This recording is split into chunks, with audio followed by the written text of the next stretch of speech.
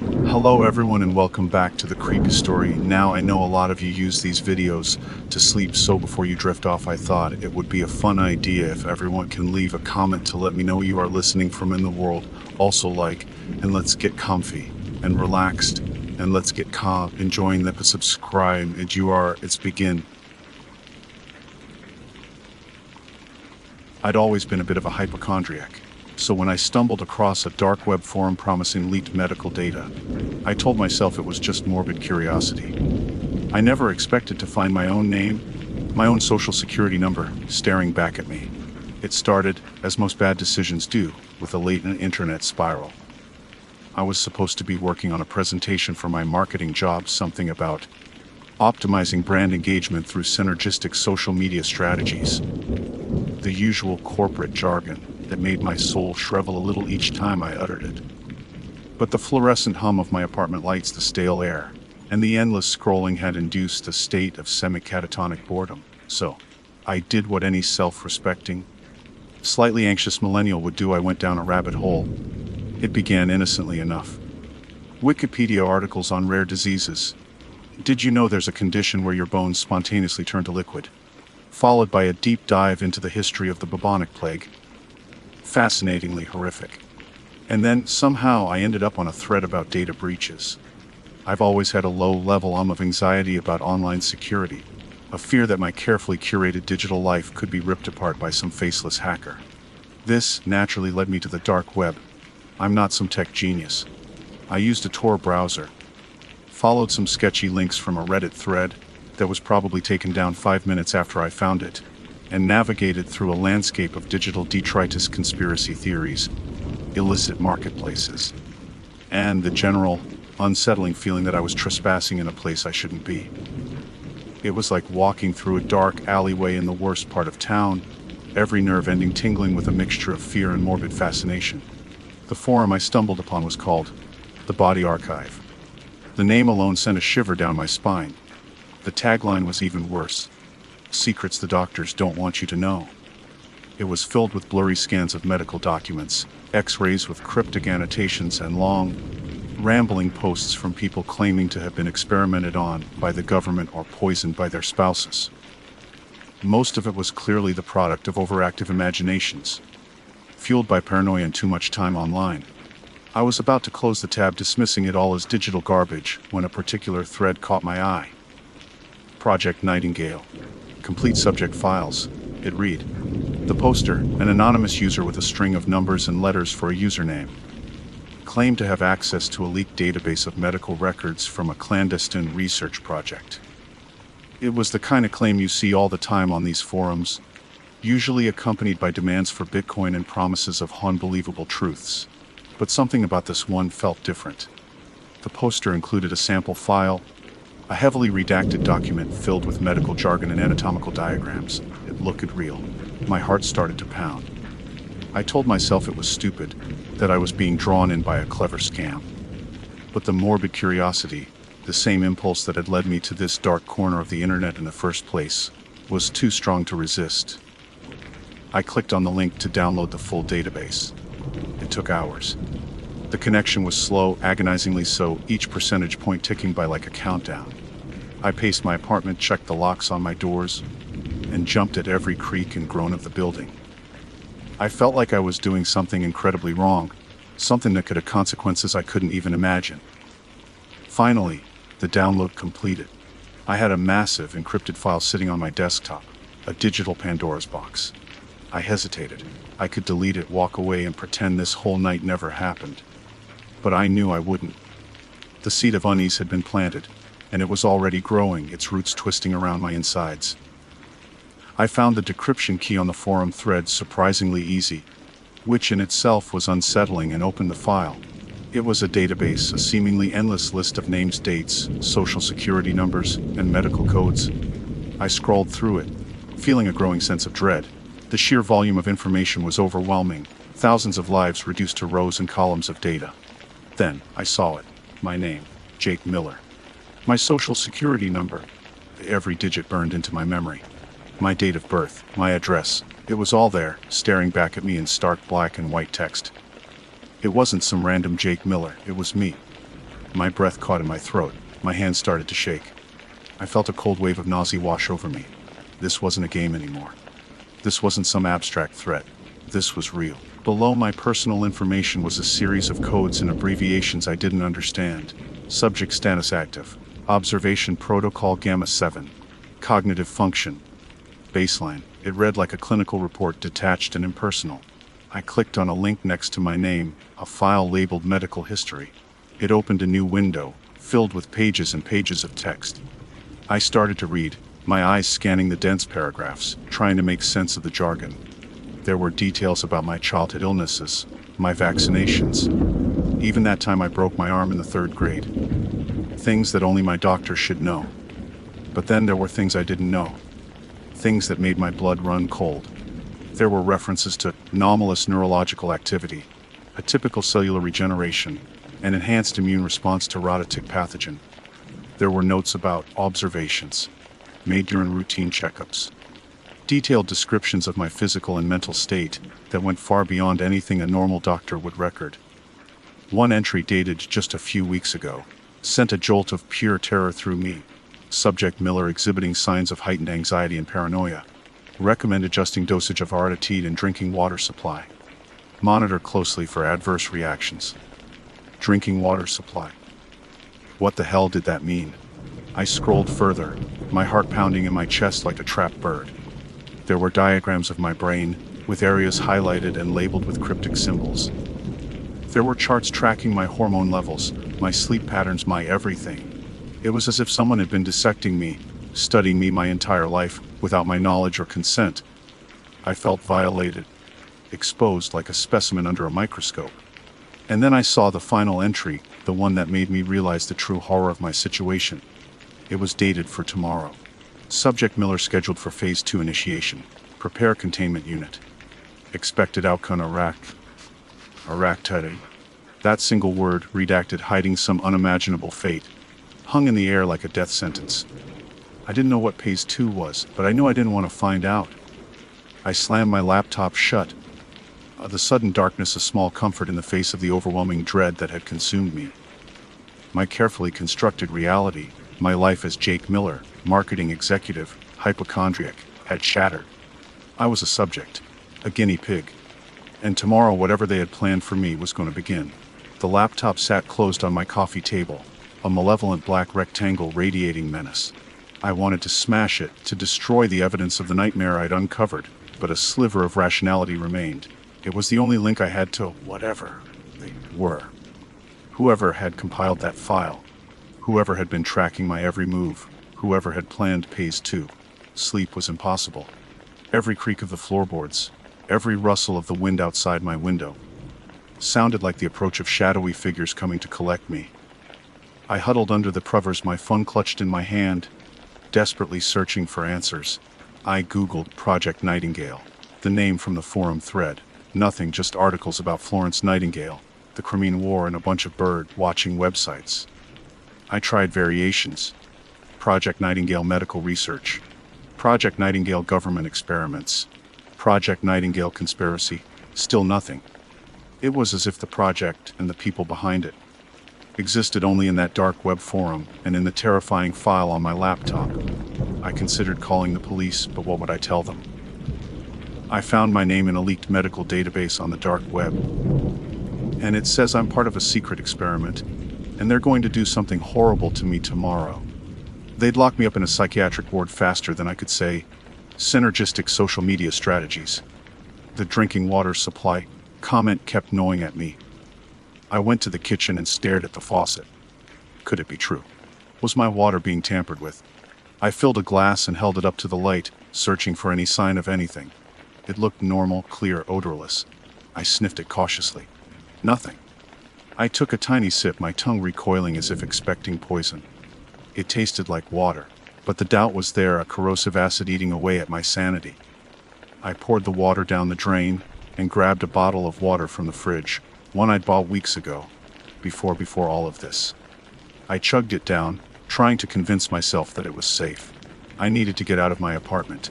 I felt trapped, suffocated, like the walls were closing in on me. I threw on some clothes, grabbed my keys and wallet, and practically ran out the door.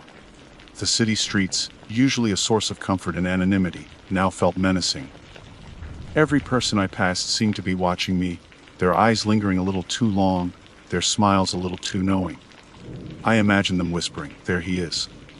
Subject Miller. He's starting to figure it out." Paranoia was setting in, thick and suffocating. I ducked into a coffee shop, hoping the crowd would provide some cover. I ordered a black coffee, my hands shaking so badly I could barely hold the cup. I sat at a table near the window, trying to look inconspicuous. But I felt like I had a giant target painted on my back. I opened my laptop again, shielding the screen from prying eyes. I needed to find something, anything, that could help me understand what was happening. I went back to the file, to the medical jargon I'd skimmed over in my initial panic. Anomalous neurological activity. Could that explain my chronic anxiety, my hypochondria? Was it a symptom of something they were doing to me, or was it the reason I was chosen in the first place? The typical cellular regeneration. That was even stranger. I'd always healed quickly from cuts and bruises, a fact I'd attributed to good genes. But what if it was something more? Something unnatural. The enhanced immune response to hereditary pathogen. That was the most disturbing part. What pathogen? Were they exposing me to some kind of disease? And why? I spent hours poring over the file, referencing medical terms, searching for clues. I felt like a detective in a bizarre, twisted crime drama, where I was both the victim and the investigator. I found a reference to a Dr. Evelyn Reed, listed as the principal investigator for Project Nightingale. I Googled her name, and this time I got a hit. A single, blurry photograph on an old university website.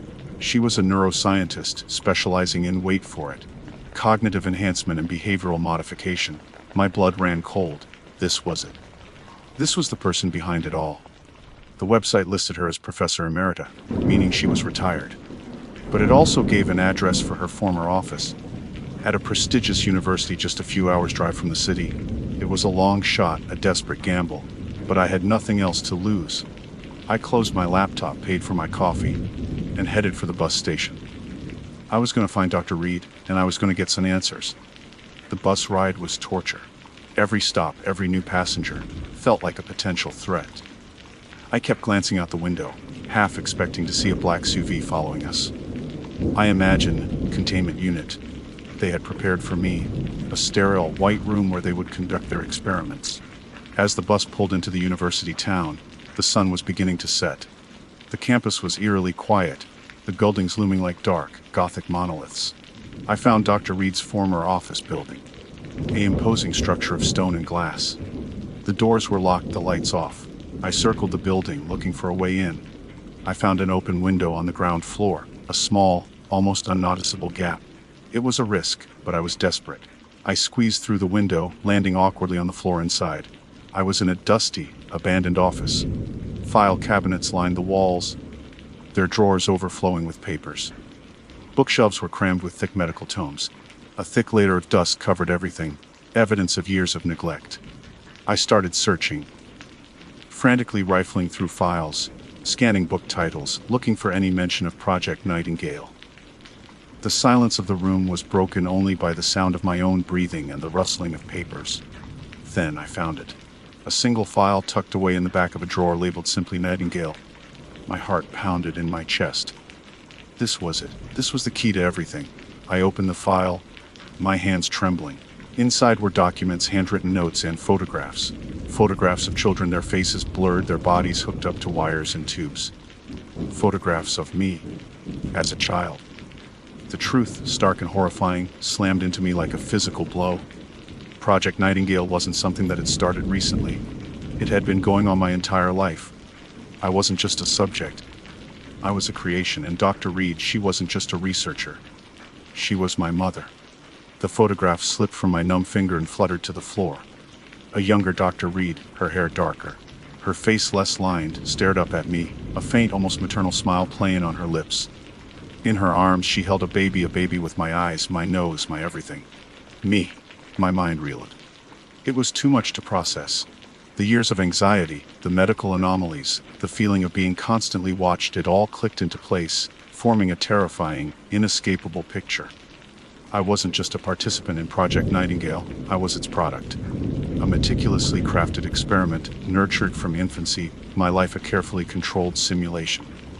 The handwritten notes in the file detailed the project's goals.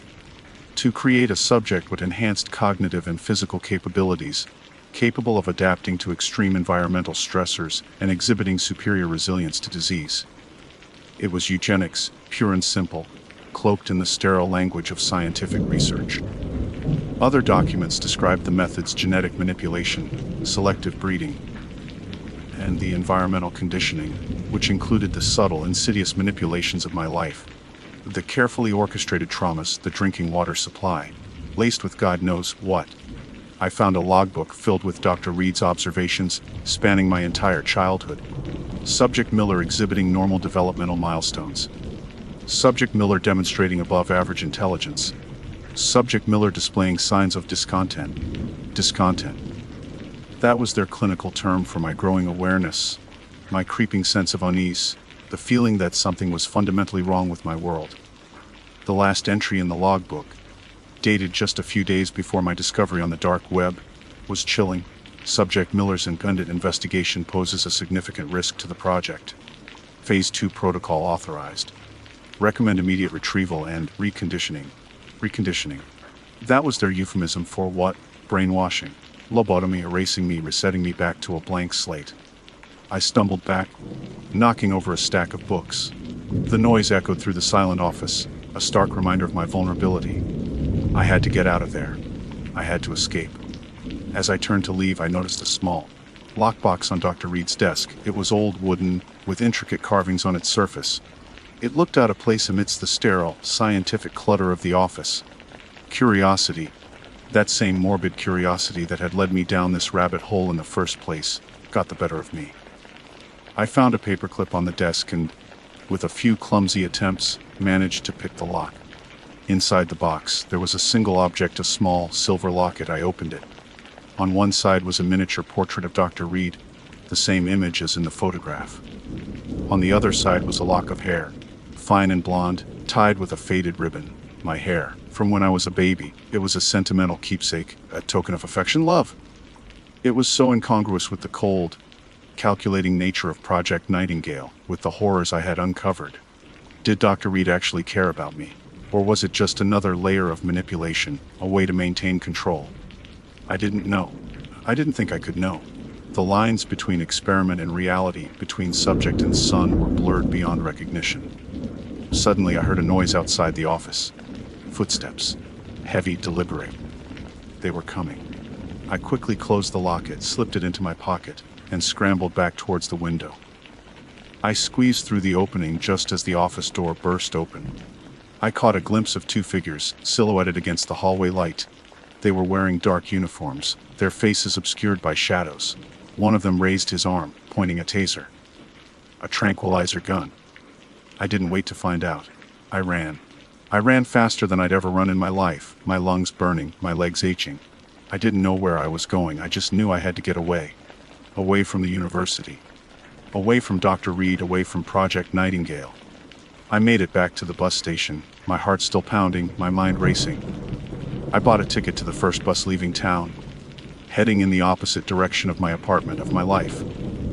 As the bus pulled away, I looked back at the university, its dark buildings receding into the night. I knew I could never go back. My life as Jake Miller, marketing executive, was over. I was a fugitive, a loose end, a failed experiment. I had no idea what the future held, where I would go, who I could trust. All I had was the locket in my pocket, a tiny, ambiguous reminder of the woman who had created me, the woman who had called me Subject Miller, the woman who might have, in some twisted way, loved me. The bus sped on, carrying me further and further away from my past, deeper and deeper into the unknown. The only thing I knew for sure was that I was being hunted, and I didn't know if I could ever truly escape the nest. Perhaps some part of me will always remain Subject Miller. The uncertainty if I am truly free, or am forever a part of their design, hangs over me. That feeling is the scariest part. It's not knowing. It never truly ends. My name is Sarah Collins, and I haven't slept properly in months. Not really slept. I'm not talking about tossing and turning for an hour before finally drifting off. I'm talking about lying awake, eyes wide open, staring at the ceiling, listening to the rhythmic creak of the old house settling, feeling the blood thrumming in my ears like a frantic drum solo. It's a special kind of torture, insomnia. It warps your perception of reality, stretches time into an elastic, agonizing band, and leaves you perpetually teetering on the edge of a nervous breakdown. The worst part isn't even the exhaustion itself, though that's certainly a contender. It's the why. Why couldn't I sleep? My doctor, a pleasant but ultimately unhelpful woman named Dr. Ramirez, ran a battery of tests. Blood work. A sleep study's a cruel joke, really even a consultation with a neurologist. Everything came back normal. Stress, she declared with a sympathetic yet dismissive smile. Try meditation. Maybe some chamomile tea. Chamomile tea. As if a warm, floral beverage could somehow silence the incessant hum of anxiety that had taken up permanent residence in my chest. As if it could explain that other things. The creeping feeling of being watched. The fleeting shadows in my peripheral vision. The whispers I swore I heard just below the threshold of hearing when the house was silent. I knew it sounded crazy. I felt crazy. But I also knew, with a bone, deep certainty that chilled me to my core, that something was profoundly wrong. So my insomnia led me down some strange internet rabbit holes. Driven by desperation and fueled by endless, sleepless nights, I started searching. At first, it was the usual stuff: insomnia forums, articles about sleep hygiene, ironically, always read at 3 a.m., and discussions about obscure sleep disorders. I tried everything: melatonin, weighted blankets, white noise machines, even a ridiculous sleep-inducing hypnosis video that featured a man with a suspiciously soothing voice and a penchant for swirling spirals. Nothing worked. Then, the searches became darker. I started delving into forums discussing unexplained medical phenomena, government conspiracies, and even paranormal experiences. I knew it was probably all nonsense, the desperate flailing of a sleep-deprived mind grasping at straws. But the more I read, the more I felt a strange resonance with the stories of others who felt dismissed, unheard, and utterly alone in their suffering. There was a comfort, albeit a twisted one, in knowing I wasn't the one feeling like I was losing my grip on reality. One night around 20:47 a.m., according to the relentlessly glowing numbers on my digital clock, I stumbled upon something different. I'd been following a particularly convoluted thread on a forum dedicated to medical mysteries. Someone had posted a cryptic message about a hidden archive containing information the medical establishment didn't want the public to know. It sounded like the typical paranoid rant, but something about the user's tone, a chillingly calm matter of fact delivery, made me pause. They included a heavily obfuscated URL, a string of seemingly random characters that looked like it had been generated by a keyboard smash and toddler. Curiosity, that insidious companion of sleeplessness, gnawed at me. I copied the URL, knowing I was probably being foolish. I opened a Tor browser, taking some small comfort in the added layer of anonymity. Even then, the URL didn't work directly. It led to a dead page, a 404 error flashing mockingly on my screen. But the forum poster had included instructions, a series of steps involving specific encryption keys and a PGP client. It was like something out of a spy movie, and I felt a ridiculous thrill mixed with a growing sense of unease. It took me almost an hour, wrestling with unfamiliar software and following the poster's instructions to the letter. My heart hammered in my chest, a frantic counterpoint to the slow, deliberate clicking of the mouse. Finally, after what felt like an eternity, the page loaded. It wasn't what I expected.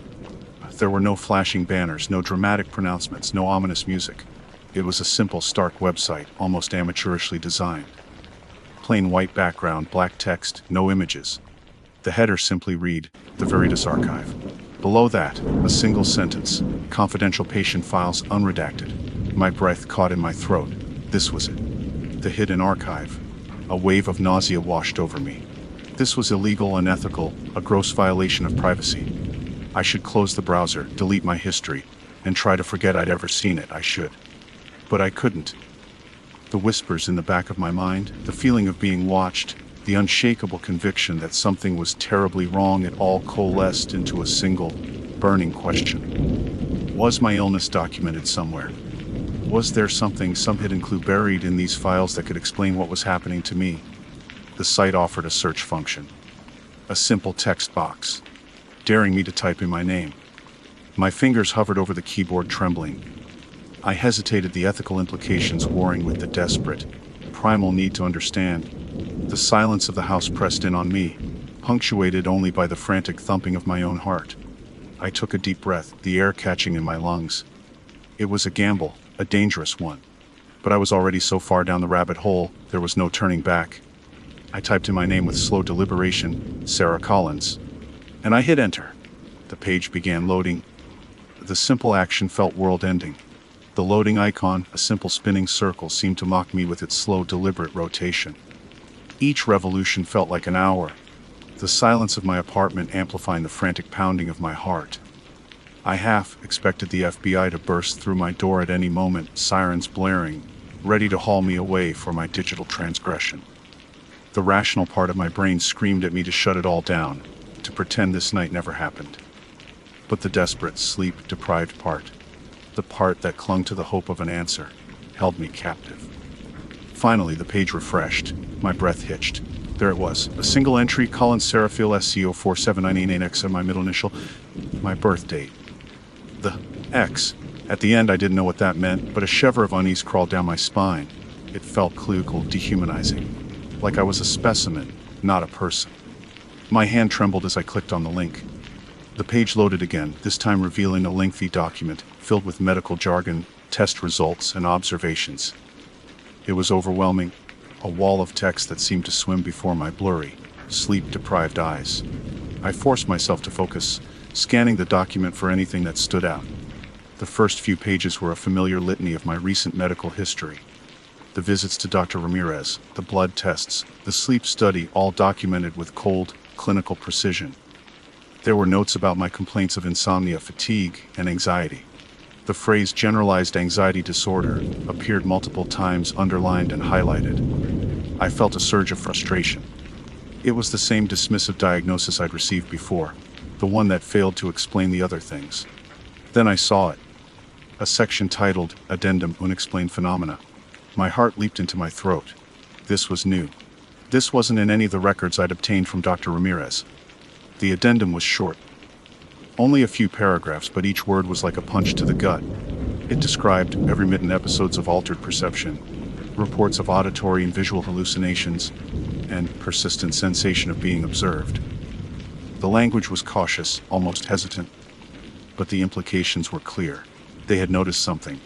They just hadn't told me. Further down, there was a note that sent a chill down my spine. Patient exhibits signs of unexplained physiological fluctuations. See attached recordings for further analysis. Attached recordings. What recordings? My mind raced, conjuring images of hidden cameras, clandestine surveillance. The paranoia that had been simmering beneath the surface began to boil over. I scrolled frantically, searching for the attachments. There were several links, each labeled with a date and time code. I clicked on the most recent one, my hand shaking so badly I almost missed the link. It opened a new window, displaying a black screen. I waited, my breath held tight in my chest. Then, a faint image flickered into view. It was a grainy black and white video, clearly taken with a low-quality camera. The angle was strange, looking down from a high corner of a room. My bedroom. A wave of nausea washed over me, so intense I thought I might vomit. The camera was positioned above my bed, looking down at the rumpled sheets, the discarded pillows. It was a live feed, or at least it had been. The date and time stamp indicated it was from 3 nights ago. I watched, transfixed with horror, as the empty bed remained in view. The minutes ticked by, each one an eternity. Nothing happened. Then, a flicker, a subtle shift in the shadows. I leaned closer to the screen, straining my eyes. There, at the edge of the frame, something moved. It was small, indistinct, almost blending into the darkness. But it was definitely there. A shape vaguely humanoid, but distorted. It seemed to ripple and shift, as if it were made of smoke or liquid. I gasped, my hand flying to my mouth to stifle a scream. The shape moved again, gliding silently across the floor towards the bed. It paused at the edge, its form becoming slightly more defined. I could make out what looked like limbs, elongated and thin, ending in points that were too sharp to be human fingers. The figure, dark, A blurry, almost translucent bent down, seemingly touching something. Then the light of dawn started to fill the room, and it was gone. The video ended. The black screen returned, mocking me with its emptiness. I stared at it, my mind reeling, unable to process what I had just seen. It couldn't be real. It had to be hallucination, a product of my sleep-deprived brain. But the cold, hard evidence was right there in front of me, undeniable and terrifying. I clicked on another video, this one from a week earlier. The same scene, the same angle, the same creeping dread. This time, the figure was clearer, more defined. I could see its head, if you could call it that. It was elongated, featureless, with two dark, hollow sockets where eyes should have been. It moved with a sickening fluidity, gliding across the floor with an unnatural grace. It reached the bed, and this time I saw it clearly. It was reaching under my bed. I slammed my laptop shut. The sudden darkness a small mercy. I couldn't watch anymore. I couldn't breathe. I felt like I was suffocating, trapped in a nightmare from which I couldn't wake up. The whispers started again. Louder this time, no longer confined to the edges of my perception. They seemed to be coming from all around me, a chorus of unintelligible voices closing in. I scrambled back from my desk, knocking over my chair in my haste. I huddled in the corner of my room, my arms wrapped tightly around my knees, my eyes squeezed shut. I was losing it. I was completely, utterly losing it. But one thought, a clear and terrifying, pierced through the chaos. It wasn't just watching me. It was touching something under my bed. And I had no idea what, nor did I want to. Okay, here's part 3, the conclusion of the creepypasta. Sarah confronts the entity and faces a horrifying realization. Part 3, under the bed, the whispers continued, a swirling vortex of sound that pressed in on me, suffocating me. I rocked back and forth, clutching my knees to my chest, trying to shut out the noise, the fear, the creeping sense of dread that had taken root deep in my bones. I wanted to scream, to run, to do anything to escape the suffocating terror that enveloped me. But I was paralyzed, frozen in place by a fear, so profound it transcended anything I had ever experienced. The laptop lay closed on the floor, a dark, rectangular monolith that contained the source of my torment. I knew I shouldn't look at it again, that seeing those images again would only amplify the horror. But the question, the burning, agonizing question, wouldn't leave me alone. What was it touching under my bed? The thought of that shapeless, shadowy figure, gliding across my floor, reaching under my bed, sent shivers of ice down my spine. It was a violation, a gross intrusion into the most private and vulnerable space in my life. My sanctuary had become a hunting ground. I forced myself to open my eyes. The room was still dark. The only light source the faint glow of the moon filtering through the gaps in my blinds. I stared at the space under my bed, the shadows there seeming to deepen, to wreathe, to take on a life of their own. My rational mind told me it was just shadows, just the product of my overactive imagination. But the videos, the undeniable evidence of that thing in my room, contradicted that logic. It was real, it was there. And it had been interacting with something under my bed. With a surge of adrenaline-fueled courage, I forced myself to stand. My legs trembled, threatening to buckle beneath me, but I held on. I had to see what it was.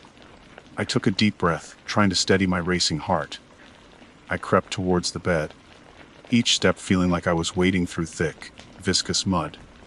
The whispers intensified, growing louder, more insistent, as if they were trying to dissuade me, to warn me away. I reached the edge of the bed and knelt down, my heart hammering against my ribs like a trapped bird.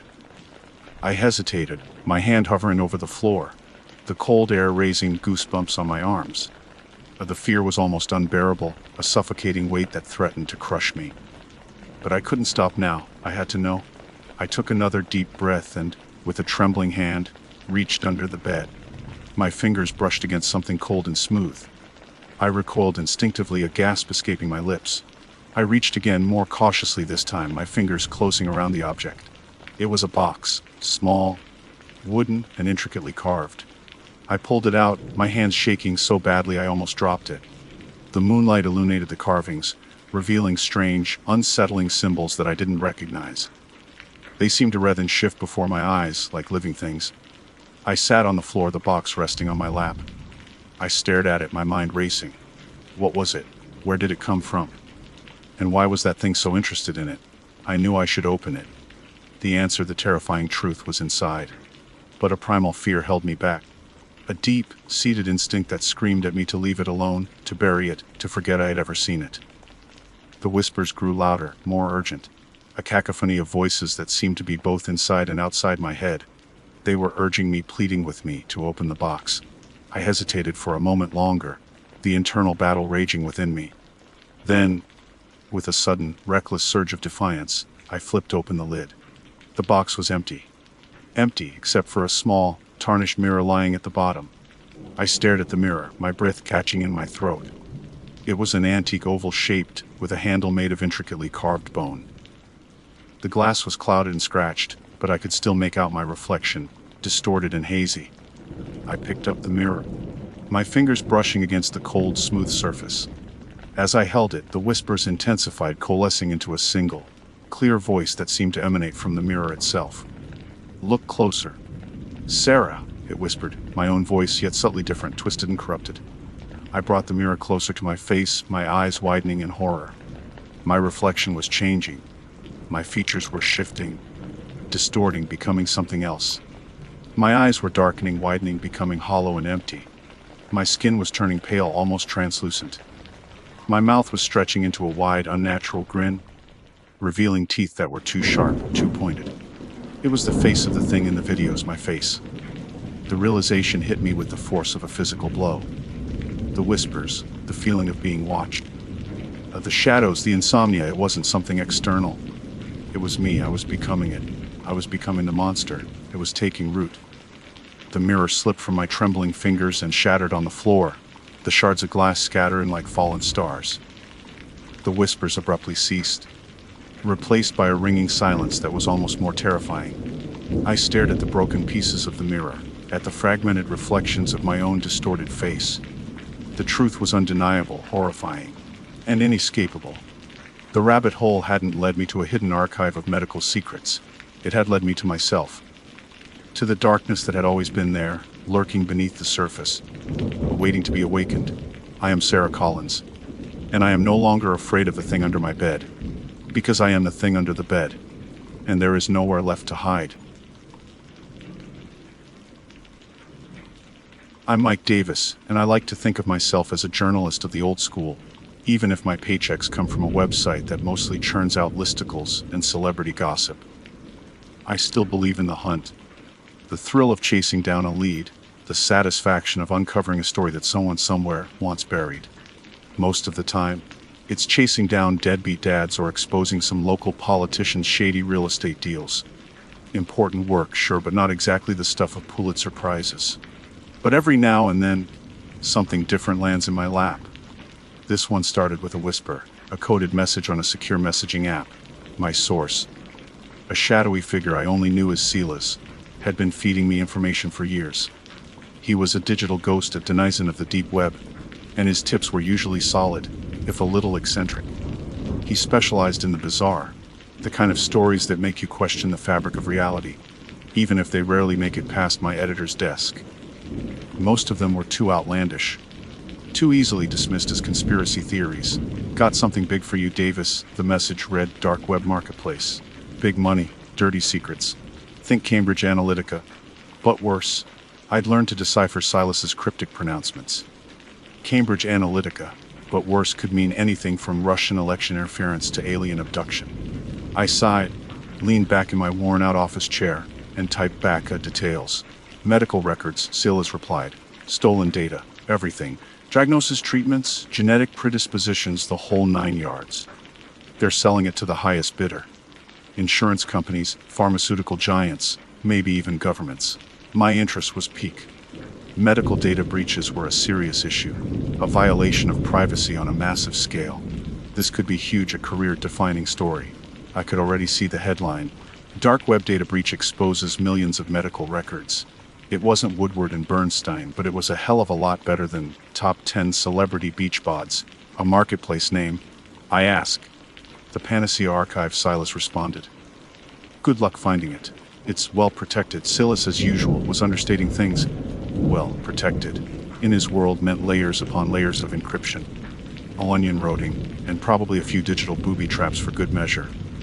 It took me the better part of a week to even get close. I used every trick I knew, every contact I had in the cybersecurity world. And even then, I felt like I was walking through a minefield blindfolded. Finally, after navigating a labyrinthine series of proxy servers and dead ends, I found it. The Panacea Archive. The landing page was stark and minimalist, just a black background with a single, ominous line of white text. Health is for sale. Below it, a login prompt. I didn't have credentials, of course. This wasn't the kind of place you could just sign up for with a Gmail account. I tried a few brute force attacks, guessing common passwords, but no luck. I was about to give up for the night when a thought struck me. A stupid, impulsive thought. I typed my own name, Michael Davis, into the search bar. Just below a heading that read, Preview Available Records, Limited Data. I hit enter. I don't know what I was expecting. Maybe a no results found message. Maybe an error. What I certainly wasn't expecting was a hit. A single entry appeared, labeled Davis, Michael Jane, 456123. My heart skipped a beat. That ID number, I didn't recognize it. It wasn't my social security number or my driver's license. But it was definitely me. The entry included my date of birth, my address, my current address, which I'd only been living at for 6 months, and my mother's maiden name. How the hell did they get that? Beneath that basic information, a tantalizing, terrifying line, partial record preview available. And below that, a price. A 10,000 in Bitcoin for my partial medical record. I stared at the screen, a cold knot forming in my stomach. This wasn't just some abstract data breach. This was personal. They had my information, and they were selling it. I clicked on the partial record preview link, my hand trembling slightly. A new page loaded, displaying a series of heavily redacted medical terms and codes. I recognized some of them: routine physical exam, blood test normal, cholesterol slightly elevated. Standard stuff, things I already knew. But then further down, a section that made my blood run cold. It was labeled genetic predispositions, and most of it was blacked out. But I could make out a few words, phrases that seemed to leap off the screen. Increased risk of, early onset, aggressive form off. Aggressive form of what? I frantically scrolled down, trying to see more, but the rest was redacted. A message popped up. Full record access requires payment. I felt a sudden overwhelming urge to smash my laptop to destroy the evidence of this violation. But I couldn't. I was a journalist. I had to know. I had to see what they had on me. I spent the next few hours in a daze, researching the medical codes I could decipher, trying to make sense of the fragmented information. The increased risk phrase kept haunting me. Increased risk of what? Cancer, Alzheimer's, some rare debilitating disease. The rational part of my brain told me it was probably nothing. These were just probabilities, statistical anomalies.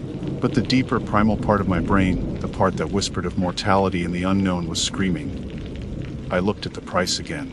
Bought 10,000. A significant chunk of my savings, but doable. I could scrape it together. I had to scrape it together. I needed to see the full record. I needed to know what they knew. I glanced at the clock. 3:00 a.m. I hadn't slept in almost 24 hours. I was exhausted, wired, and terrified. But I knew I wouldn't be able to sleep until I had answers. The joke's on me, I guess. I went looking for a story and I found one. But this wasn't the story I was expecting. This was my story, and it was just beginning. I had no idea that buying records was the worst idea. I had no idea what was on them, to begin with. The only thing on my mind at the time was finding out what was on it. What kind of aggressive disease did I have? Was I dying? Was it curable? All sorts of thoughts raced through my mind, each one worse than the one before. The 10,000 price tag stared back at me from the screen, a digital gatekeeper guarding secrets I desperately needed to access. It felt like a ransom demand, a cruel joke played by the universe. I, the journalist who prided himself on exposing the dark underbelly of the internet, was now being extorted by it.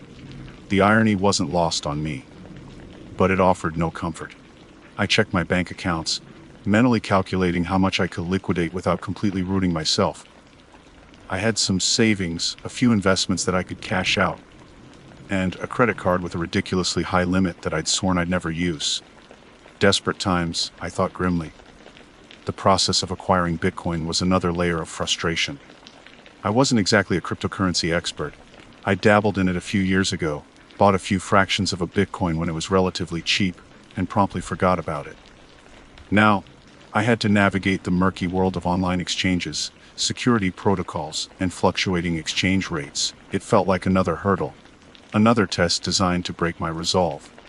After several agonizing hours, I managed to transfer the necessary funds to a cryptocurrency wallet, a digital void where my hard-earned money seemed to vanish into thin air.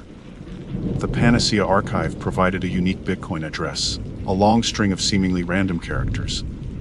I triple-checked it, then quadruple-checked it, terrified of sending the money to the wrong place. With a deep breath, I hit send. The transaction took what felt like an eternity to confirm. Each passing minute was an agonizing reminder of the risk I was taking. Was I being scammed? Was this whole thing a sophisticated phishing operation? Was I just throwing 10,000 into a black hole? Finally, message appeared on the screen, payment received, a full record access granted. A wave of relief washed over me, quickly followed by a surge of dread. I had crossed the point of no return. I clicked on the link to my full medical record. The page loaded slowly, each agonizing second building the suspense. Then it appeared. My entire medical history laid bare before me. It was overwhelming, a torrent of information that spanned decades. Doctor's visits, lab results, prescriptions, hospitalizations, everything. I started scrolling through the document, my eyes scanning for the section on genetic predispositions. I found it, and this time there were no redactions. The words jumped out at me, sharp and unforgiving. BRCA1 gene mutation. Significantly increased risk of breast and ovarian cancer in women and prostate and pancreatic cancer in men. While KRU4 gene variant increased risk of late onset Alzheimer's disease. HTT gene expansion, presence of an expanded SIG repeat in the Huntington gene, indicating a high probability of developing Huntington's disease. Huntington's disease. The words hit me like a physical blow. I knew that one. It was a neurodegenerative disorder, a genetic time bomb that caused progressive breakdown of nerve cells in the brain. It was incurable, devastating, and always fatal. I leaned back in my chair, my mind reeling. I felt numb, disconnected from reality. This couldn't be true. This had to be some kind of mistake. A glitch in the system. A cruel prank. I started researching Huntington's disease, desperately searching for some glimmer of hope, some alternative explanation. But the more I read, the more the reality of my situation sunk in. The symptoms: involuntary movements, cognitive decline, psychiatric disorders, a slow, agonizing descent into madness and death. The average age onset 30 to 50. I was 38. My hands started shaking uncontrollably. I felt a wave of nausea wash over me. I stumbled to the bathroom and vomited, the contents of my stomach splattering into the toilet bowl. I sat there, on the cold tile floor, my body racked with sobs. I don't know how long I stayed there, curled up in a ball, my mind consumed by terror and despair. The world I knew had shattered. My future, my plans, my dreams all gone. Replaced by a terrifying certainty I was going to die, slowly and horribly. But then, a new thought emerged, a flicker of defiance in the darkness. This wasn't just a death sentence. It was a story that needed to be told. The Panacea archive, this monstrous marketplace of stolen secrets, had to be exposed. I stumbled back to my computer, my eyes burning with a newfound resolve. I started taking screenshots documenting everything. The login page, the payment confirmation, my full medical record, every detail. I would be my own whistleblower. As I worked, I noticed something else in my record, something I'd initially overlooked. Under the recent activities section, there was a series of entries, dated just a few days before I'd accessed the site. Record accessed by user ID Phoenix Group. Record flagged for priority review. Record data transmitted to external server, IP address redacted. Who was Phoenix Group? And why were they interested in my medical record? The priority review flag suggested something more than just casual browsing. And the external server, that sent a chill down my spine. I felt a growing sense of unease, a feeling that I was being watched, manipulated. This wasn't just about my medical data anymore. This was something bigger, something darker. I was a pawn in a game I didn't understand, and the stakes were higher than I could have imagined. I realized at this moment that this was something very serious. The thought of selling my information for money started to not seem so bad. The discovery, the Phoenix Group, and the external data transfer ignited a new fire in me. a burning mix of fear and righteous anger. This wasn't just about my stolen medical information anymore. It was about a conspiracy, a network of shadowy figures operating in the darkest corners of the internet. I, the journalist, had stumbled onto something far bigger and more dangerous than I could have ever imagined. I started digging into Phoenix Group, using every online resource I could find. My usual journalistic databases turned up nothing. They were a ghost, a digital phantom with no traceable presence in the legitimate world. That in itself was telling. Legitimate organizations want to be found. I turned back to Silas, my Deepweb contact. It took several hours, and a few veiled threats on my part, but he finally responded. Phoenix Group dangerous, Davis, he typed. Very dangerous. They're not just data brokers. They're information weaponizers. What does that even mean? I replied, my fingers flying across the keyboard. They collect data, yes, but they also use it. For blackmail, for manipulation, for elimination. The word hung in the air, heavy and ominous. I felt a chill crawl down my spine. I thought back to the priority review, flag on my record. Was I a target? Why me? I typed, my hands trembling. Huntington's Silas replied. They're interested in genetic predispositions. High-value targets, people they can leverage. Leverage. Another euphemism. I was starting to understand. My genetic time bomb wasn't just a personal tragedy. It was a weapon that could be used against me, or perhaps against someone I knew. I started thinking about my family, my friends, my colleagues. Was anyone I knew a potential target? Was I being used as bait, a way to get to someone else? The paranoia was suffocating, a constant weight on my chest. I decided I needed to disappear, at least for a while. I packed a bag, grab-wiped my hard drive. I left my apartment, leaving behind my old life, my identity. I felt like a fugitive, a character in a spy thriller, except this was real and the stakes were terrifyingly high. I drove for hours, heading nowhere in particular, just putting distance between myself and the life I'd known. I checked into a cheap motel under a fake name, paying cash. I kept my phone off, using only a burner phone I'd bought at a gas station. I felt like I was being watched, followed, even though I saw no evidence of it. Every car that passed me, every stranger who glanced my way, felt like a potential threat.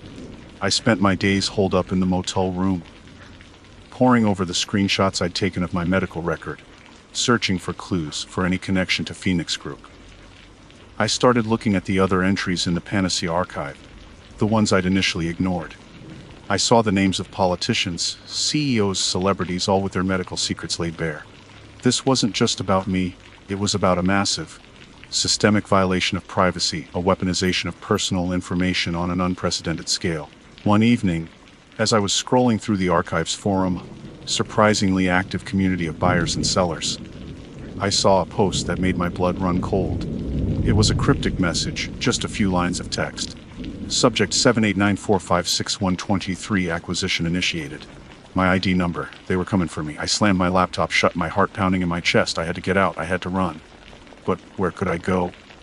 Who could I trust? I grabbed my bag and headed for the door. But as I reached for the doorknob, I heard a knock. A firm, insistent knock. I froze, my hand hovering in the air. Mr. Davis. A voice called from the other side. A calm, professional voice. We know you're in there. We just want to talk. I didn't answer. I stood there, paralyzed by fear, my mind racing. Who were they? How did they find me? The knocking continued, louder this time. Mr. Davis, we have information that you need to see. Information about your condition. My condition. They knew about the Huntingtons. They were using it against me. I backed away from the door, my eyes darting around the room, looking for an escape. There was a window, a small, flimsy window that led to the back alley. It was a long shot, but it was my only chance. I ran to the window, struggling to open it. It was stuck, jammed shut by years of neglect. I pushed harder, my muscles straining, my breath coming in ragged gasps. The knocking on the door turned into pounding. Mr. Davis, open the door. We're not going to hurt you. Lies, all lies. Finally, with a groan of protesting metal, the window gave way. I squeezed through the opening, scraping my skin on the rough frame. I dropped to the ground, landing hard on the concrete. I didn't look back. I ran as fast as I could, disappearing into the darkness, leaving behind the motel room, the voice, and the terrifying truth of my stolen medical record. I knew they would keep looking for me, Phoenix Group wouldn't give up. I was a loose end, a witness to their crimes. But I was also a journalist, and I still had a story to tell, even if it was my own. The hunt was on. But I wasn't just the hunted anymore. I was the hunter, too. And I wouldn't rest until I exposed the Panacea archive and the shadowy figures behind it. Even if it was the last thing I did. The ending is very dark.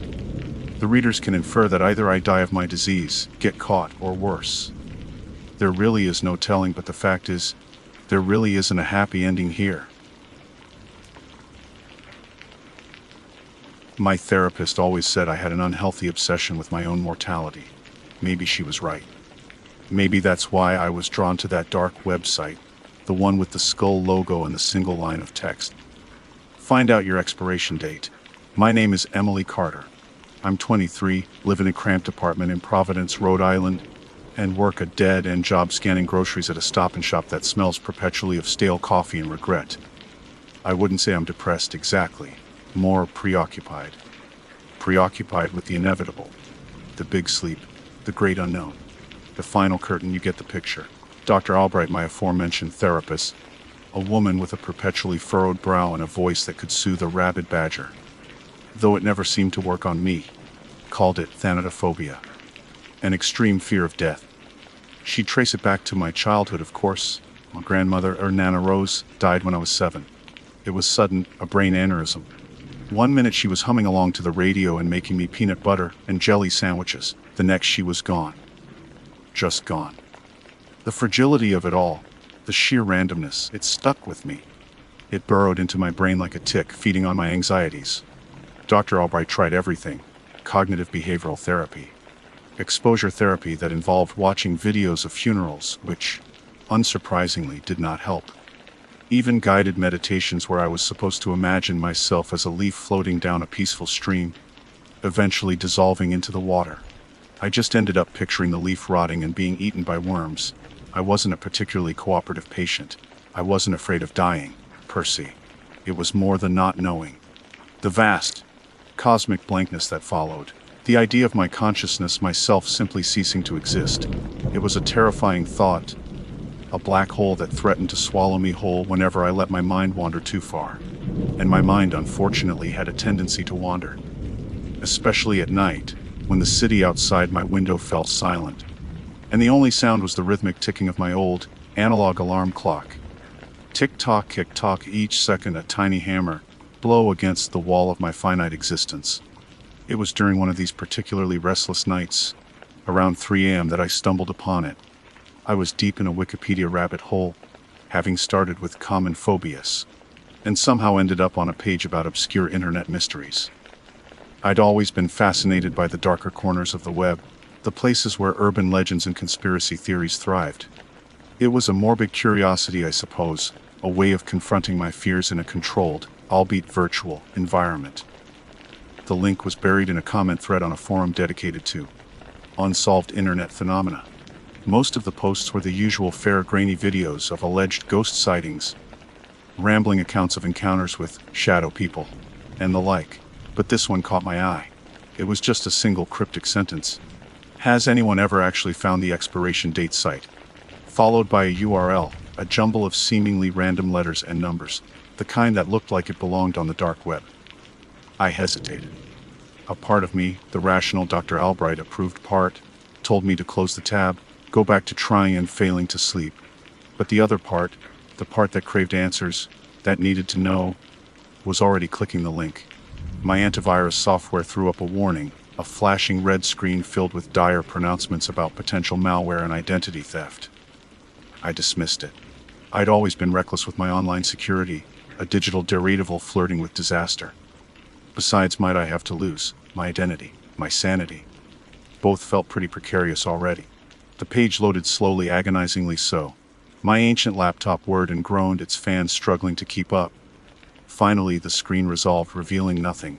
Just a black void. I almost closed the browser, convinced it was a dead end, a hoax. Then, in the center of the screen, a single image materialized. A skull. Not a cartoonish, Halloween-style skull, but a realistic, anatomical rendering rendered in stark black and white. It was unnervingly detailed, the empty socket staring out with a chilling intensity. Beneath the skull, a single line of text appeared, also in white. It was simple, direct, and utterly terrifying. Find out your expiration date. There were no other links, no menace, no instructions. Just the skull and that chilling invitation. My heart hammered against my ribs. My breath caught in my throat. This was it. This was the thing I had been both dreading and seeking. The answer to the question that had haunted me for years. I stared at the screen, paralyzed. My cursor hovered over the text, trembling slightly. I knew with a sickening certainty that clicking on that line would change everything. That there would be no going back.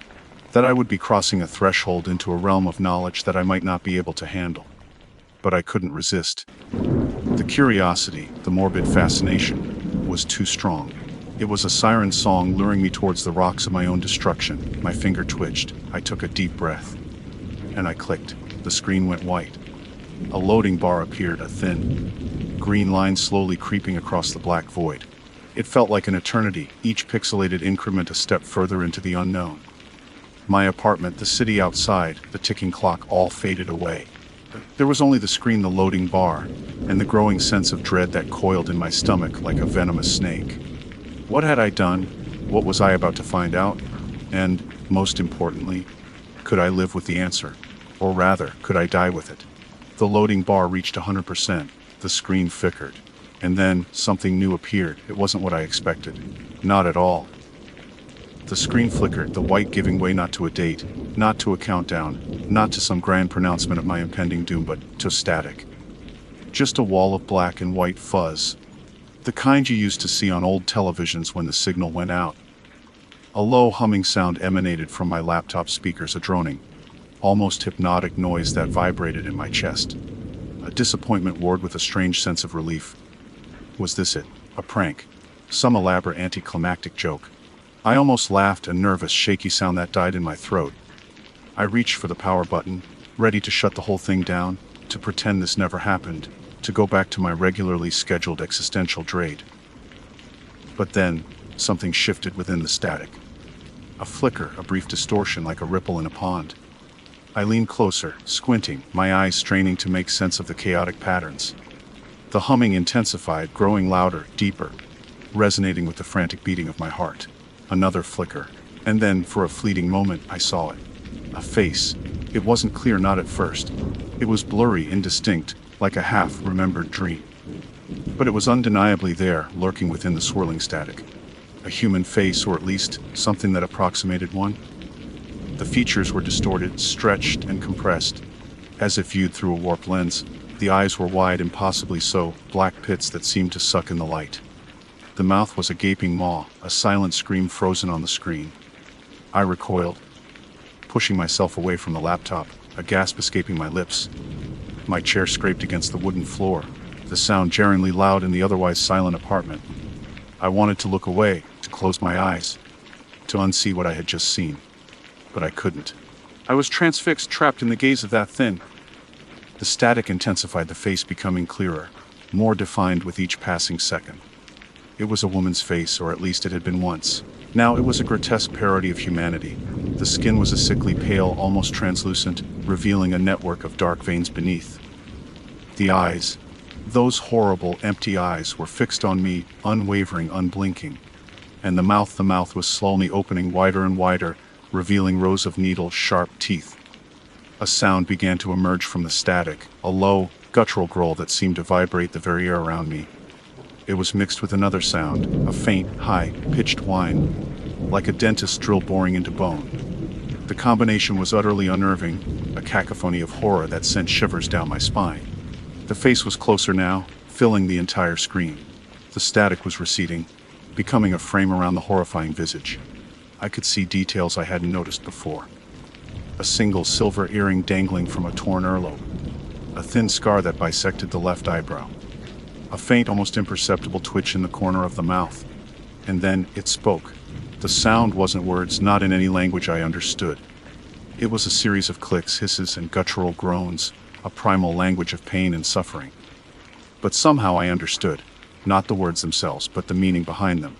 It was a plea, a desperate, agonizing plea for help. Trapped. The voice rasped, a distorted whisper that seemed to emanate from the depths of my own skull. "Help, Meek."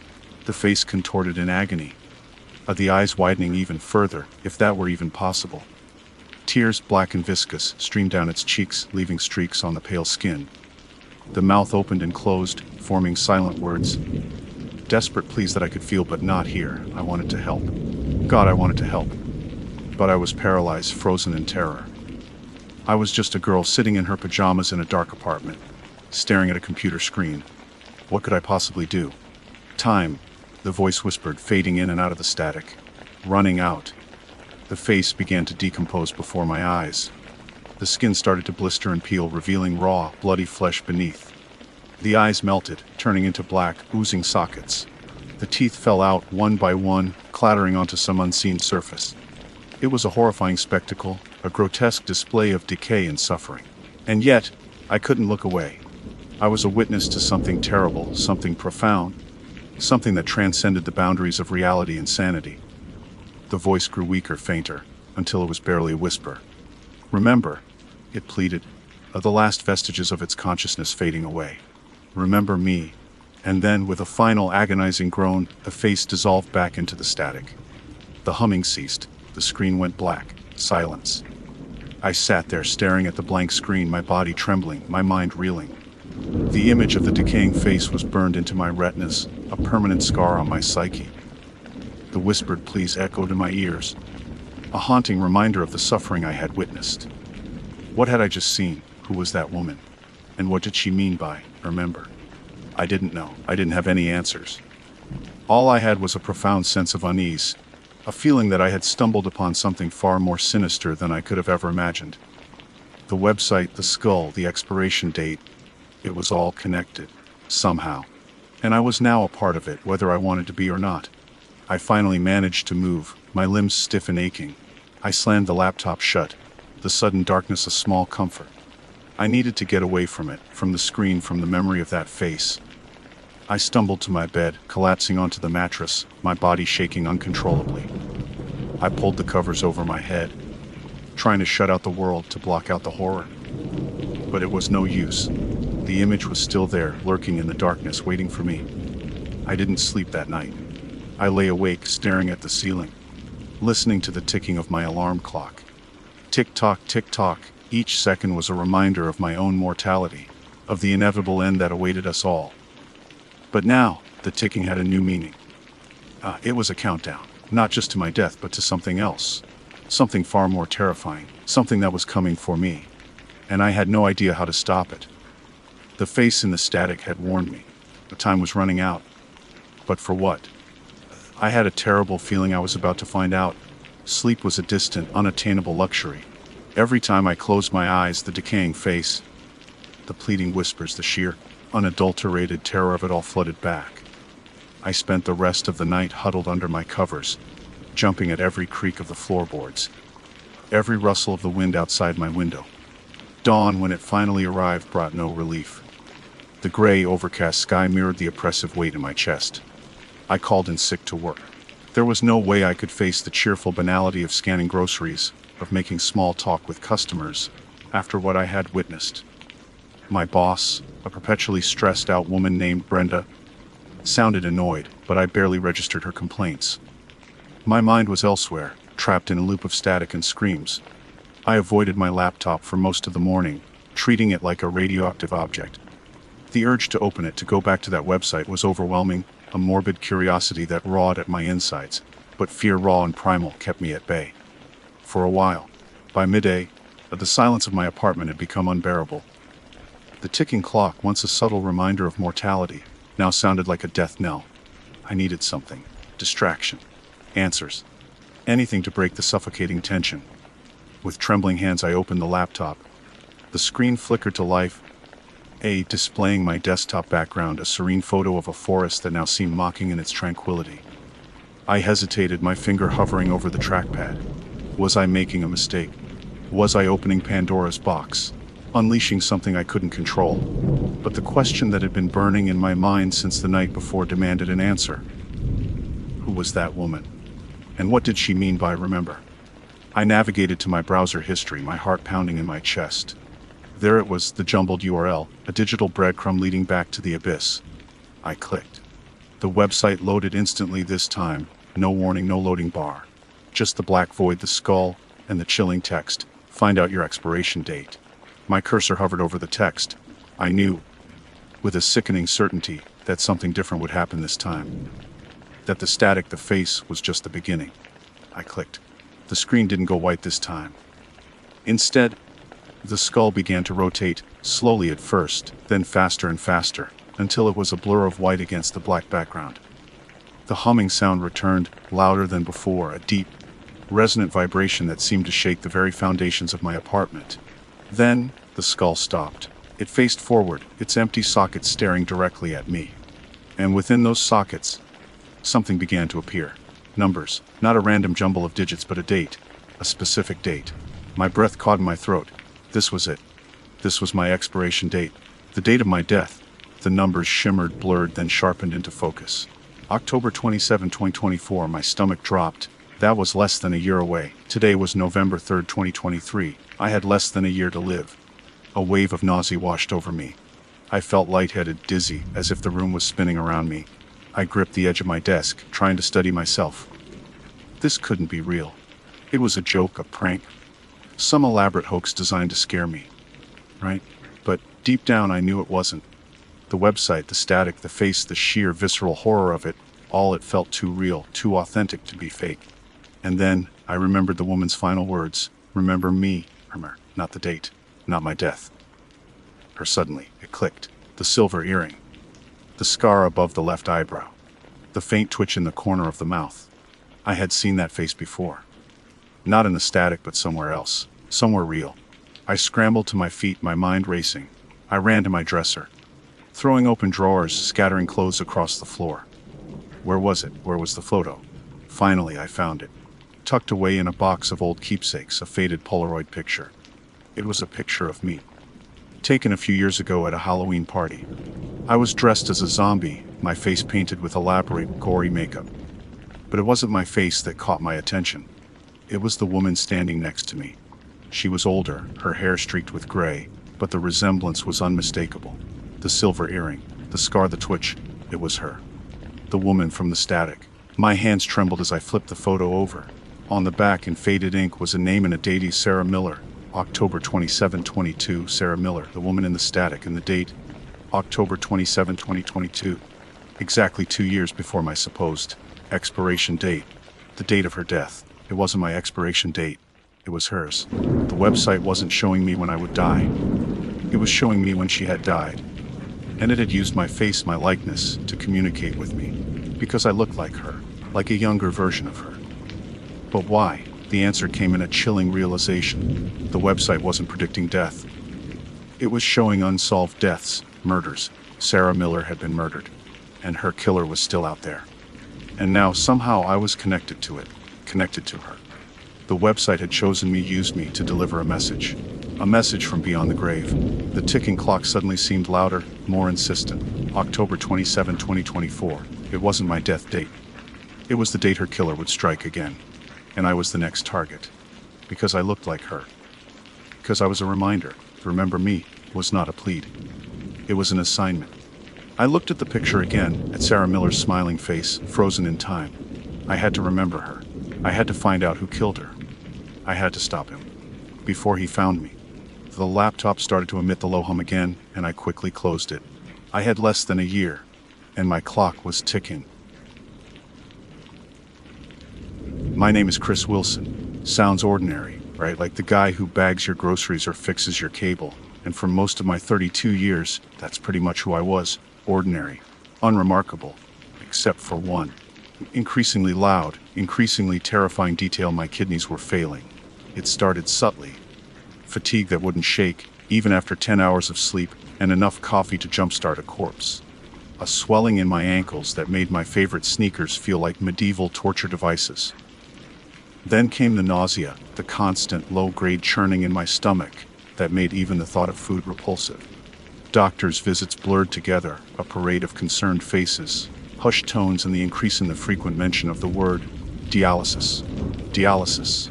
The word hung in the air like a death sentence. I pictured myself tethered to a machine, my life measured in hours spent filtering the toxins my own body couldn't.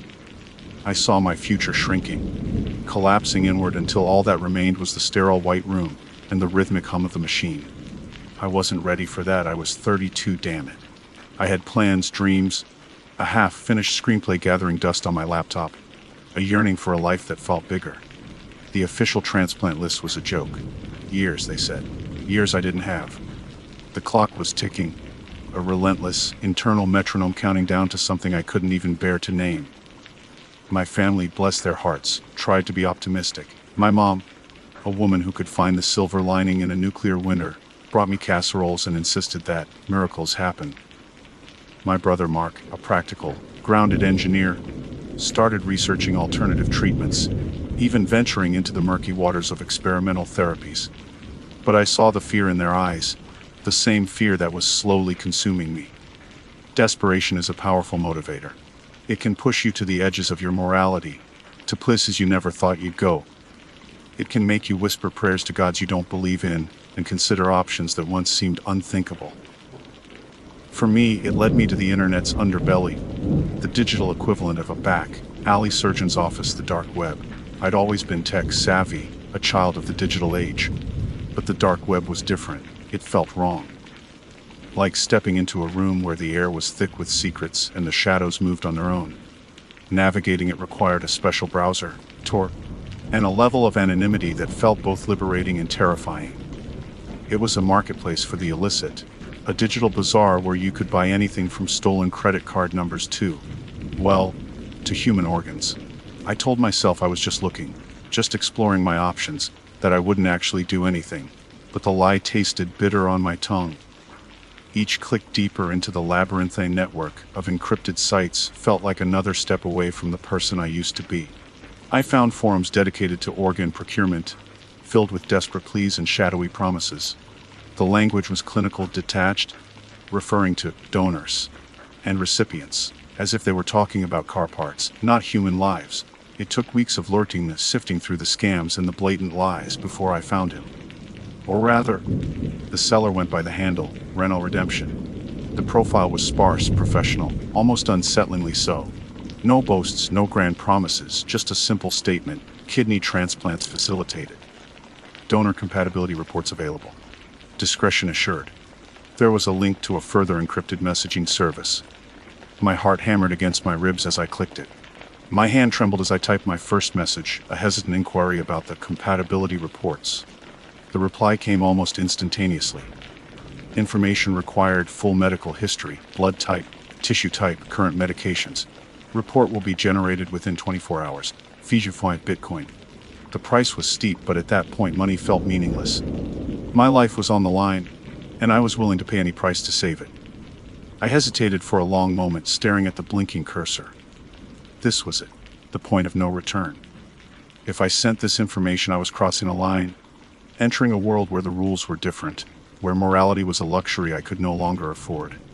I took a deep breath and started typing. I meticulously detailed my medical history, every test result, every diagnosis, every medication. I uploaded scanned copies of my blood work and tissue typing reports. I laid bare my vulnerabilities, my weaknesses, to a complete stranger hidden behind an anonymous screen name. It felt like a confession, a surrender. When I was finished, I hit send. The message disappeared into the digital ether, carrying with it my hope and my fear. I waited, the silence in my apartment punctuated only by the frantic beating of my own heart.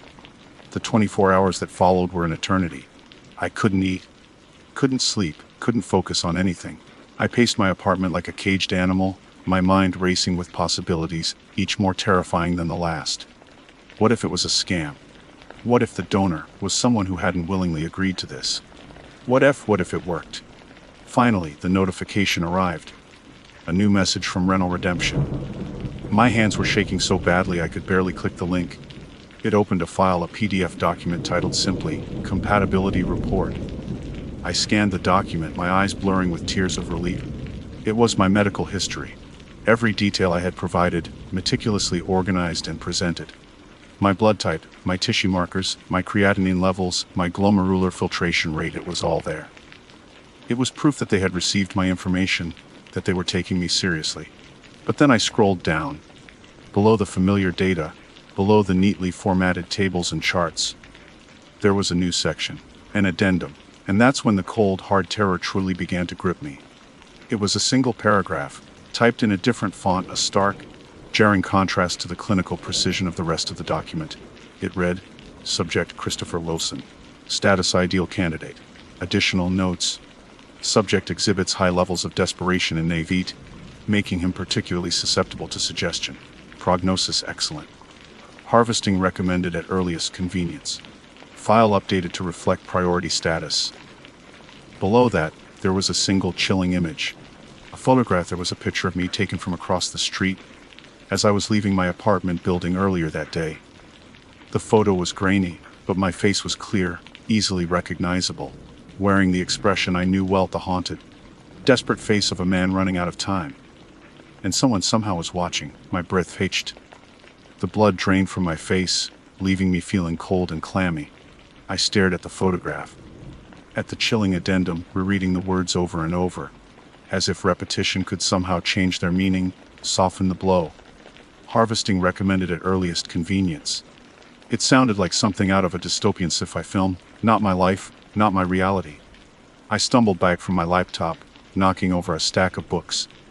They crashed to the floor with a dull thud, the sound echoing in the sudden, suffocating silence of my apartment. My sanctuary, my home, had been violated. The digital world had blotted into the physical, and the threat was no longer a shadowy figure on a screen, but something real, something tangible, lurking just outside my door. Panic seized me, a primal, instinctive urge to flee. But where could I go? Who could I trust? The police. They'd laugh me out of the station, dismiss me as a paranoid lunatic who'd spent too much time on the dark web.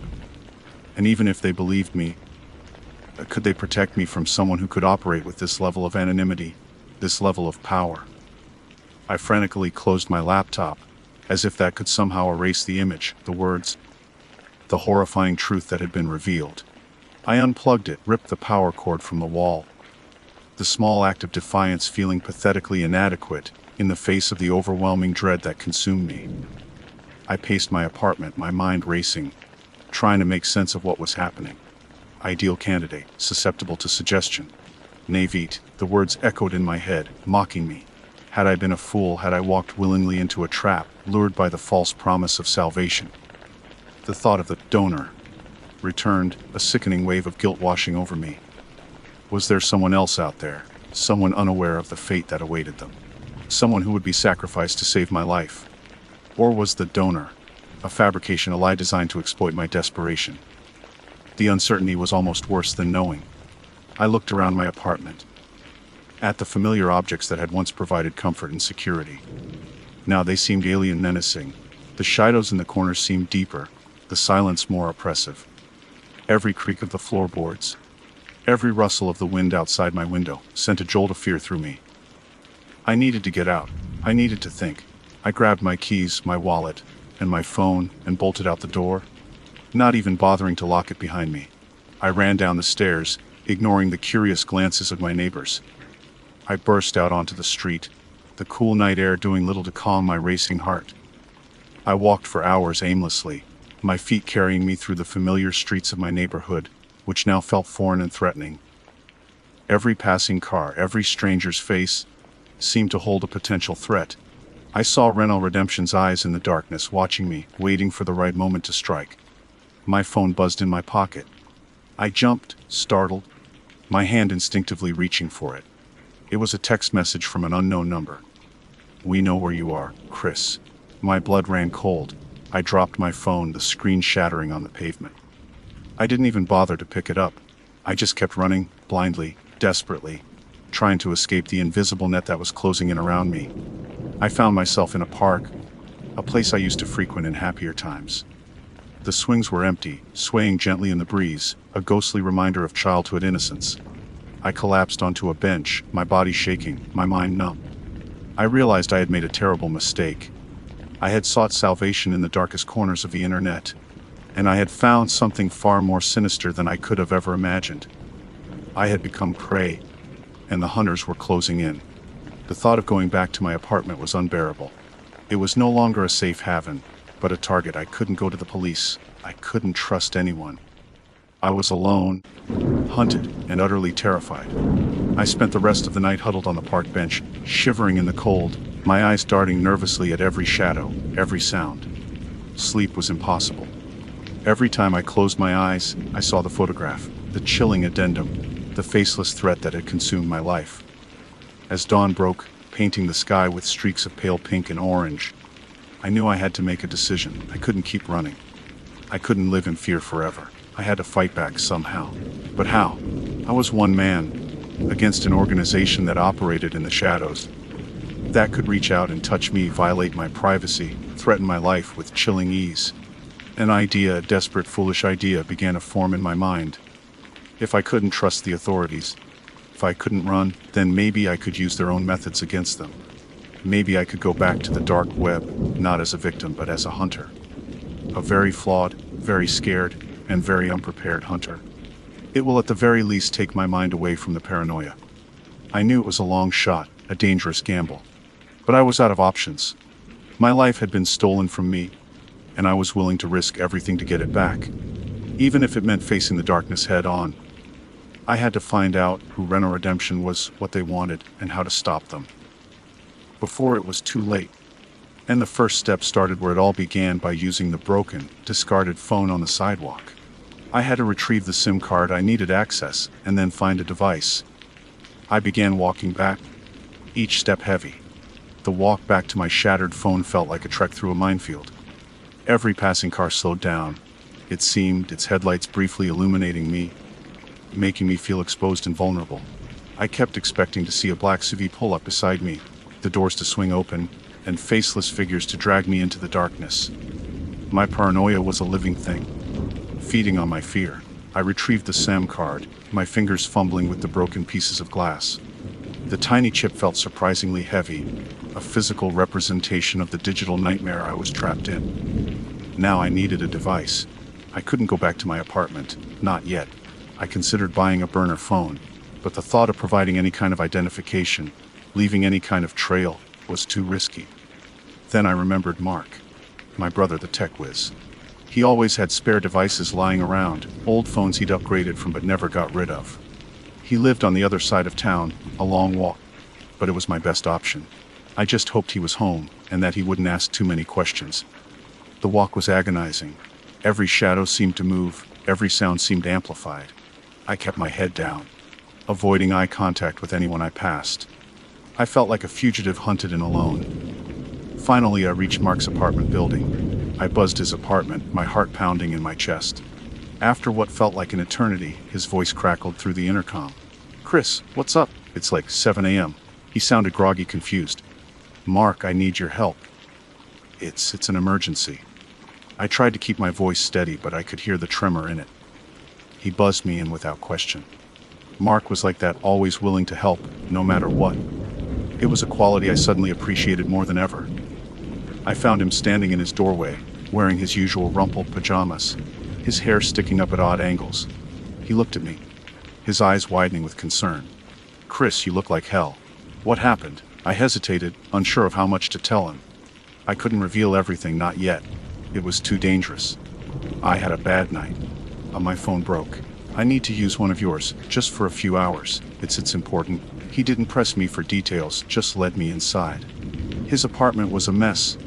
A chaotic jumble of electronic components, half-finished projects, and empty energy drink cans. But it felt safe, a temporary refuge from the storm raging outside. He rummaged through a drawer and pulled out an old smartphone.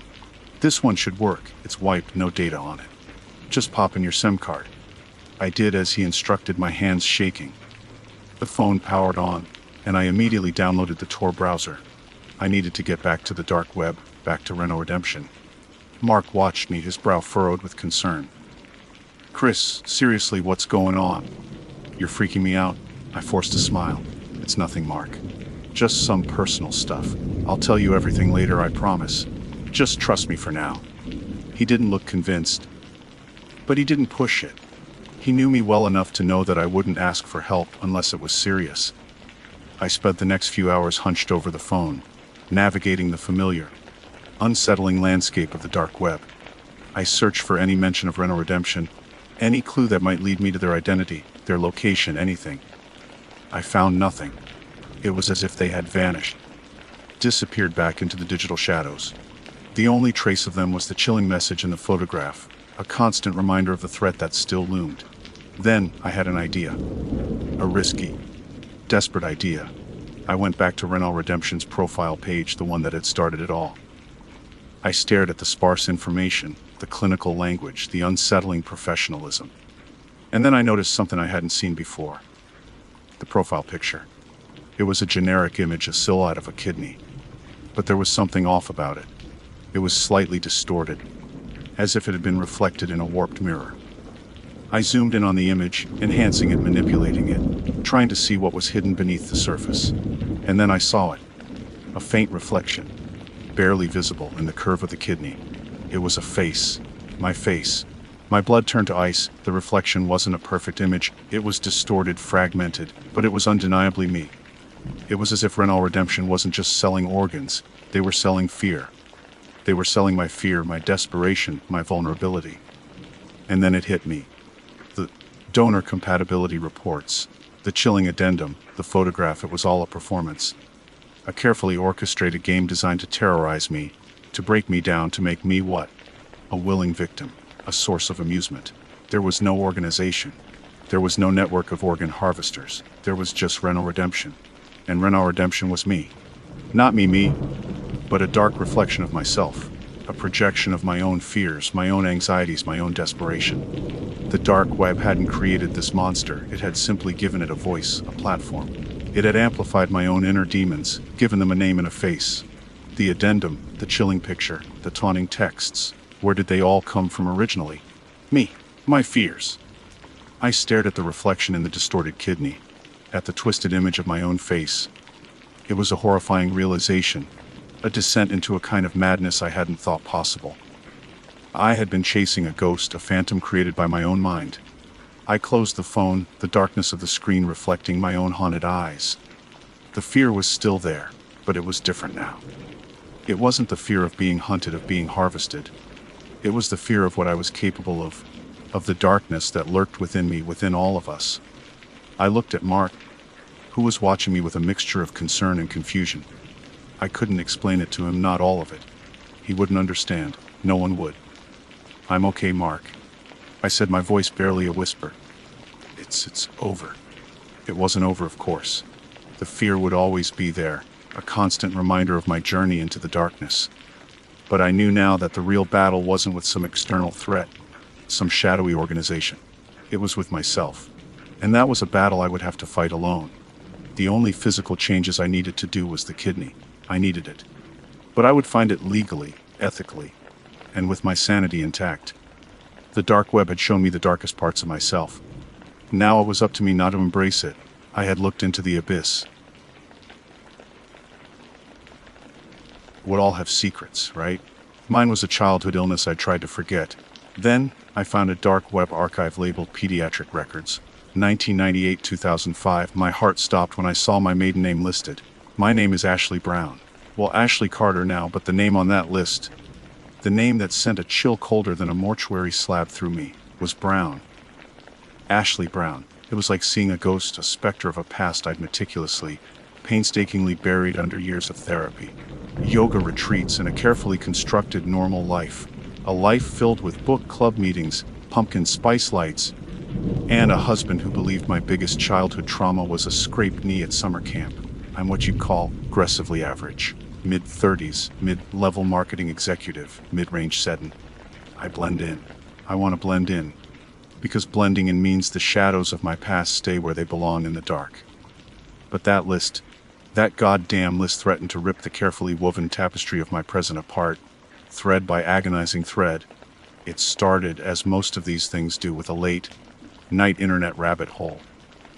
I'd been having trouble sleeping. The usual anxieties, work deadlines, the nagging feeling I was forgetting something important. The existential dread that comes with staring at the ceiling at 3 a.m. had been amplified lately. I'd started taking melatonin, then doubled the dose, then switched to some herbal concoction a friend swore by. Nothing worked. My mind a restless, untamed thing. kept circling back to it. I'd never told anyone the full truth about my childhood. Not my friends, not my therapists, and believe me, I've had a feud. And certainly not Mark, my husband.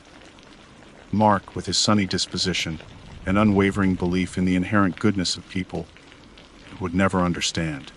He'd look at me with those trusting, brown eyes, and the carefully constructed facade I presented to the world would crumble. The official story was a severe bout of pneumonia. That's what my parents told everyone. That's what I told everyone for years. It was easier that way. Cleaner. Pneumonia was something people understood. It had a beginning, a middle, and an end. It was treatable. What I actually had wasn't. I was 7 years old when it started. At first, it was just odd things. A persistent cough that wouldn't go away even with antibiotics. Night sweats that drenched the sheets. A creeping fatigue that made even simple tasks feel like climbing a mountain. Then came the hallucinations. Flickering shadows in the corners of my room, whispers that seemed to come from inside the walls, the chilling sensation of being watched even when I was alone. My parents, bless their hearts, tried everything. Doctors, specialists, even a few unconventional practitioners. One woman, self-proclaimed energy healer, waved crystals over me and chanted in a language I didn't understand. Another, a gruff old man with a thick Eastern European accent, prescribed a false-smelling herbal tea that made me vomit. Nothing worked. The shadows deepened. The whispers grew louder. Then, one day I woke up in a hospital room. White walls, the sterile smell of antiseptic, the rhythmic beeping of machines. I had no memory of how I got there. My parents were there, their faces etched with worry and exhaustion. They told me I'd been very sick, that I'd been in a coma for several days. They never mentioned the whispers, the shadows, the feeling of being watched. And slowly, miraculously, I got better. Or, at least, I appeared to get better. The memories of that time were fragmented, hazy, like a half-remembered dream. But the feeling, the bone, deep terror, the sense of something profoundly wrong that never truly went away. It lingered, a faint but persistent hum beneath the surface of my carefully constructed normalcy. So there I was, 3 a.m. scrolling through the dark web. I know. It's stupid, dangerous, but insomnia does strange things to a person. I'd started with a relatively innocent search, unexplained childhood illnesses, and followed a twisted, branching path of links, each one leading me further down the digital abyss. I wasn't looking for anything specific, just answers maybe, or perhaps validation, proof that I wasn't crazy, that what I remembered or thought I remembered wasn't just a fever dream. Then I found it, an archive, tucked away in a corner of the internet so obscure it felt like I'd stumbled into a forgotten tomb. The label was simple, Starkey, Pediatric Records 1998-2005. My heart hammered against my ribs. The dates, they were right. Too right. I hovered my cursor over the link, my hand trembling. A part of me, the rational, sane part, screamed at me to close the window, to go back to bed, to pretend I'd never seen it. But the other part, the part that had been haunted by whispers and shadows for most of my life, wouldn't let me. I clicked. The archive was a mess. A chaotic jumble of scanned documents, handwritten notes, and blurry photographs. It looked like someone had dumped a filing cabinet full of medical records onto the internet and left it to rot. I started scrolling, my eyes scanning the names, the dates, the diagnosis. Most of it was mundane broken bones, tonsillitis, the usual childhood ailments. But then there it was. A single line, halfway down a page, that made my blood run cold. Brown Ashley, case 1099, admitted au 30 officer 2000. Discharge diagnosis hereditaire, redacted. That single word, blacked out like a government secret, was more terrifying than any explicit diagnosis could have been. It was an admission of something unspeakable, something so horrific that it couldn't even be named. My breath caught in my throat. My hands were shaking so badly I could barely control the mouse. I clicked on the link next to my name, my heart pounding in my ears. A new page loaded. It was a single scanned document, yellowed with age, the edges frayed. At the top, in bold black letters, was the name of the hospital. St. Jude's Children's Research Hospital. Below the hospital, in the space for diagnosis, was the same blacked out word, as if mocking me. And then at the bottom of the page, a single handwritten note, scrawled in a spidery hand I didn't recognize. Observe. Document. Do not interfere. The words swam before my eyes, blurring and reforming, each iteration seemingly more ominous than the last. Observe, like I was a lab rat, a specimen. Document. As if my suffering, my terror, was nothing more than data points in some twisted experiment. Do not interfere. That was the worst part. It implied that something could have been done, that someone could have helped, but they chose not to. They chose to watch. My carefully constructed composure, the aggressively average facade I presented to the world, cracked. A sob escaped my lips. A raw, animalistic sound that echoed in the silent apartment. Mark stirred in his sleep, mumbled something incoherent, and rolled over. I held my breath, terrified he would wake up and find me like this, a trembling, tear-stained mess, staring at a cryptic message on a dark web archive. He didn't. His breathing evened out, and I slowly, carefully, closed the laptop. The glow of the screen faded, plunging the room back into darkness. But the darkness wasn't empty anymore. It felt thicker, heavier, somehow. Alive, I lay in bed, my heart still racing. My mind reeling. The whispers, the ones I'd managed to suppress for years, were back. Faint at first, like the rustling of leaves in a distant forest, but growing steadily louder, closer. They weren't distinct words, not yet, but a murmuring, a susurrus of sound that seemed to seep from the walls, from the shadows under the bed, from the very air around me. I pulled the covers up to my chin, shivering despite the warmth of the room. I felt like a child again, huddled in my bed, terrified of the monsters in the dark. Except this time I knew the monsters were real, and they weren't hiding under the bed. They were in my medical records, in that redacted diagnosis, in that chilling handwritten note. Sleep was impossible. Every creak of the house, every rustle of the wind outside sent a jolt of fear through me. I kept replaying the words in my mind, turning them over and over, trying to make sense of them. Observe, document. Do not interfere. Who wrote that note? What were they observing? What did they know? The next morning I called in sick to work. I couldn't face the bright fluorescent lights of the office, the cheerful chatter of my colleagues, the endless stream of emails and meetings. I needed to process, to understand, to find out what the hell had happened to me. I spent the day researching St. Jude's Children's Research Hospital. It was a real place, a renowned institution dedicated to treating childhood cancers and other life-threatening diseases. It seemed reputable, legitimate. Not the kind of place you'd expect to find conducting secret, unethical experiments. But the dark web archive, that no, it couldn't be a coincidence. There had to be something more. I dug deeper, searching for any mention of St. Jude's in connection with unusual medical cases, unexplained illnesses, anything that might shed light on my own experience. I found a few conspiracy theory websites, full of wild claims about government cover-ups and alien abductions, but nothing concrete. Nothing that connected St. Jude's to anything remotely resembling what I'd found. Frustrated, I went back to the dark web archive. I needed to see if there were any other documents related to my case. Maybe a doctor's report, a nurse's log, anything that could provide more context. But the archive was still there, a festering wound in the digital landscape. I navigated back to my file, my hand trembling as I clicked on the link. The scanned document was still there, the redacted diagnosis staring back at me like a black hole. But this time, I noticed something I hadn't seen before. At the very bottom of the page, almost hidden in the crease of the scan, was a tiny, almost illegible string of numbers and letters. It looked like a file code SJPED 0729999. My heart skipped a beat. The 72999 matched my case number. The SJPEDs was obviously St. Jude's Pediatrics. But what did that mean? I copied the code and pasted it into the archive search bar. Maybe, just maybe, it would lead me to something more. The search took a few agonizing seconds. Then, a single result popped up. Another scanned document. This one was even more damaged than the first, torn and faded, with large sections missing. But I could still make out parts of it. It appeared to be a progress report, dated a few weeks after my admission to St. Jude's. The patient's name was redacted, but the case number 72999 was clearly visible. I scanned the document, my eyes racing over the fragmented text. Most of it was medical jargon incomprehensible to me. But then a few phrases jumped out. Unexplained neurological activity.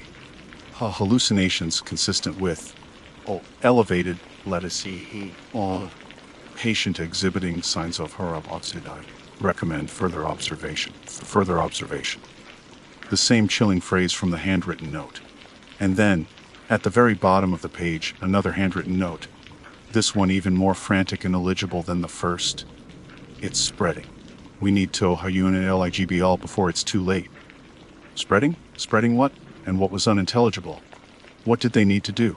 A wave of nausea washed over me. The whispers, which had subsided slightly during the day, were back with a vengeance, louder and more insistent than ever. They seemed to be coming from the computer screen itself, from the dark web archive, from the very words on the page. I slammed the laptop shut, my hands shaking uncontrollably. I couldn't breathe. I felt like I was suffocating, drowning in a sea of shadows and whispers. I stumbled to the bathroom, splashing cold water on my face, trying to regain some semblance of control. I looked in the mirror, and for a moment, I didn't recognize the person staring back at me. My eyes were wide and bloodshot, my face pale and drawn. But it wasn't just the exhaustion, the fear. There was something else, something in my eyes, a flicker of something dark and unfamiliar. And then, I saw it, a faint, almost imperceptible shadow, moving in the corner of my vision.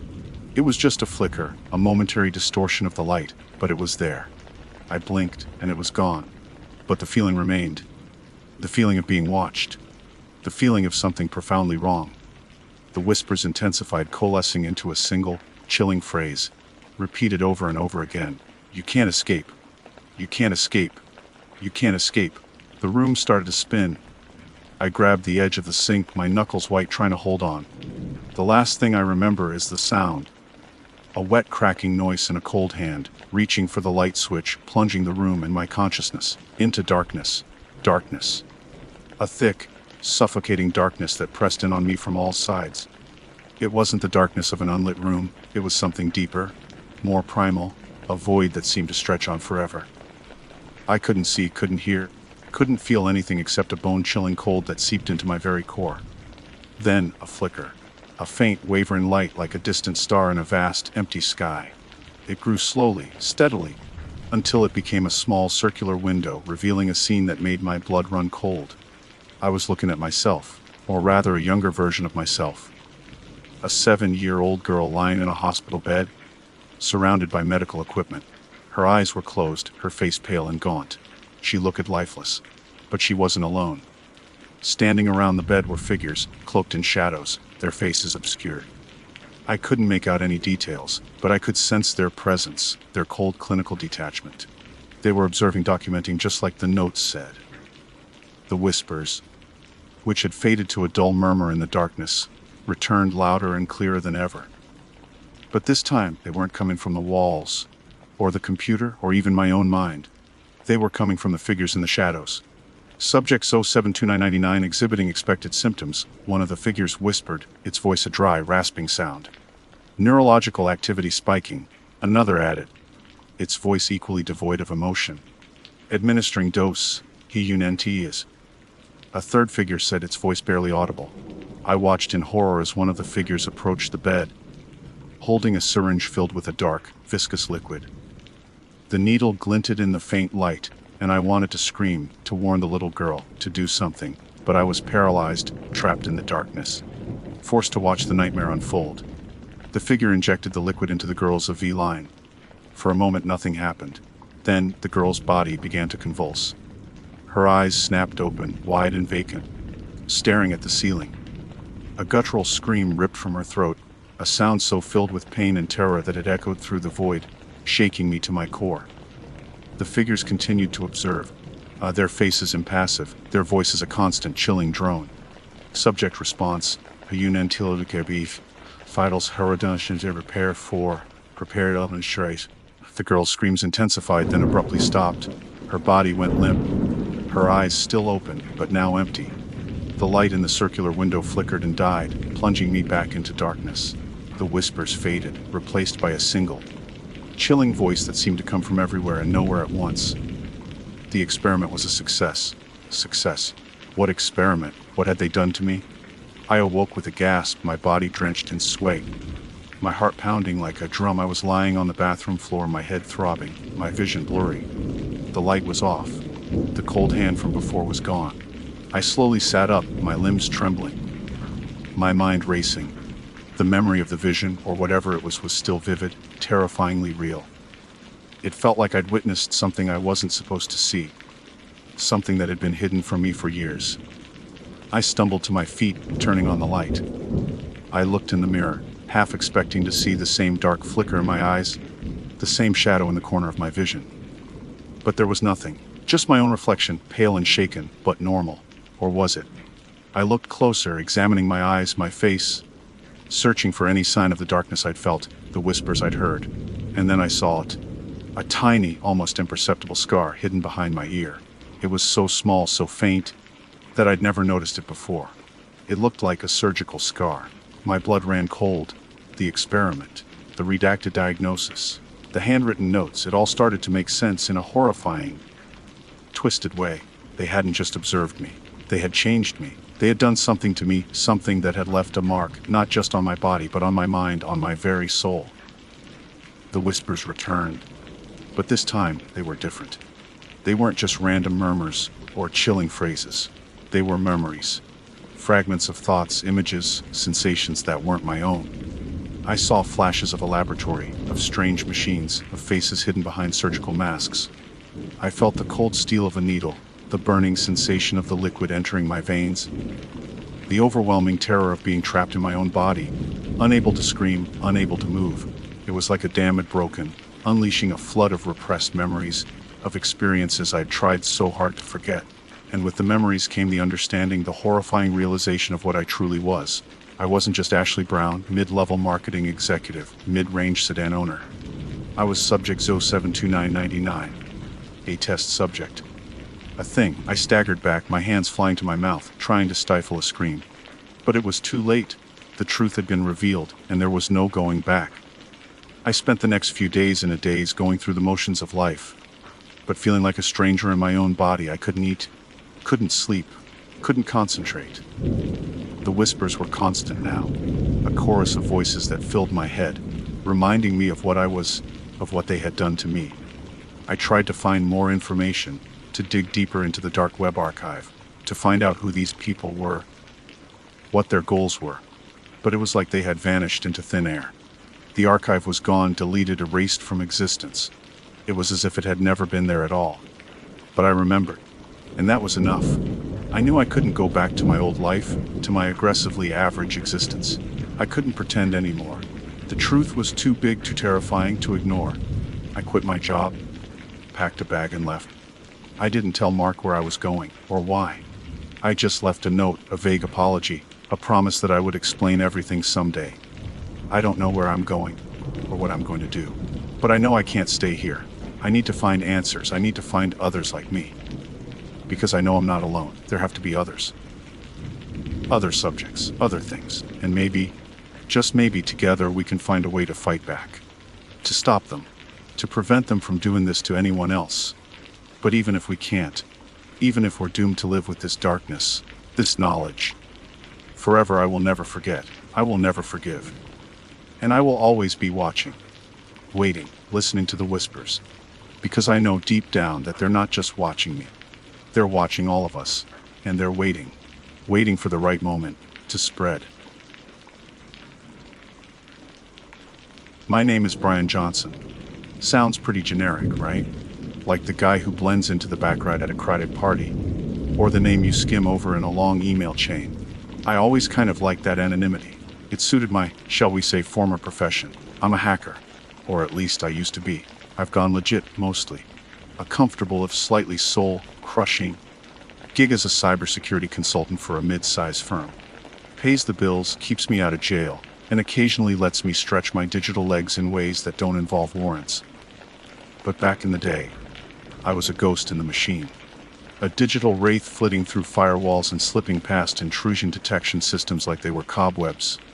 I wasn't malicious, not really. Curiosity was my drug of choice, the thrill of the hunt, the intellectual challenge of cracking the uncrackable. I never stole anything of significant monetary value, never intentionally caused damage. I just looked. I poked around in the dark corners of the internet, the places where the keep-out signs were the most enticing. I saw things I probably shouldn't have. corporate secrets. Government files, the digital detritus of 1,000 lives. I thought I'd seen it all. I truly believed that nothing could surprise me anymore. The internet, to me, was an open book, albeit one written in a language only a select few could fully decipher. Then I breached that server. It started innocently enough. A late night, caffeine-fueled exploration of a network I'd stumbled across while researching a potential vulnerability for my day job.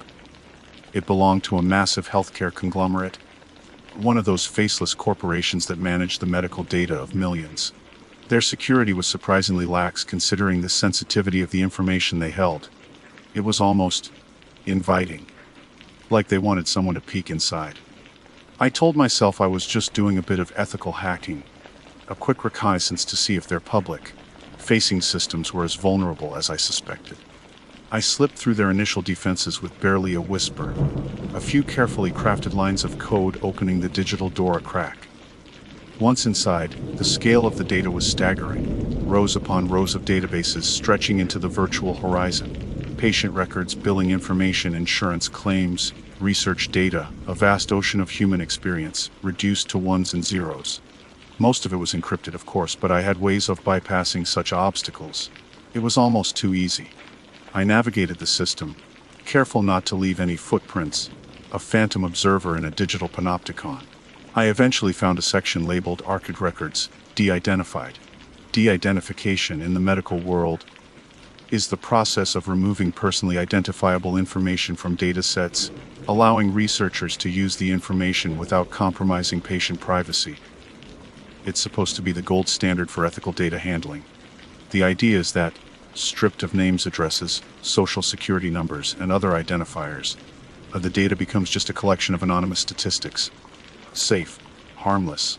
I downloaded a few sample files out of sheer habit more than anything else. I often did this just to test my decryption methods, to see if I could reverse engineer the de-identification process. It was a mental exercise, a way to keep my skills sharp. The files were large, even compressed, containing thousands of records. I started sifting through them, the usual jumble of medical codes, diagnosis, treatment protocols. Nothing out of the ordinary. The de-identification seemed thorough. Then I saw it. A single file, nestled amongst the anonymized data, stood out like a flashing neon sign. It wasn't encrypted, it wasn't compressed, and it wasn't labeled with some cryptic alphanumeric string. It was a simple text file, and the file name was shockingly, impossibly clear: Brian Edward Johnson, 1987-03-15. Text my full name, my exact date of birth. My heart skipped a beat. My hands, which had been moving effortlessly across the keyboard, suddenly froze. A cold wave of dread washed over me, starting at the base of my skull and radiating outwards, prickling my skin. This wasn't possible. It was a glitch, a mistake, a cruel joke. It had to be. I stared at the file name, willing it to change, to morph into something less personal. But it remained stubbornly, terrifyingly consistent. I clicked on the file, my hand trembling slightly. The text editor opened, and the contents of the file spilled onto the screen. It wasn't a long document, maybe a page or two of text, but every word felt like a punch to the gut. It was a medical record, a detailed medical record. It described a childhood illness I'd had, a rare form of pneumonia that had nearly killed me when I was 5. It listed the medications I'd been given, the doctors I'd seen, the hospital I'd stayed in. Details that only my parents and a handful of medical professionals should have known. But it didn't stop there. It went on to describe other, more minor ailments. A broken arm in middle school. A bout of mononucleosis in college. Even a routine checkup I'd had just a few months ago, complete with my blood pressure readings and cholesterol levels, every single detail. And then the truly disturbing part began. The record started to describe things that hadn't happened yet. It detailed a future appointment with a cardiologist, scheduled for 3 weeks from now. An appointment I hadn't made. An appointment I didn't know I needed. It described a diagnosis of a rare heart condition, a genetic defect that wouldn't manifest symptoms for years. It described the treatment, the medication, the prognosis. It described, with chilling accuracy, the slow, agonizing decline of my health over the next decade. It ended with a single, chilling sentence: date of death 2/47/11/22. I sat there, staring at the screen, my mind reeling. The room seemed to spin around me, the hum of the computer fan a deafening roar in my ears. This wasn't just a breach of privacy. This was something else, something far more sinister. Something that defied logic, that challenged the very foundations of my understanding of reality. How could this exist? How could a de-identified medical database contain a file with my name, my history, and my future? I was no longer a hacker exploring a server. I was a specimen under a microscope, a subject in an experiment I didn't understand. And the experimenters, whoever they were, knew more about me than I knew about myself. The sense of anonymity that was my safety net, that used to protect me, was gone. I felt naked. And the comfort in being a ghost was gone. Now, I am haunted. I needed answers. And I knew, with a sickening certainty, that finding them would lead me down a rabbit hole far darker and more terrifying than anything I'd ever encountered before. I slammed my laptop shut, the sudden movement jarring me back to a semblance of reality. My breath was coming in ragged gasps, my heart hammering against my ribs like a trapped bird. I needed to think, to process, to find some rational explanation for what I'd just seen. But reason seemed to have deserted me, replaced by a primal fear that gnawed at the edges of my sanity. I paced my small apartment, the floorboards creaking under my restless steps. The city lights outside my window, usually a comforting backdrop, now seemed to mock me with their indifferent glow. I was alone, utterly and completely alone, with a secret that felt too heavy to bear. My first instinct was to delete the file, to erase any trace of its existence. But a nagging voice in the back of my mind told me that wouldn't be enough. It was already out there, they already knew. Deleting it would only be a symbolic gesture, a futile attempt to regain some semblance of control. Instead, I did the opposite. I copied the file to multiple encrypted drives, backed it up to a secure cloud server I maintained, and even printed a hard copy, the crisp white paper feeling strangely ominous in my hands. I needed evidence, proof that I wasn't going crazy. I needed something to hold on to, a lifeline in this swirling vortex of uncertainty. Then, I started digging. I went back to the healthcare conglomerate server, retracing my steps, meticulously documenting every access point, every line of code I'd used. I needed to understand how that file had ended up there, how it had remained so blatantly identifiable, while everything else was supposedly anonymized. It was like finding a single, perfectly preserved human heart in a room full of skeletons. The server logs showed nothing unusual, no sign of tampering, no indication that anyone else had accessed the file. It was as if it had simply materialized. My own access logs were clean, meticulously scrubbed. As always, I'd left no trace of my presence, except for the one unavoidable fact: I had downloaded that file. I spent days poring over the server architecture, analyzing the database structure, searching for any clue, any anomaly that could explain the impossible. I delved into the company's public records, researching their history, their executives, their research projects. I even looked into the medical professionals listed in my file, trying to find some connection, some common thread. The cardiologist mentioned in the future appointment, Dr. Eleanor Vance, was real. She worked at a prestigious hospital in my city, specializing in rare genetic heart conditions. I found her online profile, her publications, even a few interviews she'd given. She seemed reputable, highly respected in her field. But there was nothing, absolutely nothing, that linked her to me, or to any shadowy organization that might be conducting whatever this was. The more I searched, the more frustrated I became. The answers I sought remained elusive, hidden behind layers of obfuscation and misdirection. It was like chasing a phantom, a whisper in the wind.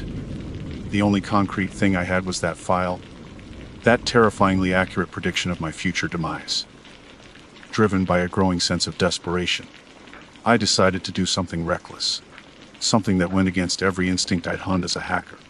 I decided to keep the appointment I hadn't made, the appointment with Dr. Vance. I knew it was a risk, a huge risk. It could be a trap, a way for them to identify me, to silence me. But I couldn't just sit back and wait for my predicted death to arrive. I needed to confront this, to face whatever was behind it, head on. The 3 weeks leading up to the appointment were agonizing. I slept fitfully, plagued by nightmares filled with faceless doctors and sterile operating rooms. I jumped at every shadow, every unexpected noise.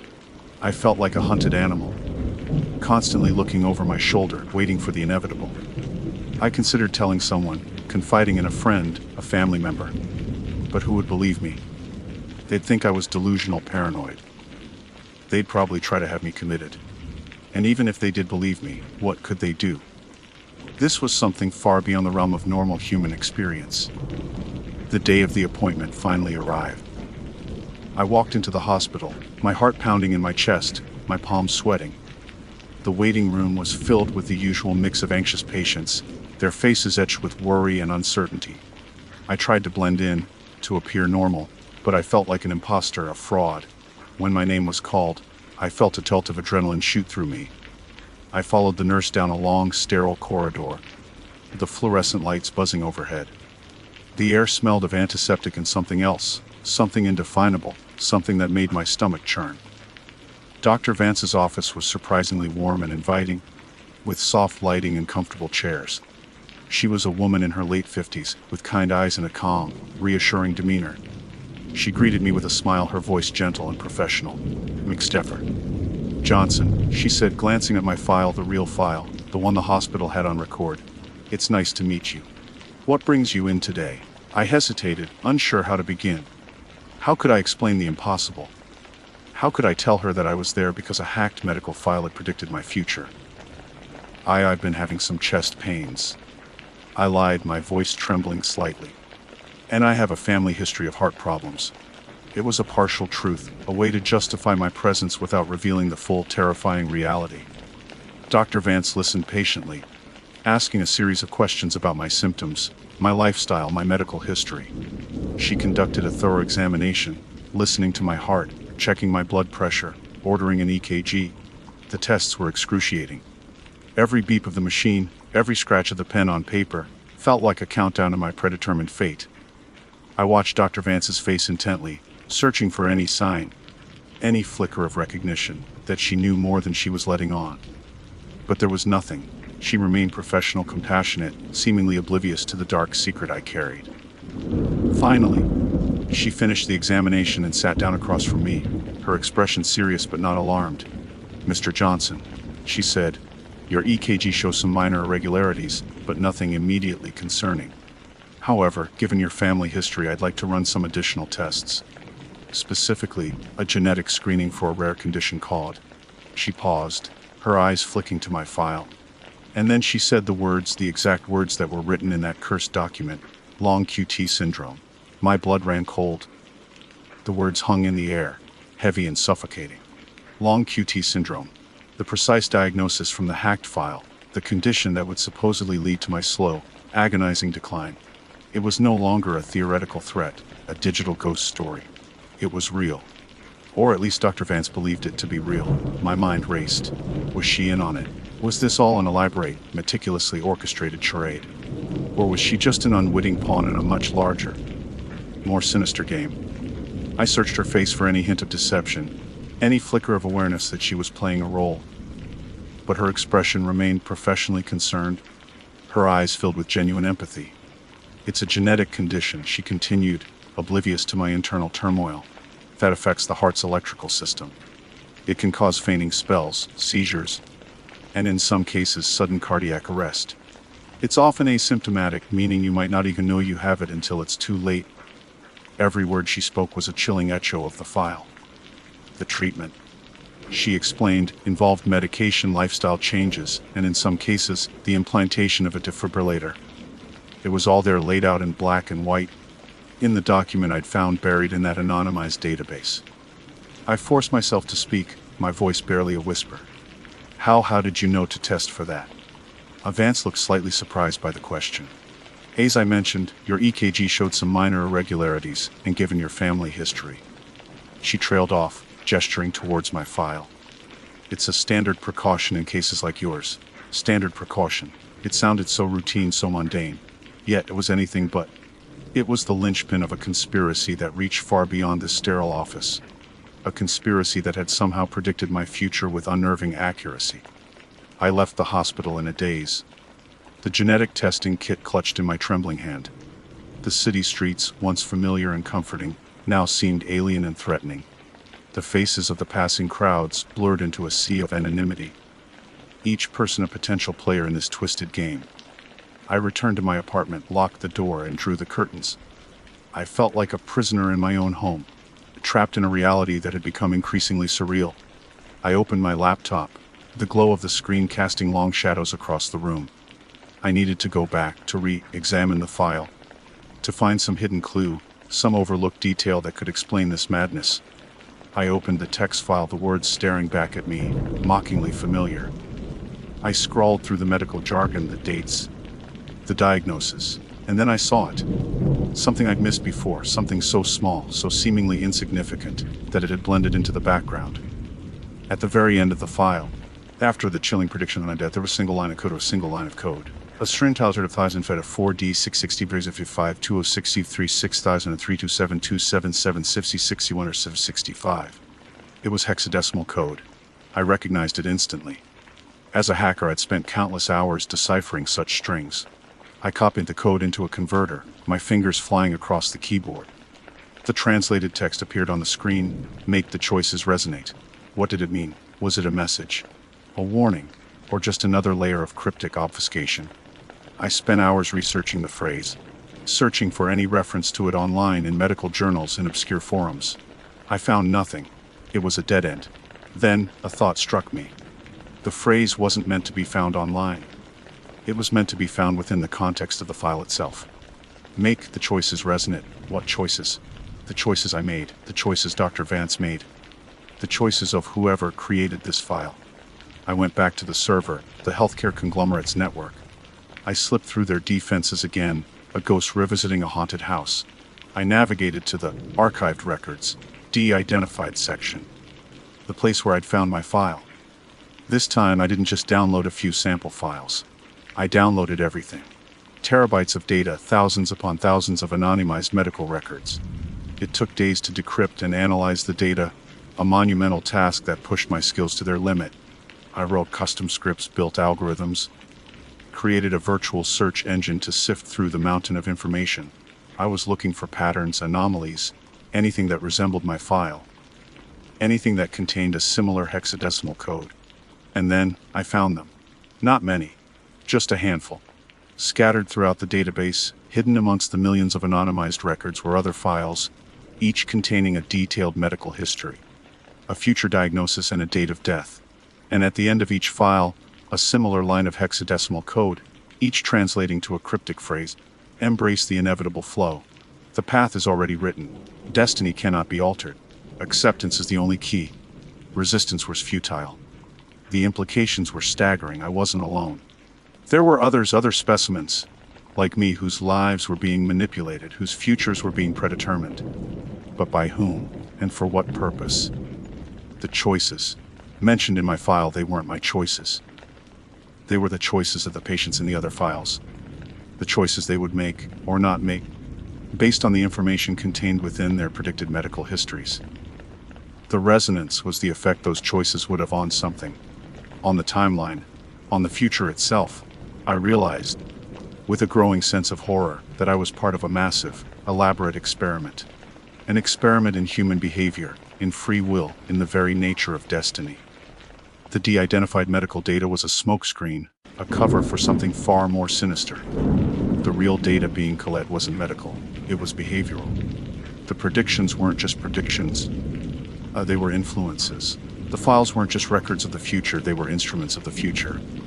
By revealing these predicted medical histories to the subjects, the experimenters were subtly manipulating their choices, guiding them down a predetermined path. But to what end? What was the ultimate goal of this experiment? I still didn't know. But I knew one thing. I had to stop it. I had to expose it. I had to break free from this predetermined path to define my predicted death. I was no longer just a hacker. I was a rebel, a rogue element in a system I didn't understand. And I was going to use my skills, my knowledge, my very existence to fight back. My anonymity was gone, but in its place, a purpose was born. My comfort with being a ghost was replaced by a defiant will of fire. The game, whatever it was, had just changed, and I was no longer a pawn. I was a player. A very, very angry player. The ending, my end, isn't written yet, not by a long shot. My name is Jessica Garcia. Not Jessica Lynn Garcia or Jessica Marie Garcia, just plain Jessica. It always felt incomplete, like a melody cut short. Maybe that's why I was always drawn to filling in the blanks, searching for the missing pieces, even when those pieces led me down paths I should have avoided. It started, I guess, with my mom. Mom was vibrant. Picture a whirlwind of fiery red hairs, mine's just a dull brown, a constant disappointment, a laugh that could fill a stadium, and a stubborn streak a mile wide.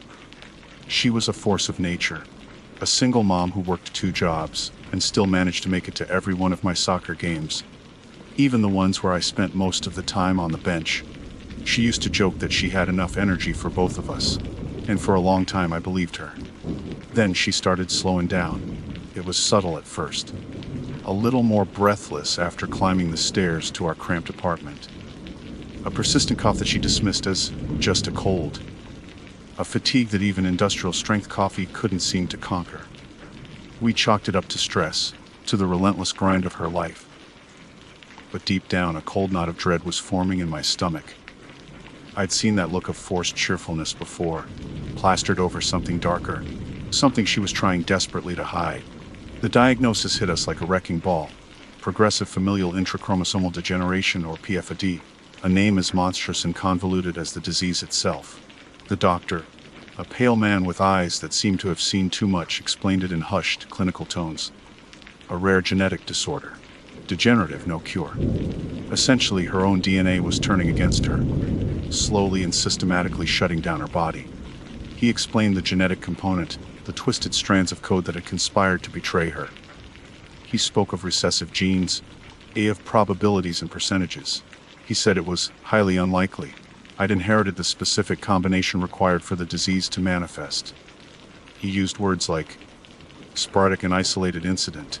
He tried to be reassuring, but his eyes, those tired, haunted eyes, told a different story.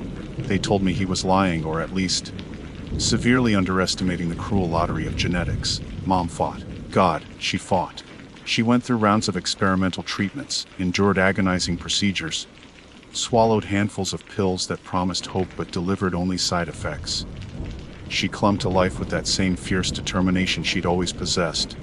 But the disease was relentless, a silent, insidious enemy that chipped away at her piece by piece. The vibrant red hair thinned and dulled. The booming laugh faded to a raspy whisper. The boundless energy dwindled to a fragile flicker. Watching her disappear, bit by agonizing bit, was the most excruciating torture I could have imagined. It felt like watching a beautiful, intricate tapestry unraveling thread by thread, leaving behind a tattered, empty frame. She died on a Tuesday of a steady, mournful drizzle that seemed to mirror the endless tears streaming down my face. I was 17, alone and utterly adrift.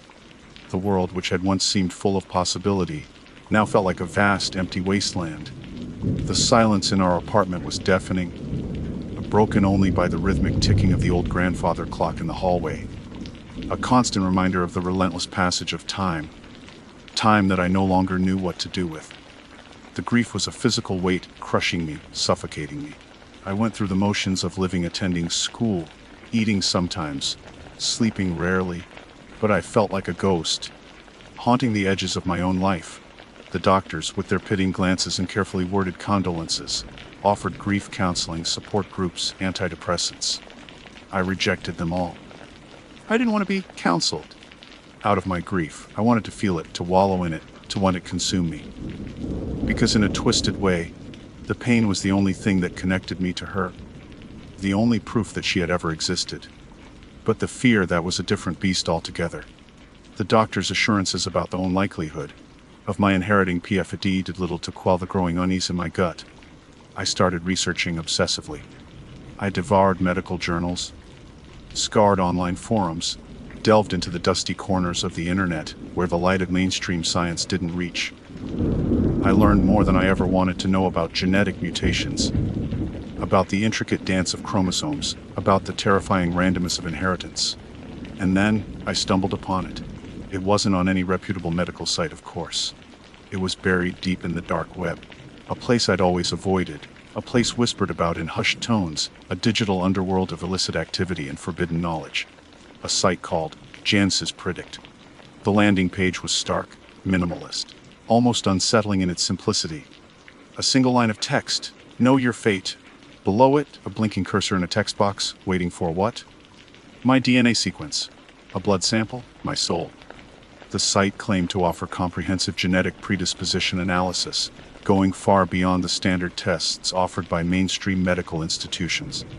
It promised to unlock the secrets hidden within my DNA, to reveal the potential diseases, disorders, and even personality traits that lay dormant within my genes. It boasted of using cutting-edge algorithms and proprietary databases, compiled from, well, the sources were vague, to say the least. Global genetic research initiatives, private biobanks, anonymous contributions, red flags everywhere. Logically, I knew I should close the browser, walk away, pretend I'd never seen it. This was the stuff of conspiracy theories, of late-night paranoia. This was dangerous, this was insane. But the fear, that cold, relentless fear, had taken root. It whispered in the back of my mind, growing louder with each passing day. What if the doctors were wrong? What if I had inherited that twisted gene? What if I was destined to follow the same agonizing path as my mother? The site offered a free, preliminary assessment. All I had to do was answer a series of questions, a detailed family medical history, and provide some basic demographic information. It felt like a Faustian bargain, a deal with the devil. But the need to know, the desperate, clawing need to know, overrode my caution. I filled out the questionnaire, my hands trembling. I listed every ailment, every disease, every unexplained death in my family history, going back as far as I could remember. I clicked submit and waited, my heart pounding in my chest. The results loaded almost instantly. A single page, stark white, with a single line of text at the top, P50 predisposition extremely high. Below that, a chillingly detailed prognosis, far more terrifying than anything the doctors had ever told me. It described the likely progression of the disease, the specific symptoms I would experience, the estimated timeline of my decline. It even predicted the year of my death. I stared at the screen, numb with horror. This couldn't be real. This was a sick joke, a cruel prank. This was my nightmare come to life. And in that moment, a new feeling emerged, eclipsing even the fear. A cold, hard determination. If this was my fate, I wouldn't go down without a fight.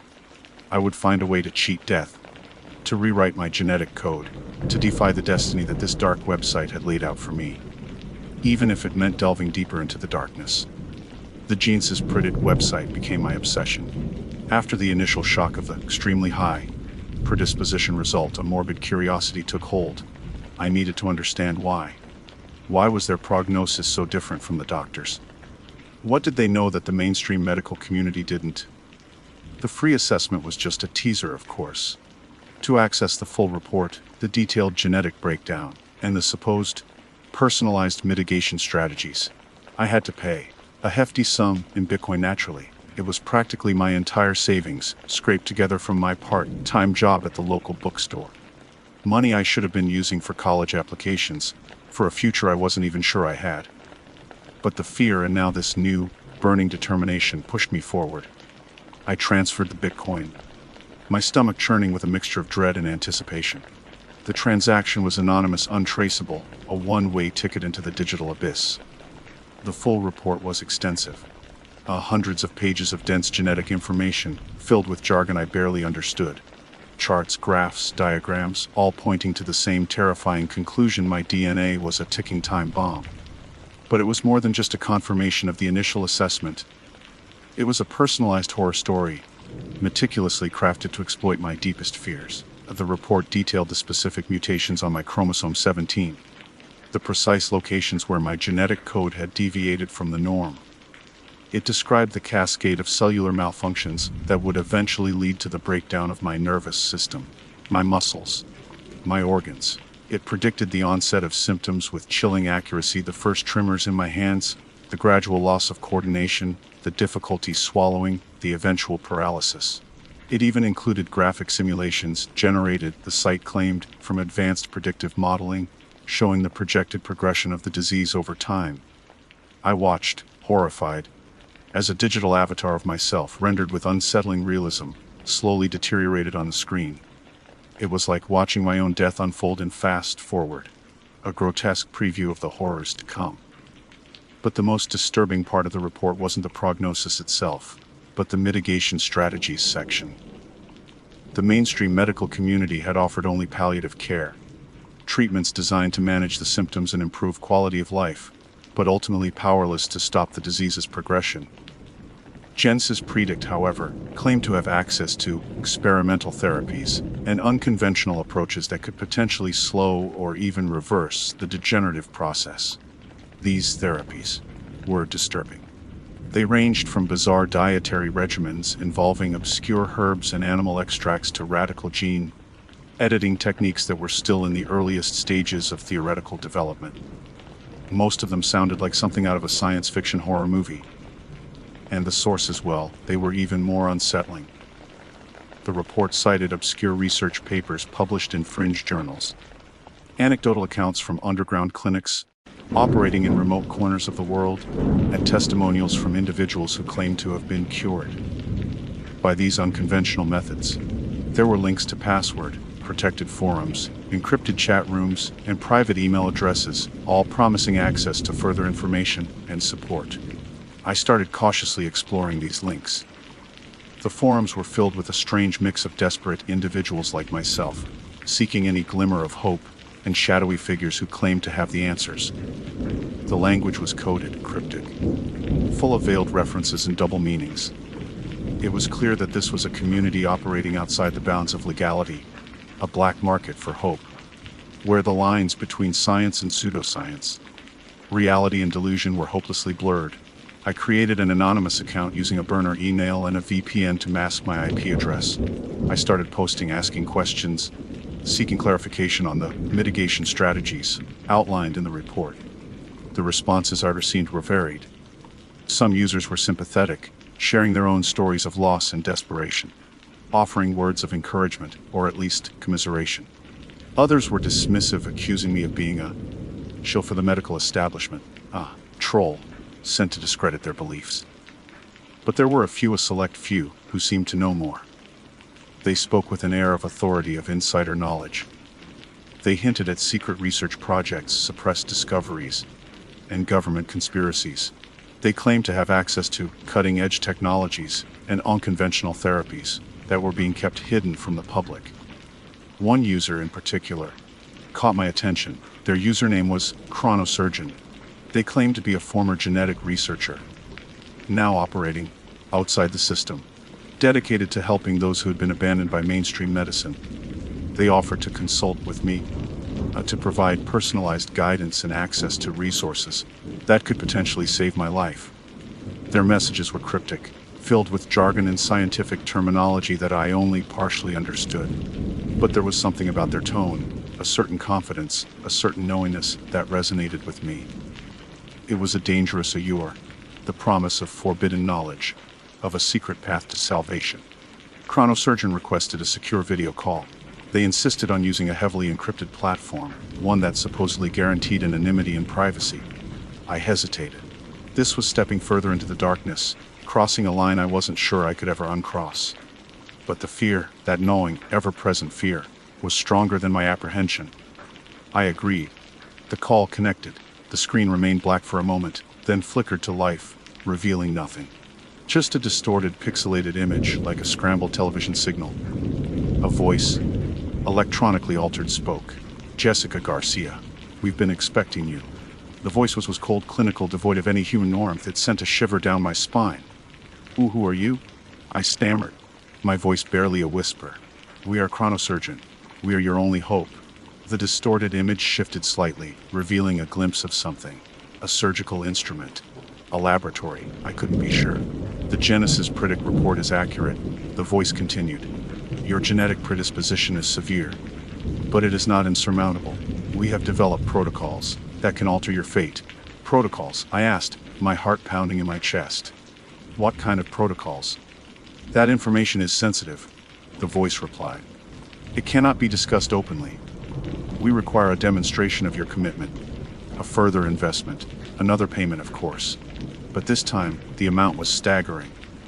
10 times what I had paid for the full report, an amount I couldn't possibly afford." "And amount I could in money," I said, my voice shaking. The distorted image on the screen remained silent for a moment. Then the voice spoke again, colder, more menacing. "Then your fate is sealed, Jessica Garcia. You will succumb to the disease, just like your mother." Unless, the voice paused, letting the unspoken threat hang the air. Unless, what? I asked desperately. Unless you are willing to participate. In a study, a clinical trial of sorts, we need subjects to test our protocols.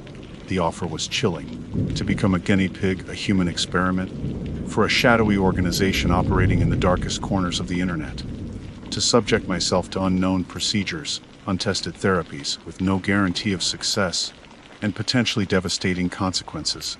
It was insane, it was reckless, it was my only hope. I took a deep breath, steeling myself. What do I have to do? The instructions from Chronosurgeon were precise, terrifyingly so. I was to travel to a remote location, a small, unincorporated town in the Nevada desert called Silent Hollow. No cell service, no internet, no contact with the outside world. I was to bring only a small bag of essentials, no identifying documents, and tell no one where I was going. It felt like stepping off the edge of the world, into a void of uncertainty and dread. The drive was long and desolate. The landscape, a vast expanse of scrub brush and towering rock formations, seemed to mirror the emptiness growing inside me. The closer I got to Silent Hollow, the more the feeling of unease intensified. It was a primal fear, a sense of being watched, of being hunted. Silent Hollow was wrong. It was a ghost town, but not in the traditional sense. There were buildings, houses, even a small, dilapidated church, but they were all empty, devoid of life. The windows were boarded up, the paint was peeling, and an eerie silence hung in the air, broken only by the whisper of the wind. It felt like a place that had been deliberately abandoned, wiped off the map, forgotten by the world. I followed Chronosurgeon's instructions, driving to a specific address on the outskirts of town. It was a large, sprawling ranch house, surprisingly well maintained compared to the other buildings. The windows were dark, but a single light flickered above the front door, casting long, distorted shadows across the overgrown lawn. As I approached the house, the front door creaked open.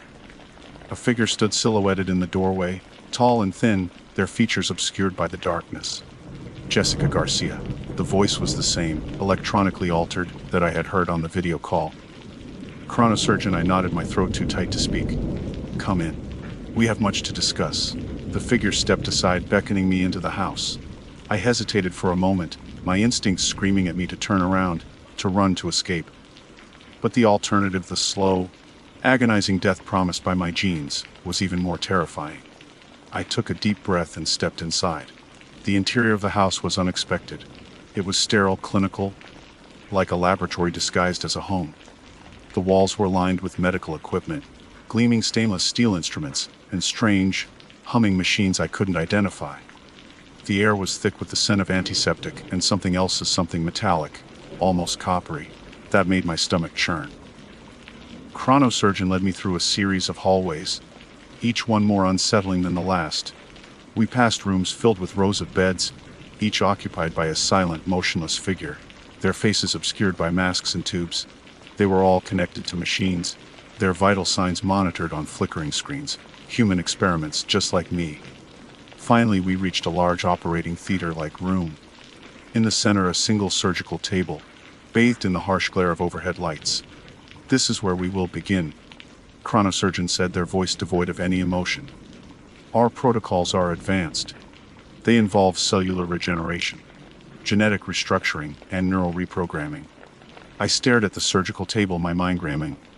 This was madness. This was beyond anything I could have imagined. What are you going to do to me? I asked, my voice trembling. We are going to cure you, Chronosurgeon replied. We are going to rewrite your genetic code, eradicate the disease, and enhance your potential. Enhance, I repeated, confused. Yes, Chronosurgeon said. It's not just a disease, it is a key to unlocking hidden potential within the human genome. Your mother, she was the first. But she was incomplete. We have learned from her mistakes. You will be the next generation. The words sent a chill down my spine. My mother, a key. An experiment. What do you mean? I asked, my voice barely a whisper. Chronosurgeon stepped closer, their distorted face looming over me. We are not just fighting disease, Jessica. We are evolving. We are accelerating human evolution, pushing the boundaries of what is possible. And you are our chosen vessel. They gestured to the surgical table. Lay down, Jessica. It is time to begin your transformation. I hesitated, my mind racing. This was insane. This was monstrous.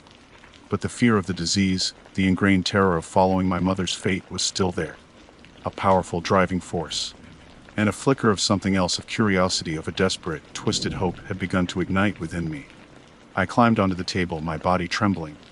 The cold, sterile metal sent a shiver through me. Chronosurgeon began to prepare the instruments, their movements precise, efficient. As they leaned over me, a syringe in their hand, I saw a flicker of movement in the distorted image of their face. A flash of something familiar. And then I understood. The distorted image, the electronically altered voice, the cryptic language, it was all a carefully constructed facade. A mask, and behind that mask I saw it, just for a fleeting moment. A reflection in the polished steel of the surgical instrument. A face I recognized, a face I thought I had buried. My mother's face. Her eyes, not tired and haunted, but cold, calculating, filled with a chilling, inhuman light. "Mom," I whispered, the word barely audible. The figure that was and wasn't my mother smiled, a slow, cruel smile that stretched across her distorted features. "Hello, Jessica," she said, her voice still electronically altered, but with a hint of her old familiar tone underneath. "It's time to join the family." The syringe plunged into my arm. A burning sensation spread through my veins, followed by a wave of agonizing pain. My vision blurred, my senses overloaded. I screamed, but the sound was swallowed by the silence of the room. And then darkness. But it wasn't the darkness of death. It was a different kind of darkness. A deeper, more profound darkness. A darkness filled with whispers, with shadows, with the echoes of countless other voices, other minds, all merging, blending, becoming one. I was no longer Jessica Garya. I was something else. Something more. Something less. A part of the collective, a piece of the puzzle. A cell in the ever-evolving organism that was Chronosurgeon. And somewhere, deep within the swirling vortex of my fragmented consciousness, a single, terrifying thought emerged: we are not curing the disease. We are becoming the disease. My name is David Rodriguez, and I'm what you might call medically unusual. It's not something I broadcast, not something I even fully understand. It started with whispers, really. Whispers from my grandfather, old Miguel Rodriguez, a man weathered by the sun and secrets of a life lived hard in the dusty landscapes of New Mexico. He'd grip my shoulder, his calloused hand surprisingly strong, and his voice would drop to a gravelly rasp, filled with a fear that seemed to cling to the very air around us. "Some doors are best left unopened, Mijo," he'd say, his dark eyes usually twinkling with mischief, now clouded with a primal dread. "Some things, they're not meant for the light of day. They stay in the shadows for a reason." I was young then, maybe 10 or 11, and I dismissed it as the ramblings of an old man, the superstitious folklore of a culture steeped in ancient traditions. My father, Miguel's son, would just roll his eyes and mutter something about the old man's episodes. But the whispers stuck with me, burrowing deep into my subconscious like a persistent, thorny seed. They were accompanied by sensations, fleeting, almost imperceptible at first. A tingling in my extremities, a sudden, inexplicable chill that would raise gooseflesh on my arms even on the hottest summer days. A feeling of being watched even when I was completely alone. As I got older, the sensations intensified. The tingling became a low, throbbing hum, a constant vibration that resonated deep within my bones. The chills became more frequent, more intense, often accompanied by a metallic taste in my mouth and a dizzying sense of disorientation. I started having dreams, vivid, disturbing dreams filled with shadowy figures, operating tables bathed in a sickly green light, and the glint of surgical instruments. I'd wake up in a cold sweat, heart pounding, the lingering scent of antiseptic clinging to my nostrils. My father, a practical, no-nonsense doctor, attributed it to anxiety, stress, the usual teenage angst amplified by a vivid imagination. He prescribed medication, therapists, anything to explain away the increasingly unsettling reality of my existence. But the drugs just dulled the edges, numbed the constant hum without silencing it. The therapy sessions were useless, filled with probing questions that I couldn't answer, questions that scraped against the edges of something I desperately tried to keep hidden, even from myself. I started to withdraw, to isolate myself. The feeling of being watched intensified, becoming a constant suffocating presence. I felt like a specimen under a microscope, my every move scrutinized by unseen eyes. The whispers in my blood, the echoes of my grandfather's warnings, grew louder, more insistent. I knew, deep down, that there was something fundamentally different about me, something that set me apart from the rest of the world. The internet, of course, became my refuge, my escape. It was a place where I could disappear into the anonymity of the digital world. A place where I could search for answers without revealing my own unsettling reality. I devoured medical journals, obscure research papers, anything that might shed some light on my condition. I stumbled across forums dedicated to rare genetic disorders, to unexplained medical phenomena, to the fringes of scientific understanding. But nothing quite fit. Nothing fully explained the unique combination of symptoms, the persistent feeling of dread, the whispers that seemed to emanate from my very DNA. Then, one night, fueled by insomnia and a growing sense of desperation, I delved deeper. I ventured into the dark web, that hidden underbelly of the internet where the rules are different, where anonymity is paramount, and where the line between reality and nightmare blurs. It was a risky move, I knew, but I was driven by a desperate need to understand, to find someone, anyone, who might share my experience. Navigating the dark web was like wading through a digital swamp, filled with encrypted messages, dead links, and the constant threat of something truly sinister lurking beneath the surface. I stumbled across forums dedicated to conspiracy theories, illegal activities, and things so disturbing I quickly clicked away, my stomach churning. But then I found it. A forum dedicated to experimental medical procedures. A place where the desperate and the curious gathered to discuss the cutting edge of medical science. The procedures that existed outside the realm of ethical approval. The treatments that whispered of both miracles and horrors. The forum was heavily encrypted, requiring multiple layers of authentication to even view the threads. I used a VPN, a Tor browser, and every precaution I could think of, knowing that even accessing this place could put me at risk. But the risk felt insignificant compared to the potential reward answers. The threads were a chaotic mix of medical jargon, anecdotal evidence, and outright speculation. Discussions ranged from experimental gene therapies to radical surgical techniques, from the use of untested particles to the exploration of ancient, almost forgotten medical practices. It was a digital Wild West of medical experimentation, a place where the boundaries of science were pushed to their absolute limit, and often far beyond. And then I saw it. A thread titled, "The Rodriguez Anomaly, a Case Study in Genetic Aberration." My blood ran cold, my grandfather's name, my family's name, staring back at me from the screen, a beacon in the digital darkness. The whispers in my blood suddenly screamed.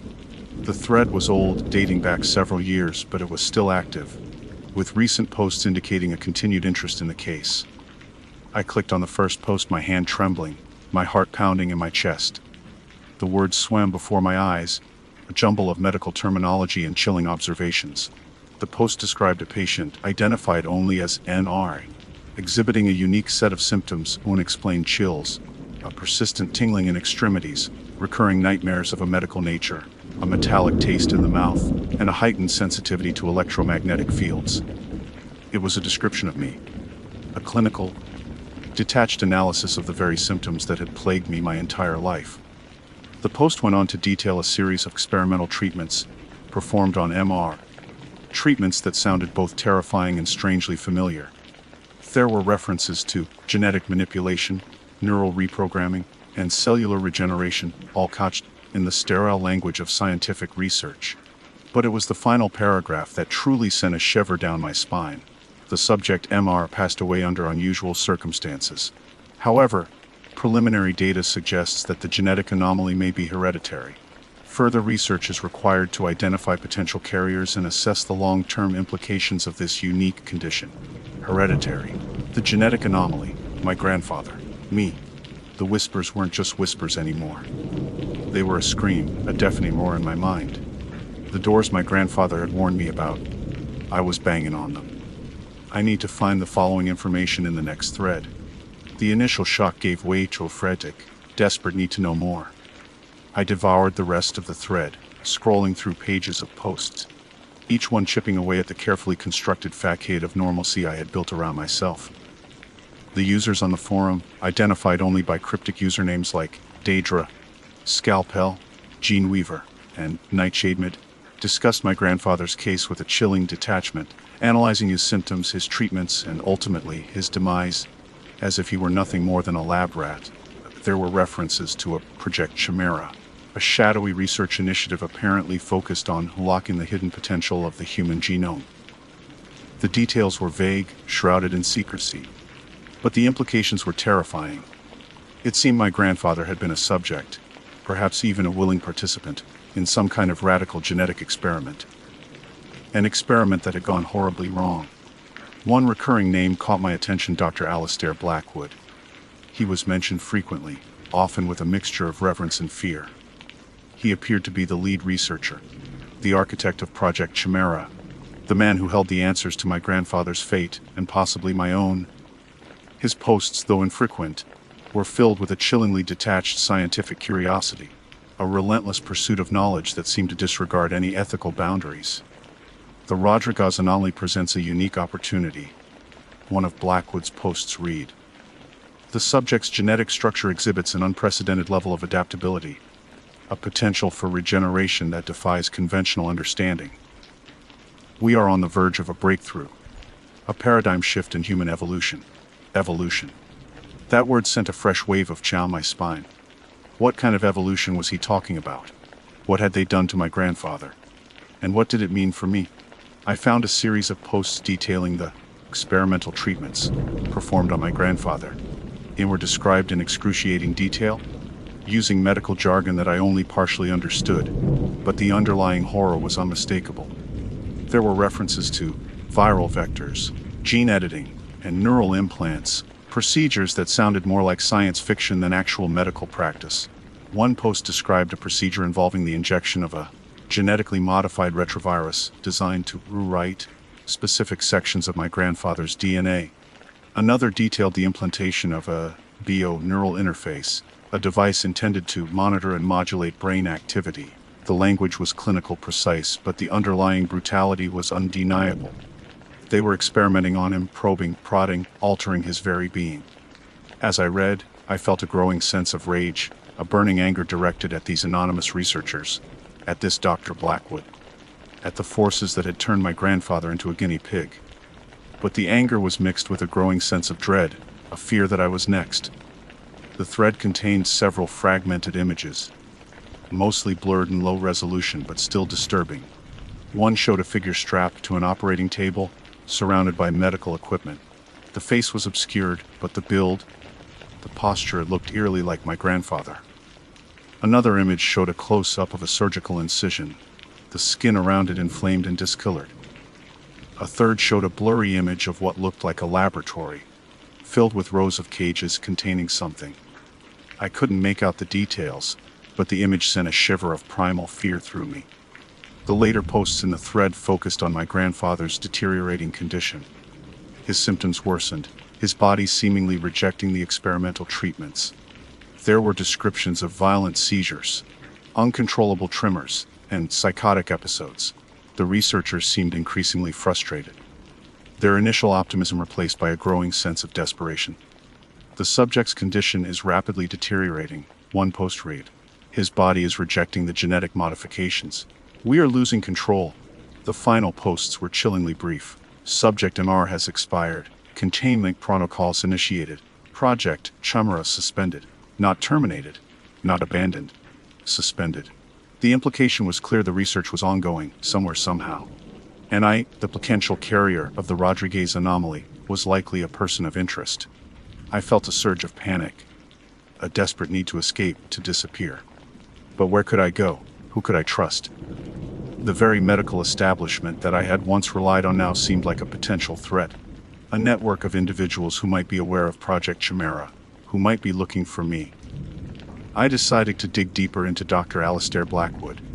I searched the forum for any mentions of his real identity, his location, any clue that might lead me to him. I found a few cryptic references, hints of a private research facility, clinic, located somewhere in the remote wilderness of the southwestern United States. The location was vague, described only as off the grid, heavily secured, and virtually inaccessible. It was a long shot, but it was all I had. I knew that finding Blackwood was dangerous, potentially suicidal. But I felt a compulsion, a driving need to confront him, to demand answers. I needed to know what they had done to my grandfather, what they had planned for me, and what the Rodriguez anomaly truly meant. I spent the next few hours meticulously gathering every scrap of information I could find on the forum, downloading images, archiving everything. I knew that the thread could disappear at any moment, that the dark web was a volatile and unpredictable place. I needed to preserve the evidence, to have something tangible to hold on to. I also started looking for information to disappear, and to get me a new identity. As the first rays of dawn crept through my window, I felt a mixture of exhaustion and determination. I had a name, a vague location, and a burning desire for answers. I knew the road ahead would be dangerous, that I was stepping into a world of shadows and secrets, a world where the line between science and horror blurred. But I couldn't turn back. The whispers in my blood, the legacy of my grandfather, demanded that I keep going. The doors were open, and I couldn't unsee what I found. I'm going to find Blackwood. The information I gleaned about disappearing and acquiring a new identity was, unsurprisingly, as murky and unsettling as the forum that had prompted the search. The dark web offered a plethora of services, ranging from forged documents of dubious quality to elaborate, death-faking schemes that promised complete anonymity for a price. The cost was exorbitant, far beyond anything I could afford with my meager savings. And the risk was immense. Trusting these anonymous vendors was like playing Russian roulette with my future. I considered my options. I could try to vanish on my own, to shed my old life and create a new one from scratch. But that would be incredibly difficult, bordering on impossible in today's interconnected world. Every digital footprint, every financial transaction, every social media interaction left a trail, a breadcrumb that could be followed. And I had a feeling that the people who were likely looking for me were far more adept at following those trails than I was at erasing them. A more realistic, though still incredibly risky, plan began to form. I would use the information I had gathered from the dark web as a starting point, but I would rely on my own skills, my own resourcefulness, to minimize my digital footprint and maximize my chances of success. I would need cash, a lot of it, and I would need to acquire it in a way that couldn't be easily traced. I started by liquidating my assets. I sold my car, a beat-up old Honda that was worth more in parts than as a whole. I emptied my bank account, withdrawing the funds in small, irregular increments to avoid triggering any red flags. I sold whatever possessions I could, turning my apartment into a barren shell of its former self. The money I raised was a pittance compared to what the dark web vendors were asking for, but it was enough to get started. My next step was to create a digital ghost. I deleted my social media accounts. I wiped my computer's hard drive and smashed my phone into a million pieces. I purchased a burner phone and a prepaid laptop, using cash and avoiding any stores with surveillance cameras. I created a new email address using a secure encrypted service and started researching ways to mask my IP address and browse the internet anonymously. The dark web forum had mentioned a specific region in the southwestern United States as the possible location of Blackwood's clinic, the desolate, sparsely populated borderlands between Arizona and New Mexico. It was a vast, unforgiving landscape, a place where it was easy to disappear, to get lost in the endless expanse of desert and mountains. It was also a place known for its lawlessness, its history of smuggling and illicit activities. It was the perfect place to hide, and the perfect place to conduct secret experiments. I started scouring online maps, satellite imagery, and topographical surveys of the region, looking for any clues, any sign of a hidden facility. The forum had mentioned a heavily secured complex, off the grid, which suggested it was likely powered by its own generators and had limited, if any, connection to the outside world. I looked for areas with unusual road patterns, unexplained structures, or any indication of human activity that seemed out of place in the otherwise barren landscape. It was like searching for a needle in a haystack, a digital haystack the size of a small country. But I was driven by a relentless determination, fueled by the whispers in my blood and the image of my grandfather strapped to that operating table. After days of painstaking searching, I found something. A small, isolated area nestled in a remote canyon, accessible only by a single winding dirt road. The satellite imagery showed a cluster of buildings, surrounded by a high fence and what appeared to be guard towers. There were no signs, no markings, nothing to indicate the purpose of the facility. But it fit the description off the grid, heavily secured, and virtually inaccessible. This was it, I was sure of it. I packed a backpack with essentials: water, food, a first aid kit, a map, a compass, and the burner phone and laptop. I dressed in nondescript clothing, designed to blend in with the desert environment. I knew I was walking into a potentially dangerous situation, that I was likely facing armed guards, sophisticated security systems, and the unknown horrors of Blackwood's experiments. But I couldn't turn back. I left my apartment in the dead of night, leaving no note, no trace of where I was going. I took a series of buses and trains, traveling in a circuitous route to avoid leaving a clear trail. I paid for everything in cash, avoided eye contact, and tried to blend in with the crowds. I felt like a fugitive, a ghost in my own life. As I got closer to my destination, the landscape changed. The cities and towns gave way to vast stretches of desert, dotted with cacti, scrub brush, and the occasional isolated ranch. The air grew thinner, the sun hotter, the silence more profound. I felt a growing sense of isolation, a feeling of being completely alone in the world.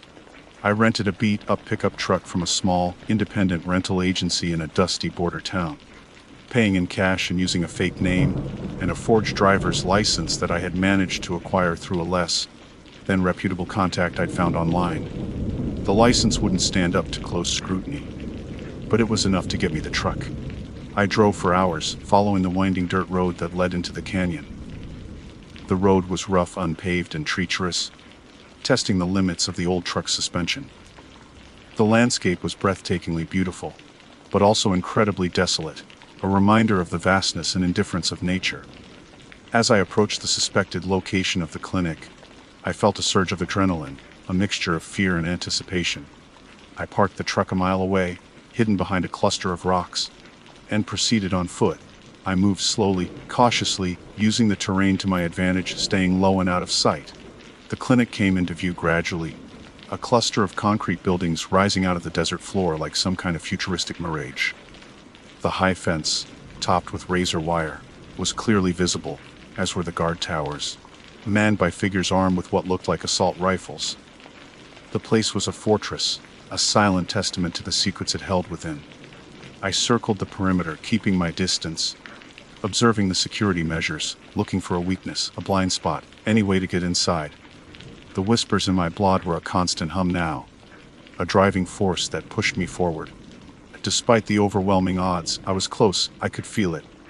I was about to confront the man who held the answers to my past and possibly my future. The doors were not only open, they had been torn off their hinges. My grandfather's warning had been too late, and I was ready to face whatever came next. I had to find Blackwood. I'm adopted. I never knew my biological parents. That sentence has been the constant hum in the background of my life, a low, persistent thrum of the unknown. My adoptive parents, bless their hearts, are the only family I've ever known. Martha and George Williams, salt of the earth folks from rural Ohio, took me in when I was just a few weeks old. They gave me a life filled with county fairs, Sunday potlucks, and the kind of unconditional love that makes your chest ache with gratitude. But still that hum, that question mark hovering over my origins. They were always open about the adoption, and never secretive. They told me I was special, chosen. They had a small, worn photo album filled with pictures of me growing up, a chubby baby with a shock of dark hair, a gap-toothed kid grinning on a swing set, an awkward teenager with braces and too much eyeliner. But there was nothing before that. No baby pictures in a hospital, no grainy images of a pregnant woman. Just a void. I tried the usual routes, of course. The adoption agency had long since closed its doors, the records supposedly lost in a fire's convenient, right? I'd spent hours on ancestry websites, building out a family tree that abruptly stopped with Martha and George, a solid oak branching out from nothing. It was like trying to grasp smoke. The frustration gnawed at me. It wasn't just curiosity. It was a primal need to understand where I came from, what genetic blueprint shaped me. Was I predisposed to certain diseases? Did I inherit my artistic streak from a long-lost relative? Were there any family traits that skipped a generation and landed squarely on me? That's what led me to the dark web. I'm not proud of it. I'm usually a pretty straight-laced person. I work as a librarian, for God's sake. My idea of a wild night is staying up late with a good book and a cup of chamomile tea. But the yearning for answers, the constant feeling of being incomplete, had pushed me to the fringes of the internet. I'd stumbled upon it during one of my late-night, increasingly desperate Google searches. A forum post, buried deep in a thread about obscure genealogical research, mentioned a website specializing in genealogy secrets. The poster claimed the site offered DNA analysis services that went far beyond the typical ancestry kits. They promised to unlock hidden truths, reveal information that official channels wouldn't touch. The site itself was unsettling. It had a stark, minimalist design, all black backgrounds and cryptic white text. No cutesy family tree graphics here. Just a single, ominous button that read "Uncover your legacy." It felt illicit, like I was peering into a forbidden world. My heart hammered in my chest, a mixture of fear and exhilaration. I hesitated for days, wrestling with my conscience. Was this a step too far? Was I opening Pandora's box? But the hum, the persistent thrum of the unknown, was louder than ever. I needed to know. I ordered the kit. It arrived in an unmarked brown box, no return address. Inside there was a sterile-looking vial, a swab, and a set of instructions written in disturbingly clinical language. I followed the steps, pricking my finger, collecting the sample, and sealing it in the vial. I sent it back, my stomach churning with a mixture of anticipation and dread. The wait was agonizing. Every day I checked the website, refreshing the page obsessively. I imagined the scientists, whoever they were, hunched over their equipment, deciphering the secrets hidden within my DNA. What would they find? Finally, after what felt like an eternity, the email arrived. "Your results are ready." My hands trembled as I clicked the link. The page loaded slowly, each second stretching into an eternity. Then, there it was. Not the neat, colorful charts of a typical ancestry report, but a wall of text, a dense medical history filled with red flags. It started with a disclaimer, a stark warning in bold letters. The following information is provided for informational purposes only and should not be considered a substitute for professional medical advice. Some of the findings may be disturbing or require further investigation. Disturbing, understatement of the century. The first section detailed my genetic predispositions, elevated risk for certain types of cancer, heart disease, and Huntington's disease. That one hit me like a punch to the gut. A neurodegenerative disorder, incurable, fatal. My breath hitched in my chest. I scrolled down, my eyes scanning the dense paragraphs. Then came the section on anomalies. This is where it got weird. Unusual genetic markers detected. It read, "Further analysis required." What did that even mean? Unusual in what way? There were long strings of letters and numbers, codes I didn't understand, interspersed with phrases like typical protein structures and chromosomal irregularities. The next section was titled Pharmacogenetic Profile. It listed a series of drugs and compounds, followed by warnings. Extreme adverse reaction, potentially lethal, contraindicated. Some of the drugs were common things I'd taken before without issue. Others were obscure chemicals I'd never even heard of. But it was the final paragraph that sent a chill down my spine. It was a single sentence, printed in bold, italicized font. Subject exhibits genetic compatibility with Ratatide, redacted. A black box obscuring a word, a phrase, a concept. Compatibility with what? A disease. A species. An alien life form. My mind reeled. This wasn't just a medical history, it was a horror story. I stared at the screen, my heart pounding, my mind racing. I felt a cold dread creeping into my bones, a primal fear I'd never experienced before. The hum, the constant thrum of the unknown, had been replaced by a deafening roar. I had sought answers, and I had found them. But these answers were far more terrifying than the questions. I had opened Pandora's box, and I had no idea how to close it. I was no longer just Olivia Williams, adopted daughter of Martha and George. I was something else, something different. And I was utterly, terrifyingly alone. I scrolled back. The unusual genetic marker. The report said, the marker, located on chromosome 6, is a highly unusual sequence not typically found in Homo sapiens.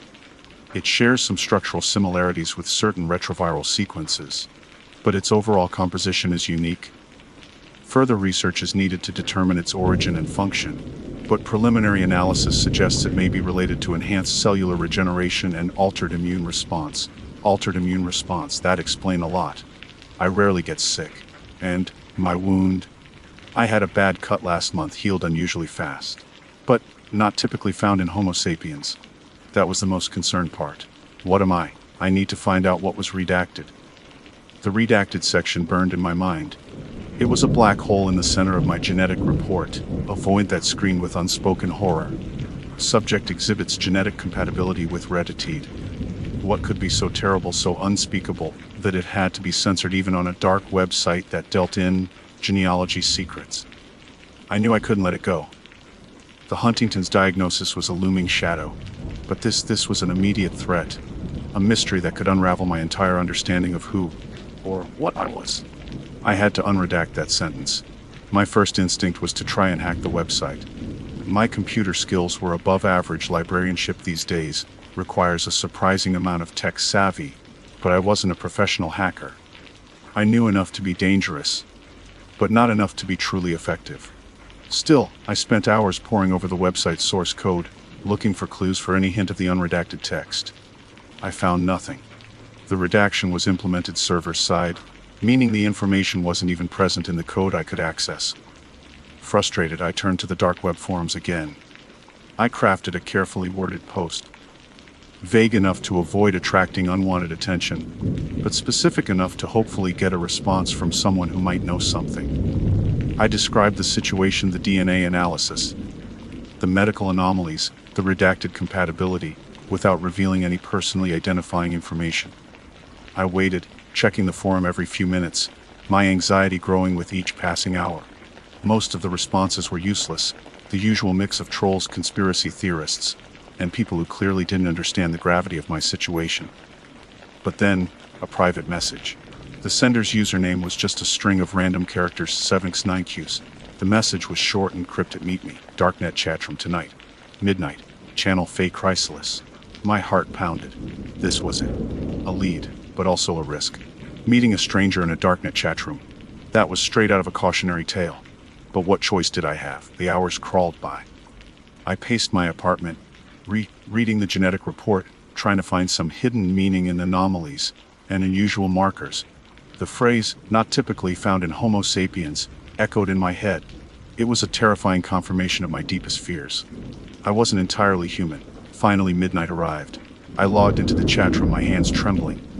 The channel was empty, except for me and 7x9qs. You seek answers, 7x9qs typed, the words appearing slowly on the screen. Yes, I replied, my fingers hovering over the keyboard. The redacted information. I need to know what it says.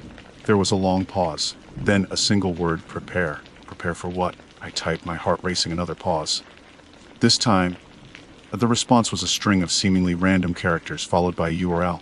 Decode this. 7x9qs wrote. It will lead you to the truth. But be warned. The truth is unpleasant. The string of characters looked like gibberish, but I recognized the format. It was a simple substitution cipher. I quickly found an online decoder and pasted in the text. The decoded message was chilling. They watch. Who were they? And what did the URL mean? I clicked on it, bracing myself for the worst. The link led to another website, even more obscure and unsettling than the first. This one was completely devoid of text, just a single, high-resolution image. It was a photograph, taken from a distance, of my apartment building. My blood ran cold. The photo was recent. I could see the new flower boxes Martha had helped me install on my balcony just last week. Someone was watching me. They were watching me. I slammed my laptop shut, my breath coming in ragged gasps. I felt a wave of nausea wash over me. I was trapped, caught in a web of secrets and surveillance. I wanted to run, to hide, but where could I go? They knew where I lived. They knew my genetic code. They knew everything. I spent the rest of the night huddled in the corner of my room, staring at the closed laptop, afraid to even breathe. The darkness seemed to press in on me, filled with unseen eyes, unknown threats. The next morning, I forced myself to open the laptop again. I needed to know more. I needed to understand who they were and what they wanted. I returned to the dark web forum to the message from 7x9Qs. Who are they? I typed, my hand shaking. The response was immediate. The Keepers. The Keepers. The name sent a shiver down my spine. It sounded ancient, powerful, ominous. Keepers of what? I asked. Off the lineage, 7 Neves replied. Off the experiment. The word hit me like a physical blow. I wasn't just a person with a strange genetic anomaly. I was a subject. A test subject. What experiment? I typed, my fingers flying across the keyboard. The Chrysalis Project. 7x9Qs wrote, a long-term study. Genetic manipulation. Hybridization. The word hung in the air, a terrifying confirmation of my worst fears. I was a hybrid. A cross between human and something else. Something unknown. Something that needed to be kept monitored, controlled. What is the redacted information? I typed, my voice trembling even in the digital realm. What am I compatible with? 7x9Qs hesitated.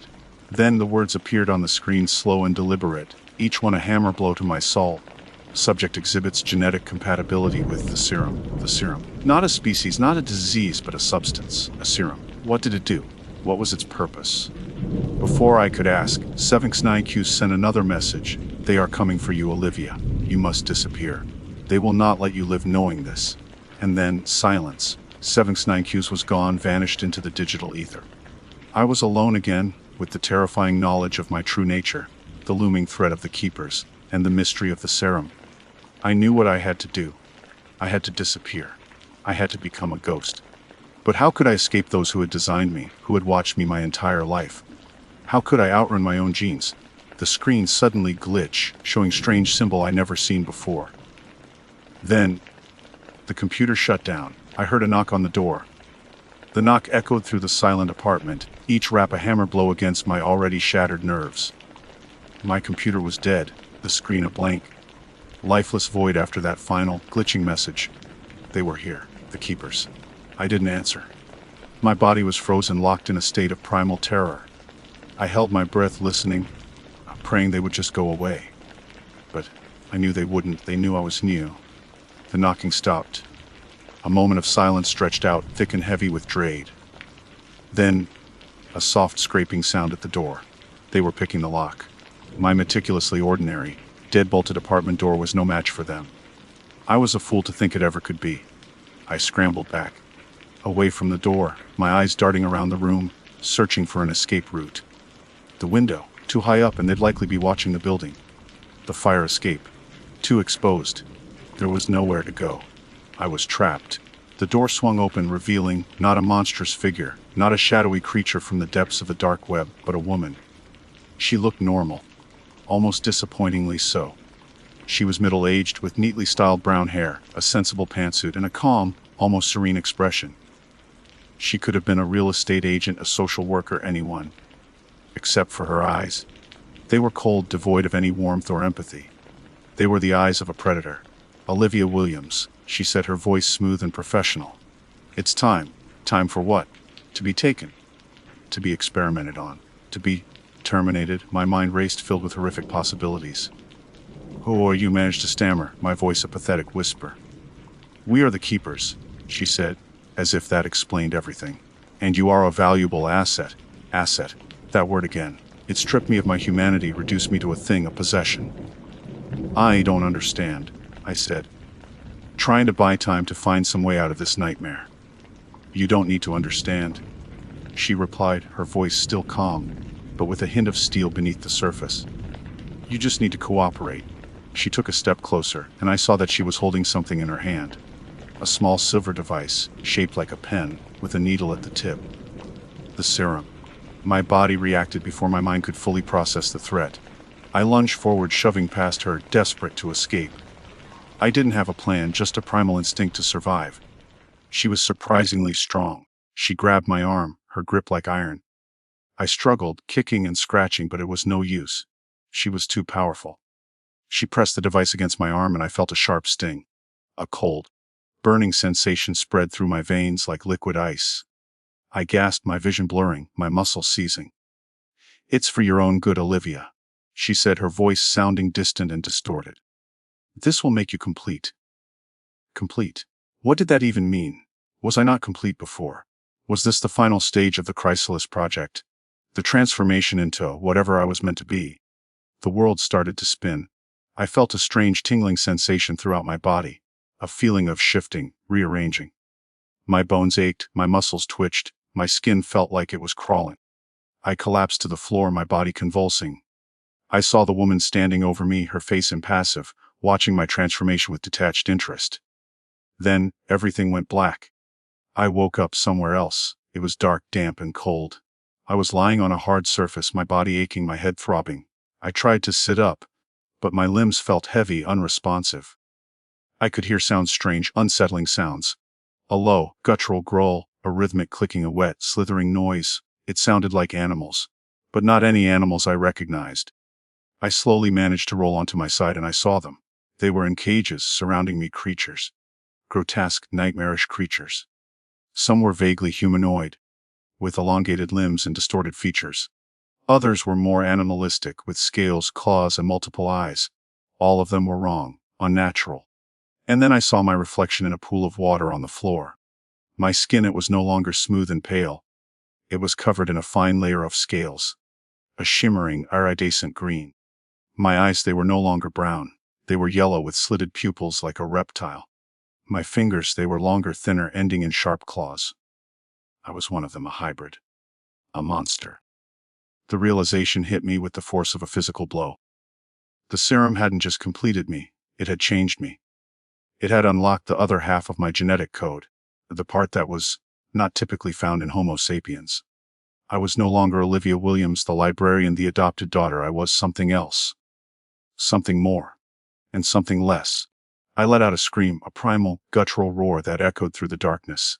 It was a scream of horror, of despair, of rage. But it was also a scream of acceptance. This was my reality now.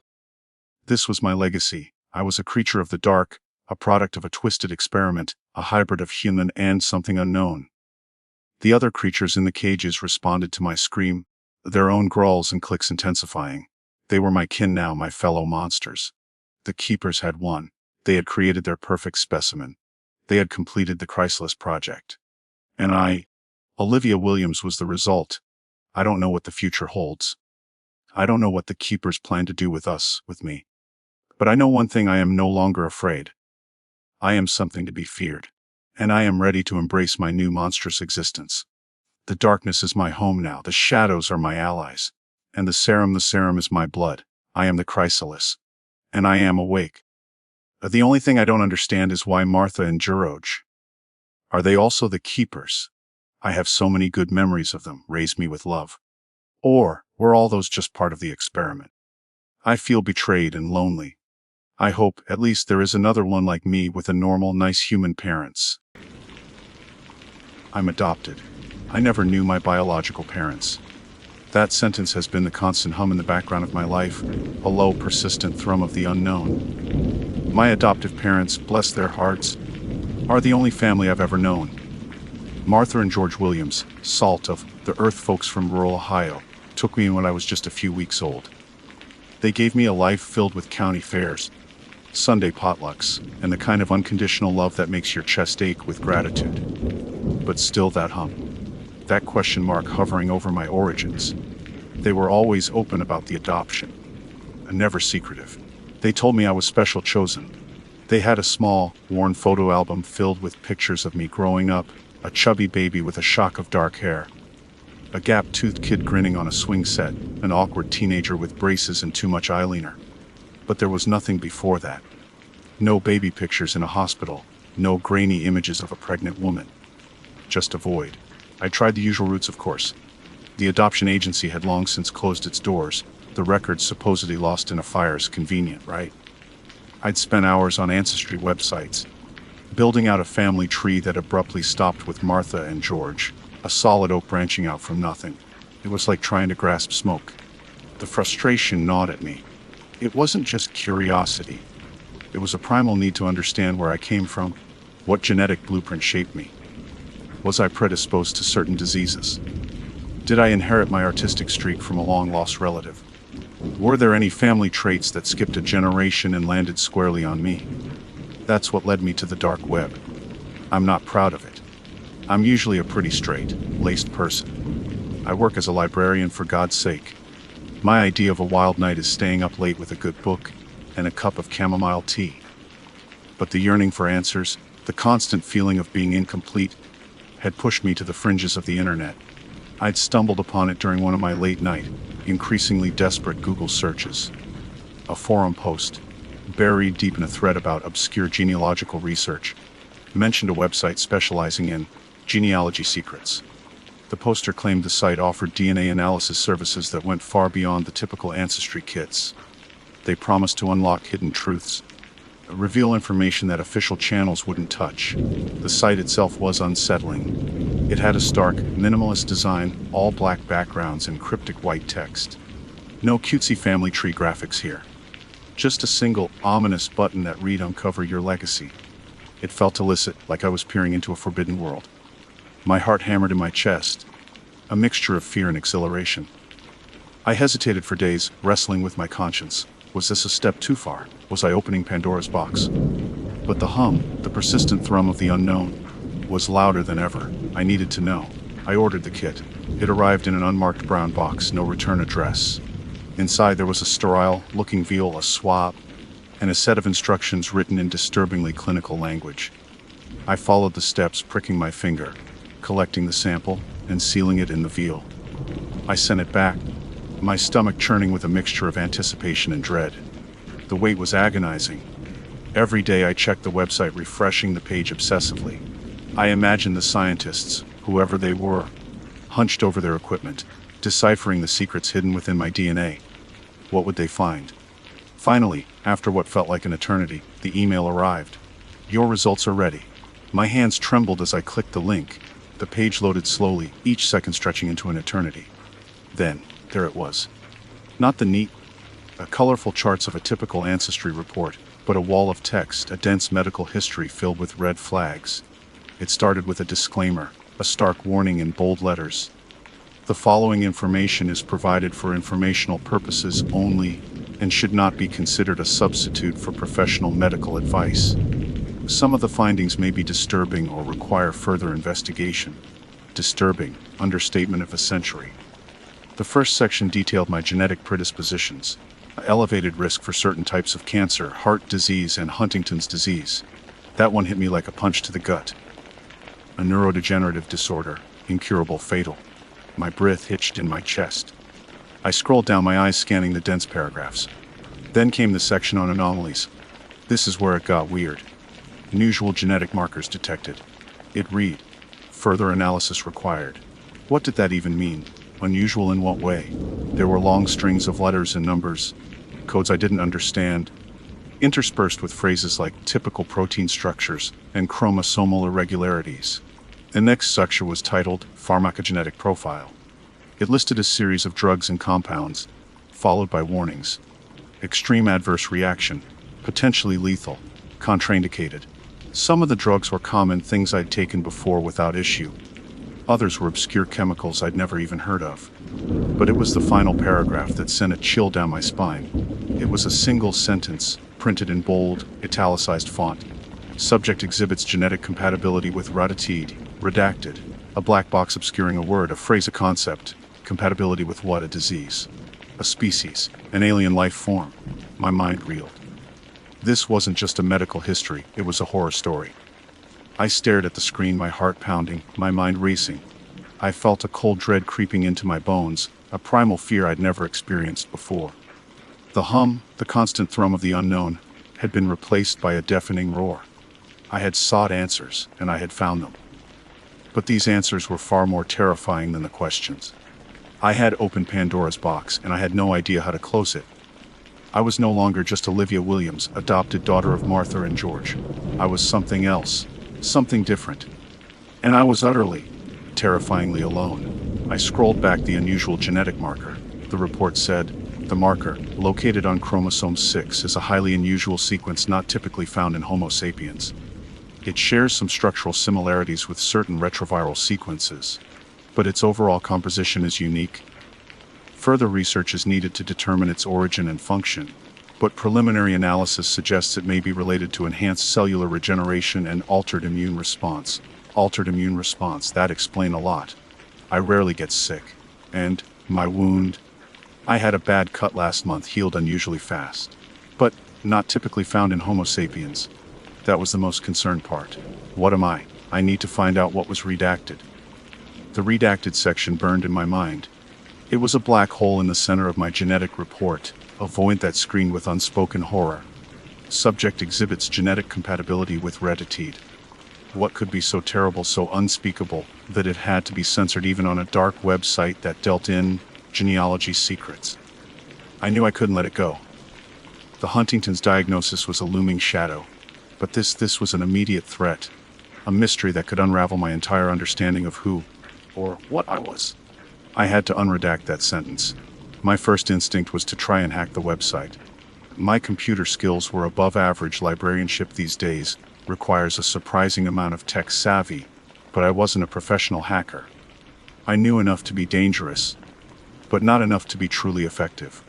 Still, I spent hours poring over the website's source code, looking for clues for any hint of the unredacted text. I found nothing. The redaction was implemented server-side, meaning the information wasn't even present in the code I could access. Frustrated, I turned to the dark web forums again. I crafted a carefully worded post. Vague enough to avoid attracting unwanted attention, but specific enough to hopefully get a response from someone who might know something. I described the situation, the DNA analysis, the medical anomalies, the redacted compatibility, without revealing any personally identifying information. I waited, checking the forum every few minutes, my anxiety growing with each passing hour. Most of the responses were useless, the usual mix of trolls, conspiracy theorists, and people who clearly didn't understand the gravity of my situation. But then, a private message. The sender's username was just a string of random characters, 7x9qs. The message was short and cryptic. Meet me, darknet chatroom tonight. Midnight, channel fake chrysalis. My heart pounded. This was it. A lead, but also a risk. Meeting a stranger in a darknet chatroom. That was straight out of a cautionary tale. But what choice did I have? The hours crawled by. I paced my apartment, reading the genetic report, trying to find some hidden meaning in the anomalies and unusual markers. The phrase, not typically found in Homo sapiens, echoed in my head. It was a terrifying confirmation of my deepest fears. I wasn't entirely human. Finally, midnight arrived. I logged into the chat room, my hands trembling. The channel was empty, except for me and 7x9qs. You seek answers, 7x9qs typed, the words appearing slowly on the screen. Yes, I replied, my fingers hovering over the keyboard. The redacted information. I need to know what it says. There was a long pause, then a single word, prepare. Prepare for what? I typed, my heart racing. Another pause. This time, the response was a string of seemingly random characters followed by a URL. Decode this, 7x9qs wrote. It will lead you to the truth, but be warned. The truth is unpleasant. The string of characters looked like gibberish, but I recognized the format. It was a simple substitution cipher. I quickly found an online decoder and pasted in the text. The decoded message was chilling. They watch. Who were they? And what did the URL mean? I clicked on it, bracing myself for the worst. The link led to another website, even more obscure and unsettling than the first. This one was completely devoid of text, just a single, high-resolution image. It was a photograph, taken from a distance, of my apartment building. My blood ran cold.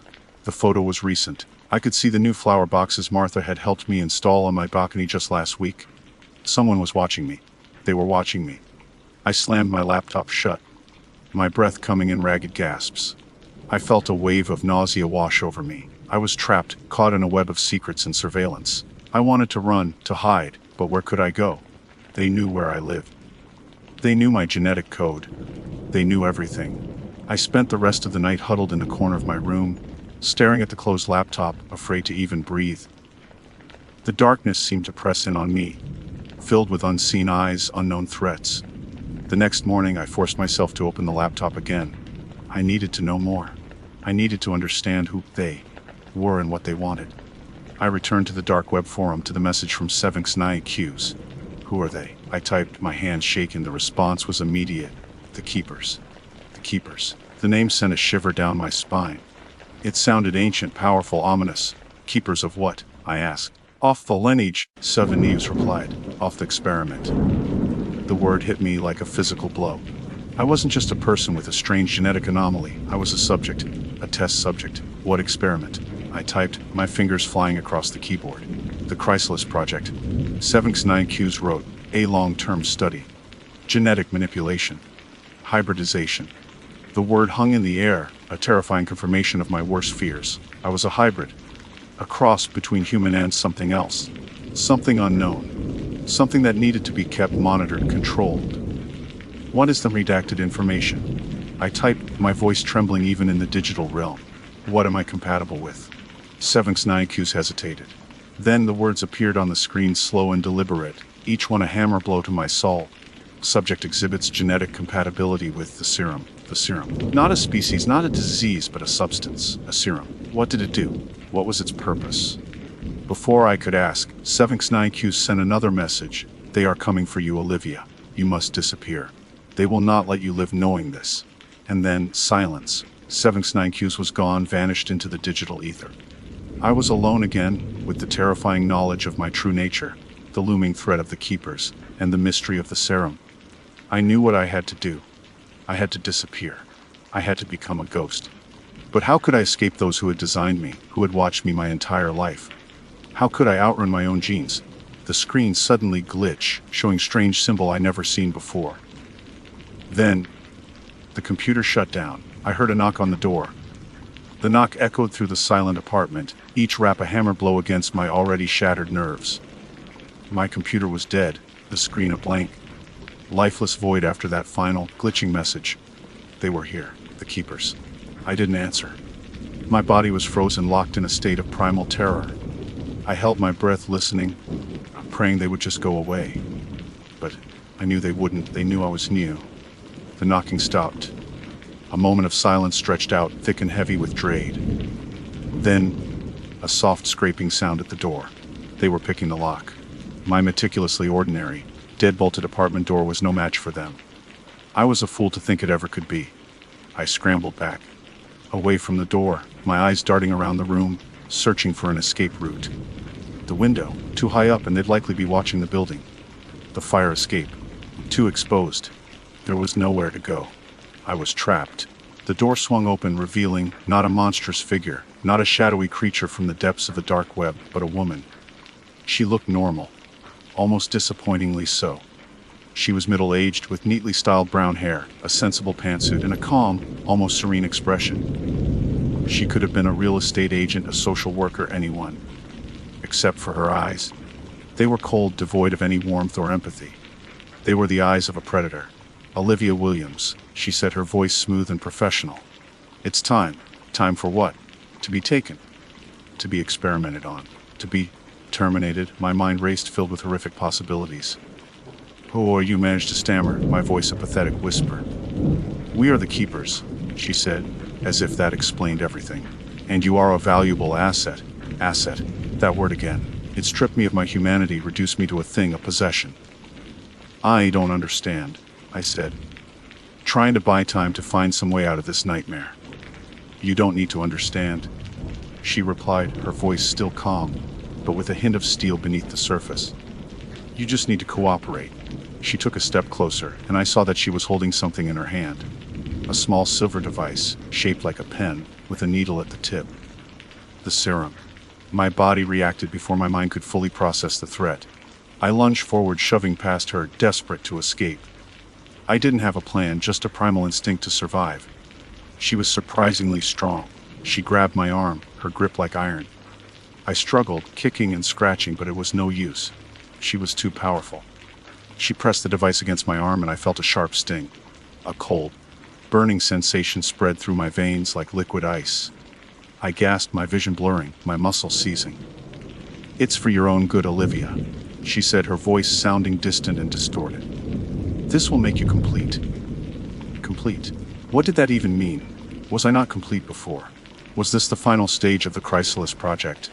The transformation into whatever I was meant to be? The world started to spin. I felt a strange tingling sensation throughout my body, a feeling of shifting, rearranging. My bones ached, my muscles twitched, my skin felt like it was crawling. I collapsed to the floor, my body convulsing. I saw the woman standing over me, her face impassive, watching my transformation with detached interest. Then, everything went black.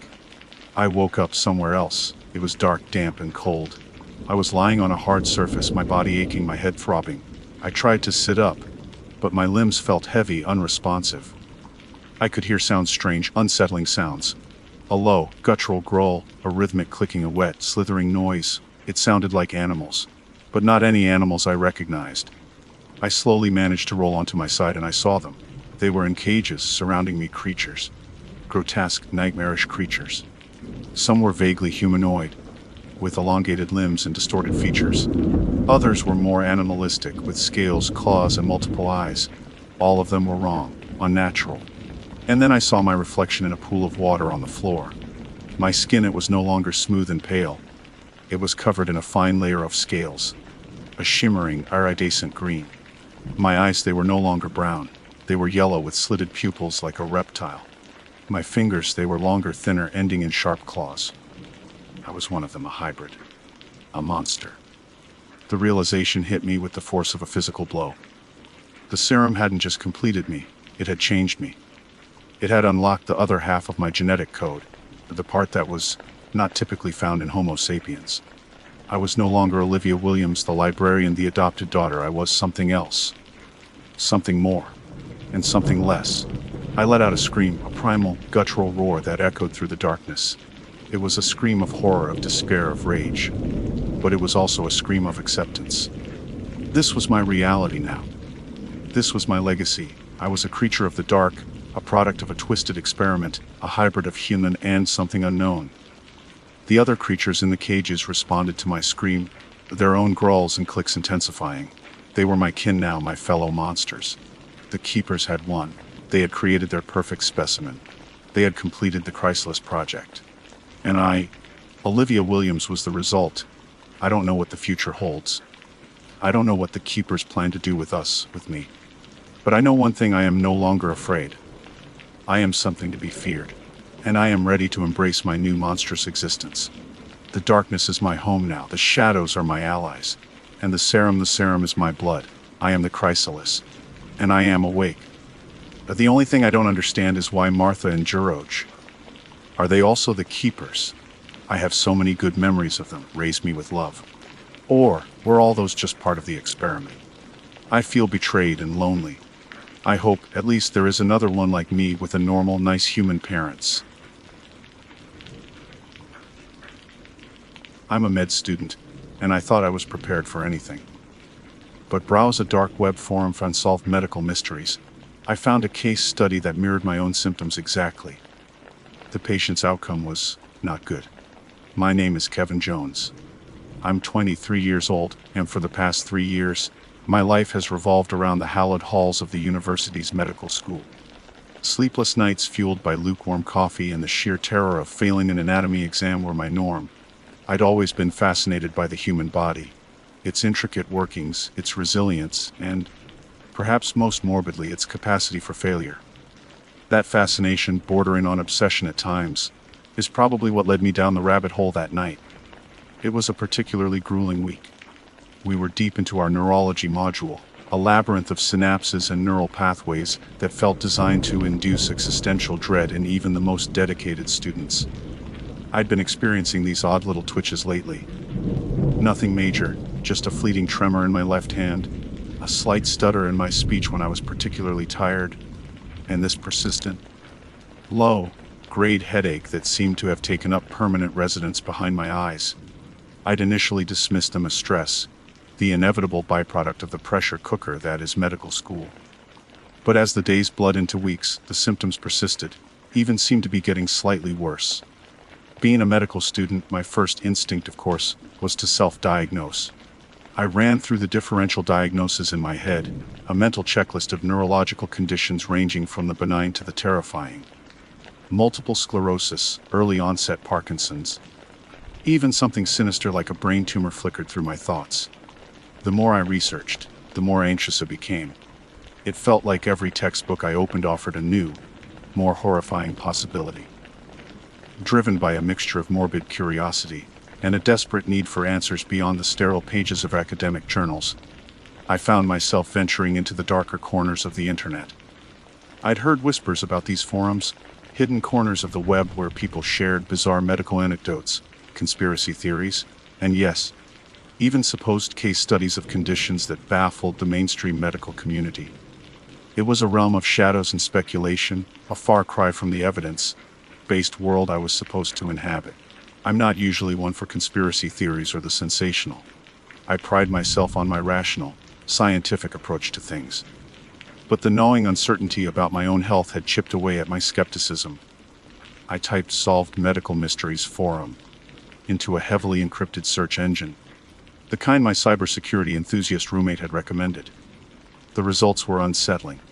A list of obscure forums with names like The Shadow Clinic, Anomalous Ailments, and Balon Diagnosis popped up. I hesitated for a moment, a prickle of unease running down my spine, before clicking on the first link. The forum was exactly as I'd imagined, a chaotic mess of text, interspersed with grainy images and videos that often made my stomach churn. Threads with titles like "The Man Who Turned Inside Out" and "The Syndrome That Makes You Forget You Exist" vied for attention. It was a digital freak show, and I felt a strange mix of revulsion and morbid fascination. I spent hours scrolling through the various threads, my eyes scanning for anything that remotely resembled my own symptoms. Most of it was clearly fabricated, the ramblings of attention seekers or the products of overactive imaginations. But then, buried deep within a thread titled "Truly Unexplained Cases," I found it. The post was from a user with the cryptic handle Nightingale's Lament. It was a detailed account of a patient, identified only as Subject 47, who had presented with a constellation of symptoms that hit me like a punch to the gut. The initial presentation was almost identical to what I was experiencing. A subtle tremor in the dominant hand, occasional speech stumbles, and a persistent, nagging headache.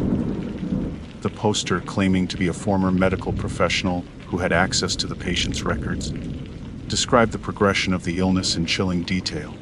According to the post, Subject 47's symptoms had initially been dismissed as stress and anxiety, much like my own.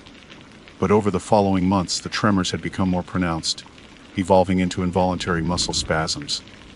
The headaches intensified, morphing into debilitating migraines that left the patient bedridden. The speech problems worsened, eventually leading to slurred and incomprehensible speech. As I read further, my heart pounded in my chest. The case study described other, more bizarre symptoms that I hadn't yet experienced, but the initial similarities were too striking to ignore. There was a mention of visual disturbances, fleeting moments where the patient reported seeing shadows in their peripheral vision, even when there was no apparent light source.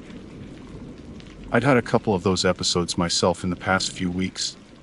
Brief flickers at the edge of my sight that I dismissed as tired eyes. Then came the neurological changes.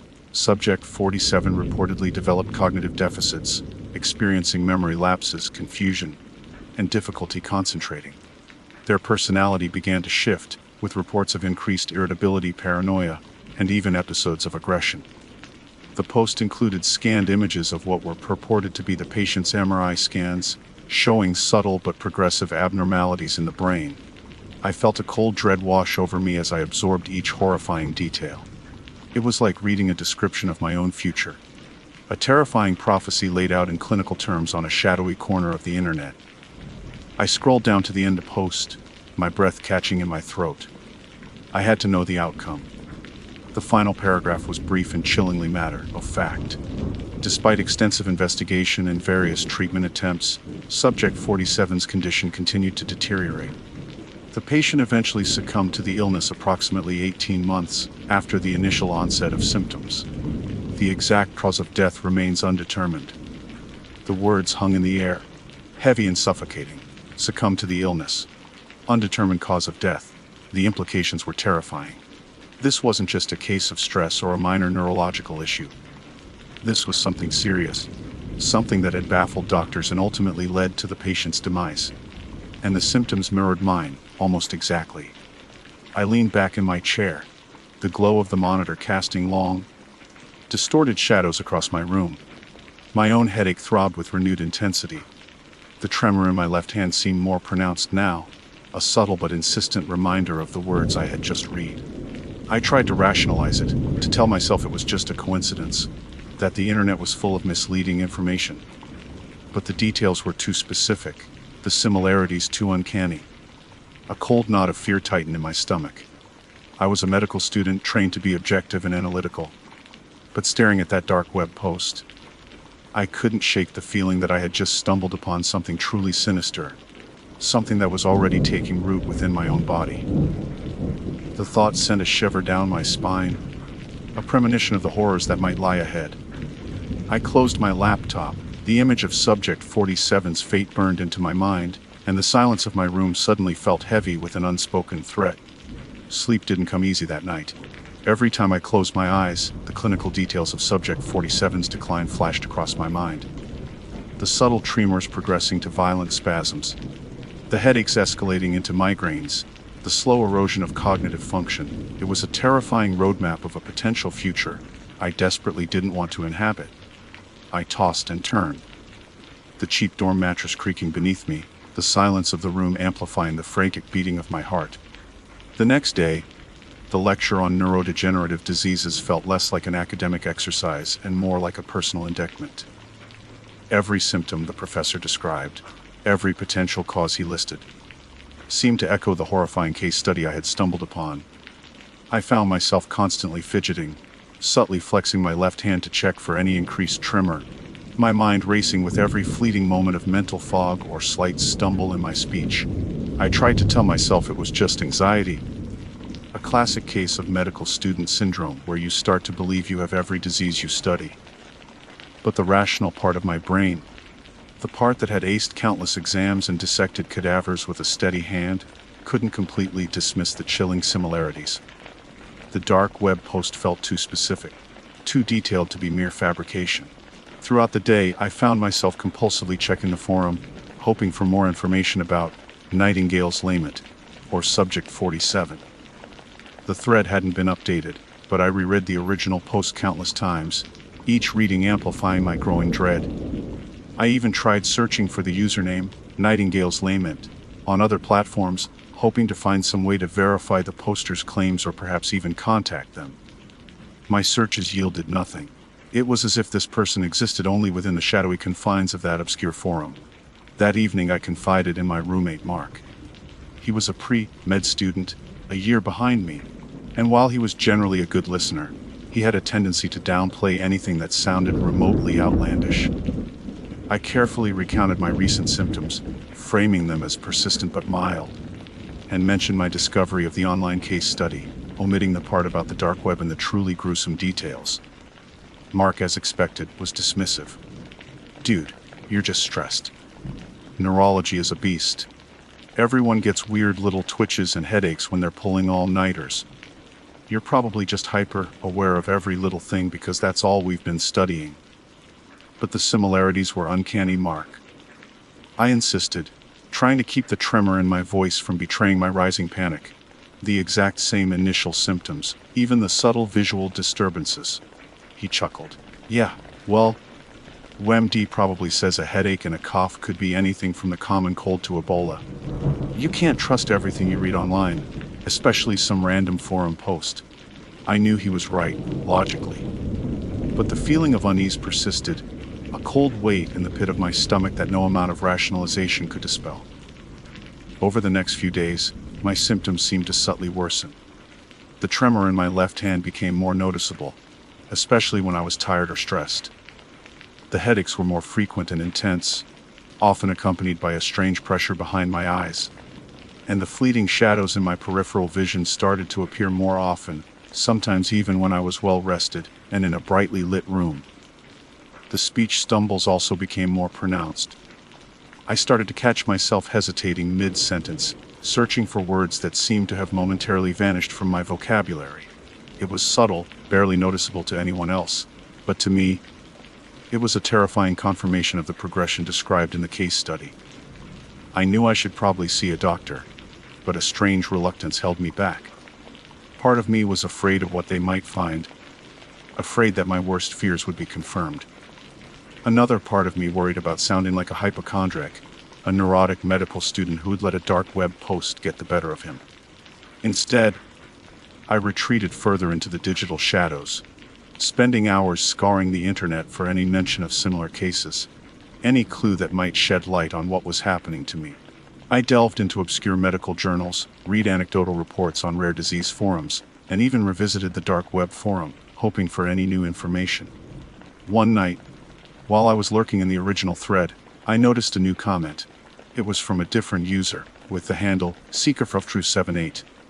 The comment was short and cryptic, posted just a few hours earlier. Nightingale's lament knew more than they let on.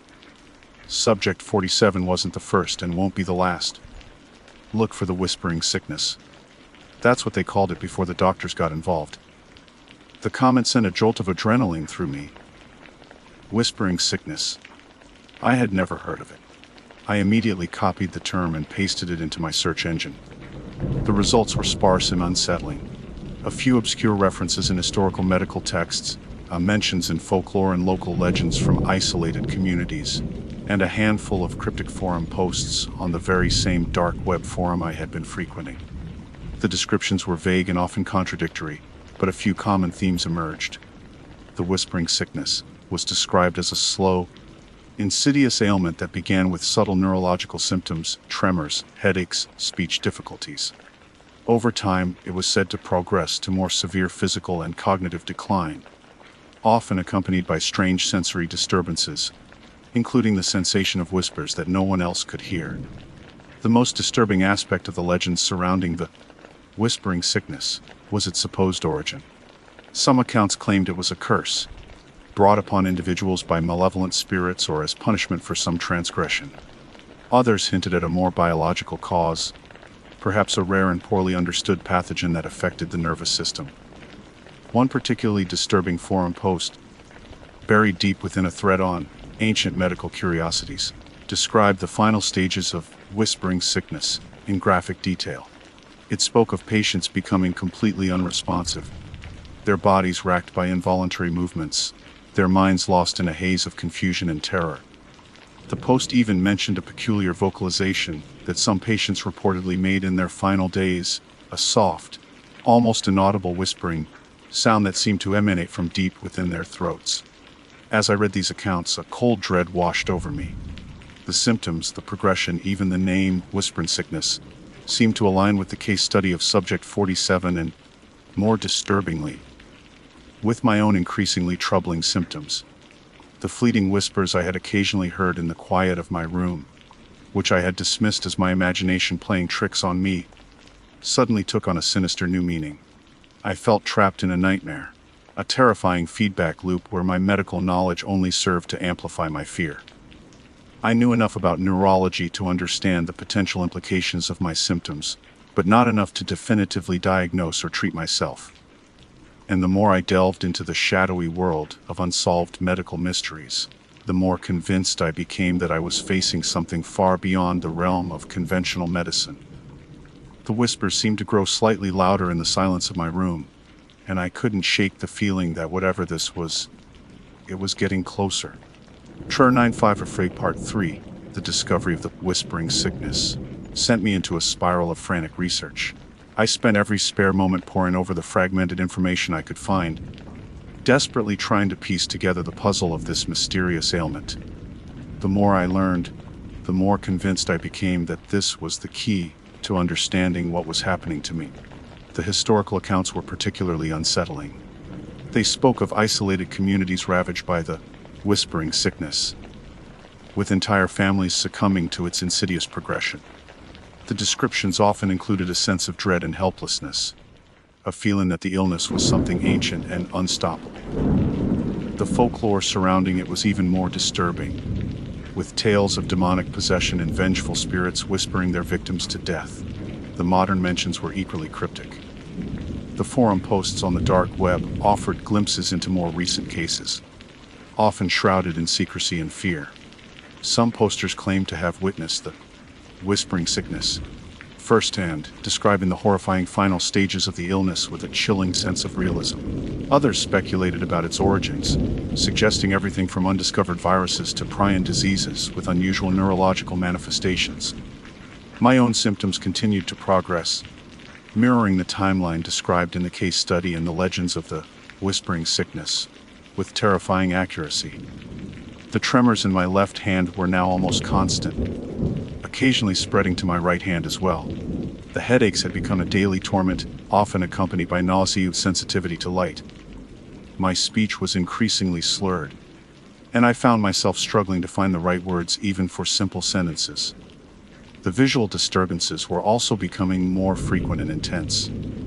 The fleeting shadows in my peripheral vision were now more defined, sometimes taking on vague, unsettling shapes, and the whispers were no longer just occasional occurrences. They were becoming a constant presence, a soft, sibilant murmur that seemed to emanate from the very air around me. I couldn't make out any specific words, just a continuous, low-level whispering that was slowly driving me mad. I finally decided I couldn't ignore any longer. I made an appointment with a neurologist at the university hospital, carefully downplaying the severity and strangeness of my symptoms. I described the headaches, the tremors, and the occasional speech stumbles, but I omitted any mention of the dark web, the case study, or the whispering sickness. I knew that if I told them everything, they would likely dismiss me as delusional. The neurologist, a kindly but overworked doctor in his late 50s, listened patiently to my account. He conducted a thorough neurological examination, checking my reflexes, coordination, and cognitive function. While he noted the tremor in my hands and the slight slurring of my speech, he didn't seem overly concerned. "It could be a number of things, Kevin," he said after the examination. "Stress can manifest in all sorts of ways. We see a lot of students with similar symptoms, especially during exam periods. It could also be early signs of a benign essential tremor. We can run some tests, an MRI, an EEG, just to rule out anything more serious." I agreed to the tests, but deep down, I knew they wouldn't find anything. The whispering sickness, whatever it was, seemed to operate outside the realm of conventional medical understanding. The MRI came back normal, and the EEG showed no signs of abnormal brain activity. The neurologist suggested I try some stress management techniques and scheduled a follow-up appointment in a month. But I knew I didn't have a month. My symptoms were progressing rapidly, and the whispers were growing louder, more insistent. They were starting to feel personal, as if they were directed at me, even though I still couldn't make out any specific words. Desperate, I returned to the dark web forum, hoping to find some solace or guidance from others who might be experiencing something similar. I posted a detailed account of my symptoms, carefully omitting any mention of the case study I had initially found, and asked if anyone had heard of the whispering sickness. The responses were varied and unsettling. Some dismissed my concerns as anxiety or paranoia. Others offered vague and unhelpful suggestions based on folklore and superstition. But then, I received a private message from a user with the handle Nightingale's Echo. "I saw your post." The message read, "You're experiencing the whispers, aren't you?" It started. My heart pounded in my chest. This had to be the same person who had posted the case study of Subject 47. I quickly replied, asking for more information. Nightingale's Echo responded almost immediately. "I can't say much here. It's not safe. But you need to understand the whispers are more than just a symptom. They're a sign. A sign that it's begun to take hold." "Take hold of what?" I typed back frantically. "What is this thing?" "It feeds on fear." The reply came. "The more you fear it, the stronger it becomes." Subject 47, he was terrified. It consumed him. "But what can I do?" I pleaded. "Is there any way to stop it?" The response was chilling. "There is no cure. There is only acceptance. Learn to listen to the whispers. They will guide you." The message ended abruptly, and I tried to reply, but the user was no longer online. I stared at the message, my blood running cold. Acceptance. Listen to the whispers. It sounded like something out of a horror movie, not a genuine medical condition. But as I sat there in the darkness of my room, the whispers seemed to intensify, swirling around me like unseen entities. They were soft, almost inaudible, yet they filled my mind with a growing sense of dread. I closed my eyes, trying to block them out, but it was no use. They were inside my head now, a constant, insidious murmur that I couldn't escape. Suddenly, I heard a new sound within the whispers. It was faint at first, barely perceptible, but it grew steadily louder, more distinct. It it sounded like a voice, a soft, sibilant voice, whispering my name. Kevin, I froze, my eyes snapping open. The room was silent, save for the low hum of the air conditioner. But the whispering in my mind continued, the voice now clearer, more insistent. Kevin, we've been waiting for you. A wave of pure terror washed over me. I wasn't just experiencing symptoms anymore. Something was happening to me, something that defied medical explanation. The whispering sickness wasn't just a legend or a dark web fantasy.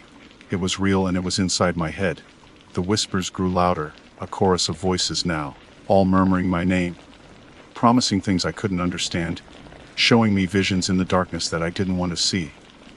I clutched my head, trying to shut them out, but it was no use. They were a part of me now, an insidious presence that was slowly taking control. I looked down at my hands. They were trembling violently, the tremors now spreading throughout my entire body. My vision blurred, and the whispers intensified, filling my mind with a cacophony of unintelligible sounds. I felt a strange compulsion, an urge to listen, to understand what they were trying to tell me. And then I heard it. A single, clear whisper, right next to my ear, as if someone was standing right beside me. Join us, Kevin. My body went cold. I knew with a chilling certainty that there was no escape. The whispering sickness had claimed another victim, and as the whispers grew louder, enveloping me in their dark embrace, I could feel myself fading away, becoming just another voice in their endless, silent chorus. The discovery of the whispering sickness sent me into a spiral of frantic research. I spent every spare moment poring over the fragmented information I could find, desperately trying to piece together the puzzle of this mysterious ailment. The more I learned, the more convinced I became that this was the key to understanding what was happening to me. The historical accounts were particularly unsettling. They spoke of isolated communities ravaged by the whispering sickness, with entire families succumbing to its insidious progression. The descriptions often included a sense of dread and helplessness, a feeling that the illness was something ancient and unstoppable. The folklore surrounding it was even more disturbing, with tales of demonic possession and vengeful spirits whispering their victims to death. The modern mentions were equally cryptic. The forum posts on the dark web offered glimpses into more recent cases, often shrouded in secrecy and fear. Some posters claimed to have witnessed the whispering sickness firsthand, describing the horrifying final stages of the illness with a chilling sense of realism. Others speculated about its origins, suggesting everything from undiscovered viruses to prion diseases with unusual neurological manifestations. My own symptoms continued to progress, mirroring the timeline described in the case study and the legends of the whispering sickness, with terrifying accuracy. The tremors in my left hand were now almost constant, occasionally spreading to my right hand as well. The headaches had become a daily torment, often accompanied by nausea and sensitivity to light. My speech was increasingly slurred, and I found myself struggling to find the right words even for simple sentences. The visual disturbances were also becoming more frequent and intense. The fleeting shadows in my peripheral vision were now more defined, sometimes taking on vague, unsettling shapes. And the whispers were no longer just occasional occurrences. They were becoming a constant presence, a soft, sibilant murmur that seemed to emanate from the very air around me. I couldn't make out any specific words, just a continuous, low-level whispering that was slowly driving me mad.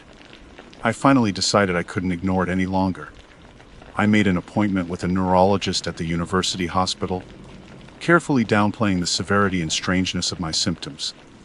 I described the headaches, the tremors, and the occasional speech stumbles, but I omitted any mention of the dark web, the case study, or the whispering sickness. I knew that if I told them everything, they would likely dismiss me as delusional. The neurologist, a kindly but overworked doctor in his late 50s, listened patiently to my account.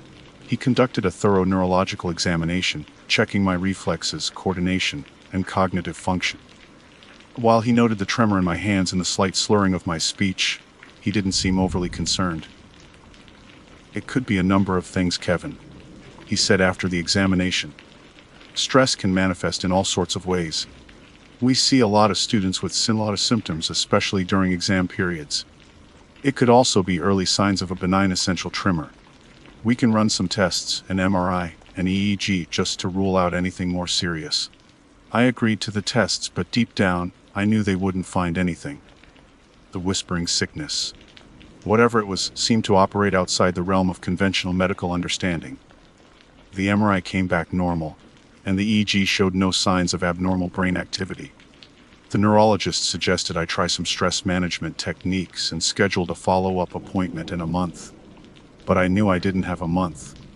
My symptoms were progressing rapidly, and the whispers were growing louder, more insistent. They were starting to feel personal, as if they were directed at me, even though I still couldn't make out any specific words. Desperate, I returned to the dark web forum, hoping to find some solace or guidance from others who might be experiencing something similar. I posted a detailed account of my symptoms, carefully omitting any mention of the case study I had initially found, and asked if anyone had heard of the whispering sickness. The responses were varied and unsettling. Some dismissed my concerns as anxiety or paranoia. Others offered vague and unhelpful suggestions based on folklore and superstition. But then, I received a private message from a user with the handle, Nightingale's Echo. I saw your post.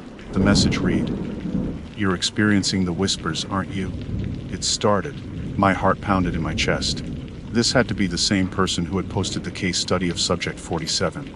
I quickly replied, asking for more information. Nightingale's Echo responded almost immediately.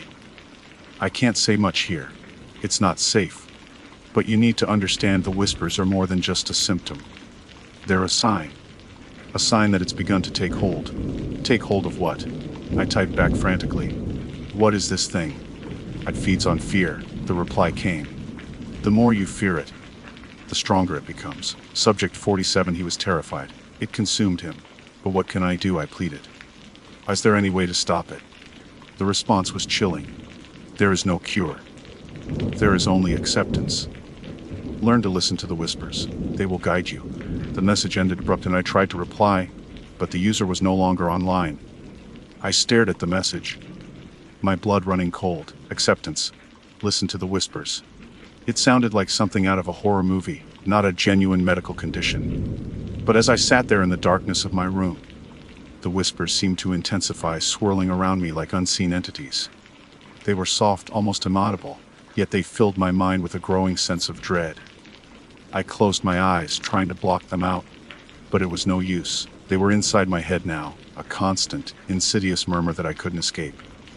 Suddenly I heard a new sound within the whispers. It was faint at first, barely perceptible, but it grew steadily louder, more distinct. It sounded like a voice, a soft, sibilant voice whispering my name. I froze, my eyes snapping open. The room was silent, save for the low hum of the air conditioner. But the whispering in my mind continued, the voice now clearer, more insistent. "Kevin, we've been waiting for you." A wave of pure terror washed over me. I wasn't just experiencing symptoms anymore. Something was happening to me, something that defied medical explanation. Whispering sickness wasn't just a legend or a dark web fantasy. It was real, and it was inside my head. The whispers grew louder, a chorus of voices now, all murmuring my name, promising things I couldn't understand, showing me visions in the darkness that I didn't want to see. I clutched my head, trying to shut them out, but it was no use. They were a part of me now, an insidious presence that was slowly taking control. I looked down at my hands. They were trembling violently, the tremors now spreading throughout my entire body. My vision blurred, and the whispers intensified, filling my mind with a cacophony of unintelligible sounds. I felt a strange compulsion, an urge to listen, to understand what they were trying to tell me. And then I heard it. A single clear whisper, right next to my ear, as if someone was standing right beside me. "Join us, Kenton." My body went cold. I knew with a chilling certainty that there was no escape. The whispering sickness had claimed another victim, and as the whispers grew louder, enveloping me in their dark embrace, I could feel myself fading away, becoming just another voice in their endless, silent. My sister disappeared years ago. The police said she ran away. But a dark website, listing unclaimed patient files, Had a record of someone with her exact description.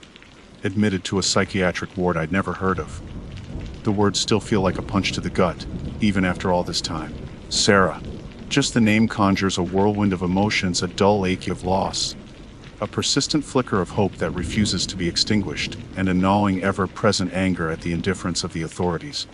Sarah was my older sister by 3 years. We were close.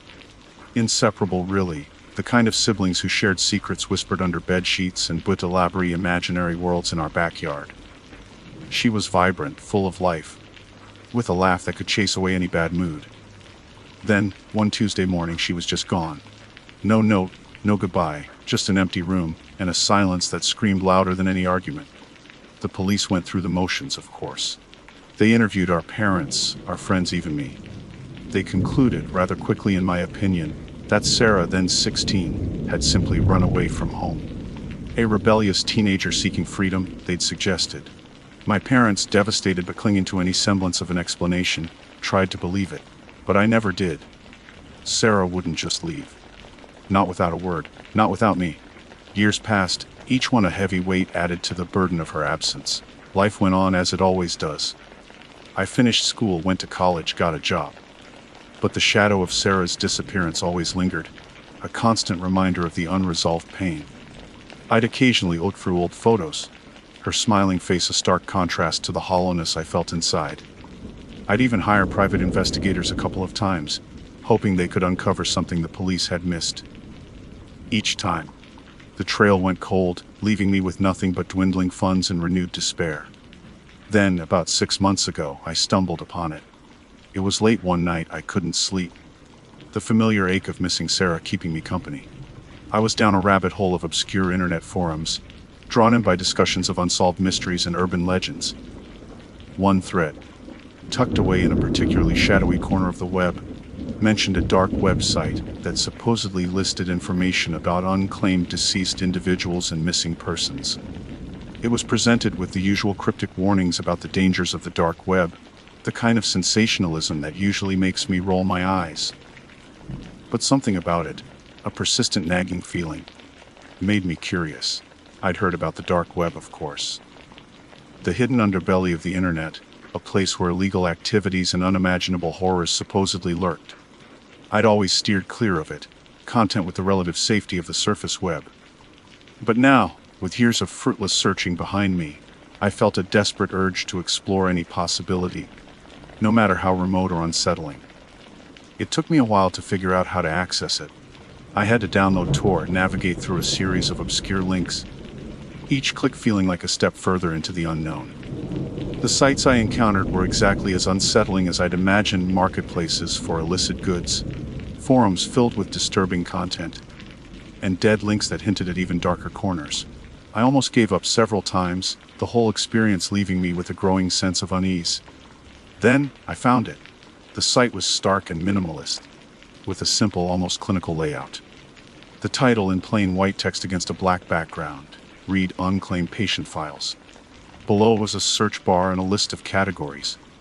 My heart pounded in my chest as I clicked on the Missing Persons category. The site was surprisingly comprehensive, listing names, dates of birth, last known locations, and brief descriptions. I spent hours scrolling through the seemingly endless list, my eyes scanning every entry, a sliver of hope flickering within me with each name that wasn't Sarah's. The descriptions were often vague, sometimes just a few words about their appearance. It felt like searching for a needle in a digital haystack. Just as I was about to give up, my eyes landed on an entry that made my breath catch in my throat. The name was Taylor, Sarah M. The date of birth matched my sister's exactly. The last known location was listed as our hometown. And then there was the description: female, Caucasian, 5'6", brown hair, blue eyes, scar above left eyebrow. The scar, Sarah had gotten that scar when she was 10, falling out of a tree in our backyard. It was small, barely noticeable, but it was there. It was undeniably her. Below the description was another line: admitted to Cranbrook Hills Psychiatric Facility. Cranbrook Hills. I'd never heard of it. I'd lived in this town my whole life, and I was certain I would have known about a psychiatric hospital. I tried searching for it on the regular internet, but nothing came up. No website, no address, no mention of it anywhere. It was as if it didn't exist. A cold dread washed over me. What was this place? Why was Sarah listed as being admitted there? And why had the police never mentioned it? My mind raced, trying to make sense of the information. Had she had some kind of breakdown? Was that why she disappeared? But Sarah had never shown any signs of mental illness. She was always so bright and happy. The more I thought about it, the more unsettling it became. The dark website itself. The cryptic nature of the listing. The complete absence of any information about Cranbrook Hills. On the regular internet, it all felt wrong, deeply wrong. It felt like I had stumbled upon a secret. A truth that someone desperately wanted to keep hidden. That night, sleep eluded me completely. I lay in bed, staring at the ceiling. The image of the dark webpage burned into my mind. Sarah was out there. Or at least, she had been. The admitted to phrasing suggested she might still be at this mysterious Cranbrook Hills. I couldn't just ignore this. I had to know what happened to her. I had to find this place. The next morning, I started digging. I spent hours scouring online maps, old newspaper archives, anything that might give me a clue about the location of Cranbrook Hills. I even contacted some local historians, but none of them had ever heard of it. It was as if the facility had been deliberately erased from history. But I refused to give up. Sarah was my sister, and I owed it to her to find out the truth, no matter how dark or disturbing it might be. The dark web had given me a lead, a fragile thread of hope in the years of despair. I knew, deep down, that this was it. This was the key to unlocking the mystery of Sarah's disappearance. And I was going to follow it, wherever it might lead. Even if it meant venturing further into the shadows than I ever thought possible. My journey had just begun. My initial attempts to locate Cranbrook Hills were met with a frustrating wall of silence. Every map, both online and physical, showed no such institution in or around our hometown. I spent hours poring over old county records available online, hoping to find a mention of a hospital or asylum that might have changed its name or been decommissioned. Nothing. It was as if Cranbrook Hills had simply materialized out of thin air on that dark web page.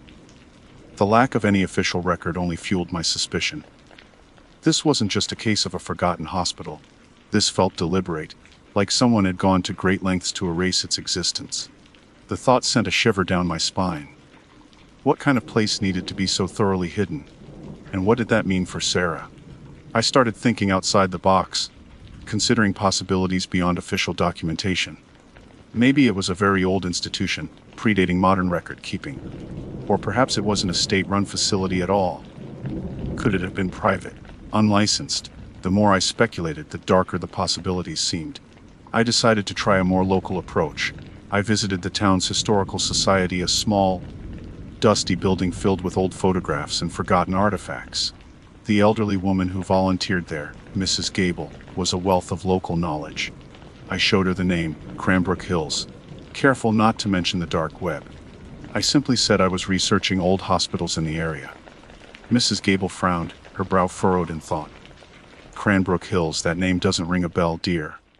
And I've lived here my whole life. The old county asylum, of course, but that closed down back in the 50s. And nothing else that I can recall. She rummaged through some old directories and maps, her fingers tracing faded lines and handwritten notes.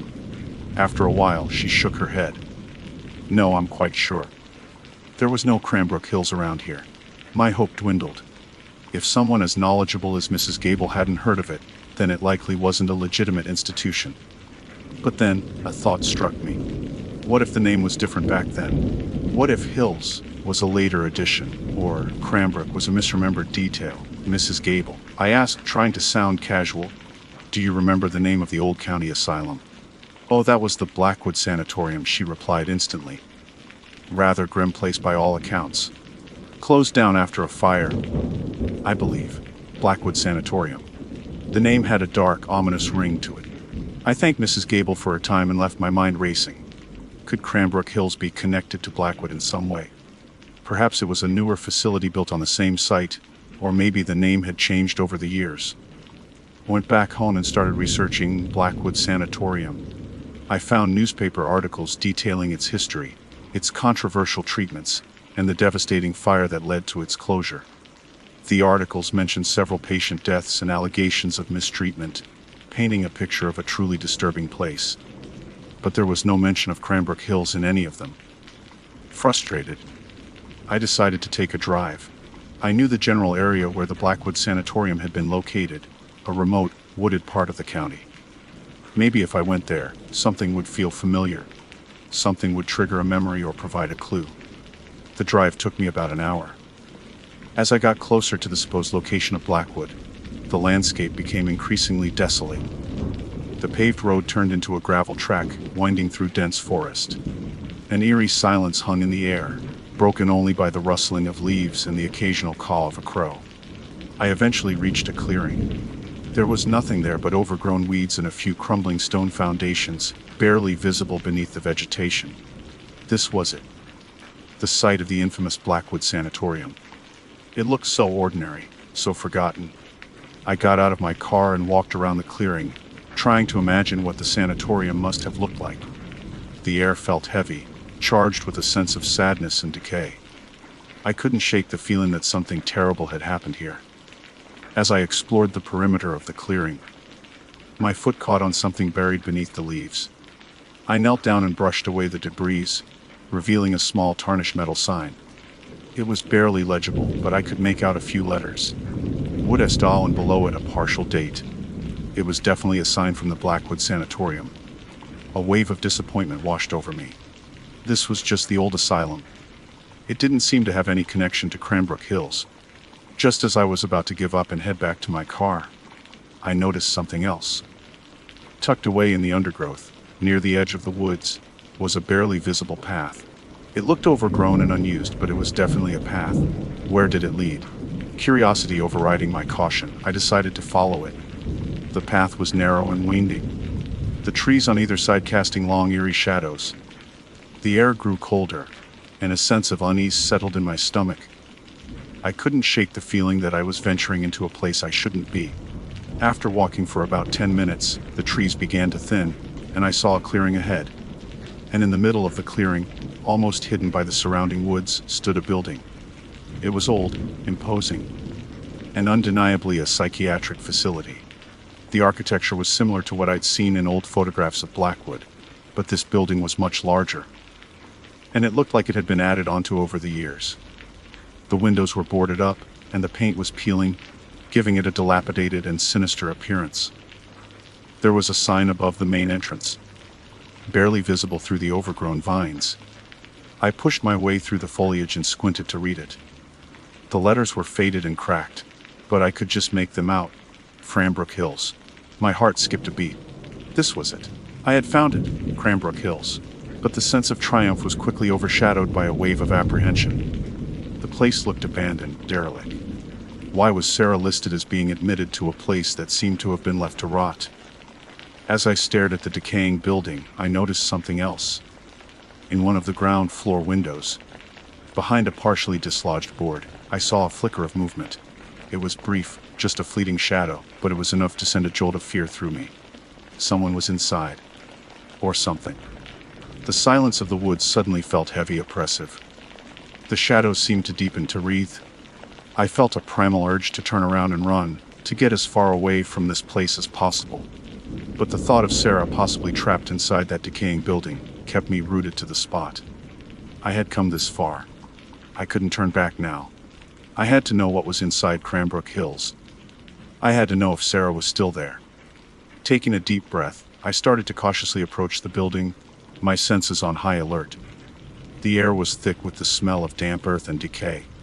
As I got closer, I could hear a faint sound coming from inside, a low rhythmic scraping noise that sent chills down my spine. Whatever was inside Cranbrook Hills, it didn't sound friendly. But I had to find out. For Sarah. I reached the main entrance, the heavy wooden doors hanging precariously on their hinges. With a trembling hand, I pushed one of the doors open and stepped inside. The darkness that greeted me was thick and suffocating. The air was stale and musty, filled with the scent of dust and something else. Something metallic and faintly sweet that made my stomach churn. I fumbled for my phone in my pocket, turning on the flashlight. The beam of light cut through the darkness, revealing a decaying reception area. The furniture was overturned, covered in cobwebs and dust. Papers were scattered across the floor, yellowed and brittle with age. The walls were peeling, revealing layers of faded wallpaper underneath. And then I saw it. Scrawled on one of the walls in what looked like dried blood were a series of symbols strange and unsettling. I didn't recognize them, but they filled me with a sense of dread. This wasn't just an abandoned hospital. This was something much darker. And I had a terrifying feeling that I had just stepped into a nightmare. The beam of my phone's flashlight danced across the decaying reception area, illuminating more of the disturbing details. The strange symbols on the wall seemed to writhe in the flickering light, and the metallic sweet scent grew stronger, making me gag. It was the smell of old blood, I realized with a sickening certainty. I moved further into the building, stepping over piles of debris and trying to ignore the unsettling creaking sounds that echoed through the silent halls.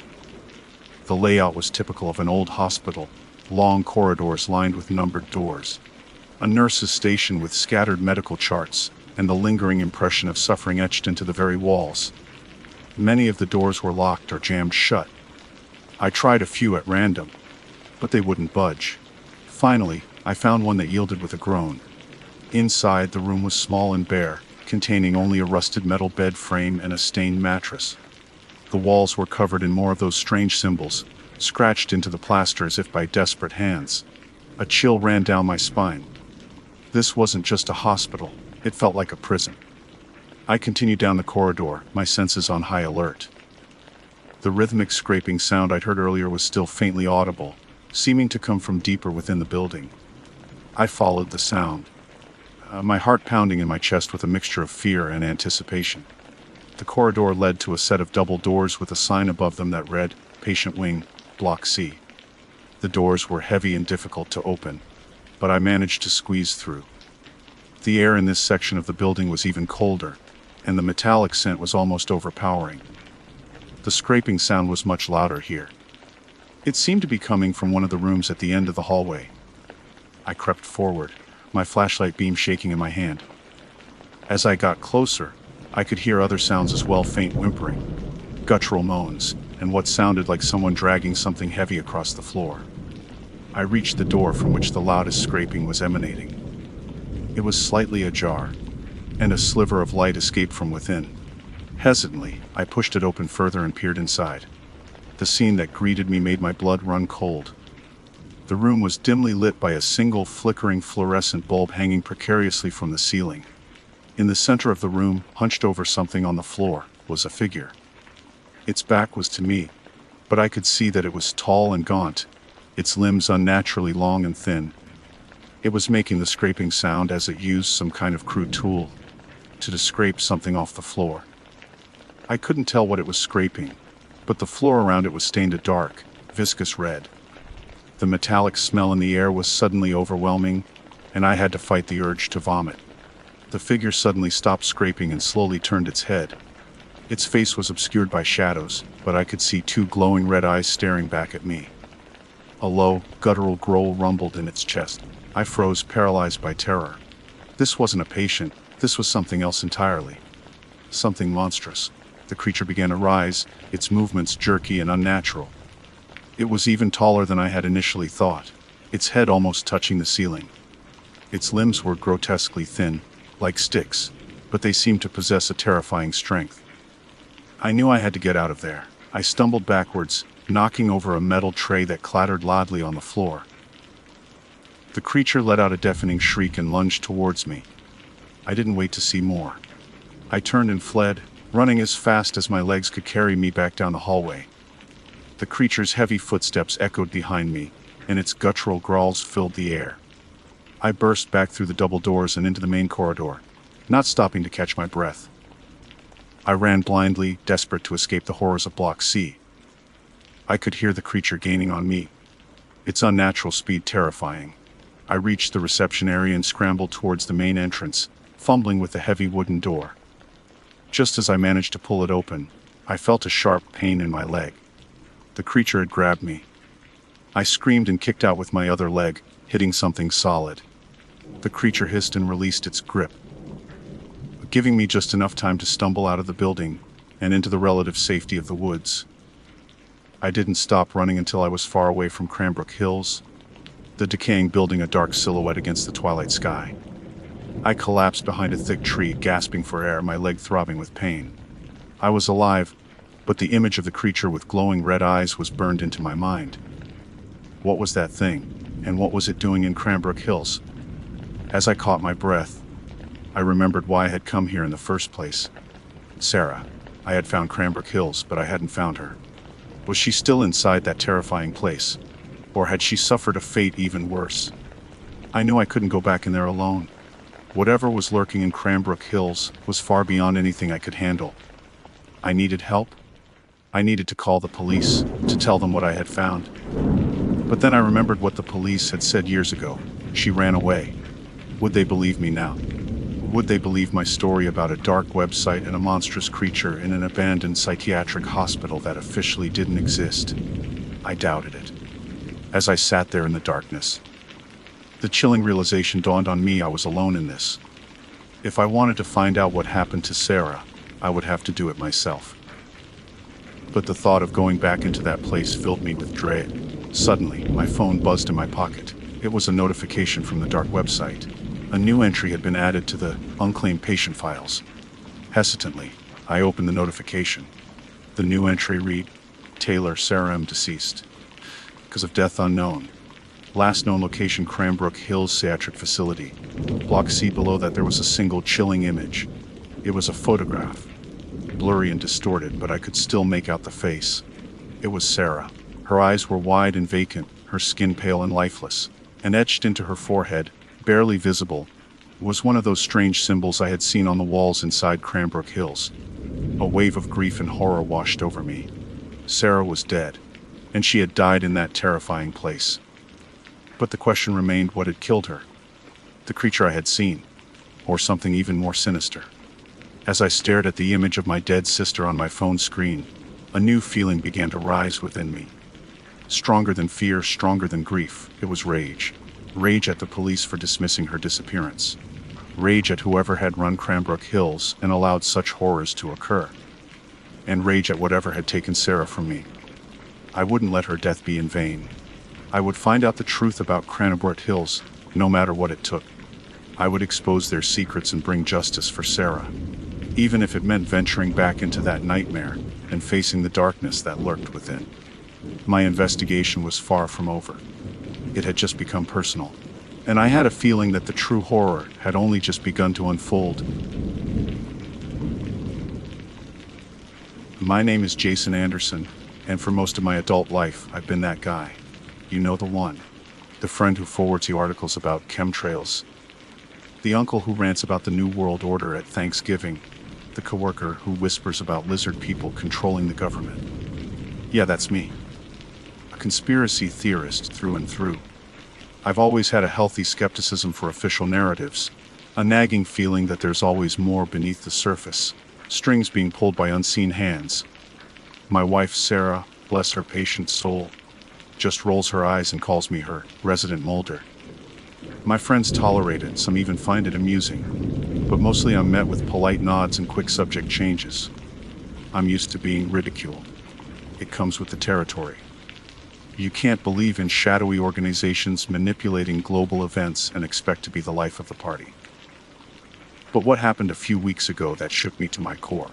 It wasn't some grainy photo of a supposed UFO or a poorly translated document claiming to expose a secret society. It was something far more personal, far more tangible, and far more terrifying. It started as so many unsettling things do these days, with a late-night descent into the digital abyss. I'd been reading about the dark web for years, of course. It was a natural curiosity for someone like me. The unindexed underbelly of the internet, a place where secrets could be traded, where information flowed freely outside the prying eyes of corporations and governments. I'd always been hesitant to actually venture there, though. There's a certain mystique, a dangerous allure, that kept me at bay. It felt like peering into a void, and I wasn't sure I wanted to know what might be looking back. However, a particularly frustrating day at work, my boss, a man who genuinely believes the earth is flat, had the audacity to call me delusional, pushed me over the edge. I needed a rabbit hole to dive into. something to reaffirm my belief that the world wasn't always as it seemed. So, armed with a virtual private network and the Tor browser, I took the plunge. Navigating the dark web is a strange experience. It's like stepping into a dimly lit, chaotic marketplace where whispers replace advertisements and trust is a rare commodity. The websites are cryptic, the URLs nonsensical strings of characters. I spent hours just trying to find my way around, clicking on links that led to dead ends or forums filled with indecipherable jargon.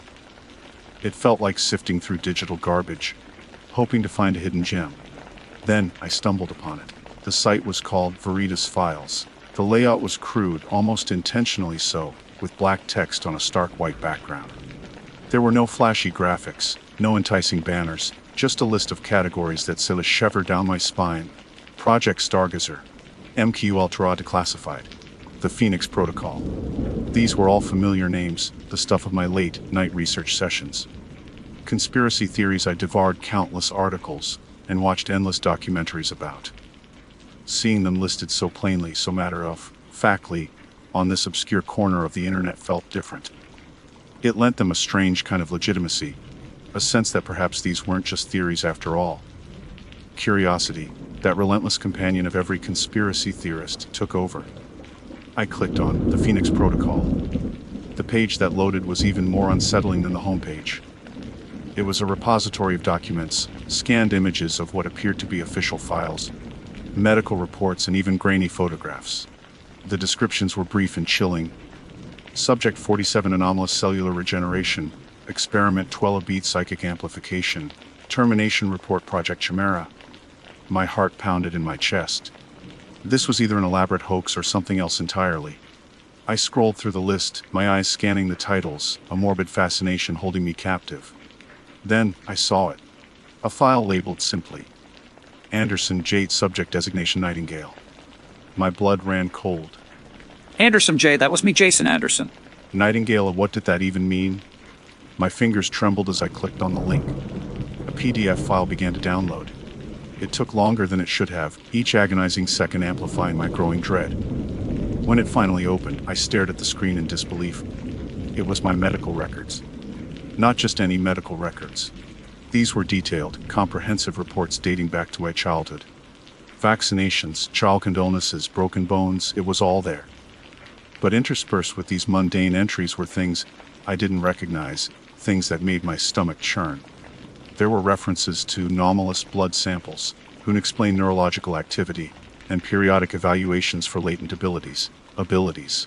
What abilities? I was a software engineer. For God's sake, not some lab rat.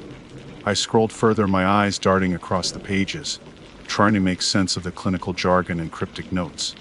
There were entries about cognitive assessments I had no memory of taking, descriptions of minor surgical procedures that were never mentioned to my parents or me. One entry, dated when I was 10 years old, described a lumbar puncture performed under Project Nightingale protocol. I'd never had a lumbar puncture in my life. I would have remembered something like that. The deeper I delved into the file, the more disturbed I became. There were graphs charting physiological data I couldn't comprehend, annotations in a language I didn't recognize, and photographs that made my skin crawl. They were blurry and low resolution, but they seemed to depict me as a child, undergoing various medical examinations. In some, I was hooked up to strange machines with blinking lights and humming wires. In others, I appeared to be asleep or unconscious, surrounded by masked figures in white coats. I felt a wave of nausea wash over me. This couldn't be real. This had to be some kind of elaborate prank. A targeted attack based on my online ramblings about government conspiracies. But the level of detail, the sheer volume of information, it felt too real. How could anyone have access to such personal and sensitive medical information? And why would they compile it into a file labeled with a bizarre code name and upload it to a hidden website on the dark web? My mind raced, trying to find a logical explanation. Could my identity have been stolen years ago? Could there have been some kind of medical mix-up? But the specific details, the dates and locations, they all matched up with my life. It was undeniably me in those records, in those unsettling photographs.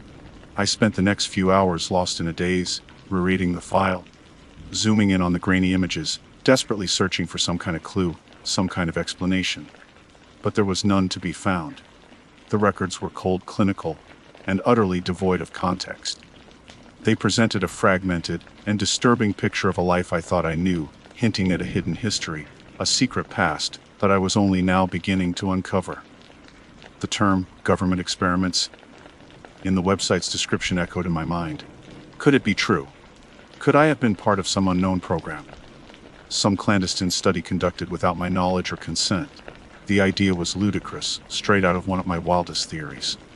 But staring at those documents, at the undeniable proof of medical procedures I never experienced, I couldn't dismiss it so easily anymore. Sleep was impossible that night. I tossed and turned in bed, the images from the file flashing behind my eyelids. Sarah, oblivious to the digital nightmare I had stumbled into, slept soundly beside me.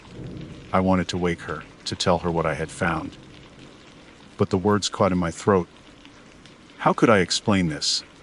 How could I tell her that I had found evidence suggesting I might have been a subject in some secret government experiment? She would think I had finally lost it, that my conspiracy theories had spiraled into full-blown paranoia. As the first rays of dawn crept through the window, I knew I couldn't just ignore this. I had to know more. I had to understand what these records meant, what Project Nightingale was, and why my medical history was hidden on a dark website dedicated to government experiments. The ridicule I was used to felt insignificant now. This wasn't about being right or proving some grand conspiracy. This was about my life, my past, my very identity. And I had a terrifying feeling that the rabbit hole I had stumbled into went much deeper than I could ever have imagined. The truth, I suspected, was far more sinister than any theory I had ever conceived. My journey into the darkness had just begun. The next few days were a blur of anxiety and obsessive research. Sleep remained elusive, replaced by a constant gnawing feeling that I was living a life I didn't fully understand. I couldn't shake the image of those medical records, the unsettling photographs, the cryptic annotations that hinted at a hidden past. Sarah noticed my unease, of course. She asked if everything was all right, if work was stressing me out. I mumbled vague responses about deadlines and difficult projects, unable to bring myself to share the truth. The fear of sounding completely insane was too powerful.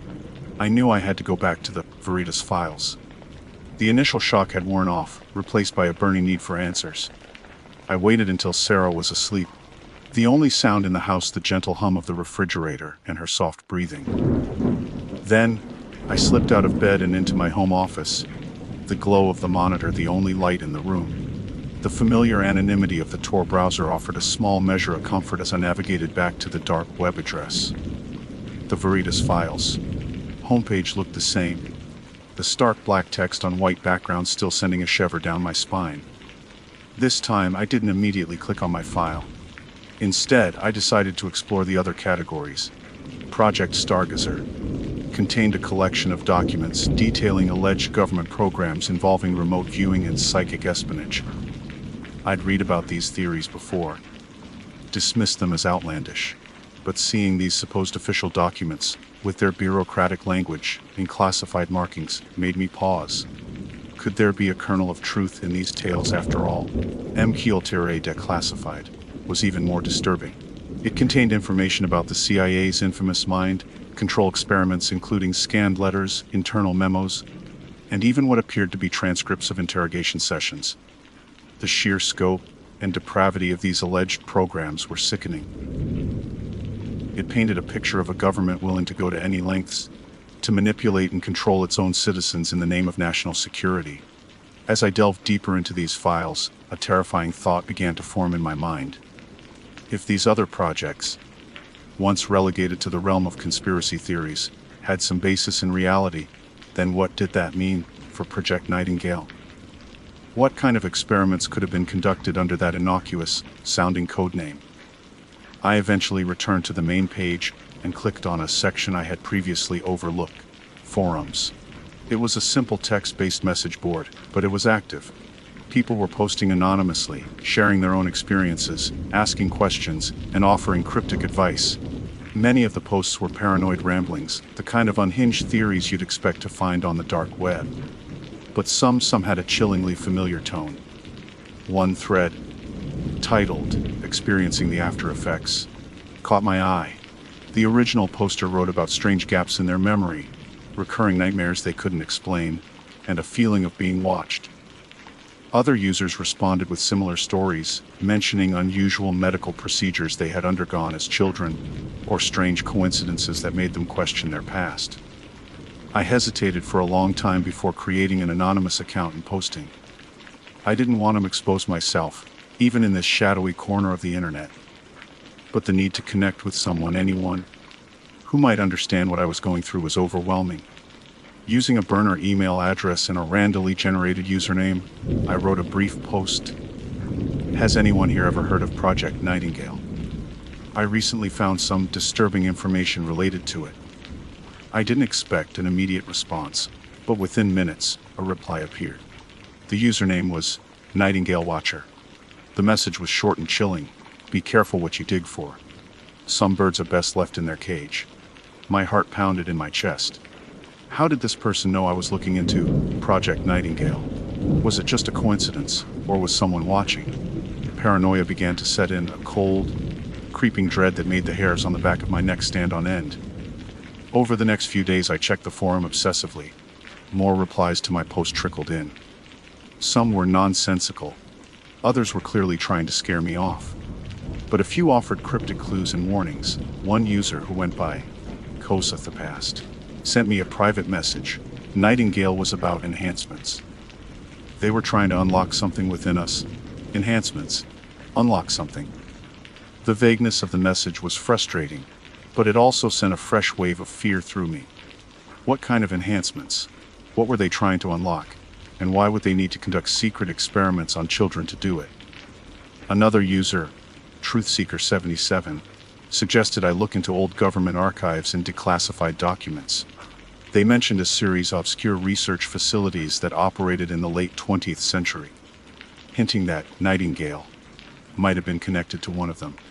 I started spending my days at the local library, poring over microfilm and dusty government reports. The search was tedious and often fruitless, but every now and then I would stumble upon a seemingly innocuous document that contained a fleeting reference to something that made my blood run cold. A mention of more conventional medical protocols, a grant for advanced neurological research, a list of personnel with connections to shadowy organizations. The deeper I delved, the more fragmented and disturbing the picture became. It was like trying to piece together a shattered mirror, each shard reflecting a distorted and unsettling image. I started to notice things in my own life that I had previously dismissed as insignificant. Strange birthmarks I couldn't remember getting. A recurring dream about being in a brightly lit room surrounded by masked figures. A faint scar on my lower back that I had always assumed was from a childhood fall. Now, these details took on a sinister new meaning. My paranoia was escalating. I started to feel like I was being watched. I would catch glimpses of unfamiliar cars parked down the street. Notice people staring at me a little too long in public. Every unexpected phone call, every unusual email, sent a jolt of fear through me. I even started to suspect my coworkers, wondering if any of them were part of some elaborate surveillance network. Sarah was becoming increasingly worried about me. My erratic sleep schedule and my constant state of anxiety were taking a toll. She pleaded with me to see a doctor, suggesting it might be stress or some kind of sleep disorder. I couldn't tell her the truth, so I made up excuses about work pressures and financial worries. One evening, I received another private message on the Veritas Files forum. This one was from Nightingale Watcher, the user who had initially warned me to be careful. This time, the message was more direct. They know you're looking. Stop before it's too late. The message sent a wave of pure terror through me. How could they know? Had they been monitoring my activity on the forum? Were they watching me in the real world? The thought that I might have attracted the attention of whoever was Project Nightingale filled me with dread. I considered deleting my forum account, abandoning my research, and trying to forget everything I had found. But the need for answers was too strong. I couldn't go back to living a life based on a lie, a life where a significant part of my past was shrouded in secrecy and suspicion. I replied to Nightingale Watchers. Message, my fingers trembling as I typed. Who are they? What did they do to me? The response came almost immediately. They are everywhere. They never forget. They never forgive. And what they did to you, it's better you don't know. The chilling finality of that message sent a shiver down my spine. It felt like a door had slammed shut, cutting off any hope of finding easy answers. But it also fueled my determination. If they didn't want me to know, then the truth must be even more horrifying than I could imagine. That night, I decided to take a different approach. Instead of just passively searching for information, I decided to try and make contact with someone who might have direct knowledge of Project Nightingale. I scored the Veritas files for any mention of individuals involved in the alleged experiments. I looked for names, affiliations, anything that could give me a lead. I found a few documents that listed the names of researchers and medical personnel associated with various projects. One named Dr. Eleanor Vance appeared repeatedly in connection with unconventional neurological studies. There was no current contact information, but I managed to find an old academic paper she had co-authored that listed her affiliation with a now defunct research institute. It was a long shot, but it was the only lead I had. The next day, I started trying to track down Dr. Vance. I spent hours searching online databases, alumni directories, and even social media. Eventually, I found a brief mention of her in a local newspaper article from a few years ago, mentioning her retirement and her move to a small town in upstate New York. The decision was impulsive, reckless even. But I knew I had to try. I couldn't shake the feeling that Dr. Vance held the key to understanding my past. I booked a flight for the following morning, telling Sarah I had a last-minute business trip. The lie felt heavy on my conscience, but I couldn't risk telling her the truth. Not yet. As I packed my bag, I couldn't shake the feeling that I was walking into a trap. They know you're looking. The message on the forum echoed in my mind. But the need for answers, the burning desire to understand the truth about Project Nightingale and my own life, outweighed the fear. I was about to step out of the digital shadows and into the real world, and I had a terrifying premonition that I was about to uncover something far more sinister than I could ever have imagined. The whispers in the dark web were about to become a deafening roar. The small town in upstate New York felt like stepping back in time. It was quaint and quiet, the kind of place where everyone knew their neighbor and secrets were hard to keep. I found Dr. Eleanor Vance's address easily enough, a modest house with a well-tended garden. My heart pounded in my chest as I parked my rental car down the street. This was it. The moment of truth. I took a deep breath and walked up the driveway, the crunch of gravel under my shoes the only sound in the afternoon stillness. The front door was painted a cheerful yellow, but it did little to ease the knot of anxiety in my stomach. I rang the doorbell and waited. The door opened slowly, revealing an elderly woman with kind eyes and a frail frame. She looked nothing like the shadowy figures from my dark web file. "Yes," she asked, her voice soft but firm. "Dr. Vance?" I asked, my voice slightly trembling. A flicker of something recognition, perhaps, or maybe just wariness crossed her face. "Yes, that's me. My name is Jason Anderson," I said, trying to keep my voice steady. I found your name in some old research papers. They were related to unconventional neurological studies." Her eyes narrowed slightly. "Unconventional? What do you mean?" "I believe they were connected to a project called Nightingale," I said, the codename feeling heavy and ominous in the quiet afternoon air. "Doctor." Vance's composure wavered for a moment. Her hand, resting on the doorknob, tightened. "Project Nightingale. I haven't heard that name in a very long time. I found some records," I continued, my voice dropping to a whisper. "Medical records. They seem to indicate I was a subject in this project." As a child, her eyes widened, and a look of genuine shock, or perhaps expertly feigned shock, washed over her face. That's impossible. I retired decades ago." "The records are detailed, Dr. Vance," I pressed on. "They mention procedures I never had, cognitive assessments I don't remember. There are even photographed, hitched, hercotographs." "Yes," I said. "And your name is all over them. You were one of the lead researchers, according to the documents. A long silence hung in the air, broken only by the chirping of birds in the garden. Dr. Vance looked at me, her expression a mixture of fear and something else I couldn't quite decipher. "Mr. Anderson," she said finally, her voice barely above a whisper. "Please, come inside. We need to talk." I stepped into the house, the air inside feeling heavy and still. The living room was filled with antique furniture and family photographs, a stark contrast to the sterile, unsettling images I had seen in the dark web files. Dr. Vance gestured for me to sit on a plush armchair. She sat opposite me, her hands clasped tightly in her lap. "What do you know about Project Nightingale?"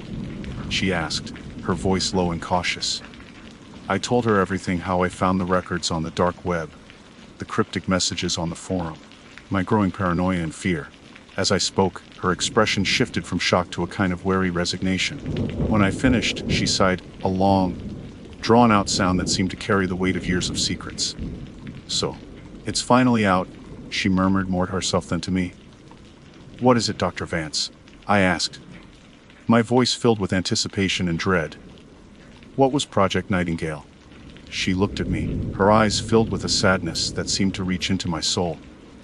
"Project Nightingale, it was about potential, Mr. Anderson. Untapped potential within the human mind. We believed that with the right stimuli, the right interventions, we could unlock abilities that lay dormant in certain individuals." "Abilities," I echoed, a chill running down my spine. "What kind of abilities?" "Telekinesis, telepathy, enhanced cognition, things that most people would consider to be science fiction," she said, her voice barely a whisper. "We focused on children, believing their minds were more malleable, more receptive to the procedures." My blood ran cold. "Procedures? You mean experiments?" She hesitated for a moment. "We called them therapeutic interventions. We believed we were helping these children, unlocking their true potential. But without our consent." I asked, my voice rising in anger. "Without our parents knowing?" Her gaze dropped to her lap. "The program was highly classified. For national security reasons, we were told. The children were carefully selected. Those with certain genetic markers, certain predispositions. And I was one of them." She nodded slowly. "Yes, Mr. Anderson. You were a particularly promising subject. What did you do to me?" I demanded, my hands clenching into fists. "What kind of experiments did you perform?" Dr. Vance hesitated again. Her eyes filled with a conflict I couldn't understand. It's complicated, Mr. Anderson. There were various stages, various protocols. Some involved medication. Others involved more invasive procedures." The mention of invasive procedures sent a wave of nausea through me. I thought of the lumbar puncture mentioned in my records, the minor surgeries I didn't remember. What else had they done to me? "The photographs," I said, my voice trembling. "The ones of me hooked up to those machines. Those were for monitoring your neurological activity," she explained. "We were tracking your progress, observing the changes in your brain." "Changes?" I asked, my heart pounding in my chest. "What kind of changes?" "We'll believe we were successful in some cases," she said, her voice barely audible. "We saw glimpses of what these children were capable of." "And what about me?" I pressed. "What was I capable of?" She looked at me, her eyes filled with a strange mixture of pity and fear. "You, Mr. Anderson, you were one of our most successful subjects. You showed significant potential in the area of cognitive enhancement." "Cognitive enhancement? What did that even mean? Had they somehow altered my brain, given me abilities I wasn't even aware of?" "But why the secrecy?" I asked. "Why hide all of this on the dark web?" Dr. Vance sighed again. "The program was shut down decades ago. There were ethical concerns. And there were unforeseen consequences." "Unforeseen consequences?" I repeated, a sense of dread washing over me. "Some of the subjects, they couldn't handle the changes," she said, her voice trembling slightly. "Their minds, they fractured. Others, they developed abilities that were unstable." She paused, looking at me with an expression of deep concern. "We were told to destroy all records, to erase all traces of Project Nightingale. But some of us, we couldn't bring ourselves to do it. We believed the truth should eventually come out. So you leaked the files." She shook her head. "No, not exactly. A former colleague, he was deeply troubled by what we had done. He compiled the files and made them available through less conventional channels. He believed it was the only way to ensure the truth wouldn't be buried forever. And now I've found it, I said, the weight of the revelation pressing down on me. What am I supposed to do with this? Be careful, Mr. Anderson, she warned, her eyes filled with urgency. There are still people out there who don't want this information to come to light. People who were involved in the project, people who benefited from it. They will do anything to keep it secret. Her words echoed the warning I had received on the dark web forum. They know you're looking. Stop before it's too late. Who are they? I asked. Who is still watching? Dr. Vance hesitated, her gaze darting around the room as if she expected someone to be listening. I can't say for sure, but the program had powerful backers, people in high places. They wouldn't want their involvement to be exposed. A sudden wave of fear washed over me. I had thought finding the truth would bring me peace, but it had only opened a door to a terrifying new reality. I wasn't just a conspiracy theorist anymore. I was living proof of a conspiracy, a subject in a secret government experiment that had potentially altered my very being. What about the abilities? I asked, my voice barely a whisper. Do I have these abilities? Dr. Vance looked at me, her expression unreadable. It's possible, Mr. Anderson. The enhancements were often subtle, dormant until triggered by certain stimuli. You may not even be aware of them. A chilling thought struck me. Had I ever experienced anything unusual? Any strange coincidences, any unexplained feelings, any flashes of insight that seemed to come from nowhere? I couldn't be sure. My whole life felt tainted now, viewed through the lens of this horrifying revelation. Suddenly, a loud crash from downstairs shattered the tense silence. Dr. Vance gasped, her eyes wide with terror. They found me, she whispered, her voice trembling. They know I talked to you. Before I could react, the front door burst open, and two figures in dark suits stormed into the living room. Their faces were grim and expressionless. Dr. Vance, one of them said, his voice cold and menacing. We've been looking for you. The other figure turned to me, his eyes locking onto mine.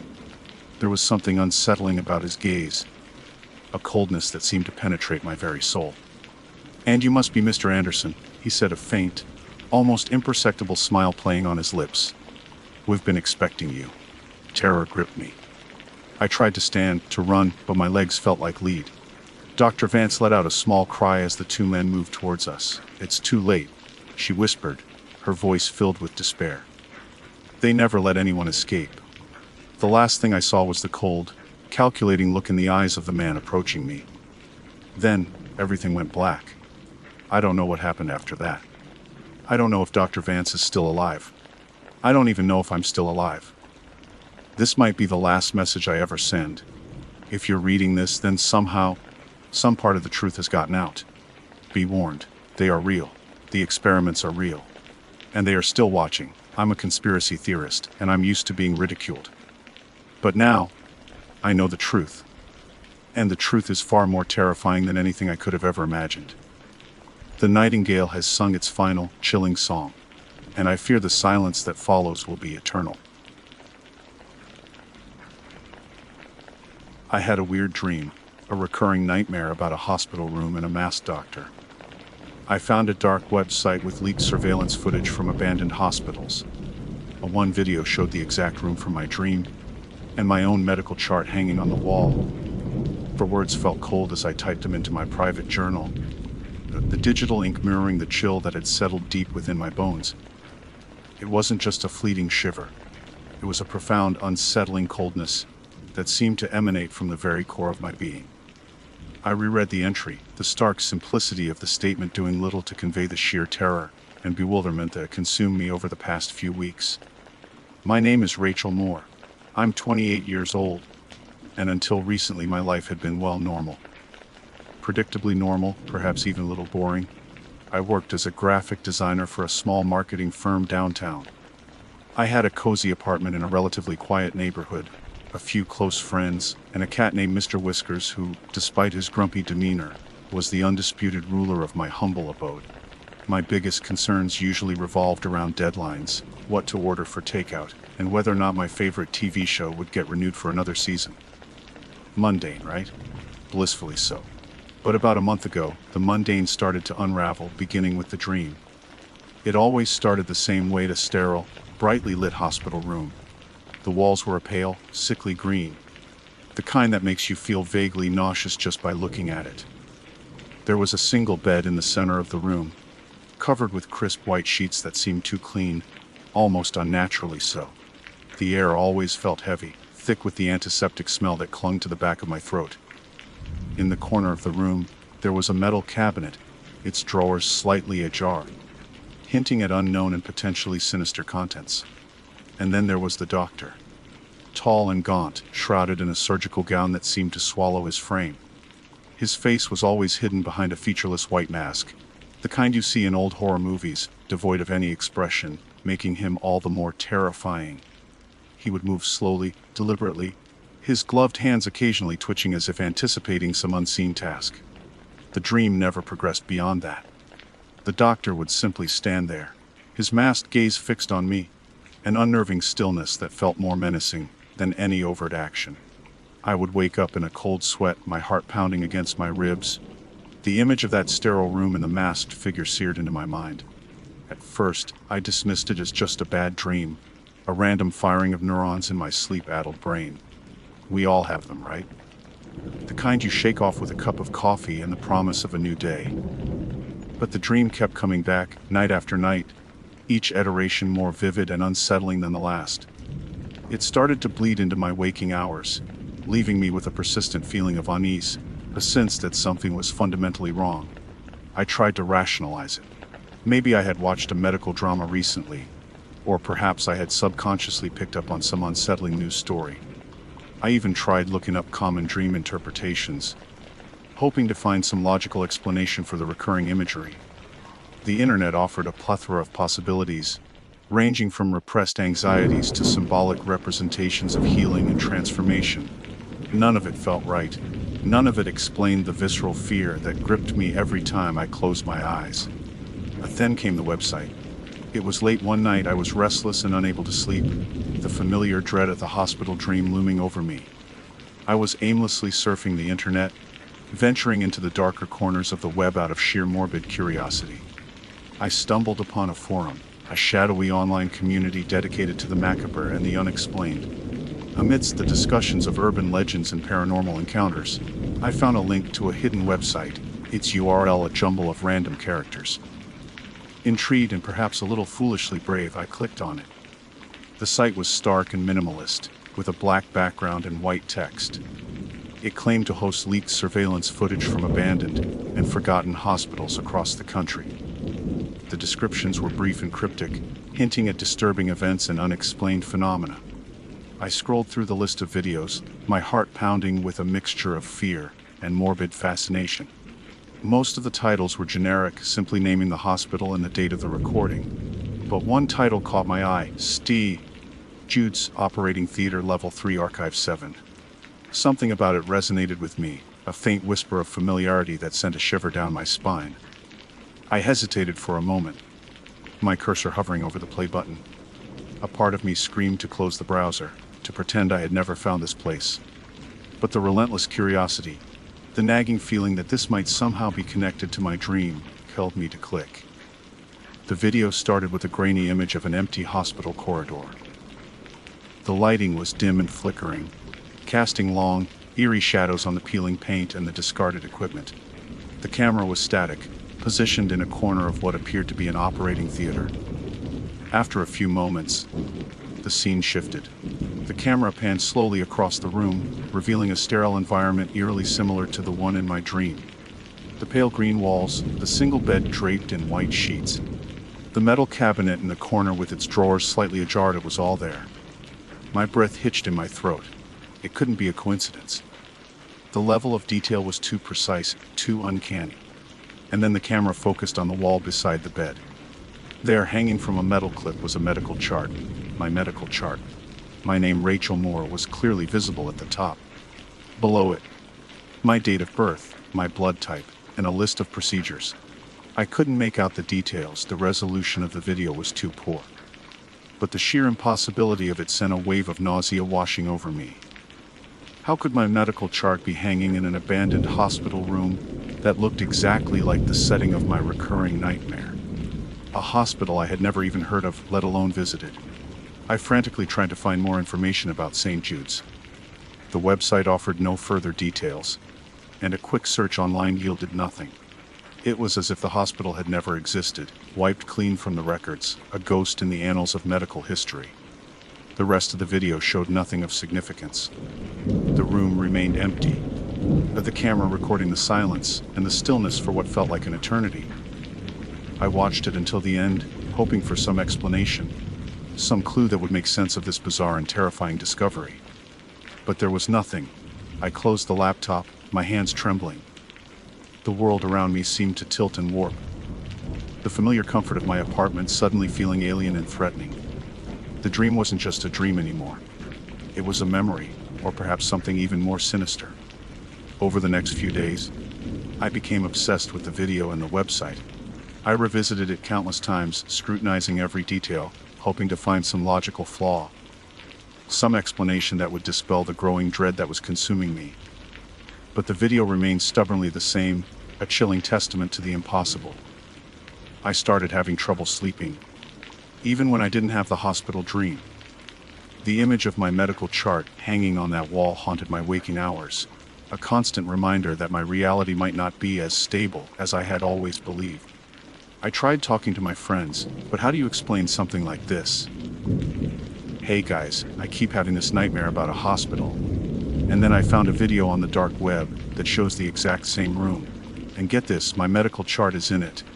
I could just imagine their reactions, concerned glances, suggestions of therapy, maybe even a few nervous jokes about me finally losing it. So, I kept it to myself, a dark secret festering in the pit of my stomach. But the need to understand, to find some answers, was growing stronger every day. I felt like I was trapped in a nightmare that had somehow spilled over into the real world. I started researching abandoned hospitals, hoping to find some connection to St. Jude's. I spent hours poring over old newspaper articles, historical archives, and online forums dedicated to urban exploration. I learned about the tragic histories of these forgotten institutions, the rumors of mistreatment, the whispers of paranormal activity. But St. Jude's remained elusive, a phantom hospital that existed only in a grainy video on a shady website. The recurring dream continued. Each night a fresh wave of terror. Sometimes, the masked doctor would move slightly, his head tilting as if studying me. Other times, I would notice new details in the room, a stain on the wall, a different arrangement of the instruments on a nearby tray. It was as if the dream was evolving, responding to my discovery of the video. I started to feel like I was being watched, not just in my dreams, but in my waking life as well. I would catch myself glancing over my shoulder, feeling a prickling sensation on the back of my neck. Every shadow seemed to hold a potential threat. Every unfamiliar sound sent a jolt of anxiety through me. Mr. Whiskers, bless his oblivious feline heart, remained my only source of comfort. His purrs were a small anchor in the sea of my growing paranoia. I would hold him close at night, his warmth a fragile shield against the cold dread that enveloped me. I knew I couldn't keep living like this, consumed by fear and uncertainty. I needed to find answers, no matter how terrifying they might be.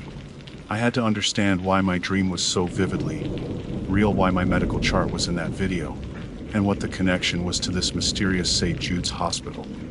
My search led me back to the dark web, to the forum where I had first found the link. I created a burner account and started lurking, observing the conversations, trying to glean any information about the website or the videos. The users were a strange mix of conspiracy theorists, urban explorers, and genuine believers in the paranormal. After a few days of careful observation, I decided to take a risk. I posted a message in a thread discussing the abandoned hospital footage, carefully omitting any personal details. Has anyone ever heard of St. Jude's Hospital? I found a video from there, and it seemed unusually familiar. I waited anxiously for a response, my fingers hovering over the refresh button. Hours passed, and my message remained unanswered. Just when I was about to give up, a private message popped up in my inbox.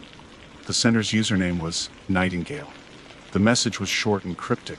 St. Jude's is not a place you want to remember. My heart skipped a beat. Someone knew about it. Someone knew about St. Jude's, and their warning sent a fresh wave of fear coursing through me. What did they mean? What was so terrible about this place that it was better left forgotten? I replied immediately, my fingers flying across the keyboard. What do you mean?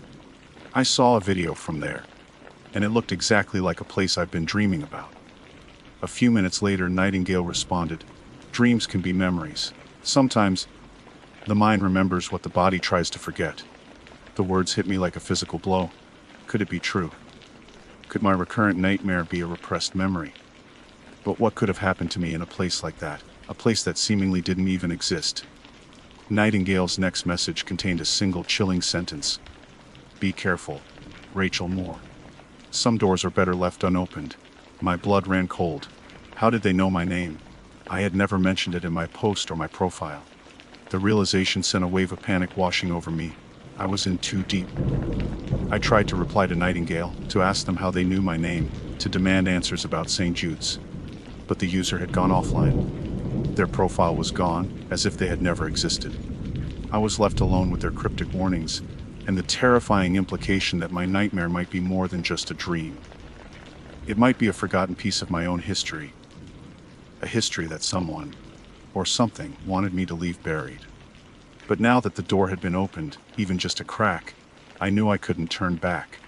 I had to know the truth, no matter how horrifying it might be.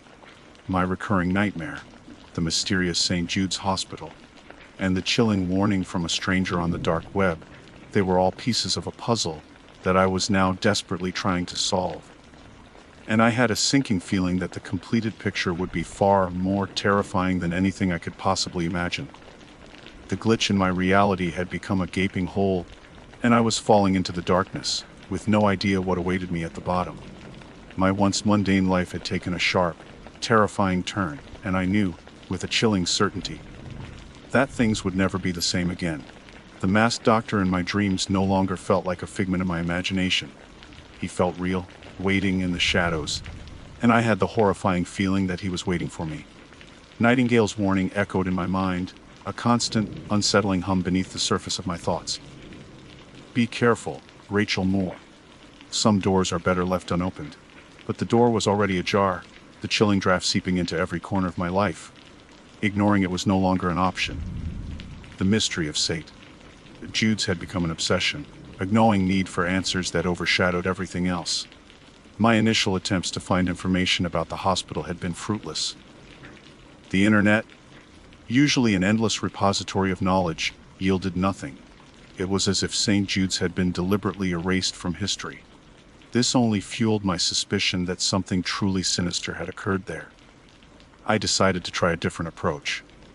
Instead of searching for the hospital itself, I started looking for information about abandoned hospitals in my general area. I lived in a suburb just outside of a major city, a sprawling metropolis with a long and often forgotten history.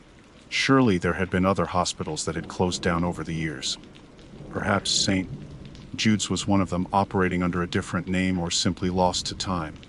I spent days sifting through local historical society archives, old newspaper clippings, and online forums dedicated to local history. I found records of numerous hospitals that had closed due to funding issues, mergers, or simply becoming outdated. But none of them matched the description of the hospital in my dream or the grainy footage. The more I searched, the more frustrated and uneasy I became. It was like chasing a ghost, a phantom institution that existed only in my nightmares and a dark web video. The lack of any concrete information only strengthened the feeling that I was dealing with something far more insidious than a simple coincidence. The dreams continued, their intensity and detail increasing with each passing night.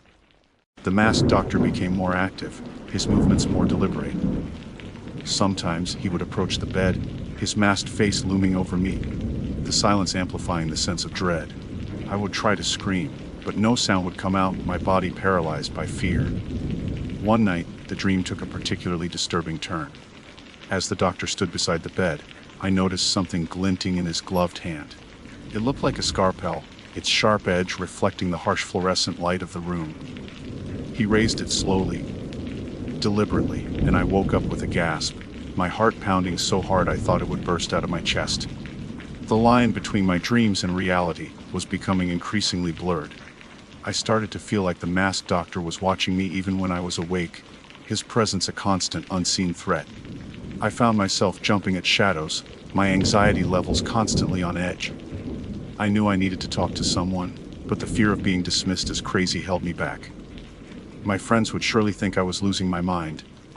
My family lived in another state, and I didn't want to worry them with something that sounded so outlandish. Then I remembered my Aunt Carol. She had always been a bit of an eccentric, interested in local history and the more unusual aspects of life. If anyone would take me seriously, it would be her. I called her one afternoon, trying to sound casual as I explained my recurring dream and my discovery of the video. I carefully omitted the part about the dark web, not wanting to sound completely unhinged. "It's the strangest thing, Aunt Carol," I said, trying to keep my voice steady. "I keep dreaming about this hospital room, and then I found this old video that looks exactly like it. It's really creeping me out." Aunt Carol listened patiently, her usual cheerful tone replaced with a note of concern. "That does sound unsettling, dear. Do you remember anything about this hospital in your dream? Any names or locations?" "No, nothing specific," I replied. "It's just this feeling of familiarity, like I've been there before, even though I know I haven't." Aunt Carol mused. "Have you ever had any medical procedures done in the past? Anything that might trigger such a vivid dream?" I thought back to my childhood. The usual scrapes and bruises, a bout of chicken pox, a tonsillectomy when I was 7. Nothing that seemed particularly traumatic or related to a hospital like the one in my dream. Just the usual childhood stuff. I told her, "Nothing major." "Well, Rachel," she said thoughtfully, "I've lived in this area for a long time. I know a lot about the local history. Tell me, what did this hospital in your dream look like? Maybe I'll recognize something." I described the pale green walls, the single bed, the metal cabinet, the overall sterile and slightly unsettling atmosphere. I even mentioned the feeling of heavy antiseptic air. Aunt Carol was silent for a moment. Then, she said slowly, "That sounds vaguely familiar. There used to be a small private hospital on the outskirts of town, back in the late 80s and early 90s. It wasn't around for very long. I think it might have closed down due to some issues." My heart leaped. "Do you remember the name?" I asked eagerly. "I think it was St. Jude's," she said hesitantly. "But I'm not entirely sure. It was a while ago, St. Jude's." The name sent a shiver down my spine. It couldn't be a coincidence. "Do you remember anything else about it?" I pressed. "Why did it close down?" Aunt Carol sighed. "There were rumors, dear. Nasty rumors. Whispers about unusual practices, things that weren't quite right. Nothing concrete, mind you. Just gossip. It closed down rather suddenly, and then it was just gone. Like it never existed." Her words echoed Nightingale's warning. "St. Jude's is not a place you want to remember. Do you know where it was located?" I asked, my voice trembling slightly. Aunt Carol gave me an address, a location about an hour's drive from my apartment. It was in a more rural area surrounded by woods.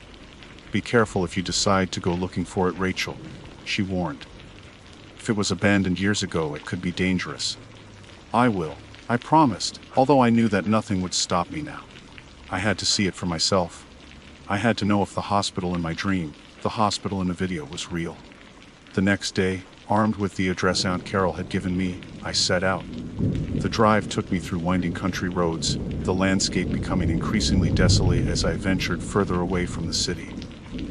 The air felt heavier here, the silence broken only by the rustling of leaves and the occasional bird call. Finally, I reached the address. It was a long, overgrown driveway leading back into the woods. At the end of the driveway, barely visible through the dense foliage, was a building. It was dilapidated and covered in vines, its windows dark and empty like vacant eyes. This was it. St. Jude's. A wave of apprehension washed over me. The place looked even more sinister in person than it had in the grainy video.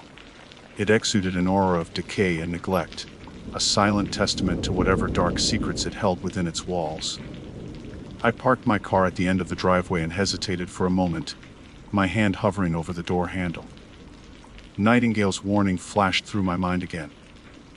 But the pull to uncover the truth was too strong to resist. Taking a deep breath, I got out of the car and started walking towards the abandoned hospital. The air was thick with the smell of damp earth and decaying leaves. The silence was unnerving, broken only by the crunching of twigs under my feet. As I got closer, I could see more details of the building. The paint was peeling off the walls in large strips, revealing the bare wood underneath. Some of the windows were boarded up, while others were shattered, their jagged edges glinting in the dim light filtering through the trees. The main entrance was a set of double doors, hanging crookedly on their hinges. I pushed them open cautiously, and they creaked loudly in protest, the sound echoing through the stillness. The interior of the hospital was even more unsettling than the exterior. The air was heavy with the smell of dust, mold, and something else, something faintly metallic and vaguely unpleasant that I couldn't quite place. The lobby was a scene of utter devastation. The reception desk was overturned, papers and files scattered across the floor. The chairs in the waiting area were ripped and broken, their stuffing spilling out like entrails. I moved further into the building, my footsteps echoing eerily in the silence. The corridors were dark and narrow, the walls lined with peeling wallpaper and the remnants of medical equipment. Empty rooms lined both sides of the hallways, each one a snapshot of a forgotten past. I found what looked like patient rooms, with rusted metal bed frames and stained mattresses. There were examination rooms with broken tables and scattered instruments. And then I found it. The operating theater. My breath caught in my throat. It was exactly as I had seen it in my dream and in the video. The pale green walls, the single bed in the center of the room, the metal cabinet in the corner with its drawers slightly ajar. It was all there. An exact replica of the setting that had haunted my nightmares. A wave of dizziness washed over me. This couldn't be a coincidence. This had to mean something. I cautiously approached the bed, my heart pounding in my chest. I ran my hand over the cold, smooth metal of the frame. It felt real solid. Then I looked at the wall beside the bed. The metal clip was still there, but the medical chart was gone. A faint outline on the wall was the only evidence that it had ever been there. A sense of disappointment washed over me. I had hoped to find the chart, to see the details of whatever procedures were listed on it. But it was gone, another piece of the puzzle lost to time. I turned my attention to the metal cabinet in the corner. Its drawers were still slightly ajar, just as they had been in my dream and the video. A sense of foreboding filled me as I reached out and slowly pulled open the top drawer. Inside, there were a few dusty medical instruments, a pair of forceps, a rusty scalpel, and some other tools that I didn't recognize. Beneath them, there was a stack of old files, their covers yellowed and brittle with age. My hands trembled as I picked up the top file. The name on the label sent a jolt of ice through my veins. More Rachel. It was my file. I frantically opened it, my eyes scanning the faded pages. The handwriting was difficult to decipher, but I could make out some words. Patient admitted, recurring episodes, severe anxiety, sleep disturbances. As I flipped through the pages, I found more details, more unsettling entries. There were notes about medication, therapy sessions, and something else, something about experimental treatments. My blood ran cold. Experimental treatments? What kind of treatments? And why did I have no memory of any of this? I kept reading, my hands shaking uncontrollably. The file detailed a series of increasingly invasive procedures, treatments that seemed unethical. There were mentions of sleep deprivation, sensory deprivation, and something called memory alteration therapy. Memory alteration therapy. The words echoed in my mind, chillingly familiar. Could this be why I had no memory of being here? Had my memories been deliberately erased? As I continued to read, I found a page detailing a specific procedure, dated several years ago. The description was vague and technical, but the name of the doctor listed at the bottom of the page made my stomach churn. Dr. Elias Thorne. The masked doctor from my dreams. It couldn't be a coincidence. He was real. He had been here, and he had performed these procedures on me. A wave of dizziness washed over me, and I stumbled back, my mind reeling. My recurring nightmare wasn't just a dream. It was a fragmented memory, a glimpse into a terrifying past that had been deliberately hidden from me. Suddenly I heard a noise, a faint creaking sound coming from the hallway outside the operating theater. I froze, my heart pounding in my chest. I wasn't alone. I quickly shoved the file back into the drawer and closed it as quietly as I could. Then I slowly backed away from the cabinet, my eyes scanning the doorway. The creaking sound came again, closer this time. Someone was here. A wave of panic washed over me. Was it just a curious explorer? Or was it something else? Something connected to this place. I held my breath, listening intently. The only sound was the faint creaking and the frantic beating of my own heart. Then, I saw a shadow move in the doorway. A tall, gaunt figure, shrouded in a long coat. Their face was obscured by the dim light. My blood ran cold. It couldn't be. The figure stepped into the operating theater, and my worst fears were confirmed. It was him, the masked doctor. But this time, he wasn't wearing a mask. His face was pale and gaunt, his eyes dark and hollow. He looked older than I had imagined, his features etched with lines of weariness and perhaps madness. He looked directly at me, and a faint smile flickered across his lips. "Rachel," he said, his voice raspy, and "I've been expecting you." My mind went blank with terror. How did he know my name? How was he here? He took a step closer, and I instinctively backed away, my eyes wide with fear. "Don't be afraid, Rachel," he said softly. "I just want to help you remember." He reached into his coat pocket and pulled out something small and metallic.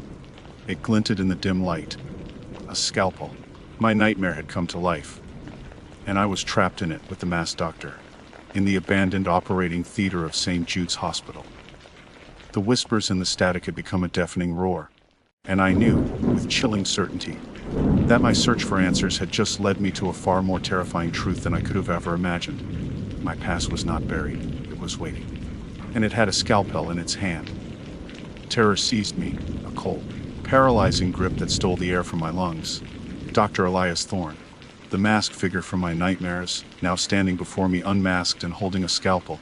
His words, "I've been expecting you," hung in the stale air, heavy with an unspoken dread. "Stay away from me?" I managed to croak out, my voice barely a whisper.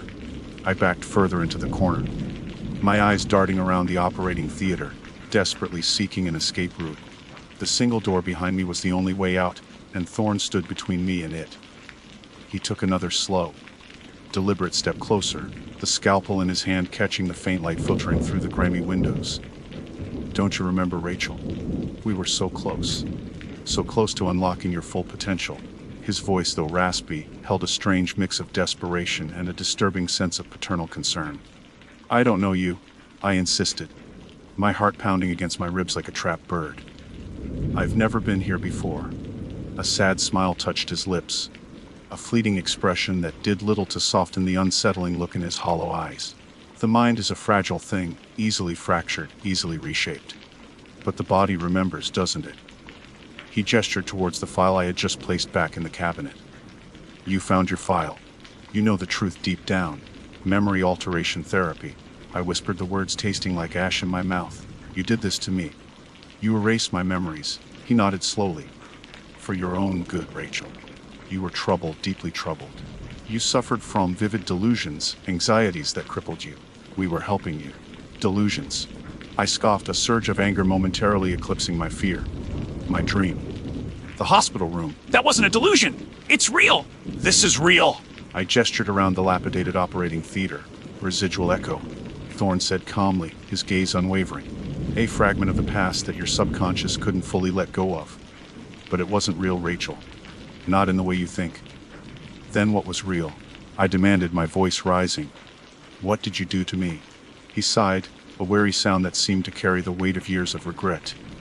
"We were pioneers, Rachel, exploring the uncharted territories of the human mind. We believed we could alleviate suffering, erase trauma, create a better future for our patients, but wiping their memories." I interjected, my voice laced with disbelief and horror. "Sometimes," he conceded, "the past is too heavy a burden to bear. We offered a clean slate, a chance to start over, free from the shackles of painful memories. And I was one of your experiments." I accused, taking another step back. He shook his head.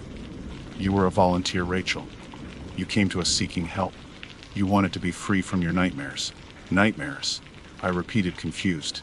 "What nightmares?" He hesitated for a moment, his eyes clouding with a flicker of something I couldn't quite identify, perhaps guilt, or perhaps just the lingering shadows of his own fractured mind.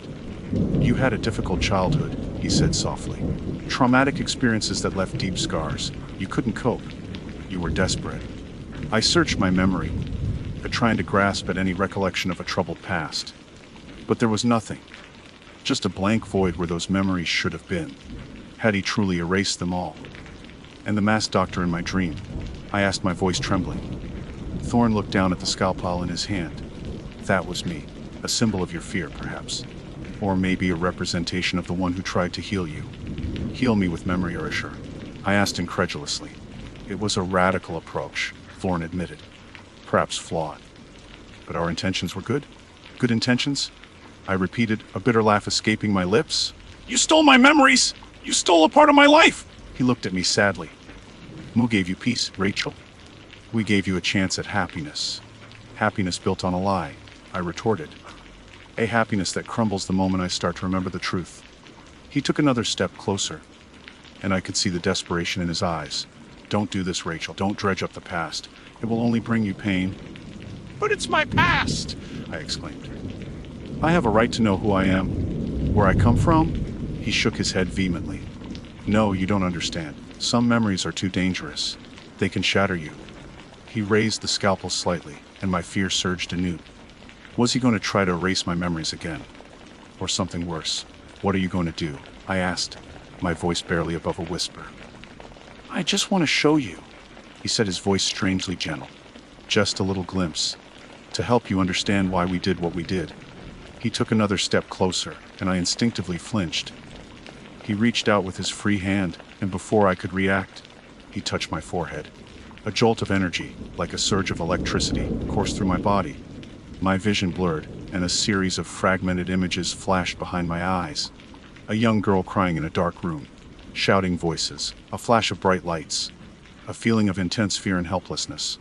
The images were fleeting, disjointed, but they evoked a powerful sense of pain and trauma. I gasped, stumbling back, my hand flying to my forehead. What was that? I whispered, my body trembling. A memory, Torn said softly. Just a taste. It felt terrible, I said, my voice choked with emotion. It was, he confirmed. You suffered a great deal, Rachel. We wanted to protect you from that pain.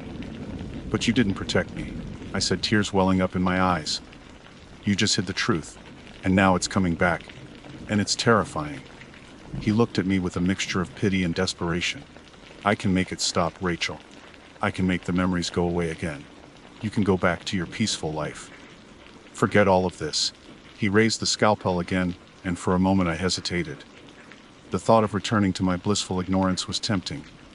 But then I looked at the fear in his eyes, the desperation in his voice, and I knew that the truth, no matter how painful, was something I needed to face. No, I said firmly, shaking my head. I need to remember. I need to know what happened to me. Thorn's face fell. You don't understand the danger you're in, Rachel. What danger? I asked, my voice trembling slightly. He hesitated for a moment, then leaned in close, his voice barely a whisper. They're still watching. They never forgot about you. I asked, my blood running cold. Before he could answer, a loud crash echoed from the hallway outside the operating theater. Thorn's eyes widened in alarm. They're here, he whispered, his voice filled with fear. You have to go, Rachel. Now, he grabbed my arm and pulled me towards the back of the operating theater. I stumbled along, my mind reeling from the sudden turn of events. Who is here? I asked frantically.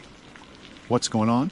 There isn't time to explain, Thorn said, his grip tightening on my arm. Just trust me. You need to get out of this hospital. He led me through a small door at the back of the operating theater, into a dark and dusty storage room. The air was thick with the smell of mildew and forgotten equipment. There's a back exit through here, Thorn said, fumbling with a rusty latch on a door at the far end of the room. Go. Don't look back. And don't ever come back here. He managed to open the door, revealing a dark and overgrown path leading into the woods behind the hospital. But what about you? I asked, turning back to him. He gave me a sad smile. They're after me too, Rachel. But I've lived long enough. Just go. He gave me a gentle push towards the door, and I stumbled out into the darkness. I turned back to look at him one last time, but he was already gone, swallowed by the shadows of the storage room. I hesitated for a moment, my mind torn. But the sound of approaching footsteps from inside the hospital spurred me into action. I turned and ran, plunging into the darkness of the woods, the sound of my own panicked breathing filling my ears. I ran blindly through the trees, the branches whipping at my face, the undergrowth tearing at my clothes. I didn't dare to look back. The image of Thorne's gaunt face and the chilling words, "They're still watching," burned into my mind. Who were they? Why were they after me? And what was the dangerous truth that Thorne had hinted at? I didn't have any answers, only more questions and a gnawing sense of terror that clung to me like a shroud. I ran until my lungs burned and my legs ached, until the abandoned hospital was far behind me, a dark and ominous silhouette against the night sky. I eventually stumbled out of the woods and onto a deserted country road. I kept walking, not knowing where I was going, just needing to put as much distance as possible between myself and St. Jude's. As the first rays of dawn began to paint the sky, I finally reached a small town. I found a diner and sat down. My hands still trembling, my mind racing with the events of the night. I didn't know what the future held. I knew that my life would never be the same. The comfortable normalcy I had once known was gone, replaced by a terrifying uncertainty and the chilling knowledge that my past held secrets far darker than I could have ever imagined. I had opened the door to my forgotten memories, and what I had found on the other side was more terrifying than any nightmare. The unmasking of my past had just begun, and I had a sinking feeling that the true horror was yet to be revealed. The whispers and the static had finally become a clear, terrifying voice, and it was telling me that I was in grave danger. And the masked doctor, or perhaps those he feared, were still out there, watching, waiting. My story, I realized with a shudder, was far from over. It had just taken a truly horrifying turn. I work in IT security, so I know the dangers of the dark web. I was researching a new type of data breach when I found a file named DJ Medical Full. PD from my blood ran cold. The glow of my monitor illuminated the late night stillness of my apartment, casting long shadows across the cluttered desk. Empty coffee cups stood like sentinels around my keyboard, testament to the hours I'd been lost in the digital labyrinth of the dark web. As an IT security analyst, navigating these murky online waters was part of the job, a necessary evil in understanding the ever-evolving threats that lurked beneath the surface of the internet. Usually, I could maintain a professional detachment, viewing the illicit marketplaces and stolen data dumps with a clinical eye. But tonight was different. Tonight, the digital shadows had reached out and touched me in a way I never thought possible. My name is Daniel Jackson. I'm 34 years old, and I've been working in IT security for over a decade. I've seen my fair share of disturbing things: massive data breaches exposing millions of personal records, sophisticated phishing scams designed to steal identities, even glimpses into the darker corners of human depravity. I'm usually the guy who patches the holes, builds the firewalls, and tries to stay one step ahead of the cybercriminals. I pride myself on my ability to remain objective, to treat every threat as a puzzle to be solved. My life outside of work is relatively low-key. I'm a bit of a tech nerd, to be honest. I enjoy tinkering with computers, playing video games, and keeping up with the latest advancements in cybersecurity. I live alone in a decent-sized apartment in a quiet part of the city. My social life revolves around a small group of friends, mostly fellow tech enthusiasts, with whom I occasionally grab a beer or attend the odd comic convention. Nothing too exciting, but it suited me just fine. I liked the predictability, the control I felt over my digital and physical environment. The data breach I was researching was a new strain of ransomware that targeted healthcare providers. It was particularly nasty, not just encrypting patient records but also exfiltrating them, threatening to release sensitive medical information unless a hefty ransom was paid. My task was to analyze the ransomware's code, identify its vulnerabilities, and develop potential countermeasures.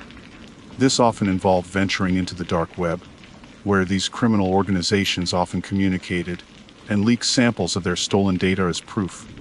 I had been sifting through various forums and marketplaces for hours, following digital breadcrumbs, when I stumbled upon a seemingly innocuous link posted in a chat room known for hosting leaked medical data. The link led to a file-sharing site with a long list of documents, mostly generic file names that offered little insight into their contents. But one file stood out, a digital anomaly that sent a shiver of unease down my spine.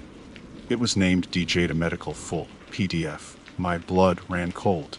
DJ, those were my initials. Daniel Jackson. What were the odds of finding a medical file with my initials on a dark website known for data breaches? It felt too specific, too targeted to be a random coincidence. My first instinct was denial. It couldn't be me. There must be countless people with the initials DJ. But the unease persisted. A nagging voice in the back of my mind whispering possibilities I didn't want to consider. Curiosity, that dangerous and often irresistible human trait, began to gnaw at me.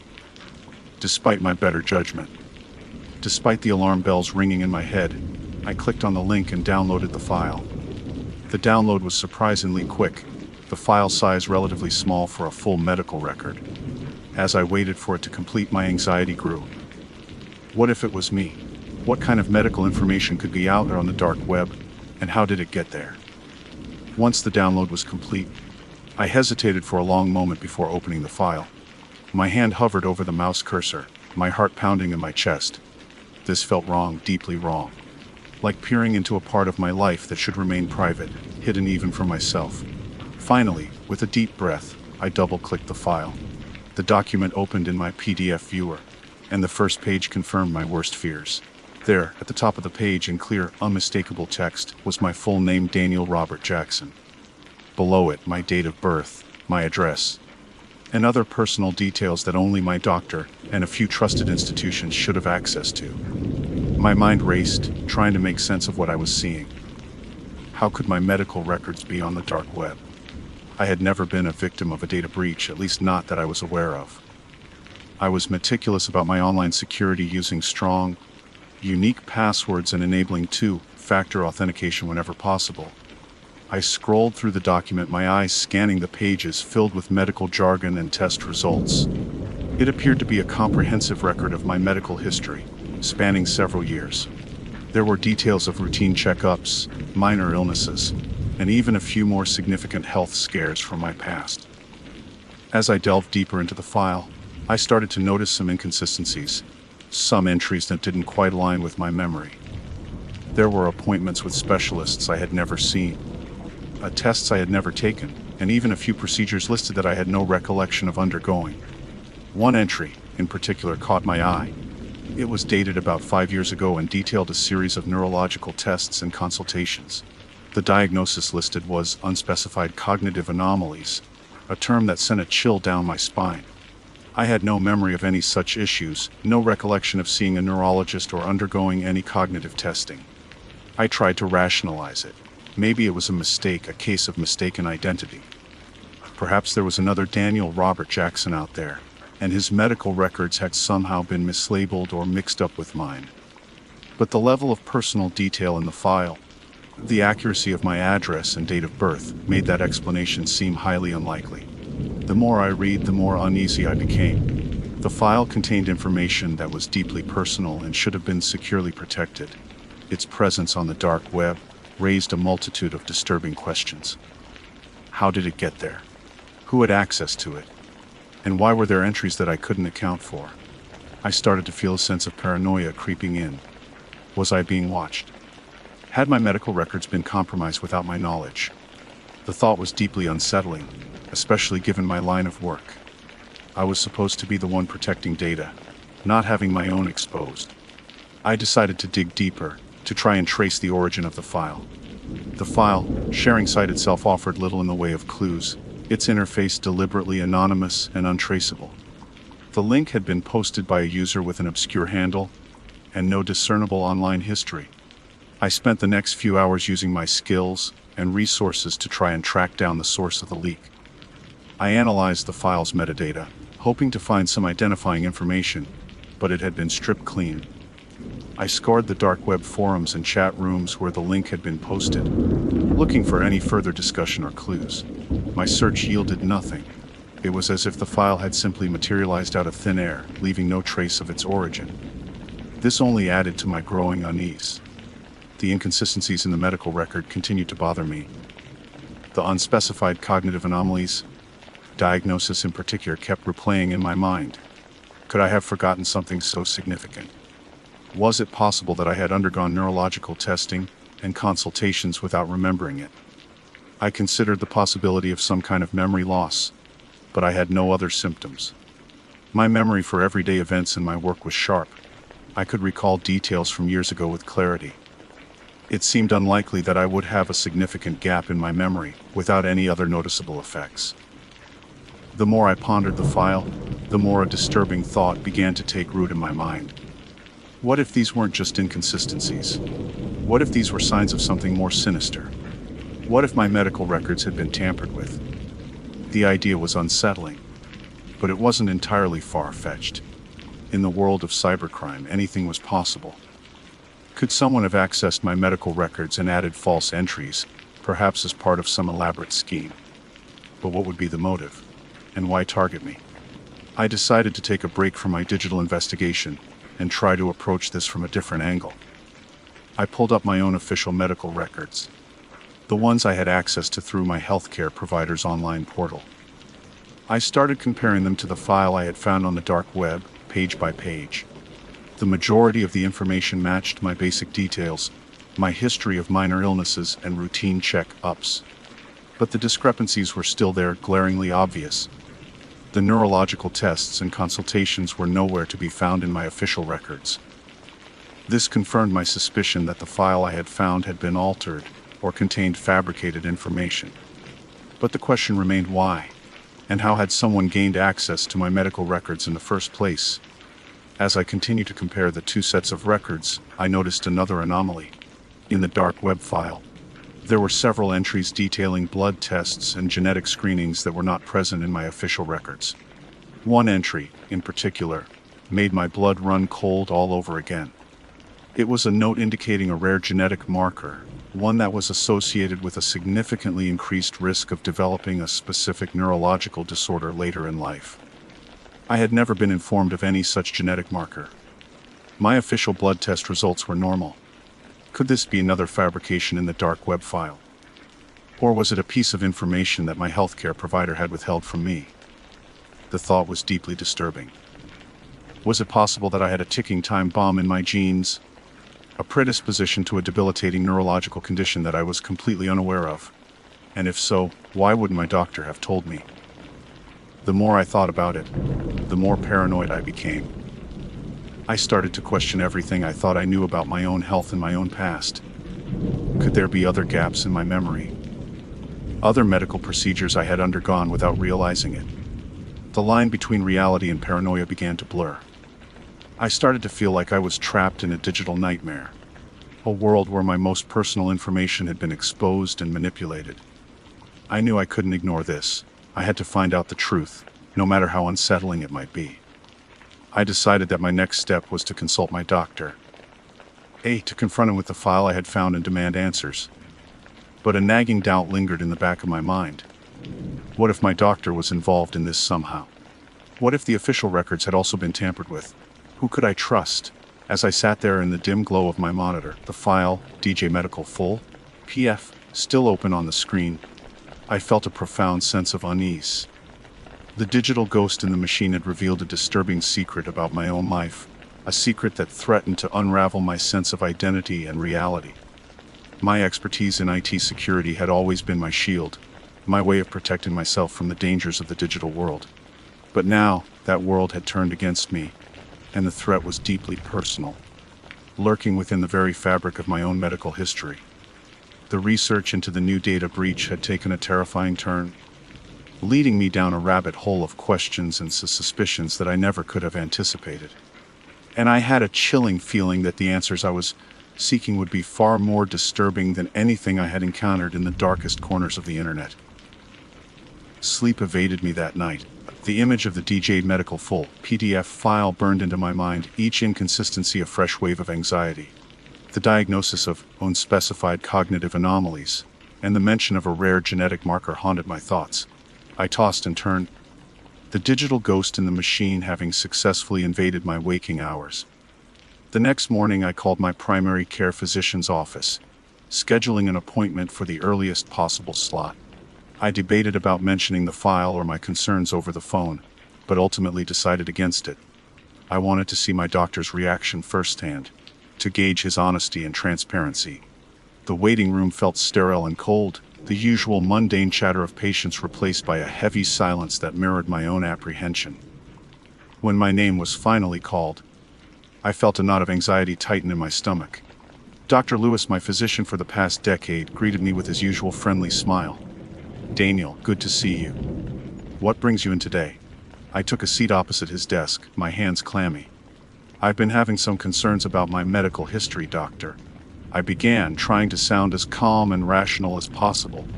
"Oh, anything specific?" he asked, his eyebrows slightly raised. I hesitated for a moment, then decided to be direct. "I recently came across a file that supposedly contains my full medical records. It had some discrepancies compared to what I remember and what's in my online patient portal." Dr. Lewis's smile faltered slightly. "A file? Where did you find this?" "Online," I replied vaguely, not wanting to reveal the dark web source just yet. It listed some neurological tests and a diagnosis of unspecified cognitive anomalies from about 5 years ago. "I have no recollection of this." Lewis frowned, his eyes scanning my face. "That's odd. Let me pull up your records here." He typed on his keyboard for a few moments, his expression becoming increasingly perplexed. "I don't see any record of neurological testing around that time, Daniel. Your history here is clean in that regard." My suspicion grew. Was he being truthful? Or was he part of something larger? The file also mentioned a rare genetic marker. I continued, watching his reaction closely. Something about an increased risk of a neurological disorder. Dr. Lewis's brow furrowed deeper. He checked his system again. "No mention of any such marker in your genetic screenings, Daniel. Your results have always come back normal." His confirmation should have been reassuring, but it only amplified my unease. The dark web file contained information that wasn't in my official records. This suggested either a sophisticated forgery or, more disturbingly, a deliberate omission from my official medical history. "Doctor," I said, leaning forward, "is it possible that some records might not be in this system? Perhaps older files or results from specific studies?" He shook his head. "Our system is fully integrated, Daniel. Everything should be here. Are you feeling all right? Any memory issues or cognitive problems?" "No, I feel fine," I insisted, though the anxiety was starting to make me question my own sanity. "But these discrepancies are concerning. Is there any way to verify my complete medical history, perhaps through archived records or other departments?" Dr. Lewis sighed, a hint of wariness in his voice. "We can certainly look into it further. Daniel, I can request a comprehensive review of your archived files. It might take some time, though." I agreed, scheduling a follow-up appointment. As I left his office, I couldn't shake the feeling that I wasn't getting the full story. Dr. Lewis's reaction seemed genuine, but the inconsistencies in the dark web file were too significant to ignore. Back at my apartment, I decided to delve deeper into the unspecified cognitive anomalies diagnosis. I spent hours researching neurological disorders, trying to find any condition that might align with the vague description in the file. The possibilities were vast and terrifying, ranging from mild cognitive impairment to more serious neurodegenerative diseases. The more I researched, the more paranoid I became. Every minor memory lapse, every moment of absent-mindedness, now felt like a potential symptom, a sign that something was indeed wrong with my cognitive function. I also tried to find more information about the rare genetic marker mentioned in the file. My online searches led me to scientific studies and articles detailing a specific genetic mutation linked to a late-onset neurological disorder, one that was progressive and incurable. The symptoms described were chillingly similar to some of the vague anxieties I had occasionally experienced. The possibility that I might be carrying this genetic marker, without my knowledge, was deeply disturbing. It made the inconsistencies in the dark web file feel even more sinister. Was someone trying to warn me? Or was this part of some elaborate psychological manipulation? Driven by a desperate need for answers, I decided to take matters into my own hands. I remembered a colleague from a previous job, a brilliant but somewhat eccentric bioinformatician named Sarah, who had a passion for genetic research and analysis. We had stayed in touch over the years, occasionally exchanging emails about our respective fields. I reached out to Sarah, explaining my situation without revealing the dark web source of the file. I told her about the mention of the rare genetic marker, and asked if she could help me understand more about it. and how I might go about getting a more comprehensive genetic screening. Sarah responded quickly, her curiosity piqued. She provided me with a wealth of information about the genetic marker, confirming its association with the neurological disorder mentioned in my online research. She also recommended a specialized genetic testing lab that offered more in-depth analysis than what was typically covered by standard healthcare providers. Following Sarah's advice, I ordered a comprehensive genetic testing kit online. It involved a simple saliva sample that I could mail back to the lab for analysis. The waiting period for the results would be several weeks, but I felt a sense of relief at taking some proactive steps towards uncovering the truth. In the meantime, I couldn't shake the feeling that I was being watched. My paranoia had intensified, fueled by the unsettling discoveries in the dark web file and the lingering questions about my medical history. Every unfamiliar car that drove past my apartment building, every anonymous email in my inbox, now felt like a potential threat. My IT security skills, which had always been a source of confidence, now felt like a double-edged sword. I knew too much about how easily data could be compromised, how readily personal information could be accessed and manipulated in the digital realm.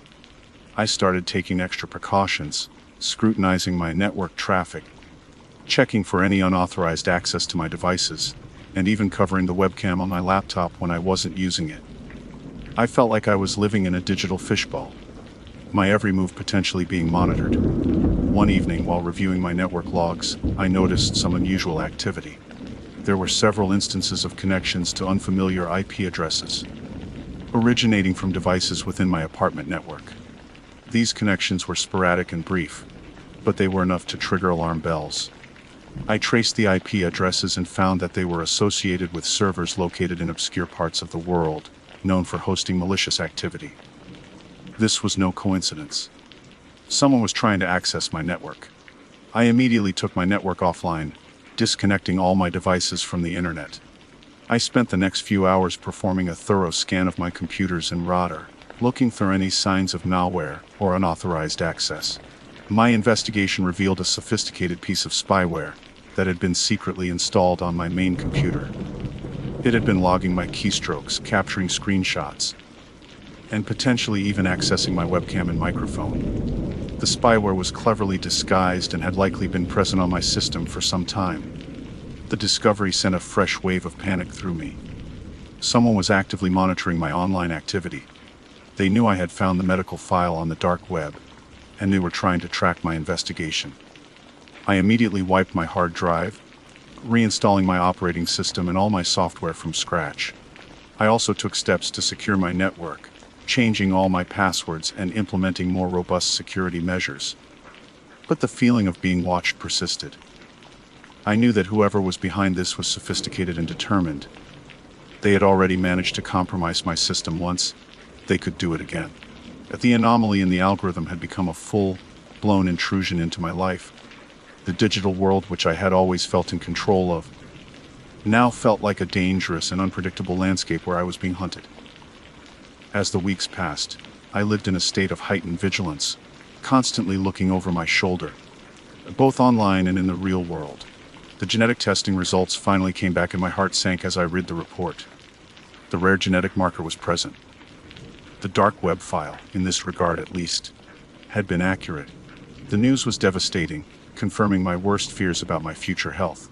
But it also deepened the mystery surrounding the dark web file. How had that information, which should have been private and confidential, ended up there? And why were there other inconsistencies in the file? The feeling that I was caught in the middle of something much larger than myself intensified. The data breach I had been researching had somehow led me to uncover a disturbing secret about my own life. A secret that someone was clearly trying to keep hidden.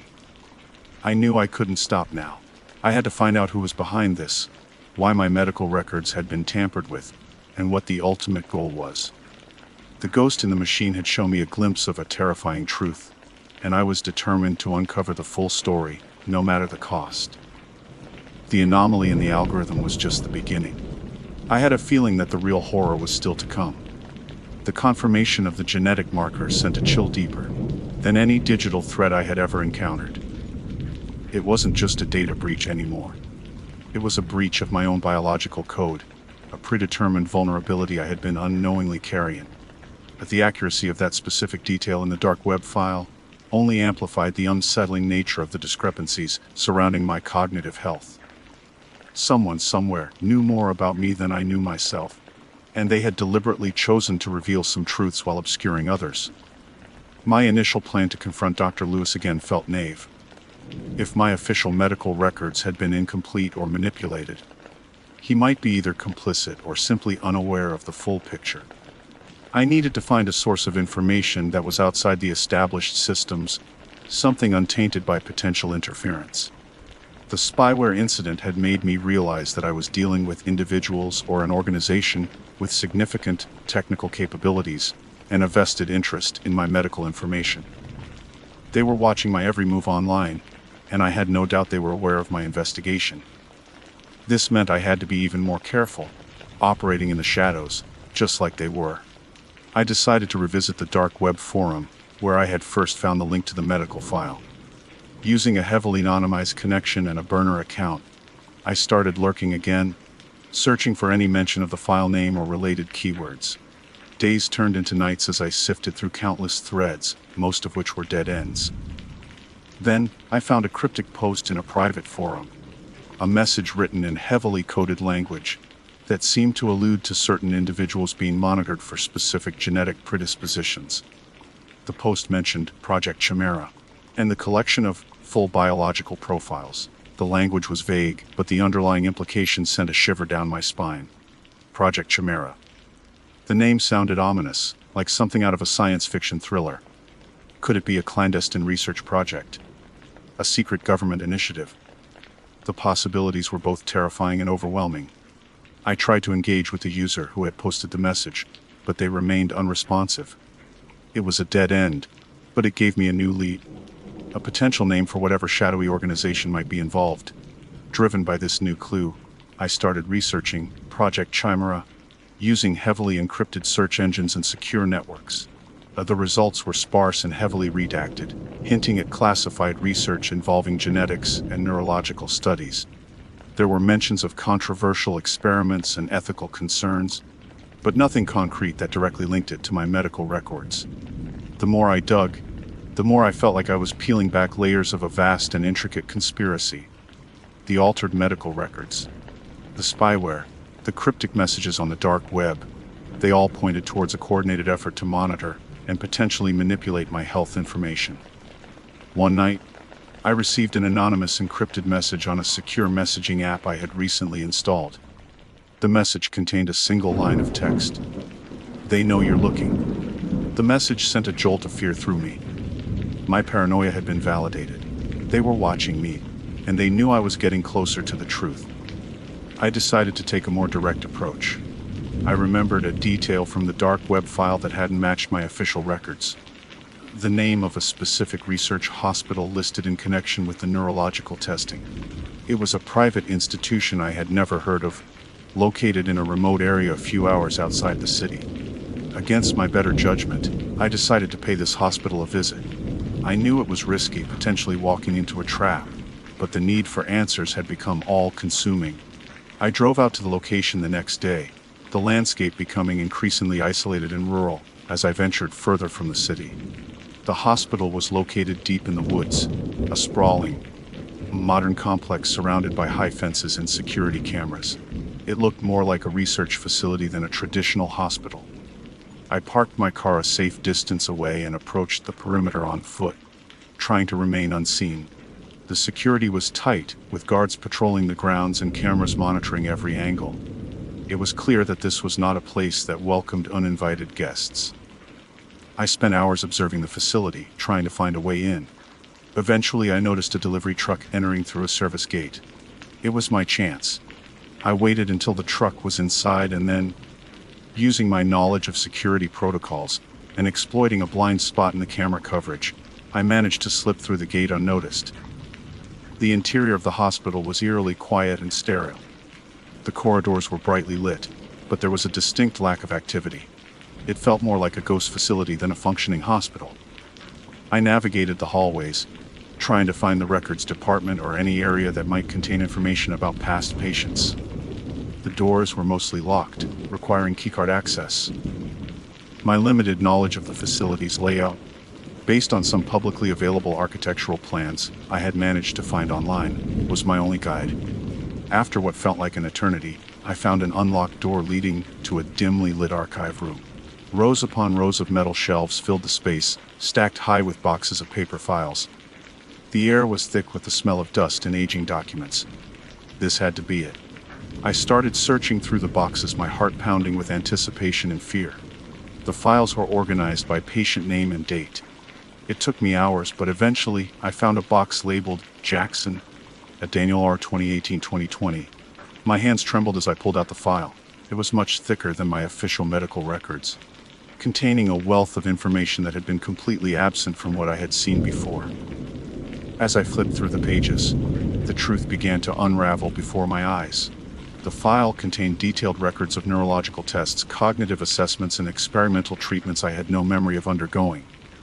The diagnosis of unspecified cognitive anomalies was there, along with extensive notes about my mental state and behavior during that period. But the most disturbing revelation came towards the end of the file. There were entries detailing my participation in a research study related to Project Chimera, focusing on the long-term effects of genetic predispositions on cognitive function. The study involved experimental therapies aimed at mitigating the potential onset of neurological disorders. And then I saw a consent form with my signature, dated 5 years ago, agreeing to participate in the study and acknowledging the potential risks and side effects, including memory alteration. Memory alteration.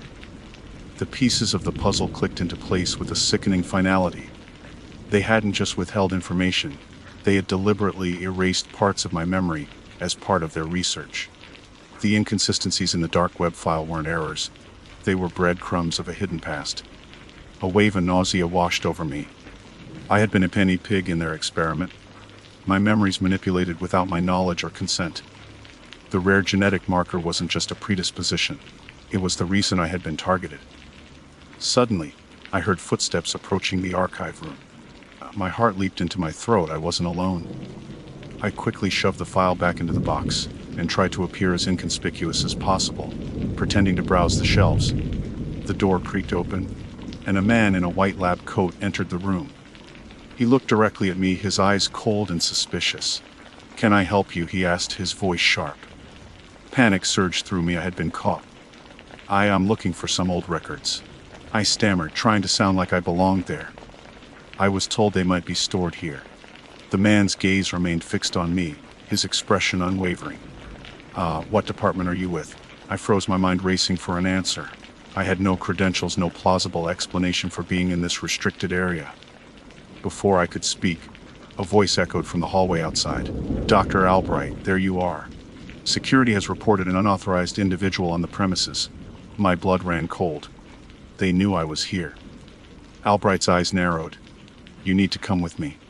He reached out to grab my arm, but I reacted instinctively, shoving him aside and making a run for the door.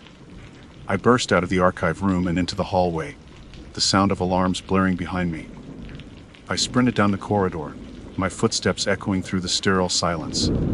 I could hear the shouts of security personnel closing in. I had to get out of here. I followed the signs towards the nearest exit, my heart pounding in my chest. The hospital seemed to transform into a maze, the corridors stretching endlessly before me. Finally, I reached an emergency exit.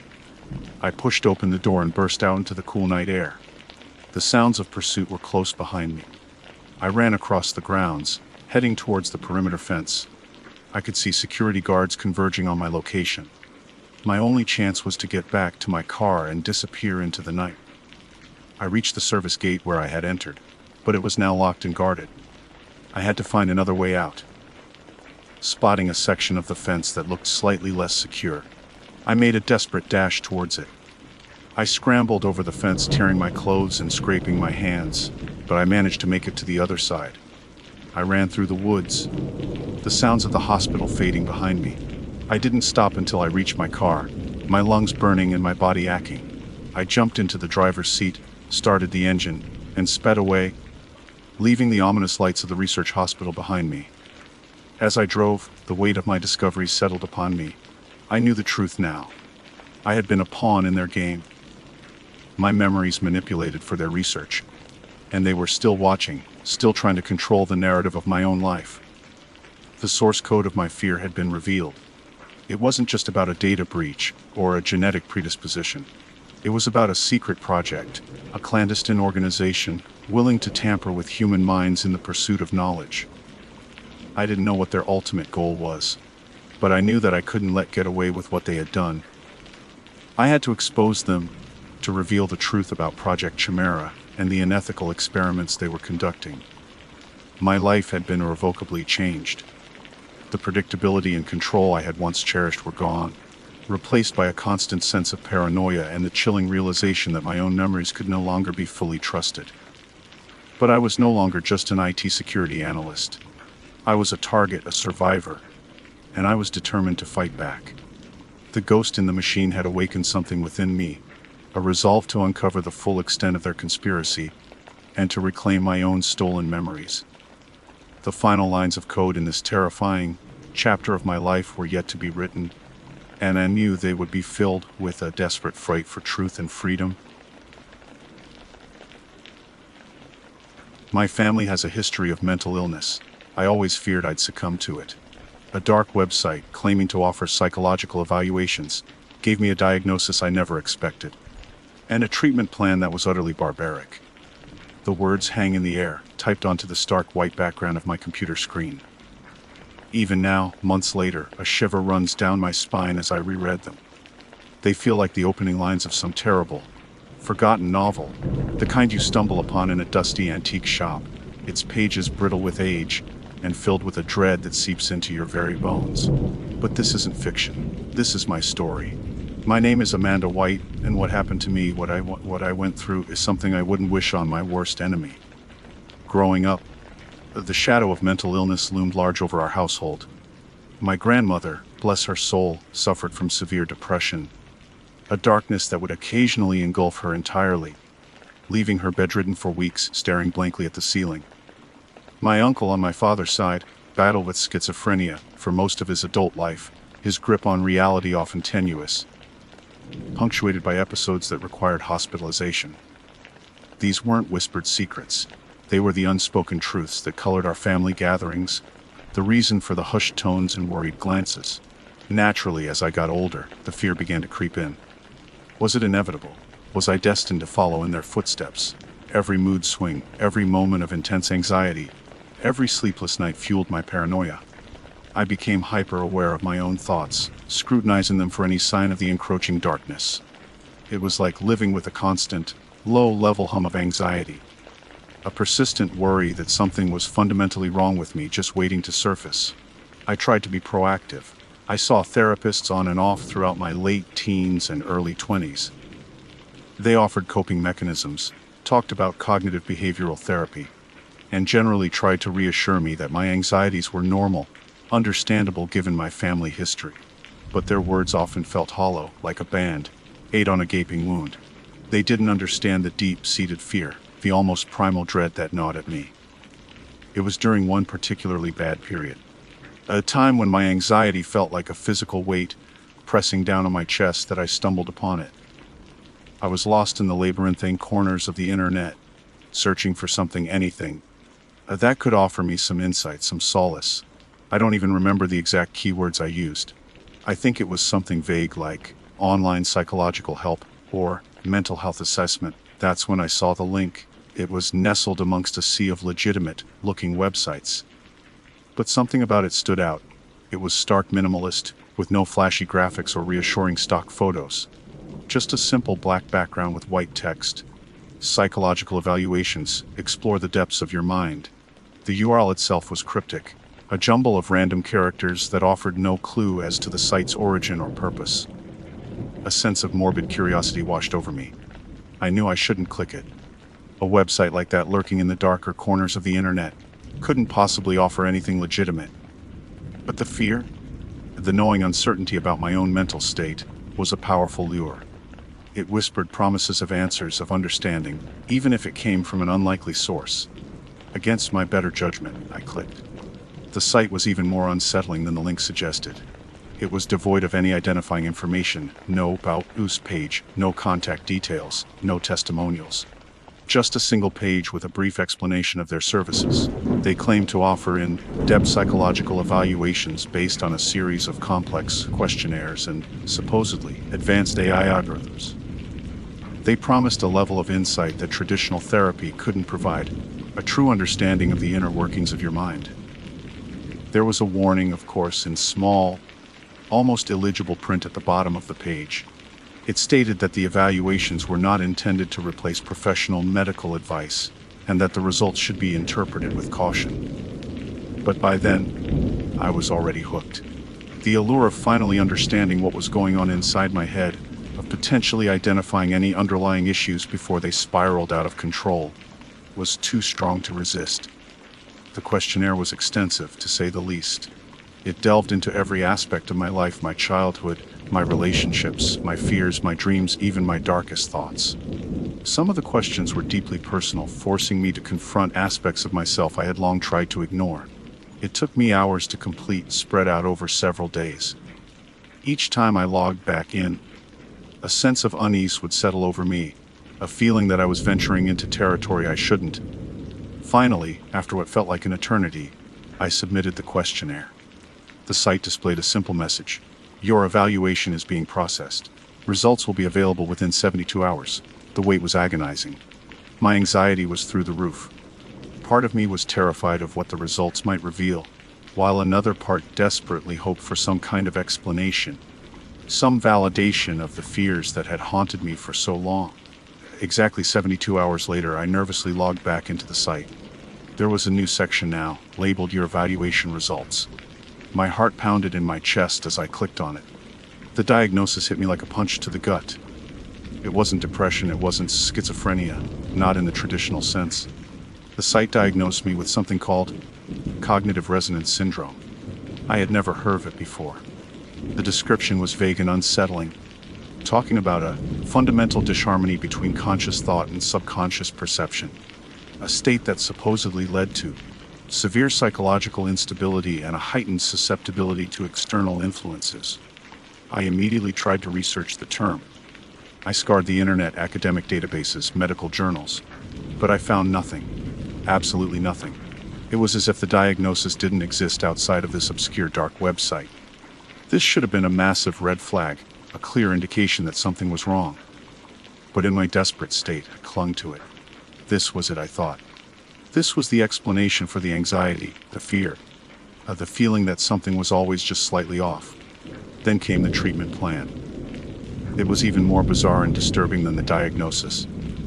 The site claimed that cognitive resonance syndrome could only be treated through a process they called neural harmonization. This involved a series of specially designed cognitive exercises and immersive sensory experiences that were supposed to realign my conscious and subconscious minds. The specifics of the treatment were vague, but they involved downloading a series of audio and visual files from the site and engaging in specific activities at certain times. The instructions were cryptic and unsettling, often involving sensory deprivation, repetitive tasks, and listening to strange, dissonant sounds. A rational part of my brain screamed that this was insane, that I was being scammed or worse. But the desperation was overwhelming. I had a diagnosis, however dubious, and a potential treatment. I felt like I had nowhere else to turn. The traditional therapists hadn't helped. My family, while supportive, couldn't truly understand what I was going through. So, with a heavy dose of apprehension and a sliver of desperate hope, I started the treatment. The first few days were strange but not overtly alarming. The cognitive exercises involved repeating nonsensical phrases and visualizing abstract shapes. The audio files contained low, humming frequencies and occasional bursts of static. The visual files were a series of flashing lights and geometric patterns. They were unsettling, but I told myself it was just part of the process. But then things started to get weird. I began experiencing vivid, disturbing dreams. They weren't like my usual anxieties manifesting in sleep. These were different. They were visceral, almost tangible, filled with shadowy figures and unsettling landscapes. I would wake up in a cold sweat, my heart racing. with a lingering sense of dread that would stay with me throughout the day. During the immersive sensory experiences, which often involved prolonged periods of darkness and silence, I started to hear things, faint whispers just at the edge of my hearing, that seemed to come from nowhere and everywhere at once. At first, I dismissed them as my imagination playing tricks on me, the result of sensory deprivation. But they grew more persistent, more distinct. Sometimes I could almost make out words, but they were always just beyond my grasp, like a half-forgotten memory. The visual exercises also started to have an unsettling effect. The flashing lights and patterns began to induce a strange sense of disorientation. I would find myself staring at them for the prescribed amount of time, feeling like my perception of reality was subtly shifting, like the edges of things were becoming blurred and indistinct. As the treatment progressed, my anxiety, which I had hoped would subside, actually got worse. It was a different kind of anxiety now, though. It wasn't just the fear of developing mental illness. It was a more immediate, primal fear, a feeling that something was actively wrong, that I was tampering with something I didn't understand. I started to isolate myself. The disturbing dreams, the whispers, the distorted perception of reality, I couldn't explain any of it to my friends or family. They would think I was losing my mind, and honestly, part of me feared they might be right. One night, I had the most vivid and terrifying dream yet. I was standing in a dark, endless void. A figure emerged from the darkness, tall and gaunt, its features obscured by shadow. It didn't speak, but I felt a profound sense of malevolence emanating from it, a cold, predatory intent directed solely at me. I woke up screaming, my body trembling uncontrollably. That was the turning point. I knew I couldn't continue with this. Whatever this treatment was, it wasn't helping me. It was making things worse, far worse than I could have ever imagined. I tried to stop. I tried to log back into the website to discontinue the treatment, but the site was gone. It simply vanished from the internet, leaving no trace behind. The cryptic URL now led to a generic error page. The audio and visual files on my computer were still there, though a constant, unsettling reminder of what I had been doing. I deleted the files, every single one of them. I uninstalled any programs associated with the treatment. I even ran a virus scan on my computer, just to be sure. I wanted to erase every trace of that dark website and its sinister promises from my life. But the effects lingered. The disturbing dreams continued, though they gradually became less frequent and less intense. The whispers faded, but sometimes, in the dead of night, I would still hear them. Faint and indistinct, like echoes from another dimension.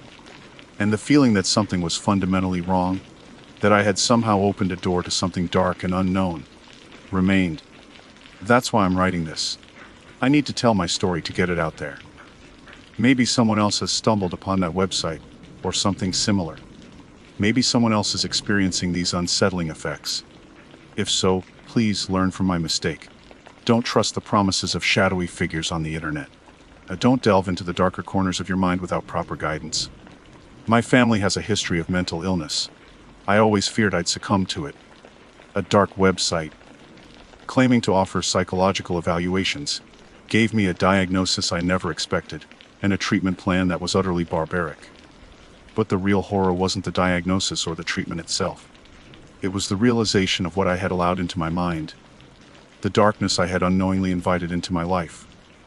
And I fear that even now, it might still be lurking there, waiting for its chance to return. The initial weeks after abandoning the neural harmonization were a blur of anxiety and a desperate attempt to reclaim some semblance of normalcy.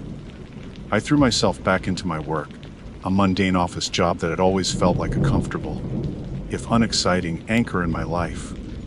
I reconnected with friends I had started to neglect during the bizarre treatment, forcing myself to engage in social activities, even when the lingering unease made it feel like I was wearing a mask, pretending to be okay when I was anything but. The nightmares, thankfully, did start to recede. They weren't entirely gone, not by a long shot.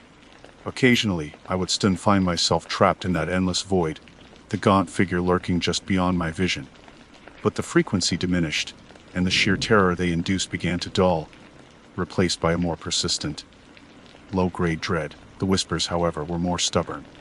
They didn't come every night, but they were still there, flitting at the edge of my hearing, especially in quiet moments. Sometimes, it sounded like my name being called, a soft, breathy murmur that sent chills down my spine.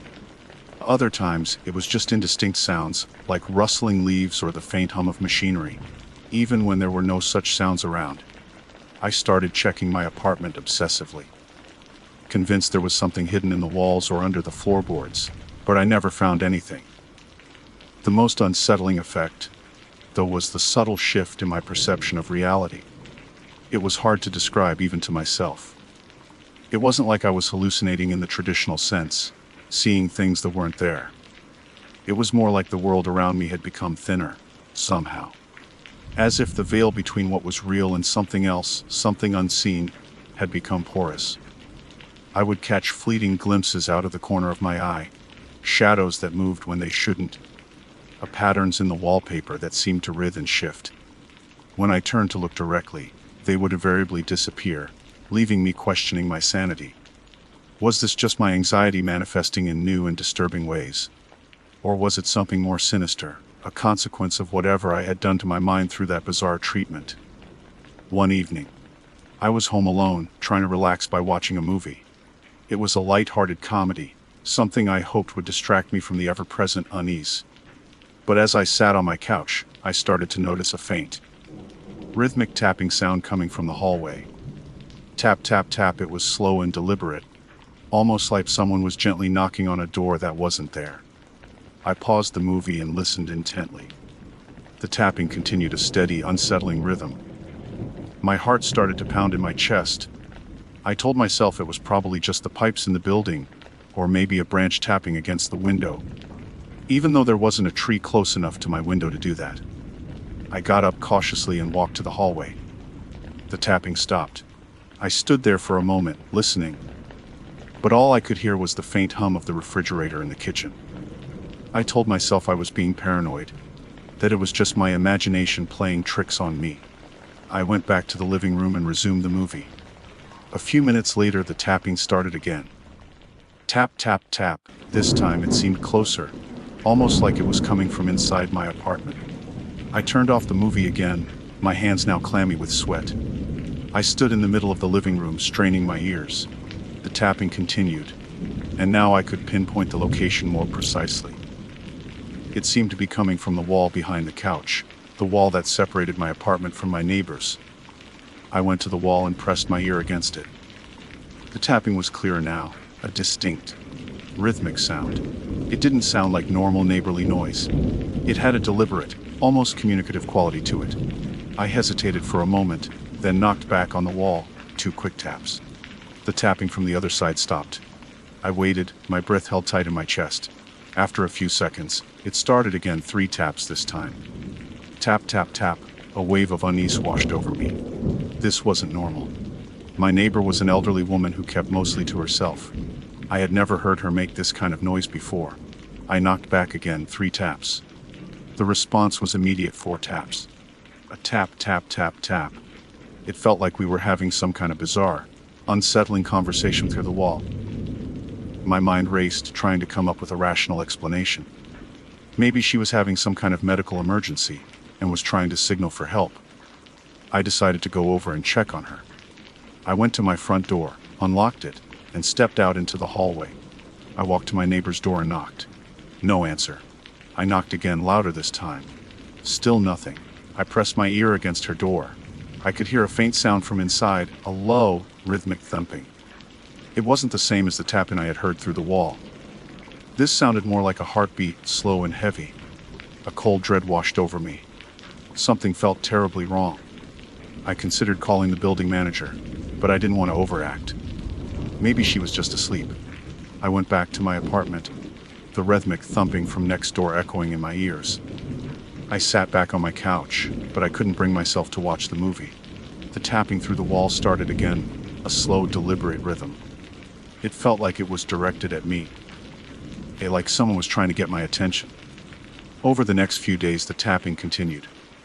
Sometimes it would happen during the day, but it was always worse at night, when the building was quiet. It became a constant source of anxiety, a nagging reminder that something was not right. I started losing sleep. Every little sound in the apartment would make me jump. I was constantly on edge, listening for the tapping. I even started to tap back sometimes, a desperate attempt to understand what was going on. The responses were always different, a varying number of taps that seemed to follow no discernible pattern. One night, the tapping was particularly insistent. It went on for hours, a relentless, rhythmic beat that seemed to vibrate through the walls and into my very bones. I was lying in bed, staring at the ceiling, tears of frustration and exhaustion streaming down my face. Suddenly, the tapping stopped. The silence that followed was almost more unsettling than the noise again. I held my breath, waiting for it to start again. But it didn't. After a few minutes of silence, I started to hear a different sound coming from the wall next to my bed. It was a soft scratching sound, like fingernails gently scraping against wood. The sound moved slowly across the wall, just above my head. My blood ran cold. This wasn't my neighbor. This wasn't the pipes. This was something else. The scratching stopped directly above me. I lay there, frozen with fear, every muscle in my body tense. I could feel my heart pounding in my chest, a frantic drumbeat against the silence. Then I heard a whisper, so faint I almost thought I had imagined it. It seemed to come from inside the wall right above my ear. Amanda. My breath hitched in my throat. It was my name, whispered in a low, raspy voice. It sounded both familiar and utterly alien at the same time. I didn't move. I couldn't move. Fear had paralyzed me. The whisper came again, slightly louder this time. Amanda, we know you're there. Tears streamed down my face. This was it. I was losing my mind. The dark web treatment had done something to me, had opened a door to something I couldn't comprehend. The scratching started again, this time more frantic, more insistent. It sounded like something was trying to claw its way through the wall. I finally found the strength to move. I scrambled out of bed and backed away from the wall, my eyes wide with terror. The scratching stopped, replaced by a low, guttural chuckle that seemed to vibrate through the floorboards. You can't hide. Amanda. The voice whispered again, closer this time, as if it was right next to me. I ran out of my bedroom and into the living room, my eyes darting around the apartment, searching for the source of the voice. But there was nothing there. Just the familiar furniture, the dim light filtering in through the curtains. I felt like I was trapped in a nightmare, a terrifying hallucination that I couldn't wake up from. I spent the rest of the night huddled on my couch, every nerve ending screaming. The whispers came and went, sometimes faint, sometimes chillingly clear. They seemed to know my deepest fears, my insecurities, the darkest corners of my mind. As the sun began to rise, casting a pale light through the windows, the whispers finally stopped. The silence that followed was heavy and oppressive, filled with the lingering residue of terror. I knew I couldn't stay in the apartment. I had to get out, to find someone who could help me, even though I had no idea who that might be. Who would believe me? Who would understand what I was going through? I packed a bag with a few essentials, my hands still trembling. As I was about to leave, I heard a soft knock on my front door. My heart leaped into my throat. I hesitated, my hand hovering over the doorknob. Who could it be? Another knock. This time a little louder. I peered through the peephole. There was no one there. I cautiously opened the door a crack. The hallway outside was empty. Just as I was about to close the door, I saw something on the floor just outside my apartment. It was a small folded piece of paper. I hesitated for a moment, then reached down and picked it up. My hands shook as I unfolded it. There was only one word written on the paper in a spidery, black handwriting: soon. A wave of icy dread washed over me. This wasn't just my imagination. This wasn't just anxiety. Something was happening. Something was coming. And I had a terrifying feeling that the dark website and its barbaric treatment had somehow unleashed it. The single word on the paper, soon, felt like a physical blow. It confirmed my deepest fears. I wasn't losing my mind. Something was genuinely happening, something sinister. I slammed the door shut and locked it, my heart pounding against my ribs like a trapped bird. I backed away from the door, my eyes darting around the apartment, searching for any sign of intrusion, any indication of what soon might entail. I knew I couldn't stay there. The apartment, which had once been my sanctuary, now felt like a cage, a place where unseen forces could reach me through the walls, through the very air. I grabbed my bag and fled, not even bothering to lock the door behind me. I didn't know where to go. My family lives several states away, and I didn't want to burden them with this madness. My friends, while supportive, wouldn't understand. They would suggest therapy, medication, anything but the terrifying reality I was facing. I ended up at a cheap motel on the outskirts of the city. It was dingy and smelled faintly of stale cigarettes, but it felt safer than my apartment, at least for the moment. I spent the first few hours huddled on the bed, staring at the television, the sound muted. My mind racing. I tried to rationalize what was happening. Could it all be a delusion, a manifestation of my deep-seated fear of mental illness? But the note felt too real, too deliberate to be a figment of my imagination. I decided to try and find answers. I went to the local library and spent hours searching the internet for any information about cognitive resonance syndrome, or the dark website I had visited. But my searches yielded nothing. It was as if the site had never existed. The diagnosis was a complete fabrication. The realization chilled me to the bone.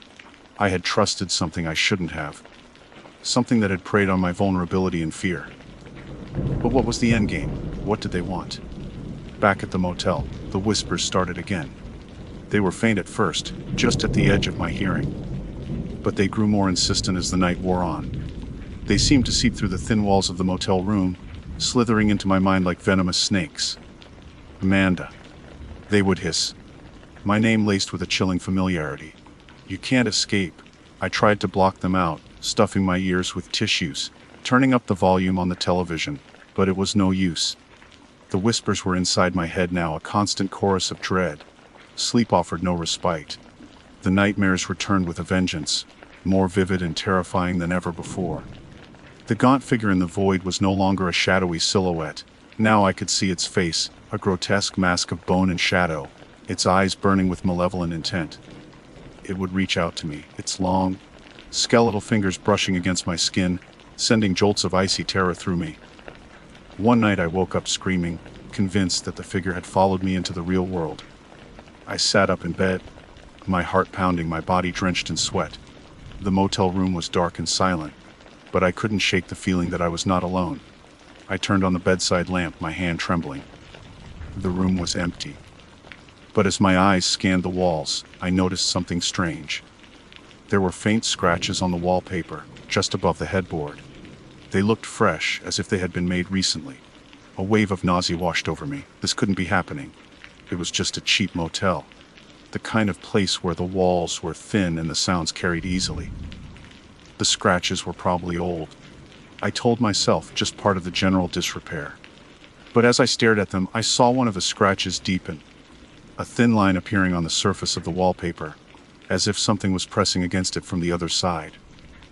I scrambled out of bed and backed away from the wall, my eyes wide with terror. The scratching continued, and then I heard a faint thumping sound from within the wall, like something was trying to break through. I ran out of the motel room, not even bothering to grab my bag. I fled into the night, the image of the scratching wall seared into my mind. I wandered the streets for hours, lost and terrified. I didn't know where to go, who to turn to. I felt like I was being hunted, pursued by something that was both real and unreal, something that existed in the shadows between sanity and madness. As dawn approached, I found myself in a park, sitting on a bench, exhausted and defeated. The whispers had subsided for a while, but I knew they would return. They always did. I closed my eyes, trying to find some semblance of peace, but all I could see was the gaunt figure in my nightmares, its eyes burning into my soul. Then I heard a sound, a soft rustling in the bushes behind me. I opened my eyes, my heart pounding. A figure emerged from the shadows, tall and gaunt, its features obscured by the dim light. My blood ran cold. It was him. The figure from my dreams. I tried to scream, but no sound came out. I was paralyzed with fear. The figure took a step closer, and I could see its face more clearly now. It was the same grotesque mask of bone and shadow, the eyes burning with malevolent intent. It reached out a long, skeletal hand towards me. I flinched back, but I couldn't move. "Amanda," it whispered, its voice a low, raspy growl. "We told you soon." I closed my eyes, bracing for the inevitable. I felt a cold, skeletal hand grasp my arm, its grip like ice. I don't know what happened next. I don't remember feeling any pain. All I remember is a sense of coldness, a feeling of being pulled into a dark, endless void. The last thing I heard was the faint, chilling chuckle, the same one I had heard in my apartment, echoing in the darkness. They found me a few days later, in the park. The police report said it was likely a case of exposure. They noted my history of anxiety, and suggested it might have been a contributing factor. No one mentioned the strange scratches on the motel wall. No one heard the whispers. No one saw the gaunt figure in the park. They closed the case quickly, another sad story of someone succumbing to their inner demons. But I know the truth. It wasn't my inner demons that got me. It was something else, something I had invited into my life through a foolish click on a dark website. And sometimes late at night, when the world is quiet, I still hear the whispers. They're fainter now, but they're still there.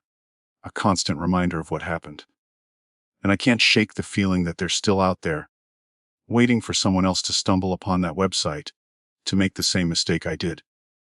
So, if you ever find yourself tempted to explore the darker corners of the internet, to seek answers in places where shadows lurk, please think of my story. Think of Amanda White, and remember that some doors are better left unopened. Some depths are best left unexplored. Because sometimes, the darkness that you seek might just find you instead. And once it does, there's no telling what horrors it might unleash. My name is Caleb Pritchard, and I'm writing this down because I don't know how much longer I'll be sane. I need to document what's happening to leave some kind of record, in case someone finds this tucked away in the dusty corner of an old hard drive, or maybe printed out and stuffed into a box labeled KEPA-DO open, a warning that will inevitably be ignored, because that's human nature, isn't it? To poke at the things we're told to leave alone, to pry open the Pandora's box, even knowing, or perhaps because we know, that something terrible will come spilling out. I should have listened to my Grandma Elsie. She was a wisp of a woman, all sharp angles and knowing eyes, her skin tanned and weathered like old saddle leather from a lifetime spent under the unforgiving Appalachian sun. She knew these mountains like the back of her hand, every hollow and ridge, every hidden creek and whispering pine. And she knew the old ways, the stories that weren't written down in any history book, the whispers passed down through generations, tales told around crackling fires under a canopy of a million stars. Stay away from those stacked rocks, boy, she'd warn me, her voice a low, gravelly rumble that always seemed to carry the weight of the mountains themselves. They ain't natural, they're markers, gateways, places where the veil is thin. She never elaborated much beyond that. Grandma Elsie wasn't one for long explanations. She believed in the power of a well-placed silence, of letting the unspoken hang heavy in the air, letting your imagination fill in the gaps. And, being a kid, my imagination ran wild. I pictured those stacked rocks cairns. I later learned they were called as portals to some other dimension, places where monstrous things lurked, waiting for a careless hand to brush against them, to break the fragile seal between worlds. Of course, I grew up.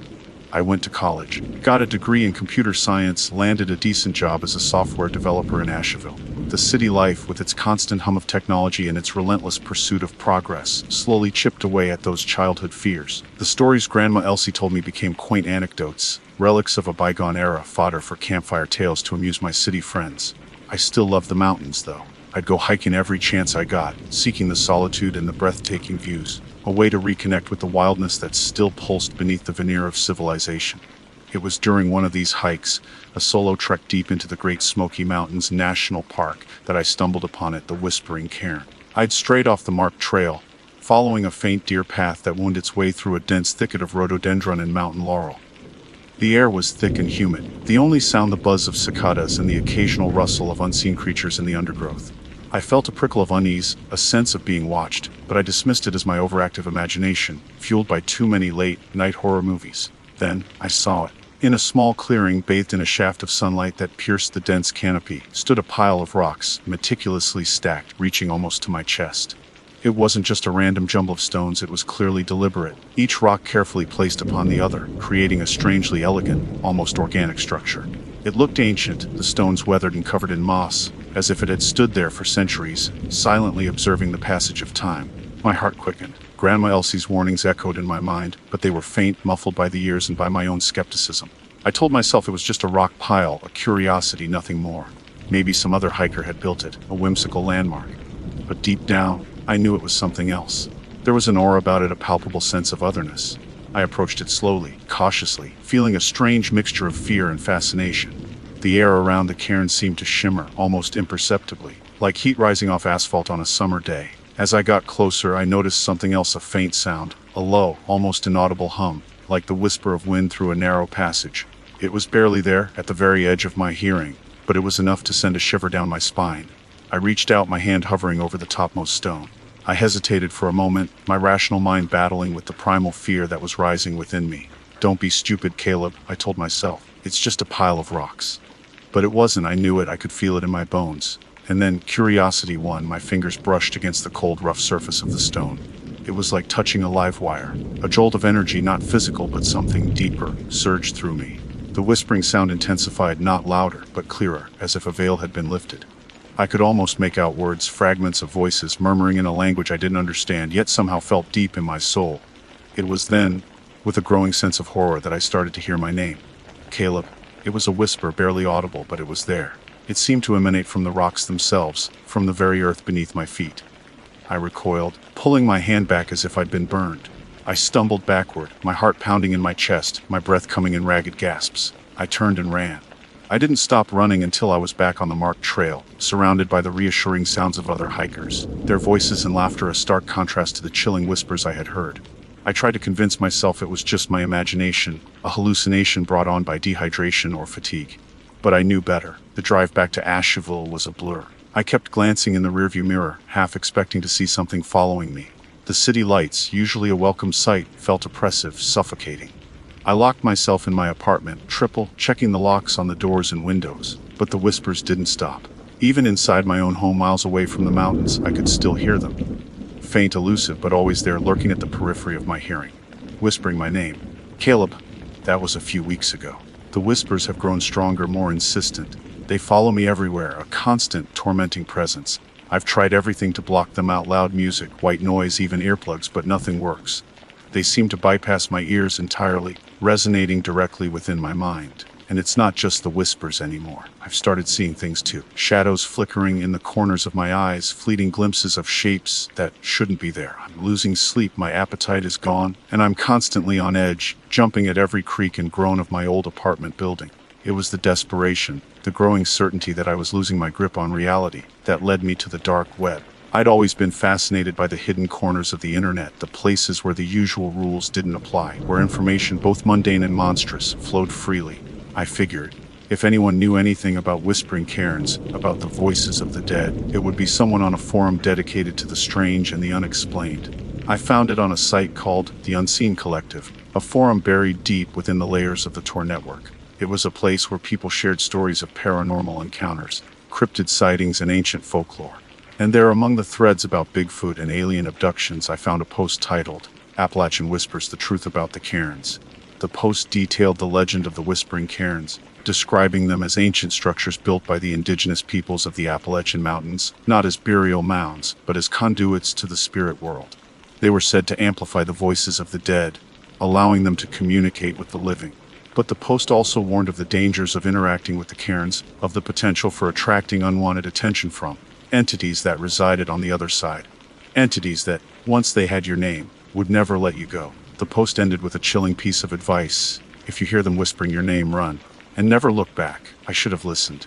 I should have stayed away from those stacked rocks. But I didn't. And now I'm paying the price.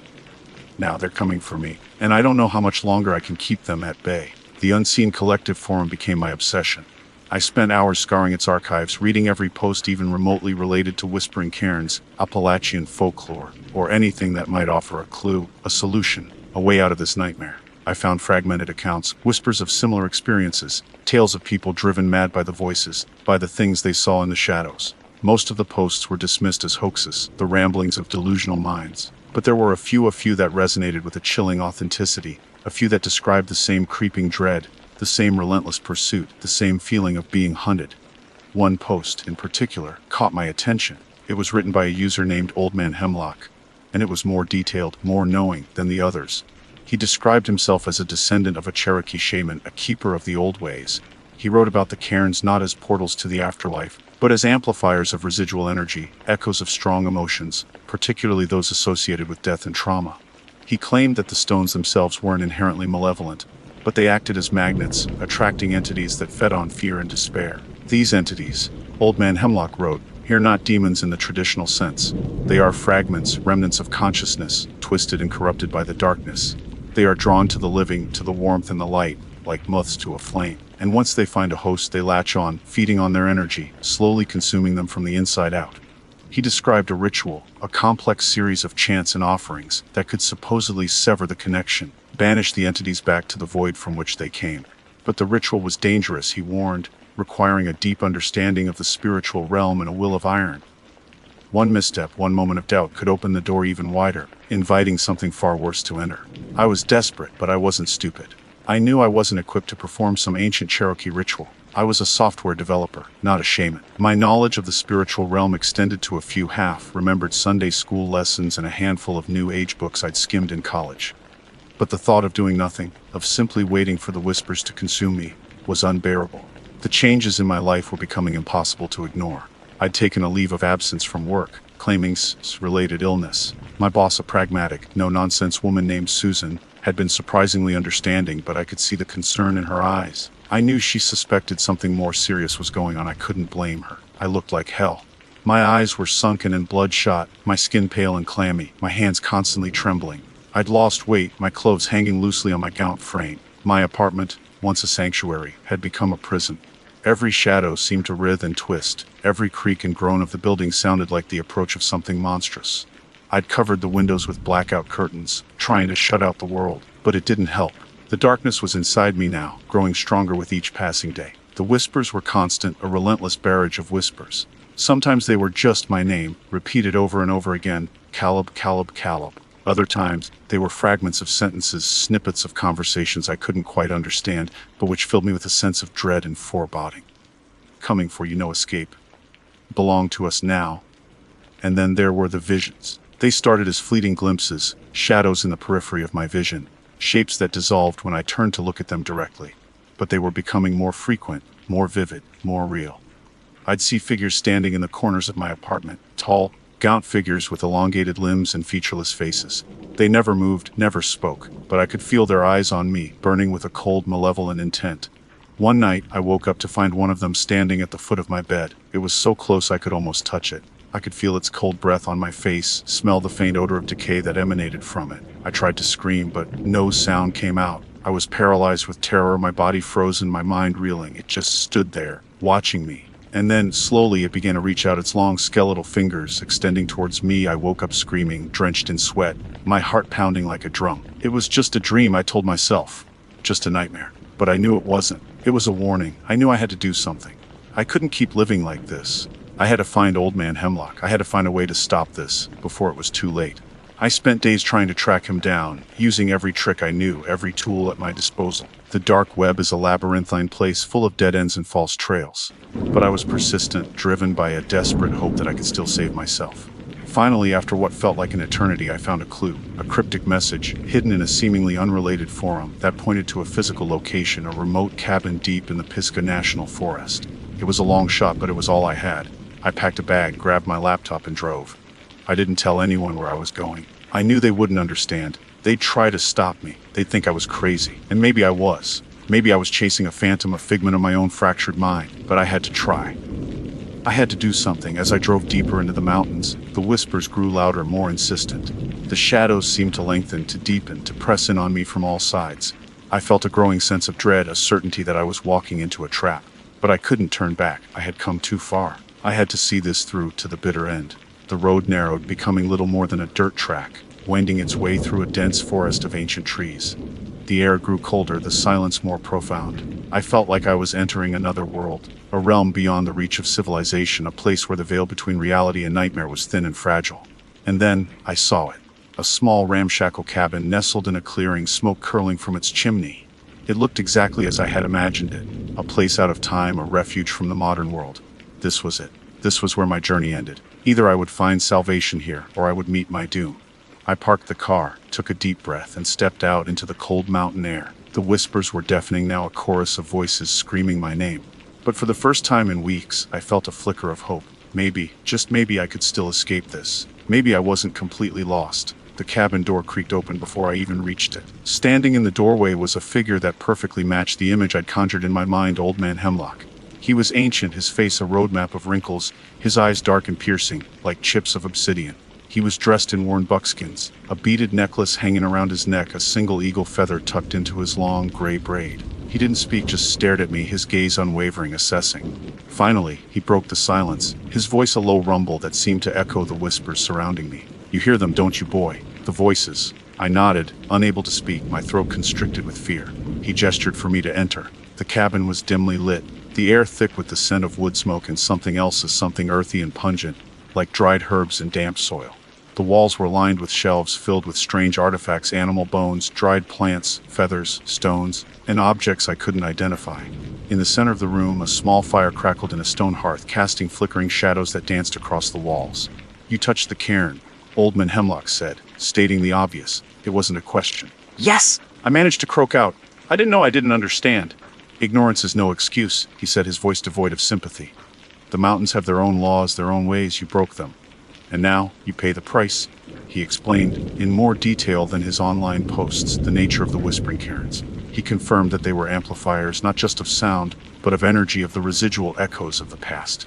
He spoke of the entities that were drawn to them, not demons, but things that existed on the fringes of reality, feeding on negative emotions, on fear, on despair. He called them shadows, and he described them as parasitic, latching onto vulnerable minds, slowly consuming them from the inside out. "They're drawn to weakness," he said, his eyes boring into me. "To doubt, to fear, to despair. The more you feed them, the stronger they become." He told me that the ritual he'd mentioned online could work, but it was incredibly dangerous. It involved creating a temporary breach in the veil, allowing the shadows to fully manifest so they could be banished. But the breach was a two-way street. If I failed, if my will faltered, they could drag me through, into their realm, a place of endless darkness and torment. "Are you willing to risk that?" he asked, his gaze searching, probing. I hesitated. The thought of facing those things head-on terrified me. But the alternative was even worse: to be slowly consumed, to lose myself completely, to become nothing more than a vessel for their darkness. Yes, I said, my voice trembling but firm. "I have to try." The preparation took hours. Old Man Hemlock drew intricate symbols on the floor with charcoal and ash, chanting in a language I didn't understand, his voice rising and falling in a hypnotic rhythm. He prepared a mixture of herbs and roots, a foul-smelling concoction that he made me drink. It burned going down, and I felt a wave of nausea, followed by a strange clarity, a heightened awareness of my surroundings. The whispers intensified, becoming a deafening roar. The shadows in the cabin deepened, coalescing into shapes, into figures that leered at me from the corners of the room. I could feel their presence, their hunger, their eagerness to claim me. Old Man Hemlock placed a small, smooth stone in my hand, a piece of the same rock that made up the Whispering Cairn. "This is your anchor," he said. "Hold on to it. Focus on it. It will help you maintain your connection to this reality." He began the final chant, his voice growing louder, more powerful, filling the small cabin with a palpable energy. The air crackled, the fire in the hearth flared, casting grotesque shadows on the walls. I felt a pressure building inside me, a sense of something unfolding, tearing open. And then they came. The shadows in the room solidified, taking on distinct forms. They were tall, gaunt figures, their limbs impossibly long and thin, their faces blank, featureless, except for two burning points of light where their eyes should have been. They were the same figures I'd seen in my apartment, in my nightmares. But now they were fully real, fully present. They surrounded me, their cold breath chilling me to the bone. I could hear their whispers, no longer faint and elusive, but clear and distinct, a chorus of voices hissing my name, promising me oblivion, offering me release from my fear. "Caleb, join us. Become one with the shadows. No more pain, no more fear." I squeezed the stone in my hand, focusing all my will, all my remaining strength on resisting their pull. I repeated Old Man Hemlock's chants in my mind, clinging to them like a lifeline. The struggle was agonizing. It felt like my soul was being ripped apart. I could feel the shadows pulling at me, trying to drag me into their realm, into the endless darkness. I saw glimpses of it, a swirling void of nothingness, a place where all hope, all light was extinguished. I was losing. I could feel my strength failing, my grip on reality slipping. The stone in my hand felt cold, lifeless. The whispers were overwhelming, drowning out everything else. And then I remembered Grandma Elsie. I remembered her stories, her warnings, her strength. I remembered the mountains, the wildness, the power that flowed through them. I channeled that power, that wildness into the stone, into the chant, into my will. I pushed back against the shadows, against the darkness, with everything I had left. There was a blinding flash of light, a deafening roar, and then silence. The shadows were gone. The cabin was quiet, the air still. The fire in the hearth had died down to embers. Old Man Hemlock was slumped against the wall, his face pale and drawn, but his eyes were still open, still watching me. "You did it," he said, his voice weak but filled with relief. "You banished them." I looked down at the stone in my hand. It was still warm, pulsing with a faint energy. I felt empty, drained, but also clean. The whispers were gone. The shadows were gone. I was free. But the experience had changed me. I was no longer the same person who had stumbled upon that whispering cairn weeks ago. I had seen things, experienced things that had shattered my worldview, my understanding of reality. I left the cabin, leaving Old Man Hemlock to his solitude. I drove back to Asheville, back to my apartment, back to my life. But it wasn't the same. The city felt alien, the constant hum of technology jarring, the faces of the people around me blank and unseeing. I quit my job, I sold my apartment. I bought a small cabin in the mountains, not far from where I'd grown up, not far from where Grandma Elsie was buried. I still hike in the woods, but I avoid the stacked rocks. I know their power, their danger.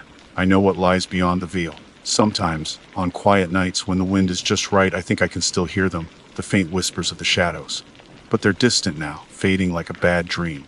I'm not sure if I'm truly safe. I'm not sure if the shadows are gone for good. But I'm learning to live with the silence, with the knowledge of what I've seen, of what I've experienced. And I'm learning to listen to the whispers of the mountains, the real whispers, the ones that speak of strength, of resilience, of the enduring power of the wild. The price of the true dark web and the stories it hides is heavy. My name is Caleb, and you should listen to your elders, and you should never touch the stones. My name is Sarah Bellwether, and most folks around here just call me Sarah B. Gatlinburg. Tennessee is my home, and honestly, I wouldn't have it any other way. I know, it's a total tourist trap. Pancake houses thicker than molasses in January, airbrush T-shirts of wolves howling at neon moons, and enough fudge shops to give Willy Wonka a sugar rush. But that's part of its charm, It's predictably unpredictable. It's going to be cheesy, but you never quite know how cheesy it's going to be. That's what I love about it. Underneath all the manufactured fun, there's this layer of realness. Real people, real history, and as I was about to find out, real nightmares. I work at the Hillbilly Hauler mini golf course, the one with the giant animatronic bear that roars every time someone gets a hole in one on the 18th. It's not exactly glamorous, but it pays the bills and lets me people watch, which is basically my second favorite hobby after collecting vintage postcards of the Smokies. The tourists are a constant source of amusement. You get the families in matching outfits, the bachelorette parties stumbling around in tiaras and sashes, the couples awkwardly trying to rekindle their romance with a round of put. It's a whole ecosystem of awkwardness and forced smiles, and I'm its dedicated anthropologist. My real passion, though, the thing that keeps me up late at night, scrolling through endless forums and obscure websites, is local lore. Ghost stories mostly. The Smokies are riddled with them. Tales of lost hikers, vengeful Cherokee spirits, and the ever-present whispers of something else lurking in the deep woods. I eat that stuff up. I have a whole binder full of newspaper clippings, transcribed oral histories, and blurry photographs that supposedly show something unexplained. Most of it is probably hogwash, campfire tales spun to scare the tourists. But there's always that tiny, nagging sliver of doubt, that whisper of, what if, that keeps me hooked. That what if became a whole lot louder about a month ago. It started, as these things often do, with a late-night internet rabbit hole. I was trawling through a forum dedicated to Appalachian anomalies, a pretty niche corner of the internet, even for me, when I stumbled across a thread titled Gatlinburg, the Unseen Watcher. The original poster, Obe, claimed to have accessed a leaked archive of old Gatlinburg Police Department reports, documents that had been supposedly digitized and then accidentally uploaded to a publicly accessible server before being hastily removed. Most of the reports were mundane: a drunk and disorderly conduct, petty theft, the occasional bear encounter gone wrong. But one file stood out. It was a series of witness statements, all dating back to the late 1980s, all describing the same thing. A figure impossibly tall, described as being stretched or elongated, lurking in the shadows of the main tourist drag parkway after midnight. The descriptions were chillingly consistent: a dark silhouette, often seen near alleyways or in the fleeting reflections of shop windows. And then there was the smile. Every witness mentioned the smile. A smile that was too wide, too eager, stretching across a face that was otherwise featureless. They called it the grinning man. The police, of course, dismissed it as mass hysteria, a prank, or the result of overactive imaginations fueled by too much moonshine and late-night ghost stories. The reports were filed away and forgotten, buried under decades of paperwork. Until now. The OP had attached a few scanned images of the reports. The text was grainy, almost illegible in places, but I painstakingly transcribed the relevant passages, my heart pounding in my chest with a mixture of fear and exhilaration. One witness, a woman named Martha Jenkins, who worked the night shift at a 24-hour diner, described seeing the grinning man reflected in the diner's window. She said he was standing across the street, partially obscured by a lamppost, but she could clearly see his reflection. He was just standing there, she wrote in her statement, watching. And that smile, it wasn't human. It was like something pretending to be human, but getting it all wrong. Another witness, a college student named David Miller, claimed to have encountered the grinning man while walking back to his motel after a night of partying. He described feeling a sudden, intense chill, despite the warm summer air, and then turning to see the figure standing at the mouth of an alleyway. He didn't say anything, Miller wrote. He just grinned. It was like his face was a mask and the smile was the only thing holding it on. Miller claimed he ran, not stopping until he reached the safety of his motel room, where he locked the door and huddled under the covers until dawn. These weren't the ramblings of lunatics. These were ordinary people, describing something extraordinary, something terrifying. And the consistency of their accounts, the shared details of the impossible height, the unnatural smile, the sense of being watched, it sent shivers down my spine. I spent the next few nights poring over the reports, cross-referencing them with old maps of Gatlinburg, trying to pinpoint the locations where the grinning man had been sighted. Most of the sightings clustered around the main tourist areas, the places where the crowds thinned out after midnight, leaving only the shadows and the echoes of the day's revelry. And then last night it happened. I was walking home from work, a little later than usual. The mini golf course had been unusually busy, and I'd stayed late to help clean up. The streets were mostly deserted, the neon glow of the tourist traps casting long, distorted shadows. I was halfway down Parkway passing by Fudge-tastic, one of the aforementioned fudge emporiums, when I saw it. A flicker in the reflection of the large plate glass window. A figure impossibly tall, standing across the street, partially hidden behind a display of oversized lollipops. It was him, the grinning man. He was just as the witnesses had described. A dark, elongated silhouette, like a figure drawn by a child who hadn't quite mastered proportions. And the smile, oh God, the smile. It stretched across his face, a grotesque caricature of human mirth, revealing teeth that were too sharp, too numerous. He was watching me. I froze, my blood turning to ice in my veins. I couldn't scream, couldn't move, couldn't even breathe. I was trapped, caught in the gaze of something unnatural. Something that shouldn't exist. The reflection flickered again and he was gone. Vanished as quickly and silently as he had appeared. I don't remember much of the walk home. I think I ran. I know I didn't look back. I bolted the door to my apartment, drew the curtains and huddled under my blankets, shaking uncontrollably. I didn't sleep. Every creak of the floorboards, every rustle of the wind outside my window, sounded like his approach. Every shadow seemed to stretch and distort, taking on the shape of that impossible grin. I knew with a certainty that chilled me to the bone that this wasn't over. The grinning man was real, and he knew I'd seen him. This was just the beginning. The next day felt surreal. The sun was shining, the birds were singing, the tourists were milling about, blissfully unaware of the horror that lurked just beneath the surface of their vacation paradise. I felt like I was living in a different reality, a world where the mundane and the monstrous coexisted, separated only by the thinnest of veils. I went to work, but I couldn't focus. My hands shook as I handed out golf clubs and balls. I kept glancing at the windows, half expecting to see that impossibly tall figure, that grotesque grin staring back at me. Every shadow seemed to hold a hidden threat. I tried to tell myself it was just my imagination, a product of sleep deprivation and too much time spent reading creepy internet forums. But I couldn't shake the feeling, the certainty that what I'd seen was real. The image of that smile was burned into my mind, a permanent stain on my perception of reality. During my lunch break, I decided to do something I probably shouldn't have. I went to the Gatlinburg Public Library. It's a small, unassuming building tucked away on a side street, a world away from the flashing lights and blaring music of Parkway. I figured if anyone knew anything about the grinning man, beyond the leaked police reports, it would be the local historians, the keepers of the town's forgotten secrets. I found Mrs. Henderson, the head librarian, a woman who looked like she'd been born and raised in the card catalog. She had that quiet, knowing air about her, the kind that suggested she'd seen more than she let on. I nervously explained that I was researching local folklore for our project. I didn't mention the grinning man by name, not yet. Mrs. Henderson, bless her heart, didn't bat an eye. She led me to a dusty corner of the library, filled with shelves of old books and bound volumes of local newspapers. "Why, I have quite a collection," she said, her voice a low whisper. "The Smokies are, well, they're a place of stories. Some are true, some are embellished, and some are best left undisturbed. I spent the next few hours poring over the materials. I found more ghost stories, tales of lost hikers, and accounts of strange lights in the mountains. Nothing that specifically mentioned a grinning man, but plenty of hints and whispers of something unsettling lurking in the shadows. One book, a collection of Cherokee legends compiled by an anthropologist in the early 20th century, caught my attention. It described a creature called the Nonyunui, the Stone Man. The Nonyunui was said to be a giant, a being of immense power and malice, who dwelled in the high mountains.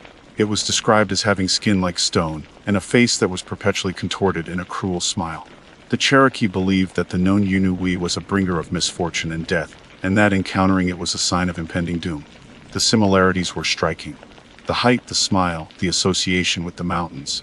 Could the grinning man be a modern manifestation of this ancient Cherokee legend? A creature that had somehow survived, adapting to the changing world, feeding on the fear and energy of the ever-growing crowds of tourists. I found another, even more obscure, reference in a faded, handwritten journal that belonged to one of Gatlinburg's early settlers. The journal entry, dated 1888, described a shadow man that haunted the newly built logging roads. The writer, a man named Silas McAllister, claimed that the shadow man was responsible for a series of unexplained accidents and disappearances among the loggers. He described the creature as being tall as a pine tree, with a grin that could curdle milk. McAllister wrote that the loggers had taken to leaving offerings of food and tobacco at the edge of the forest, in an attempt to appease the creature. The journal ended abruptly, with no further mention of the shadow man. I couldn't help but wonder what had happened to Silas McAllister. Had he fallen victim to the creature he described? As I was leaving the library, Mrs. Henderson stopped me. "Sarah B.," she said, her eyes fixed on mine. "Be careful what you go looking for. Some things are best left buried." Her words sent a chill down my spine. It was clear she knew more than she was letting on. She knew about the grinning man, or at least, she knew about the legends that surrounded him. And she was warning me. That night, I couldn't sleep. The library's findings played on repeat, and the fear was more intense than the previous night. I decided I need to try something. Anything. I remembered McAllister's journal, the part about leaving offerings. I gathered bread, the last cigarette from a pack I had kept as a reminder to quit's ironic, I know, and some honey. I had no tobacco. The time between times when I saw him before. I went to where I saw him, the reflection, across the street from Fudge-tastic, and to the start of the alley beside it. I set the offering down in a small clearing at the alley's mouth. "I know you're there," I whispered, feeling like a fool, but too scared not to try. "I don't know what you are or what you want, but please just leave me alone." Silence, but the hum of electricity from the street signs and the soft buzz of insects suddenly stopped. I turned slowly, my heart feeling ready to explode, but scanning revealed nothing. Then I saw it. At the other end of the alley, further in the dark, was a faint flicker, like heat lightning, but too focused. It stretched up and up and up until it was impossibly tall, towering over the buildings on the other side of the alley. It resolved into him. The grinning man, he didn't move. He just stood there, grinning. The smile was worse this time. Wider, more hungry. I backed away slowly, never taking my eyes off him. He didn't follow. He just watched. I turned and ran, the image of that grin seared into my mind. I didn't go back to my apartment. I couldn't. I drove to a 24-hour diner, the same one mentioned in Martha Jenkins's statement, the one where she'd seen his reflection. I needed to be around people, even if they were strangers, even if they couldn't protect me. I ordered coffee, my hands still shaking. I sat at a booth by the window, staring out at the empty street. The grinning man was out there. I knew it. He was watching, waiting, and I had a terrifying feeling that my offering hadn't appeased him. It had only confirmed his interest. I had acknowledged his existence, and in doing so, I had made myself a target. The fear was a cold, hard knot in my stomach, but beneath the fear, something else was stirring. Curiosity, a desperate need to understand. What was the grinning man? Why was he here? And what did he want with me? I knew I couldn't run forever. I had to find answers, even if it meant facing the horror head-on, even if it meant venturing into the darkness where he lurked. I had a feeling my collection of vintage postcards was about to get a whole lot more interesting. My hobby had become my nightmare, and I was just getting started. The diner coffee tasted like burnt tires and regret, but it kept me awake. I spent the rest of the night staring out the window, watching the shadows shift and lengthen as the pre-dawn light began to creep over the mountains. I was running on pure adrenaline and terror, a cocktail that was both exhilarating and utterly exhausting. I knew I couldn't go back to my apartment. The grinning man knew where I lived. He'd seen me. He'd chosen me. The thought sent a fresh wave of chills down my spine. I decided to go back to the library, not to research, but to think, to plan. Mrs. Henderson's warning echoed in my mind. Be careful what you go looking for. But I was already past the point of no return. I was in it. I had to see this through, to find some kind of answer, some kind of closure. As I walked through the quiet streets, I noticed something I hadn't seen before. Tucked away in the corners of alleyways, hidden behind dumpsters, scrawled on the backs of "no parking," signs were smiles. Crude, hand-drawn smiles mimicking the grotesque grin of the entity I'd encountered. Some were drawn in chalk, others in marker, some even scratched into the brickwork. They were everywhere. It was like Ava Trail. A twisted game of follow the leader where the leader was a nightmare made flesh. The sight of those smiles, those crude echoes of the grinning man's presence, solidified something in my mind. He wasn't just a legend, a ghost story. He was a force. Something that had permeated the very fabric of Gatlinburg, infecting it with his presence, his malice. I reached the library just as Mrs. Henderson was unlocking the front door. She looked surprised to see me, a flicker of something in her eyes. Fear, pity. "Sarah B.," she said, her voice low. "You're back. I need your help," I said, my voice trembling. "I know you know something about him. About the grinning man." She hesitated, then sighed. "Come inside," she said, ushering me into the quiet, dusty sanctuary of the library. She led me to a small, private reading room, a room I hadn't seen before.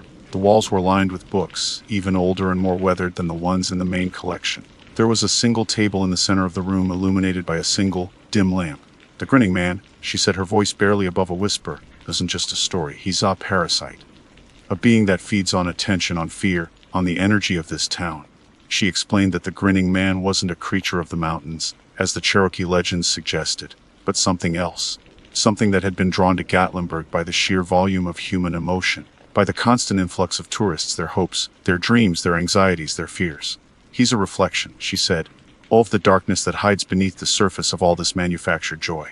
The greed, the desperation, the loneliness, he feeds on it all."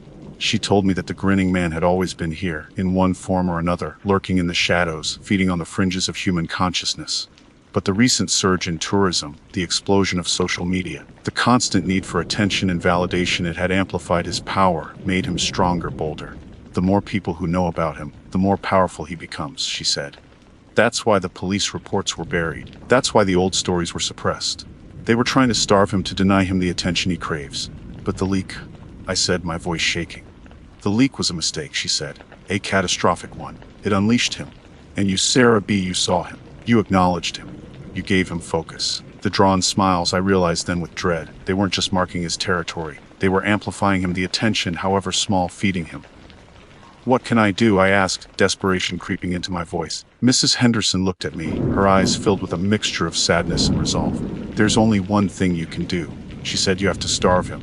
You have to deny him the attention he craves. You have to forget him." Forget him?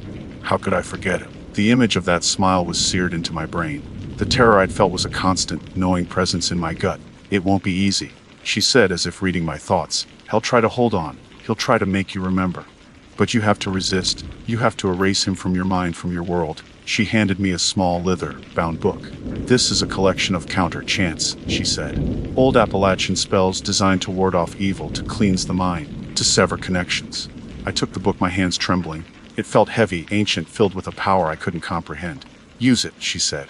"And pray it's enough." I left the library armed with the book in a desperate hope. I went back to the alleyway, to the place where I'd left the offering. The offering was gone. I began to chant, my voice barely a whisper at first, then growing stronger, more confident. The words were strange, archaic, but they resonated within me, stirring something deep inside. As I chanted, I felt a presence. A cold, dark presence pressing in on me, trying to silence me, to overwhelm me. I saw a flicker in the shadows, the outline of a tall, impossibly thin figure.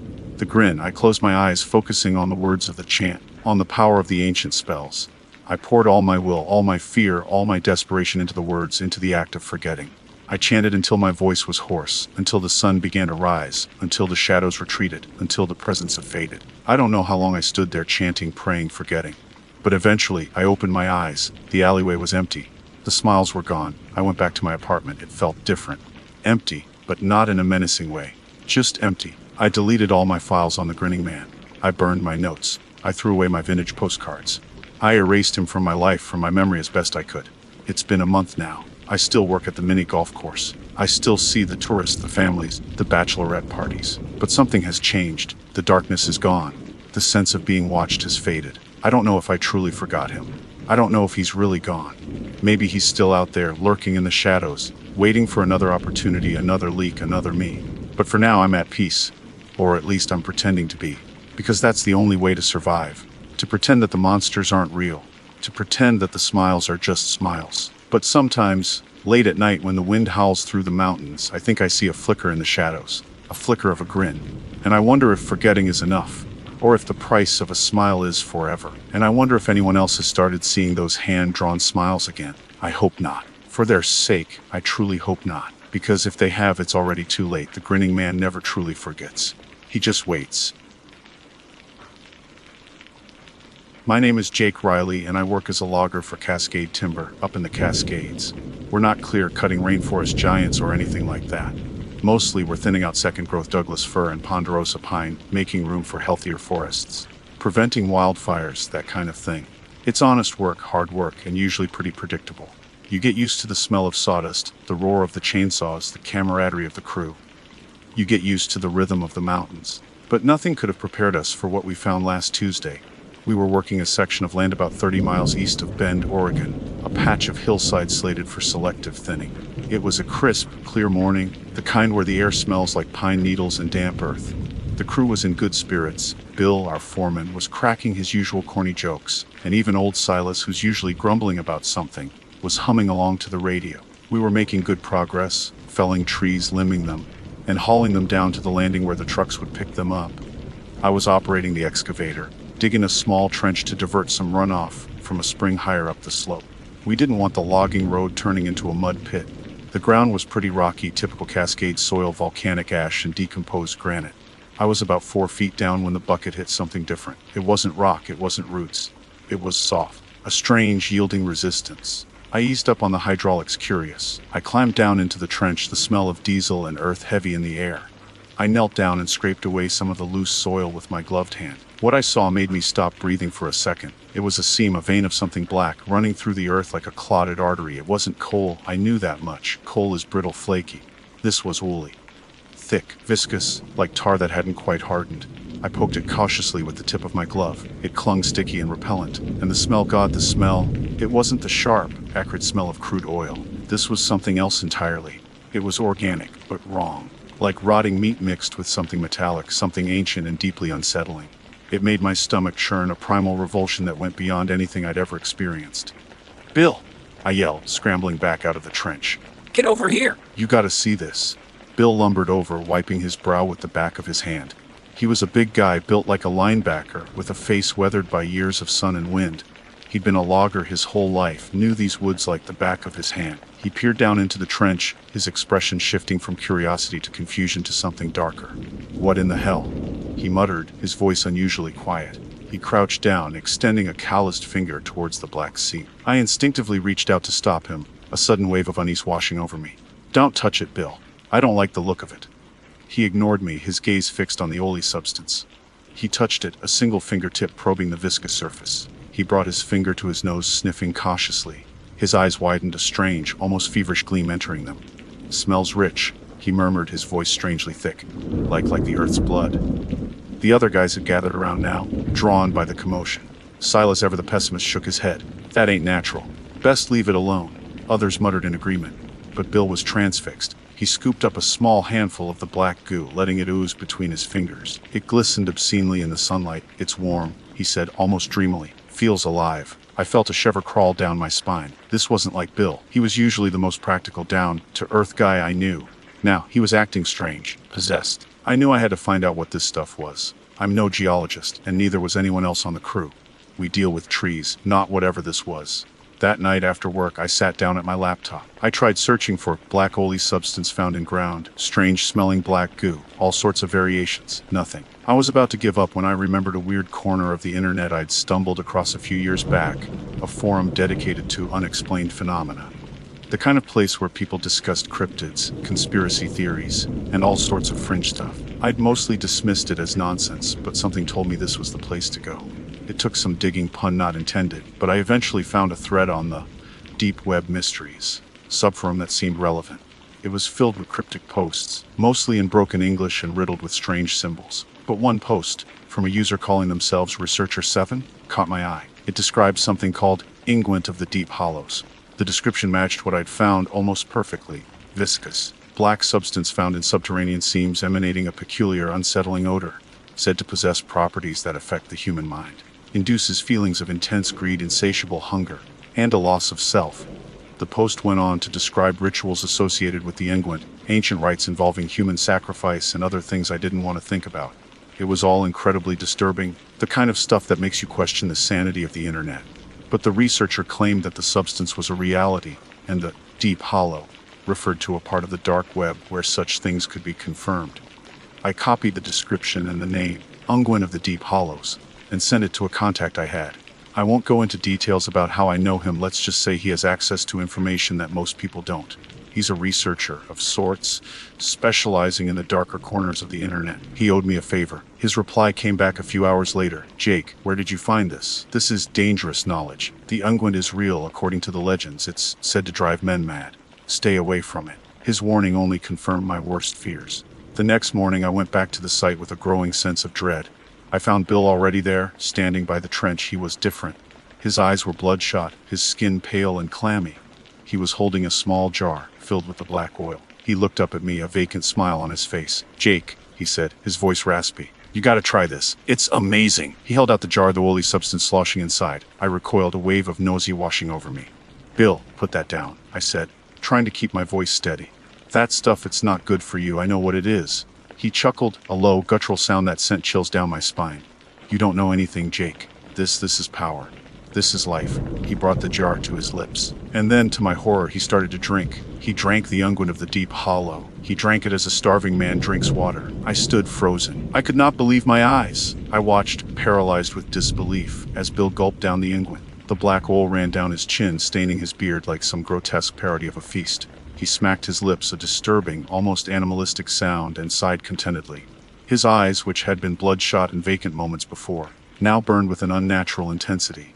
Bill, what have you done? I stammered, my voice barely a whisper. He looked at me, his expression shifting from euphoria to a strange sort of pity. You wouldn't understand, Jake. You're still blind. This, he patted his stomach, a sickening squelching sound emanating from within. This is the key to everything. He offered me the jar again, now almost empty. A single, thick drop of the unguent clung to the rim. Just a taste, Jake. You'll see. I recoiled, backing away slowly. Stay away from me, Bill. You're not yourself. He laughed, a harsh, barking sound that echoed through the trees. Not myself. I'm more myself than I've ever been. I can feel it, the power coursing through me. I can feel everything. His gaze drifted past me, towards the woods. His eyes narrowed, focusing on something I couldn't see. He started to tremble, a low growl rumbling in his chest. What is it, Bill? I asked, my voice trembling. What do you see? He didn't answer. He just kept staring, his body tensing like a coiled spring.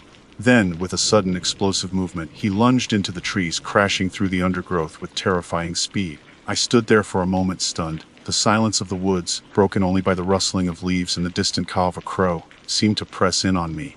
I felt a growing sense of unease, a primal fear that I couldn't explain. I knew I should follow him, but I was terrified. What had that stuff done to him? What was he capable of? I cautiously approached the edge of the woods, calling out his name. Bill!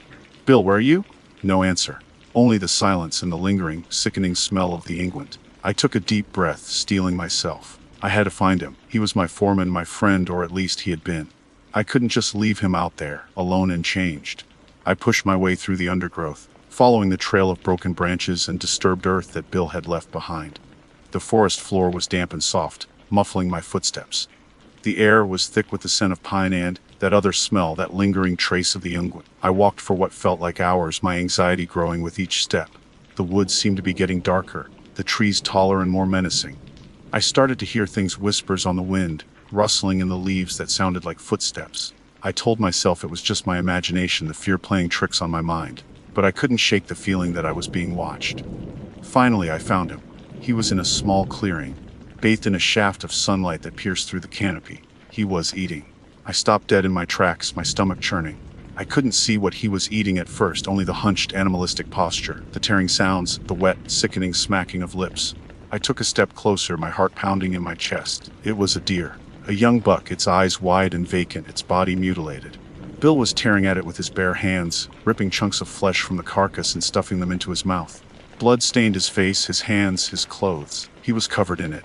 He looked up at me, his eyes glowing with a feral and human light. He grinned, a gruesome, blood-soaked grin that revealed teeth that seemed longer, sharper than they should be. "Join me, Jake," he said, his voice a guttural growl. "It's delicious." He held out a piece of raw, bloody meat, offering it to me. I recoiled in horror, shaking my head. "Bill, stop it, this isn't you. This is the oil. It's making you do this." He laughed, a chilling, unhinged sound. "The oil. The oil is showing me the truth. We're all just animals, Jake. Hungry animals. And this," he gestured to the mangled carcass, "this is what we're meant to do." He lunged at the deer again, tearing at it with renewed ferocity. I couldn't watch anymore. I turned and ran, fleeing through the woods, my lungs burning, my legs screaming. I didn't stop running until I reached the logging road, the sound of Bill's crazed laughter still echoing in my ears. I collapsed on the gravel, gasping for breath, my body trembling uncontrollably.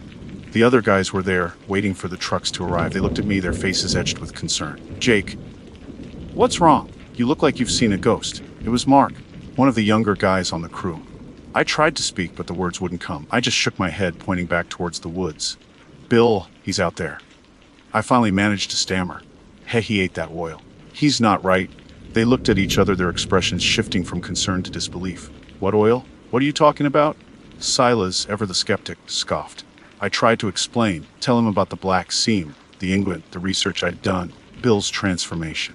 But my words came out jumbled. They thought I was crazy. "Jake, you're just tired," Mark said, putting a hand on my shoulder. You need to rest." "No, you don't understand," I cried. He's a monster. He's out there hunting." I looked back towards the woods, my eyes scanning the tree line. I saw a flicker of movement, a dark shape lurking in the shadows. He was watching us. I pointed, my hand trembling. There he is." "Look." The other guys followed my gaze, but they saw nothing. "Jake, there's nothing there," Silas said, shaking his head. "You're imagining things." But I knew what I saw. I saw the hunger in his eyes, the predatory gleam. I knew he was waiting for the right moment to strike. And I knew that we were all in danger. The England had changed him, twisted him into something inhuman. And now he was hungry for more than just deer. I could feel it in my bones. The woods were no longer safe, and neither were we. The darkness had been unleashed, and it was spreading. The deep hollows had found a way to surface. And it was all thanks to a seam of black, viscous oil and a man's insatiable greed. Or was it something more? I did not know. But I was about to find out. They didn't believe me. They thought I was hallucinating, suffering from exhaustion, maybe even going mad. Silas kept muttering about city boys and not being cut out for the woods. Mark tried to be sympathetic, but I could see the doubt in his eyes. They wanted to get back to work, to pretend that nothing was wrong. But I knew. I saw Bill lurking at the edge of the trees, a shadow among shadows, his presence a constant, sickening weight in the pit of my stomach. I refused to go back to the dig site. I told them I was sick, needed to go home. They reluctantly agreed, Silas grumbling about lost productivity. As I walked away, I kept glancing back, half expecting Bill to leap out of the woods and attack. He didn't. He just watched. I drove home in a daze, my mind racing. I needed to warn someone, to tell someone what was happening. But who would believe me? The police. They'd think I was crazy, just like the guys at work. My family, they'd worry, but they wouldn't understand. I remembered my contact, the dark web researcher. He was my only hope. I pulled over to the side of the road and sent him a frantic message. "Bill drank the unguent. He's changed. Hunting. The others don't see it. Help me." The reply came back almost instantly. "Get out of there." Now, the unguent doesn't just change them, Jake. It hollows them, makes them vessels. For something else. Something else. I typed back, my hands shaking. "What do you mean?" "The deep hollows. They're not just a place on the internet, Jake. They're a wide dimension. A realm of hunger. The unguent is a bridge. Bill, he's not just Bill anymore. He's a host. A host." The words sent a chill down my spine. I looked back towards the mountains, towards the woods where Bill was waiting. I understood now. It wasn't just madness. It wasn't just some primal transformation. It was something worse. Something ancient and malevolent. I knew I couldn't go home. Bill would be looking for me. He'd be drawn to me, to the others. I had to get away, to find somewhere safe, somewhere I could think. I drove aimlessly for hours, my mind a whirlwind of fear and confusion. The sun began to set, casting long, eerie shadows across the landscape. I found myself on a deserted back road, surrounded by dense forest. I pulled over, my body exhausted, my mind numb. I must have drifted off, because the next thing I knew, I was being jolted awake by a loud banging on my car window. It was Bill. His face was pressed against the glass, his eyes glowing with that same inhuman light. His skin was stretched tight over his bones, his features distorted, almost skeletal. He was smiling, a wide, grotesque grin that revealed rows of sharp, pointed teeth. He looked hollow, like an empty shell filled with something dark and hungry. "Jake," he hissed, his voice a raspy whisper that seemed to come from everywhere and nowhere at once. "You can't run. The hollows, they call to us. We are one now." He smashed the window with his fist, the glass shattering inwards. I screamed, scrambling back, trying to get away. He reached in, his long, claw-like fingers grasping at me. I fumbled for my keys, my hands shaking so badly I could barely hold them. I managed to start the engine, throwing the car into reverse. I slammed on the accelerator, the tires spinning on the gravel. The car lurched backwards, dragging Bill with it for a few feet before he lost his grip. He stumbled, falling to the ground. I didn't stop. I kept driving, speeding down the road, not caring where I was going, just wanting to get away. I drove until the car ran out of gas, miles from anywhere. I stumbled out, my legs weak, my body trembling. I was in the middle of nowhere, surrounded by darkness. The silence of the woods was deafening, broken only by the sound of my own ragged breathing. Then I heard it. A low, guttural growl coming from the trees. It wasn't just one growl. It was many. I looked around, my heart pounding in my chest. I saw them. Shadows moving in the darkness. Eyes glowing with that same inhuman light. They were coming from all directions, closing in on me. It wasn't just Bill anymore. There were others. The other loggers. Silas. Mark. All of them. Their faces were distorted, their bodies twisted, their eyes hollow. They were all hollowed. They were moving slowly, deliberately, like predators stalking their prey. They were smiling, those same grotesque blood-soaked grins. They were hungry. I knew it was over. There was nowhere to run, nowhere to hide. I was surrounded. I closed my eyes, waiting for the inevitable.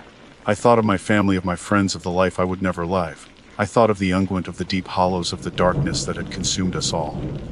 Then I heard a voice that seemed to come from inside my head, a voice that was both ancient and terrifying. "Join us, Jake," it whispered. "Become one with the hollows." Where's the hunger? It is inevitable.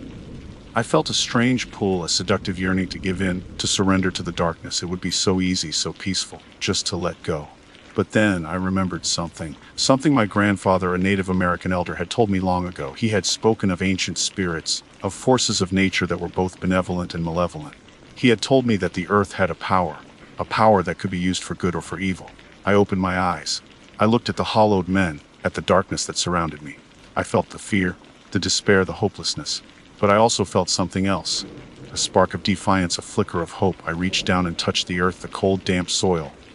I closed my eyes and focused, drawing on the strength of the land, on the ancient wisdom of my ancestors. I whispered a prayer to the spirits of the earth, a prayer for protection, for strength, for deliverance. I felt a surge of energy, a warmth that spread through my body. I opened my eyes and I saw something. A faint glow emanating from the earth, surrounding me like a shield. The hollowed men hesitated, their eyes widening in fear. They growled, their voices rising in a chorus of rage and frustration. They tried to approach me, but they couldn't. The glow repelled them, pushing them back. I stood my ground, my heart still pounding, but my fear replaced by a strange sense of calm. I didn't know what was happening, but I knew I was no longer alone. The glow intensified, becoming brighter, more powerful. The hollowed men recoiled, their bodies contorting in agony. They screamed, a chorus of unearthly wails that echoed through the woods. Then, with a blinding flash of light, they were gone. I stood there, alone in the darkness, the silence broken only by the sound of my own breathing. The glow faded, leaving me feeling weak and drained, but also alive. I didn't know what had happened or what the future held. But I knew one thing: I had survived. I had faced the darkness, and I had lived to tell the tale. But the tale, it's not over. The deep hollows are still out there waiting. And the hunger, it never truly goes away. It's always there, lurking beneath the surface, waiting for a chance to emerge. So be careful out there in the woods. Be careful what you dig up. Because sometimes the things we unearth are best left buried. Sometimes the darkness is better left undisturbed. And sometimes the price of knowledge is madness. I learned this the hard way. My name is Emily Carter. I'm what you'd call an outdoorsy type. Specifically, I live and breathe hiking. The mountains around Asheville, North Carolina, are my sanctuary. I've logged hundreds of miles on the established trails: Mount Mitchell, Cold Mountain, Looking Glass Rock, you name it. I've probably conquered it at least a couple of times. But it's the uncharted territory that truly calls to me. The little spur trails, the barely their game paths, the places where the sunlight struggles to reach the forest floor and the silence is thick enough to choke on. That's where you find the real magic, the real secrets of the Appalachian wilderness. Or, as I was about to learn, the real horrors. I'm 32, single, and my only real commitments are to my aging golden retriever, Buddy, who sadly had to sit this particular adventure out due to a bum hip, and my job as a freelance graphic designer. The flexibility of my work allows me to indulge my passion for hiking whenever the mood strikes, which is pretty much constantly. This particular Tuesday started like any other. I woke up early, brewed a strong cup of coffee, packed my usual gear: water, bladder, protein bars, first aid kit, multi-tool, a sturdy walking stick my grandfather carved for me, and my trusty phone, though service out here is notoriously spotty. I had a vague plan to explore a section of the Pisgah National Forest I hadn't visited before, a region known for its dense, old-growth forests and rugged terrain. The drive out was uneventful. The sky was a brilliant, cloudless blue, the air crisp and cool with the promise of autumn. I parked my dusty Subaru at a small, unmarked trailhead, the kind that only locals and the truly adventurous tend to know about. The first few hours were glorious. I followed a relatively well-maintained trail, the path winding through towering oaks and poplars, their leaves just beginning to turn shades of gold and crimson. The air was alive with the sounds of bird song and the rustling of small creatures in the undergrowth. I felt that familiar sense of peace settle over me, the kind that only comes from being completely immersed in nature. But, as I said, I'm drawn to the unknown. After about 3 hours of steady climbing, I spotted a faint, almost imperceptible break in the dense foliage to my left. It wasn't a marked trail, not even a game path really. Just a slight thinning of the undergrowth, as if something had, at some point, pushed its way through. My curiosity, as always, got the better of me. I checked my GPS, still no signal, predictably. Took a mental note of my location relative to the main trail, and stepped off the beaten path. The difference was immediate. The sunlight dimmed, filtered through the thick canopy overhead. The sounds of the forest seemed to fade, replaced by an unsettling quiet. It wasn't complete silence, not yet, but there was a noticeable absence of the usual ambient noise. The air felt heavier, cooler, and carried a faint, earthy scent, a mixture of damp soil, decaying leaves, and something else, something I couldn't quite place, something almost metallic. I continued to push forward, carefully picking my way through the tangled undergrowth. The terrain became steeper, the trees closer together. Twisted roots snaked across the ground, threatening to trip me. I had to use my walking stick for balance, pushing aside thorny vines and low, hanging branches. I was starting to feel a little uneasy, a prickle of apprehension at the back of my neck. This wasn't the usual exhilarating feeling of exploring a new place. This was something different, something off. Then, I reached it, the hollow. It was a small, circular depression in the landscape, almost perfectly symmetrical, as if something had scooped out a giant bowl of earth. The trees surrounding it were ancient, their gnarled branches reaching out like skeletal fingers. And the silence, it was absolute. Not a single bird chirped, not a single leaf rustled. It was a silence so profound it felt oppressive, like a physical weight pressing down on me. I took a step into the hollow, and my boots sank slightly into soft, damp earth. It was then that I heard it. At first, it was barely perceptible, just a faint, high-pitched hum almost at the edge of my hearing range. It sounded like singing. A single sustained note wavering slightly, like a tuning fork vibrating in the void. It seemed to be coming from everywhere and nowhere at once. I stopped, holding my breath, trying to pinpoint the source. But it was impossible. The sound seemed to permeate the very air, the very ground beneath my feet. My heart started to beat faster. I told myself it was just the wind or some strange acoustic phenomenon caused by the shape of the hollow. But deep down I knew it was something else. Something unnatural. I slowly turned in a full circle, searching the landscape for a sign. I pulled my cell phone out of my bag, flipped it open, and as expected, found no signal. The hollow was a deep bowl ringed by massive trees at least 100 feet tall. Their branches interlaced above, blocking out most of the sunlight. The metallic smell was now definitely stronger, and as my eyes adjusted to the gloom, I noticed that everything was covered in a thin layer of reddish dust. I touched a nearby tree trunk, running my fingers down the bark, and they came away stained with the stuff. It looked like rust. The singing continued, its eerie tone starting to drill into my head. I wanted to leave. I needed to leave. I turned back the way I thought I had come, but nothing looked familiar. The dense undergrowth seemed to have closed in behind me, forming an impenetrable wall of green. I took a few tentative steps, pushing through the branches, but it was no use. Every direction looked the same, a suffocating maze of trees and vines. Panic began to set in. I tried to calm myself, to think rationally. I had a compass, didn't I? I rummaged through my backpack, my hands shaking. Yes, there it was. But when I looked at it, the needle was spinning wildly useless. I felt a wave of dizziness, a strange disorientation. My thoughts were becoming fuzzy. Then, I remembered something. Something I had dismissed as just another online rabbit hole.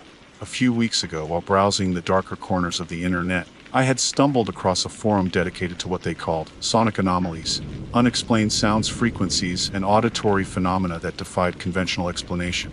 Most of it was clearly nonsense: conspiracy theories, alien encounters, government experiments. But one thread had caught my eye: the Song of the Hollow. It described a similar phenomenon to what I was experiencing now, a faint, high-pitched song heard in remote, secluded locations. The posts were fragmented, cryptic, filled with warnings and half-remembered accounts.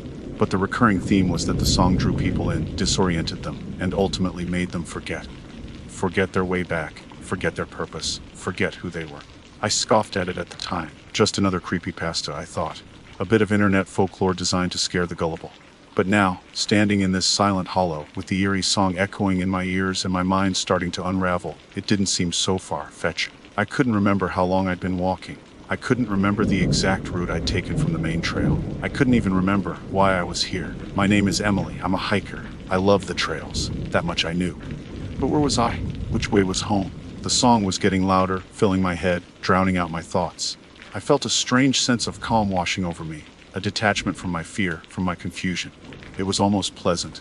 I closed my eyes, letting the sound wash over me. It felt like coming home. This hollow, this song, it felt familiar, as if I had been here before, countless times. My panic was gone, replaced by a dull achy of longing, a desire to stay, to become part of the silence, part of the song. I started to walk again, not back the way I thought I'd come, but deeper into the hollow, drawn by the sound like a moth to a flame. The reddish dust swirled around my ankles, and the metallic smell was almost overpowering. But I didn't care. Nothing mattered anymore except the song. The song of the hollow. I started humming along. The humming felt natural, instinctive, a resonance within me, vibrating in harmony with the song of the hollow. It wasn't my voice, not exactly. It was older, deeper. A chorus of voices blended into one, echoing through the chambers of my mind. I walked on, the rust-colored dust clinging to my boots, my clothes, my skin. It didn't feel like dirt. It felt alive somehow, pulsating with a faint warmth. The trees around me seemed to shift and sway, even though there wasn't a breath of wind. Their branches, gnarled and twisted like arthritic fingers, reached out not to obstruct me, but to guide me. I no longer felt like an intruder in this place. I felt welcomed. As I moved deeper into the hollow, I began to notice things I hadn't seen before. Small, almost imperceptible details that sent shivers down my spine, not of fear, but of recognition. Scratches on the bark of the trees, arranged in patterns that seemed almost linguistic. Stones piled in small cairns, not randomly, but with a deliberate, if unfathomable, purpose. And most disturbingly, faint impressions in the reddish dust, footprints, but not human. Too long, too narrow, with oddly spaced toes. My memory was a fragmented mess. Flashes of images, disconnected and fleeting, flickered through my mind. My apartment, Buddy's goofy grin, the faces of friends and family, but they were like faded photographs, their edges blurred, their colors leached away. The details were slipping, replaced by a growing sense of emptiness, a void where my identity used to be. I reached a small clearing, the center of the hollow. Here, the song was at its strongest, a palpable vibration that resonated in my bones. In the middle of the clearing stood a single massive tree, far larger than any of the others. Its trunk was impossibly wide, its bark a deep, almost black shade of red. And at its base, nestled among the exposed roots, was something.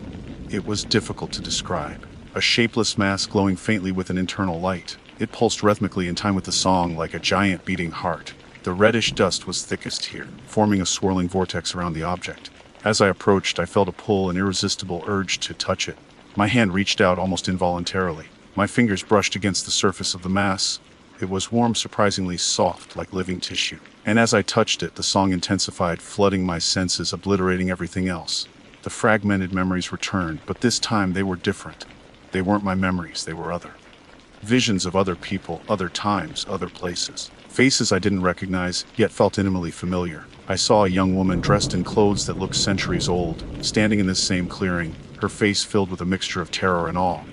She was singing, her voice blending with the song of the hollow. I saw a Native American warrior, his body painted with intricate designs, performing a ritual dance around the massive tree. He too was singing. I saw a group of hikers, much like myself, their faces etched with confusion and fear, their eyes slowly losing focus as they succumbed to the song. And then I saw myself, or rather, a version of myself, standing in this clearing in different clothes at different times throughout history. Always the same expression on my face, a blissful, vacant smile. Always singing the same song. The realization hit me with the force of a physical blow. This wasn't the first time I had been here. This had happened before, countless times. The song of the hollow wasn't just drawing me in, it was recycling me. Erasing my memories, absorbing my essence, and then releasing me, only to draw me back again. The dark web forum, the song of the hollow. Thread, it wasn't just speculation. It was a record. A fragmented, incomplete, but terrifyingly accurate record of this place, of this phenomenon. The posts I had read, the warnings, the half-remembered accounts, they were echoes of forgotten voices, the remnants of past victims, their memories leaking out into the digital world. One post, in particular, stood out in my mind. It was a single cryptic sentence: "The Hollow remembers what we forget." Now I understood. The Hollow was a memory, a living, breathing repository of forgotten lives, sustained by the song. And the mass at the base of the tree, that was the source, the heart of the Hollow, the thing that was absorbing us, erasing us, and then recreating us. The urge to touch it again was overwhelming, to merge with it, to become part of the collective memory, to finally understand the purpose of this endless cycle. But a tiny flicker of resistance remained, a spark of my former self refusing to be extinguished. The memory of Buddy's wet nose nudging my hand, the smell of coffee brewing in the morning, the feel of sunlight on my skin. These fragments, however faint, were anchors, tethering me to a reality that was rapidly slipping away. I pulled my hand back, stumbling away from the pulsating mass. The song intensified, a deafening roar in my ears trying to reclaim me. I covered my ears, but it was no use. The sound was coming from inside me, from the very core of my being. I knew I had to get out. I had to break the cycle. But how? The Hollow had already erased my sense of direction, my memory of the path. I was trapped, lost in a maze of trees and rust-colored dust. Then, I remembered something else from the forum, a post that had seemed particularly absurd at the time. It claimed that the song could be countered, that a specific frequency, a dissonant chord, could disrupt its power. The poster had even provided a link to an audio file, a jarring, unpleasant sound that he claimed was the anti-song. I had dismissed it as nonsense, of course. But now, with nothing left to lose, I frantically searched through my backpack for my phone. It was still there, miraculously. I pulled it out, my hands shaking so badly I could barely hold it. No signal, as expected. But the downloaded files, they were still there. I scrolled through my music library, desperately searching for the file. My vision was blurring, my thoughts scattering. The song was overwhelming me, erasing me. I was losing myself. There! I found it. Anti-song? A ridiculous name, but it was my only hope. I pressed play, holding the phone up to my ear. A wave of nausea washed over me. The sound was horrific, a screeching, grating cacophony of noise that seemed to violate the very laws of harmony. It clashed violently with the song of the Hollow, creating a dissonance that was physically painful. But it was working. The song for the first time faltered. The pull of the mass weakened. The trees seemed to recoil, their branches no longer guiding, but threatening. The reddish dust swirled around me, a vortex of confusion and anger. I felt a surge of clarity. Fragments of my memory returned, sharp and vivid. My name, my life, my purposes, it was all coming back. But I knew it wouldn't last. The Hollow wouldn't give up so easily. I had to run. I ran. Not with any sense of direction, not with any hope of escape, but with the primal instinct of a cornered animal. The antic song blasted from my phone, a fragile shield against the overwhelming power of the Hollow. The ground beneath my feet felt unstable, shifting and churning as if the very earth were trying to swallow me whole. The trees, no longer welcoming, lashed out at me with their branches, tearing at my clothes, scratching my skin. The reddish dust, whipped into a frenzy by the dissonant sound, stung my eyes and filled my lungs, making it difficult to breathe. I stumbled, fell, scrambled back to my feet, driven by a desperate need to escape the suffocating embrace of the Hollow. The song of the Hollow fought back, a relentless, pulsing wave of sound that threatened to overwhelm the Anit song. It felt like a battle raging inside my head, a war between two opposing forces with my sanity as the prize. I could feel my grip on reality weakening, the memories I had recovered starting to fade again. The image of Buddy, the smell of coffee, the feel of sunlight, they were becoming distant, like whispers in a hurricane. I had to keep moving, I had to keep the antic song playing. But my phone's battery was draining fast. I glanced at the screen, 50%. Panic surged through me. Once the battery died, I was lost. I tried to focus, to think rationally. I needed to find a way out, a landmark, anything that could guide me back to the main trail. But the Hollow was a labyrinth designed to disorient and confuse. Every direction looked the same, a suffocating maze of trees and rust-colored dust. Then, through the swirling dust and the clashing sounds, I saw it. A faint glimmer of light, a break in the dense canopy overhead. Hope surged through me, a desperate spark in the encroaching darkness. I pushed forward, ignoring the pain in my legs, the burning in my lungs, the screaming in my head. As I got closer, I realized what it was. A small opening in the trees leading to a steep, rocky slope. It wasn't a trail, not even a game path, but it was different. It wasn't part of the Hollow's suffocating embrace. I scrambled up the slope, my hands and knees scraping against the rough rock. The antique song was still playing, but its volume was decreasing, the battery warning flashing ominously on the screen. The song of the Hollow surged, sensing its victory. I reached the top of the slope, gasping for breath. I looked back. The Hollow lay below me, a swirling vortex of reddish dust and twisted trees, its eerie song a fading whisper in the distance. I had escaped, but the escape wasn't clean. As I stood there trembling, I realized that something was missing. A part of me, a piece of my memory, had been left behind in the hollow. I could remember my name, my life, my friends, my family, but there was a blank space, a void where something had been erased. I couldn't remember the details of my time in the hollow, the visions I had seen, the knowledge I had gained. The hollow had taken its price. I looked down at my hands. They were stained with the reddish dust, a permanent reminder of my encounter. I tried to brush it off, but it wouldn't come off. It was part of me now. My phone finally died, the auntie's song silenced. The sudden quiet was deafening, but it wasn't the complete oppressive silence of the hollow. It was the natural silence of the forest, filled with the sounds of birdsong and the rustling of leaves. A silence that was alive. I started to walk, following the slope downwards, hoping to find my way back to the main trail. My legs were weak, my body exhausted, my mind scarred. I knew I would never be the same. The hollow had changed me, marked me, left me with a void that could never be filled. As I walked, I began to hear it again. Faintly, almost imperceptibly, but it was there. The song of the hollow. Not outside me, but inside. A faint, high-pitched hum, resonating in the depths of my being. It wasn't the full song, not the overwhelming force that had trapped me in the hollow. It was an echo, a reminder, a warning. I knew then that the hollow wasn't finished with me. It had let me go for now, but it would always be there, waiting. Waiting for me to forget, waiting for me to stray from the path, waiting for me to listen to the song again. And I knew, with a chilling certainty, that one day I would. I would forget the auntie's song. I would forget the terror. I would forget the price. And I would be drawn back to the hollow, to the song, to the endless cycle of forgetting and remembering. The hollow remembers what we forget, and it never forgets. I kept walking, putting one foot in front of the other, trying to focus on the path ahead, on the sound of the wind in the trees, on anything but the faint, persistent hum that echoed in the back of my mind. The hum that was a constant reminder of the silence I had escaped, and the silence that would one day reclaim me. The silence of the hollow. My silence. The forest was no longer my sanctuary. I never hiked again. My name is Michael, but most folks call me Mike. I wouldn't say I'm obsessed, more intensely fascinated by history. Specifically, the grittier, less celebrated parts. The forgotten corners where the dust of time settles sickest, obscuring stories that deserve, or perhaps demand to be told. That's why I spend so much time researching old coal mines. Not the grand historical landmarks with their guided tours and polished brass plaques, but the forgotten pits, the collapsed shafts swallowed by the earth, places where the echoes of tragedy still linger. It's a morbid fascination, I know. My girlfriend, Sarah, certainly thinks so. She can't understand the allure of crumbling headframes and weed-choked slag heaps. She calls it my dead miner face, and rolls her eyes whenever I start rambling about ventilation shafts and the dangers of black damp. But for me, these places are more than just holes in the ground.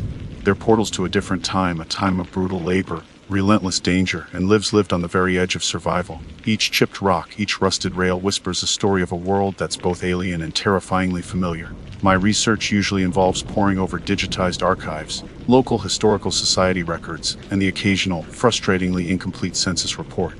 But sometimes I venture into the less reputable corners of the internet. I'm talking about the dark web. I know, it sounds like the opening line of a bad horror movie, but the truth is often stranger, and certainly darker, than fiction. Most of what you find there is garbage, the digital equivalent of a back alley dumpster fire. But occasionally, buried beneath layers of encryption and obfuscation, you find something real. Something that sends a shiver down your spine, not because it's overtly graphic or violent, but because it feels authentic. It carries the weight of genuine, unfiltered human experience, the kind that rarely makes it into official records. That's how I found the journal. It wasn't advertised with flashy banners or lurid descriptions. It was just a simple text file, tucked away in a directory dedicated to historical anomalies, a catch-all for the weird, the unexplained, and the outright unbelievable. The file name was cryptic, Ashworth 1888 unaccounted. Intrigued, I downloaded it. My antivirus software screaming bloody murder. I have a dedicated, heavily secured laptop for these excursions, naturally. The file opened to reveal a scanned copy of a handwritten journal. The script was elegant, surprisingly legible despite the faded ink and the occasional water stain. The paper itself looked brittle, almost crumbling at the edges of the scan. It was the diary of a man named Elias Ashworth, a foreman at the Blackwood Colliery, a mine I'd never heard of before. The first few entries were mundane, detailing the daily grind of mine operation, coal output, equipment repairs, minor injuries. The language was formal, reflecting the era, but there was a subtle undercurrent of tension, a sense of unease that permeated even the most routine descriptions. Elias described the Blackwood Colliery as being unusually deep, having penetrated further into the earth than any other mine in the region. He wrote about the constant pressure, the groaning of the timbers, the unsettling silence that would sometimes descend upon the deepest shafts, a silence so profound it felt like a physical presence. He mentioned the miners' superstitions, the whispered tales of things that lived in the dark, things that were best left undisturbed. At first I dismissed these as the typical folklore of isolated, hard-working men, the kind of stories that spring up in any environment where danger and darkness are constant companions. Then, the entries started to change. The tone shifted from unease to outright fear. Elias began to describe a series of incidents. Miner at first, tools disappearing, strange noises echoing from unexplored tunnels, miners reporting feelings of being watched. He documented these events meticulously, almost clinically, as if trying to convince himself that there was a rational explanation. But the entries grew increasingly frantic, the handwriting becoming more erratic, the ink blots more frequent, as if he were writing in a state of heightened anxiety. He started referring to shadows that moved at the periphery of lamplight, to whispers that seemed to emanate from the coal seams themselves. He wrote about miners refusing to work in certain sections of the mine, claiming they could hear scratching, a constant, insistent scratching that seemed to come from everywhere and nowhere at once. And then the disappearances began. At first it was just one man, a young loader named Thomas Bellwether. He vanished without a trace, leaving his pickaxe and lunch pail at the coal face. A search party was organized, but they found nothing. The official report, Elias noted with a chilling detachment, attributed it to a cave-in, though no evidence of such an event was ever found. Then, another miner disappeared, and another. Each time the same story: a sudden absence, a lingering sense of dread, and no explanation. The journal entries became shorter, more fragmented, filled with a palpable sense of terror. Elias started questioning his own sanity, wondering if the darkness, the pressure, the constant fear were finally getting to him. He wrote about sleepless nights, haunted by nightmares of pale, emaciated figures lurking in the shadows. He started referring to them as the children of the coal. The name itself sent a shiver down my spine. It was such a simple, evocative phrase, yet it conjured images of something truly horrifying, something ancient and malevolent that dwelled in the deepest, darkest recesses of the earth. Elias described them as being unnaturally thin, with skin the color of ash and eyes that glowed with a faint, phosphorescent light. He claimed they moved with an uncanny silence, their limbs contorted at unnatural angles, their bodies seemingly adapted to the cramped, claustrophobic tunnels of the mine. He believed they were responsible for the disappearances. He believed they were taking the miners. The last few entries were barely legible, scrawled in a shaky hand that betrayed a mind unraveling. Elias wrote about hearing the scratching everywhere, even in his own quarters, far above the mine. He described seeing the children of the coal in his dreams, their skeletal fingers reaching for him, their hollow eyes burning with a cold, inhuman hunger. He wrote about the growing certainty that he was next, that they were coming for him. The final entry ended abruptly, mid-sentence. The scan cut off, leaving the last words hanging in the digital ether, a chilling testament to a terror that had consumed him entirely. I sat there, staring at the screen, the silence of my apartment suddenly amplified, pressing in on me like the weight of the earth above a mine shaft. The journal felt real. It wasn't just a story. It was a confession, a desperate plea from a man who had witnessed something unspeakable, something that had shattered his sanity and stolen his life. And then, it started. A faint, almost imperceptible sound coming from the basement.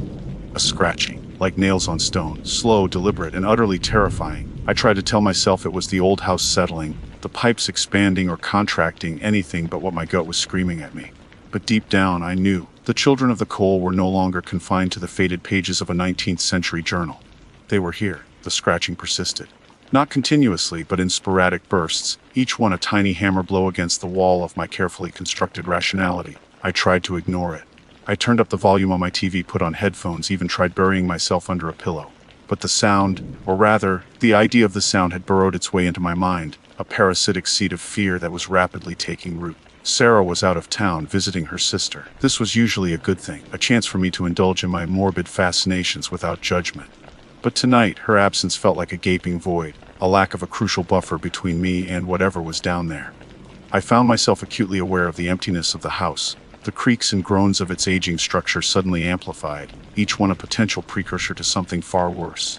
I tried to rationalize rats, even, perhaps, a raccoon that had somehow found its way into the crawl space beneath the basement floor. These were all perfectly plausible explanations. But the journal, Elias Ashworth's desperate, terrified account, kept replaying in my mind. The children of the coal, the pale, emaciated figures, the scratching, the disappearances. The more I tried to dismiss it, the more convinced I became that this was no ordinary infestation. This was something else. Something connected to the journal, to the Blackwood Colliery, to the forgotten horrors of the 19th century mining world. It was as if my research, my delving into the dark corners of the internet, had somehow awakened something. Sleep was impossible. Every creak of the house, every rustle of leaves outside my window, sent a jolt of adrenaline through me. I lay in bed, rigid with fear, listening for the scratching to resume. It did, eventually, around 3 a.m. A slow, deliberate scraping, followed by a period of silence, then another burst of scratching, closer this time it seemed. I couldn't stay in bed any longer. The fear had become a physical thing, a knot in my stomach, a tightness in my chest.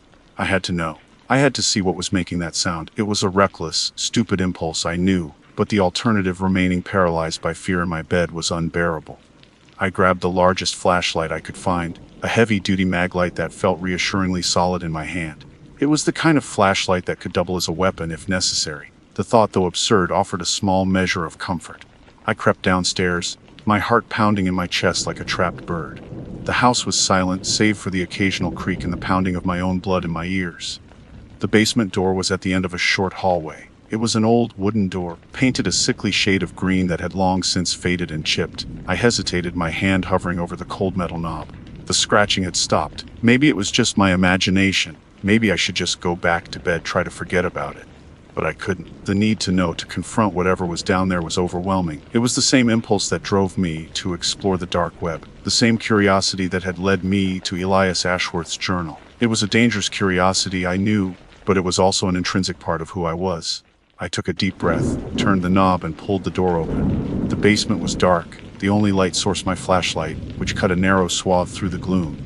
The air was cold and damp, heavy with the smell of dust and mildew. It was a typical unfinished basement: concrete floor, exposed pipes and ductwork, stacks of old boxes and forgotten furniture shrouded in cobwebs. I swept the flashlight beam across the room slowly, methodically. Nothing. Just the usual clutter of a long neglected space. I moved further into the basement, my footsteps echoing on the concrete floor. The silence was oppressive, broken only by the occasional drip of water from a leaky pipe. Then I heard it again. The scratching. It was coming from the far corner of the basement, behind a stack of old wooden crates. My heart leaped into my throat. I gripped the flashlight tighter, my knuckles white.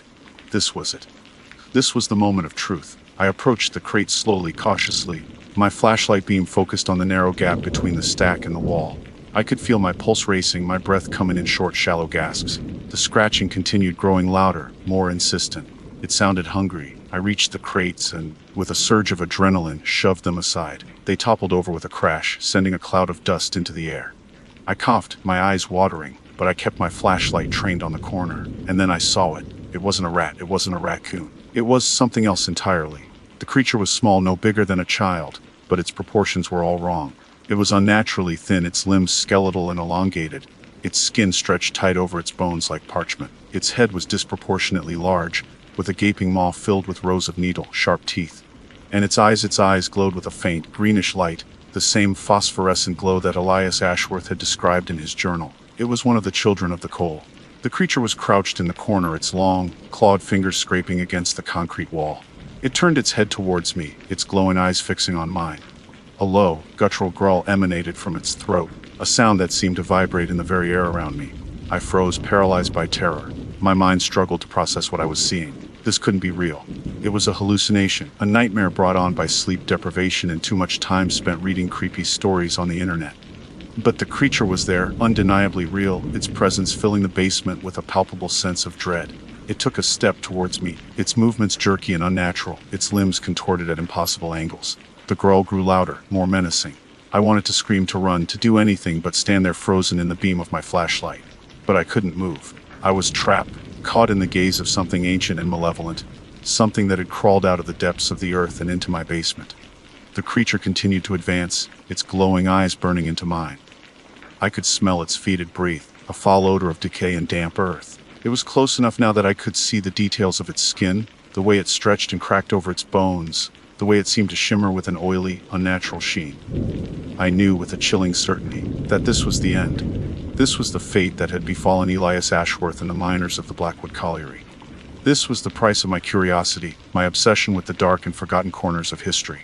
The creature lunged, a blur of ash-colored limbs and glowing eyes. Instinct, pure primal survival instinct, finally kicked in, overriding the paralyzing terror. I swung the maglite with all my strength, a desperate, clumsy blow aimed at the creature's head. It connected, not with the satisfying thunk I'd half expected, but with a sickening hollow crack. The creature recoiled, a high-pitched screech tearing from its throat, a sound that was both animalistic and eerily human. It stumbled backward, its glowing eyes flickering, its movements momentarily disrupted. I didn't hesitate. I turned and ran. I scrambled back towards the basement stairs, my legs pumping furiously, my lungs burning. I didn't dare look back, convinced that the creature was right behind me, its clawed hands reaching for my ankles. I could hear it scrambling after me, its claws scrabbling on the concrete floor, its guttural growls echoing in the confined space. I reached the stairs and took them two at a time, my flashlight beam bouncing widely, casting grotesque shadows on the walls. I slammed the basement door shut behind me and fumbled with the lock, my hands shaking so badly I could barely turn the key. Finally, it clicked into place. I leaned against the door, gasping for breath, my body trembling uncontrollably. I could hear the creature on the other side, scratching and pounding at the door, its screeches muffled but still terrifyingly audible. I knew the flimsy wooden door wouldn't hold it for long. I stumbled back through the house, grabbing my phone from the kitchen counter.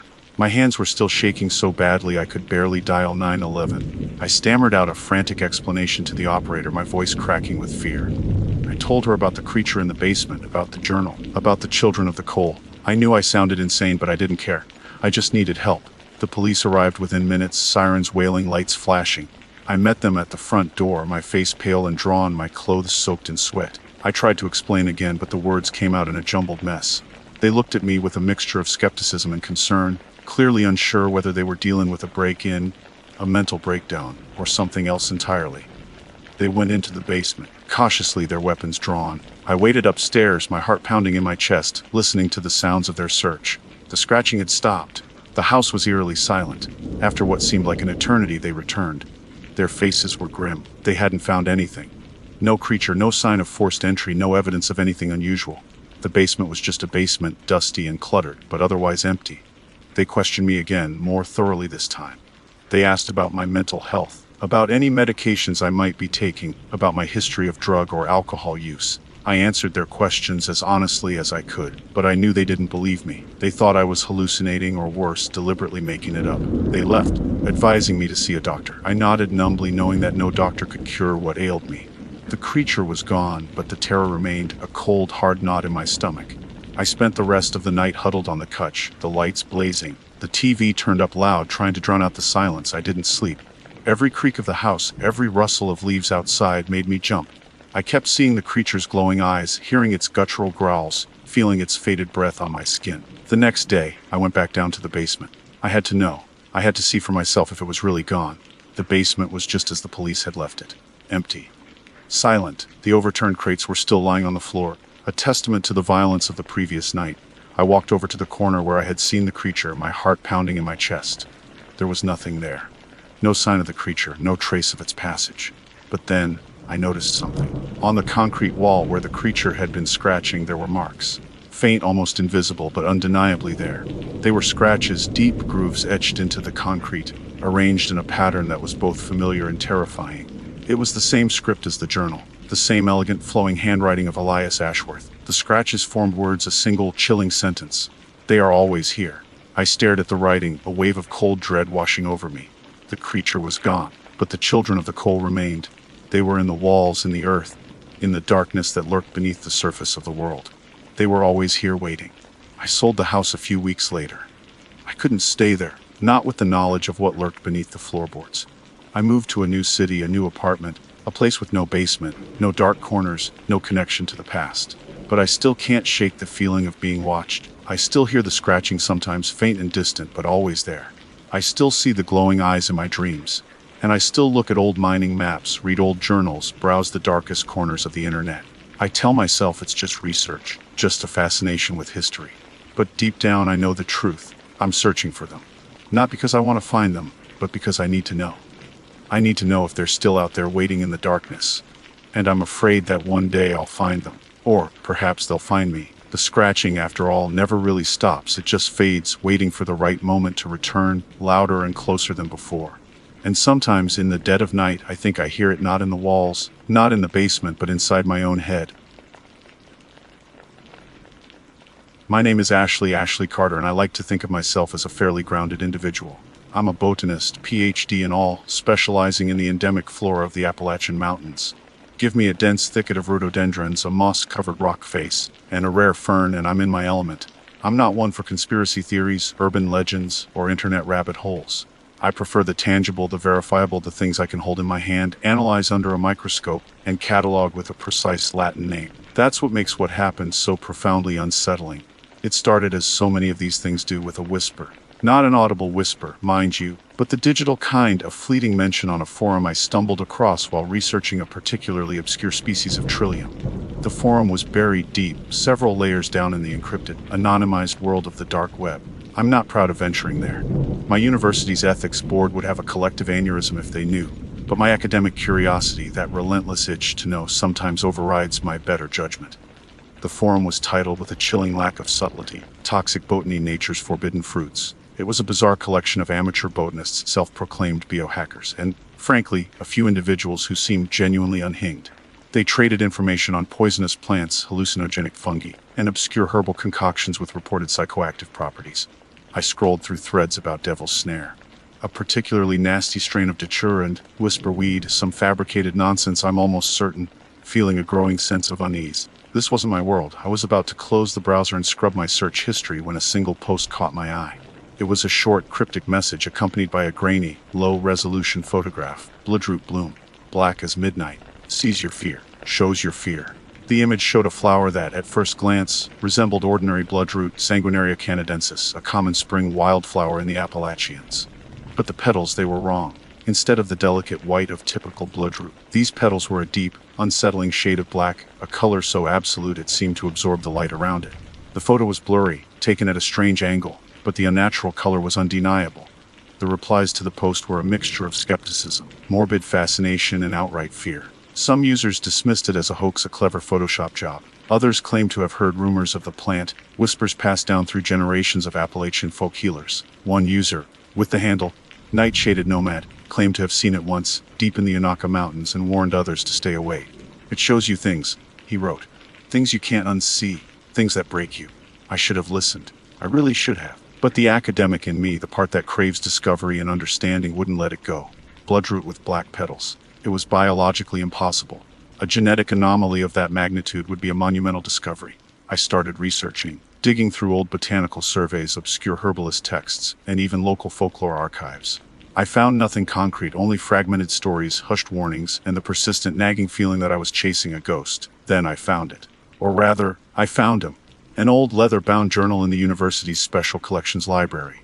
It belonged to a botanist named Elias Thorne, who had explored the Appalachian region in the late 19th century. Most of the journal was filled with meticulous descriptions of common plants, but tucked away at the very end, almost as an afterthought, were a few scribbled entries about a peculiar variation of bloodroot. The locals call it devil's kiss or shadow bloom, Thorne wrote.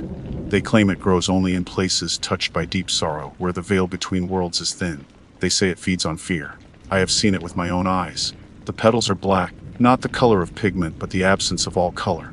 A void, I felt a presence when I touched it, a coldness that seeped into my bones. Thorne's subsequent entries were increasingly erratic, filled with paranoia and fragmented sentences. He described vivid nightmares, hallucinations, and a growing sense of dread. The last entry simply read, "They are everywhere, watching." The journal was enough. I had a location, a vaguely described area near the border of North Carolina and Tennessee, in a remote section of the Cherokee National Forest. It was a long shot, a needle in a haystack, but I had to see it for myself. I packed my gear, hiking boots, a sturdy backpack, my field notebook, a GPS tracker, and, with a growing sense of apprehension, a small vial of activated charcoals in case of accidental ingestion. I told my colleagues I was heading out for a routine survey of rare orchids, a perfectly plausible excuse. I didn't mention the dark web forum, the cryptic messages, or the black, pittled bloodroot. They would have thought I was crazy. Maybe I was. The hike was arduous, the terrain rugged and unforgiving. I followed Thorne's vague directions as best I could, navigating through dense forests, scrambling over rocky outcrops, and wading through icy streams. The air was thick with the scent of pine and damp earth, the silence broken only by the rustle of leaves and the occasional call of a hawk. After 2 days of searching, I was starting to doubt myself. Was I chasing a phantom, a figment of internet folklore in a long-dead botanist's troubled mind? Then I saw it. It was growing in a small, secluded clearing, bathed in the dappled sunlight filtering through the canopy. A single plant rising from the dark, loamy soil. The leaves were the typical heart-shaped, deeply lobed foliage of bloodroot, but the flower was unlike anything I had ever seen. The petals were indeed black, a velvety, abyssal black that seemed to drink the light. It was beautiful and terrifying, alluring and repulsive all at once. I approached cautiously, my heart pounding in my chest. I knelt beside the plant, my hand trembling as I reached out to touch it. The petal felt strangely cold, almost metallic, under my fingertips. A jolt, like a static shock, ran up my arm. I recoiled, a gasp escaping my lips. And then I saw them. At first they were just shadows, fleeting glimpses at the edge of my vision. But they grew stronger, more defined, coalescing into shapes, faces, things. They were twisted, grotesque, and utterly terrifying. They were the manifestations of my deepest fears, the anxieties I had buried deep within my subconscious. They were everywhere. The immediate aftermath of touching the bloodroot bloom was a blur. I remember stumbling back from the plant, my breath caught in my throat, a cold sweat breaking out on my forehead. My carefully constructed world of scientific observation, of empirical data, had crumbled.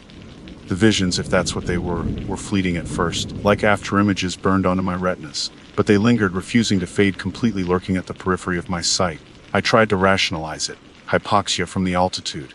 Some kind of airborne toxin released by the plant. A delayed stress reaction from the grueling hike. I desperately clung to any explanation, any shred of scientific reasoning that could make sense of the impossible.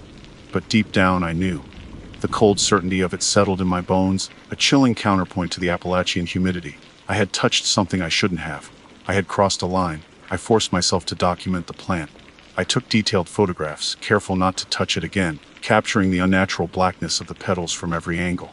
I sketched the leaves, the stem, the root structure, forcing my hand to remain steady despite the tremors that threatened to overwhelm me. I collected a small soil sample, placing it in a sterile container, my mind racing with the potential implications. This wasn't just a new species, it was something else. As dusk began to settle, casting long, distorted shadows across the clearing, the visions intensified. They were no longer fleeting glimpses. They were present. They crowded around me, whispering, hissing, their forms shifting and swirling like smoke. I saw faces contorted in agony, eyes wide with terror, limbs twisted into unnatural angles. I saw creatures that defied description, grotesque amalgams of insects, animals, and things that had no place in the natural world. And I recognized them. One face, a woman with skin like cracked porcelain and eyes that burned with an unholy light, was a recurring figure from my childhood nightmares. Another, a hulking, shadowy figure with claws like razors, was the embodiment of my fear of being trapped helpless in the dark. They were all there, the phobias and anxieties I had spent years suppressing, now given form and substance by this plant. I tried to ignore them, to focus on the task at hand. I packed up my gear, my movements jerky and uncoordinated. I needed to get out of there, to get back to civilization, to the safety of my lab, my books, my familiar world. But the forest seemed to have changed. The trees loomed taller, their branches twisted into menacing shapes. The shadows deepened, concealing unseen horrors. The whispers grew louder, more insistent, filling my head with a cacophony of fear. Ashley. One voice hissed, a voice that sounded disturbingly like my own. You can't escape us. We're a part of you. Another whispered, a guttural, rasping sound that sent shivers down my spine. We know your secrets. A chorus of voices chanted, their words echoing through the darkening woods. I started to run. I stumbled through the undergrowth, branches tearing at my clothes, thorns ripping at my skin. I didn't know where I was going. I just knew I had to get away. The visions pursued me, their forms flickering in and out of existence, their whispers growing louder, more menacing. I tripped, falling heavily to the ground, the breath knocked out of me. I lay there for a moment, gasping for air, the cold earth pressing against my cheek. The faces loomed over me, their eyes burning with a malevolent glee. You brought us here. One hissed, its breath hot and faded on my face. You opened the door. Now we're free. Another whispered, its voice filled with a chilling triumph. I scrambled to my feet, my legs screaming in protest. I ran again, blindly, desperately. The sounds of the forest, the rustling leaves, the hooting owls, the snapping twigs, all amplified, distorted, transformed into the whispers of my fears. I don't know how long I ran. Time seemed to lose all meaning. The forest became a labyrinth of shadows and fear, a nightmare from which I couldn't wake. I eventually stumbled onto a familiar trail, the faint glow of my GPS tracker a beacon in the encroaching darkness. I followed it mechanically, my body numb, my mind reeling. I made it back to my campsite, collapsing into my tent, my body shaking uncontrollably. I zipped up the flimsy nylon door, as if that could somehow keep the horrors out. I huddled in my sleeping bag, clutching my GPS tracker like a talisman. The cold, hard plastic a small comfort in the overwhelming darkness. The visions didn't stop. They were inside the tent with me, their forms shifting and swirling in the cramped space, their whispers echoing in my ears. I squeezed my eyes shut, trying to block them out, but it was no use. They were inside my head, a part of me. I spent the rest of the night in a state of semi-consciousness, drifting in and out of a fitful sleep, punctuated by nightmares that were indistinguishable from reality. The line between the waking world and the world of my fears had blurred, perhaps irrevocably. When the first rays of dawn finally filtered through the tent fabric, I felt a flicker of hope.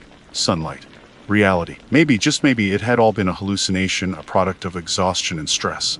But then I saw them. They were fainter now, less defined, like shadows cast by a flickering candle. But they were still there, lurking at the edges of my vision, watching me, waiting. The whispers were quieter, but no less menacing. "We're not going anywhere, Ashley," they hissed. "We're a part of you now." I packed up my camp, my movements slow and deliberate. I felt a profound sense of exhaustion, a weariness that went beyond physical fatigue. It was the exhaustion of someone who had stared into the abyss and seen something stare back. As I hiked out of the forest, I kept glancing over my shoulder, half expecting to see the black, pittled bloodroot growing there, a silent sentinel guarding the gateway to my fears. I knew I should report my findings, warn others about the plant, but a part of me hesitated. Who would believe me? I could barely believe it myself.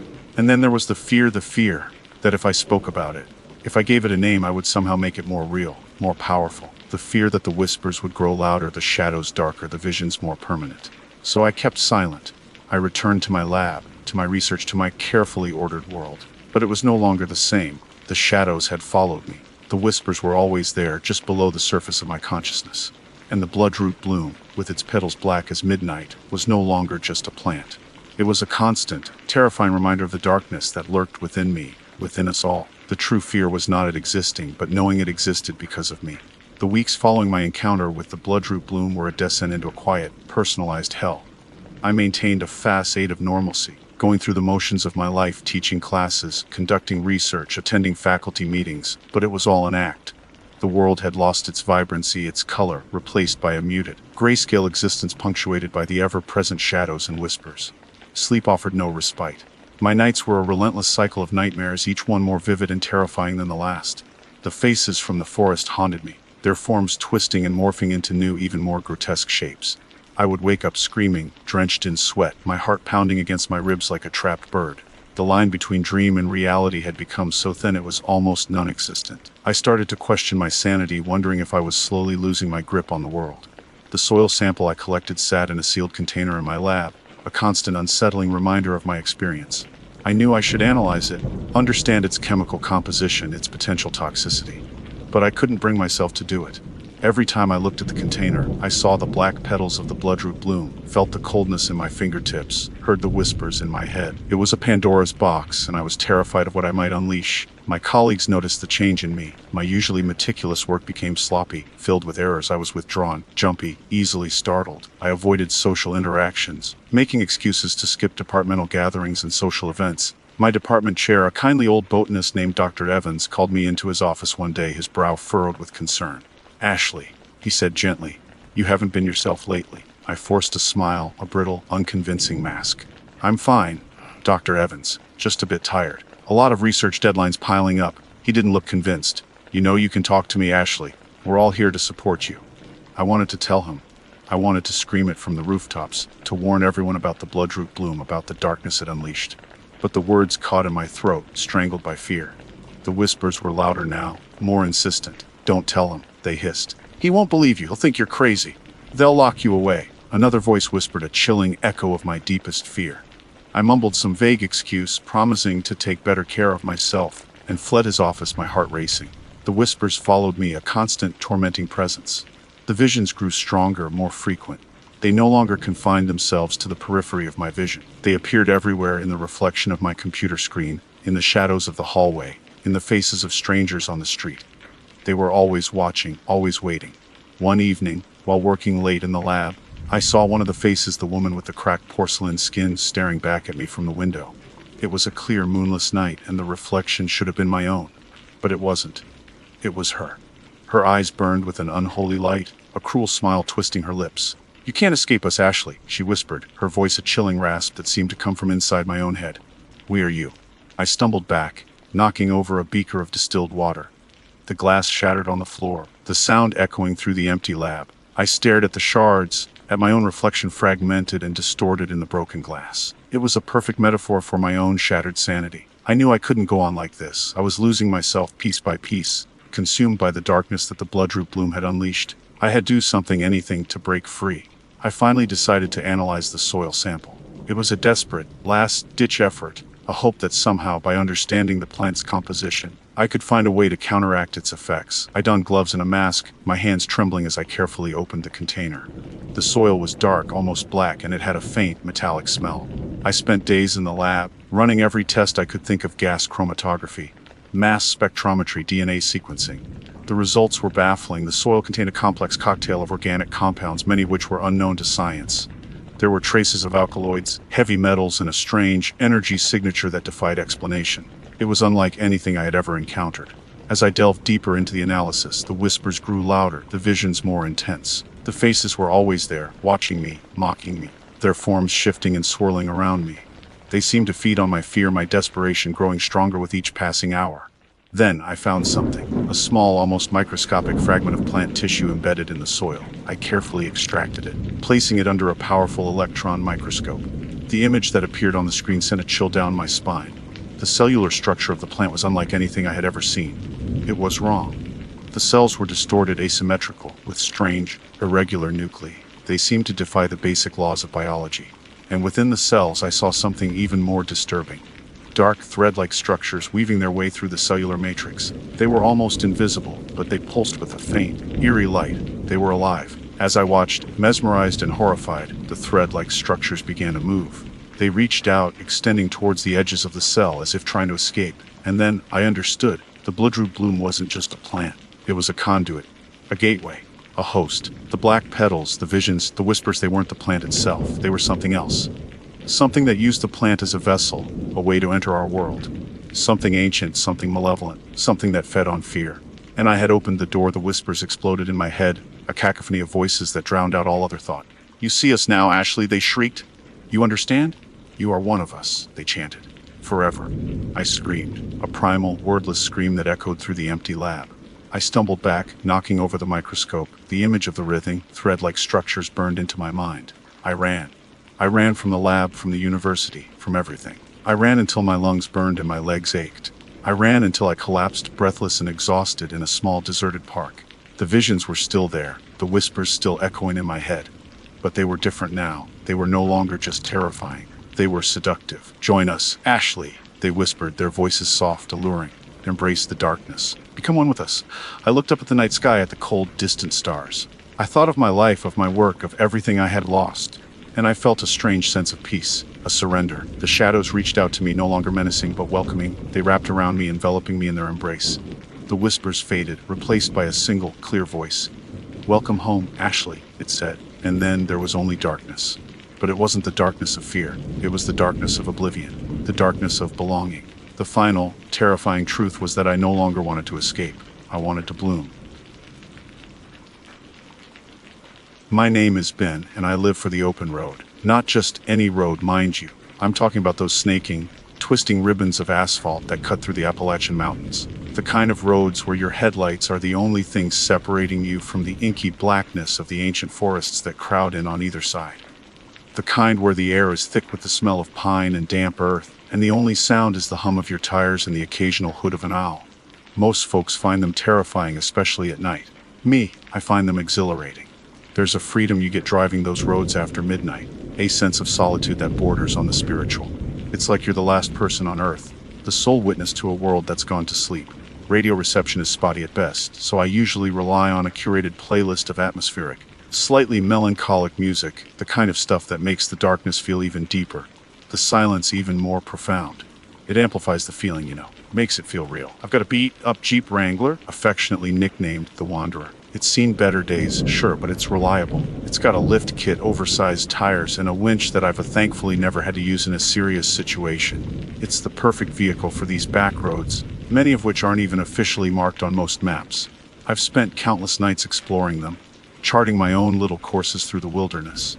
I know these mountains like the back of my hand, or at least, I thought I did. My job allows for this kind of nocturnal wandering. I'm a freelance photographer specializing in landscapes and nature. The night sky out here, away from any light pollution, is breathtaking. I've captured some incredible shots of the Milky Way arching over the peaks, of meteor showers streaking across the black canvas. It's lonely work, but it pays the bills and feeds my soul. That's all that really matters, right? This particular night started like any other. I'd packed a thermos of strong coffee, a bag of trail mix, and my camera gear. The moon was a sliver barely visible through the dense canopy of trees. Perfect conditions for stargazing, I thought. I was heading towards a specific overlook I'd scouted out a few weeks earlier, a place where the road made a sharp, almost hairpin turn, offering a panoramic view of the valley below. It was a tricky drive even in daylight, but I knew the wanderer could handle it. As I climbed higher, the temperature dropped noticeably. The air grew crisp and carried a faint, almost metallic scent that I couldn't quite place. It wasn't unpleasant, just unusual. I rolled down the window a crack, letting the cold air wash over me. The music on my playlist shifted to a particularly haunting track, a slow droning piece with a distant, echoing flute. It perfectly matched the mood of the night. The road began to twist and turn more aggressively. I slowed down, shifting into a lower gear to maintain control. The headlights cut through the darkness, illuminating the narrow passage ahead. The trees on either side seemed to lean in, their branches forming a skeletal archway above me. It felt like I was driving through the throat of some colossal beast. I rounded a particularly tight bend, the tires scrabbling for purchase on the loose gravel. And that's when I saw it. Standing on the outside edge of the switchback, silhouetted against the faint glow of the distant valley, was a figure. At first I thought it was a hiker, maybe someone who'd gotten lost. But as I got closer, my blood ran cold. It was a scarecrow. But not like any scarecrow I'd ever seen before. It was impossibly tall, at least 10 feet high, maybe more. Its limbs were long and spindly, made of what looked like twisted branches. Its head was a shapeless sack, but what caught my attention, what made my heart hammer against my ribs, were its eyes. 2 points of glowing red light burning with an unnatural intensity. They seemed to pierce through the darkness, locking onto me with a malevolent focus. They weren't reflections, I was sure of it. They were emitting light. My foot instinctively slammed on the brakes. The wanderer skidded to a halt, throwing up a cloud of dust and gravel.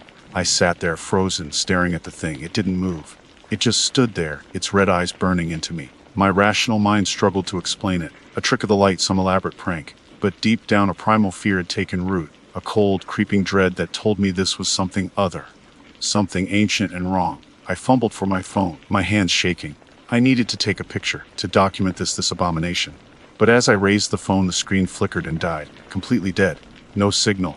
No power. Nothing. Panic started to set in. I tried to restart the phone, but it was useless. I looked back at the scarecrow. It was still there, those infernal red eyes watching me, waiting. Then a memory surfaced, a fragment of something I'd read online, something I'd dismissed as ridiculous at the time. It was a post on a dark web forum. I'd stumbled across it weeks ago, while researching local legends and folklore for a potential photography project. I only accessed this dark web because I was so curious. I do deep dive into the web out of pure interest. The forum was dedicated to strange and unexplained phenomena in the Appalachian region. The post was titled in a stark, unsettling font, Appalachian Road Hazards. It detailed various bizarre encounters, mostly dismissed as folklore or hoaxes. But one entry, in particular, caught my eye. It was about a scarecrow. The switchback scarecrow, it was called. The post described it in chilling detail, impossibly tall, with limbs of twisted branches and eyes that glowed with a malevolent red light. The post claimed that it only appeared on the most remote and dangerous mountain roads, usually on sharp switchbacks. And the final chilling sentence of the post echoed in my mind. If you see it, you're already lost. My GPS unit, mounted on the dashboard, chose that moment to flicker and die. The screen went blank, displaying a single static-filled line. My breath caught in my throat. Lost. I was lost. Not just geographically, but something more. I felt a profound sense of isolation, a feeling of being utterly and completely alone in the face of something incomprehensible. The coffee in my thermos had gone cold. My hands were clammy. The world outside the wanderer seemed to press in, the darkness thickening, the silence growing heavier, and the scarecrow, the switchback scarecrow, just stood there, watching. The static on the GPS screen seemed to mock me, a single jagged line across the void where a map should have been. I gripped the steering wheel, knuckles white, trying to force myself to think rationally. It's just a scarecrow, I told myself. A really creepy, really tall scarecrow. But still just a scarecrow. But the rational part of my brain was rapidly losing ground to the primal fear that was coiling in my gut. The red eyes, they weren't just reflecting light, they were glowing. I tried the radio, flipping through stations, hoping for some sign of civilization, some contact with the outside world. Nothing. Just static, a hissing, crackling void that mirrored the emptiness on the GPS screen. The haunting melody from my playlist had long since ended, replaced by the oppressive silence of the mountains.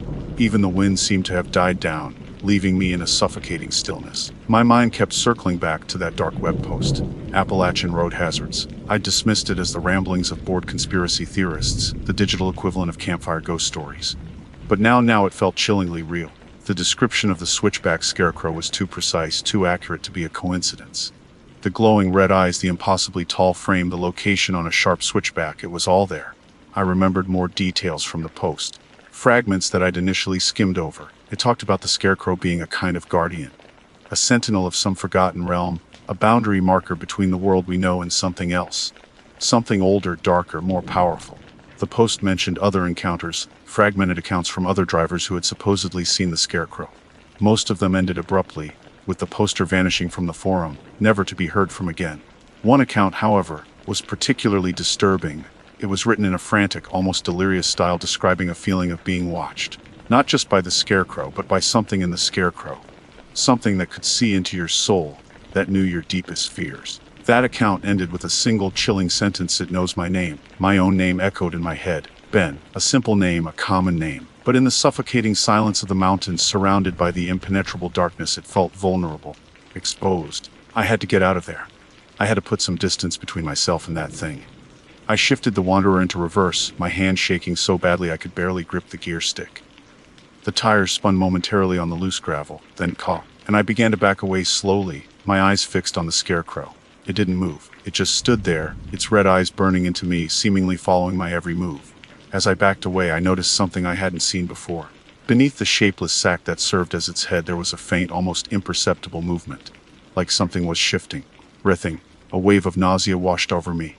I slammed on the brakes again, my heart pounding in my chest. I couldn't take my eyes off it. The movement beneath the sack became more pronounced. It was as if something was trying to emerge, to take shape. Then I heard it. A faint whisper, carried on the wind. It was so quiet that I almost dismissed it as a trick of my ears. But it was there, a low guttural sound like the rustling of dry leaves or the scraping of bone against stone. And it was saying my name. Ben. The whisper was distorted, inhuman, yet undeniably clear. It seemed to come from everywhere and nowhere at once. It echoed in my skull, vibrating in my bones. Terror, pure and unadulterated, seized me. I slammed the gear stick into drive and floored the accelerator. The Wanderer roared to life, tires spitting gravel as I sped away from the switchback, away from the scarecrow, away from that voice. I didn't look back. I didn't dare. I just drove blindly, desperately, trying to put as much distance as possible between myself and that horrifying encounter. The road twisted and turned, a labyrinthine maze of asphalt and darkness. I had no idea where I was going. My only goal was to escape. As I drove, I kept hearing the whisper. Ben, faint but persistent. It seemed to be coming from inside the Jeep, from the shadows that danced in the corners of my vision. I turned on the interior light, trying to dispel the darkness, but it offered little comfort. I tried the radio again, frantically scanning through the static. And then, for a fleeting moment, I heard something. A voice. A human voice. It was a news report, barely audible through the static. I caught a few fragments. Unexplained disappearances. Mountain roads. Authorities baffled. The signal faded again, swallowed by the static. But those few words were enough to send a fresh wave of fear through me. Disappearances. Mountain roads. It was connected. I knew it. The switchback scarecrow wasn't just a legend. It was something real. Something that took people. And it had seen me. It knew my name. I continued to drive, my hands slick with sweat, my heart pounding a frantic rhythm against my ribs. The road ahead was shrouded in darkness. The headlights barely penetrating the gloom. I had no idea where I was or where I was going. I was lost. Utterly and completely lost. The whisper continued, a constant, tormenting presence in the back of my mind. Ben? It was growing closer, louder. It was no longer coming from outside the Jeep. It was inside. Inside my head. I slammed on the brakes again, skidding to a halt in the middle of the road. I couldn't take it anymore. I had to confront it. I didn't know what I had to do. I looked around, my eyes darting through the shadows. The trees on either side of the road seemed to be closing in, their branches forming a suffocating cage. The darkness was alive, pulsating with a malevolent energy. And then, I saw it again. Not the scarecrow. Something else. A flicker of movement in the rearview mirror. A pair of glowing red eyes, staring at me from the back seat. My breath hitched. The reflection in the rearview mirror was fleeting, gone as quickly as it appeared. But I knew what I'd seen. Those eyes. Those impossible, glowing red eyes. They weren't outside anymore. They were inside. Panic clawed at my throat, a suffocating pressure that made it hard to breathe. I twisted around in my seat, frantically searching the back of the Jeep. Nothing. Just the empty seats, the shadows stretching and shifting in the dim interior light. Ben, the whisper was louder now, clearer. It was no longer a subtle rustling in the back of my mind. It was a distinct voice emanating from the back seat, from the very spot where I'd seen the eyes. I stared paralyzed with terror at the empty space. The air grew cold, a chilling, unnatural cold that seeped into my bones. The shadows in the back seat seemed to deepen, to coalesce, to take on a vaguely humanoid shape. I could feel it there. A presence. A malevolent, watchful presence. It wasn't just the scarecrow anymore. It was something more. Something that had hitched a ride. Something that had followed me from the switchback. Something that had been lurking in the darkness, waiting for its chance. The voice spoke again, closer now, right behind my ear. Ben, you're lost. It was a statement, not a question. A cold, hard truth. And it was right. I was lost. Not just on some backwoods mountain road. I was lost in a way I couldn't comprehend. Lost in a nightmare that was rapidly becoming my reality. I had to get out. I had to escape the Jeep. Escape the confines of this metal cage that had become my prison. I fumbled for the door handle, my hands shaking uncontrollably. As my fingers brushed against the cold metal, the Jeep lurched violently. It felt like something had slammed into the side. A massive force that rocked the vehicle on its suspension. I was thrown against the door, my head hitting the window with a sickening thud. Dazed, I looked up. Through the windshield, I saw it. Standing in the middle of the road, illuminated by the headlights, was the switchback scarecrow. It was even taller than I remembered, its spindly limbs reaching towards the sky like the branches of a dead tree.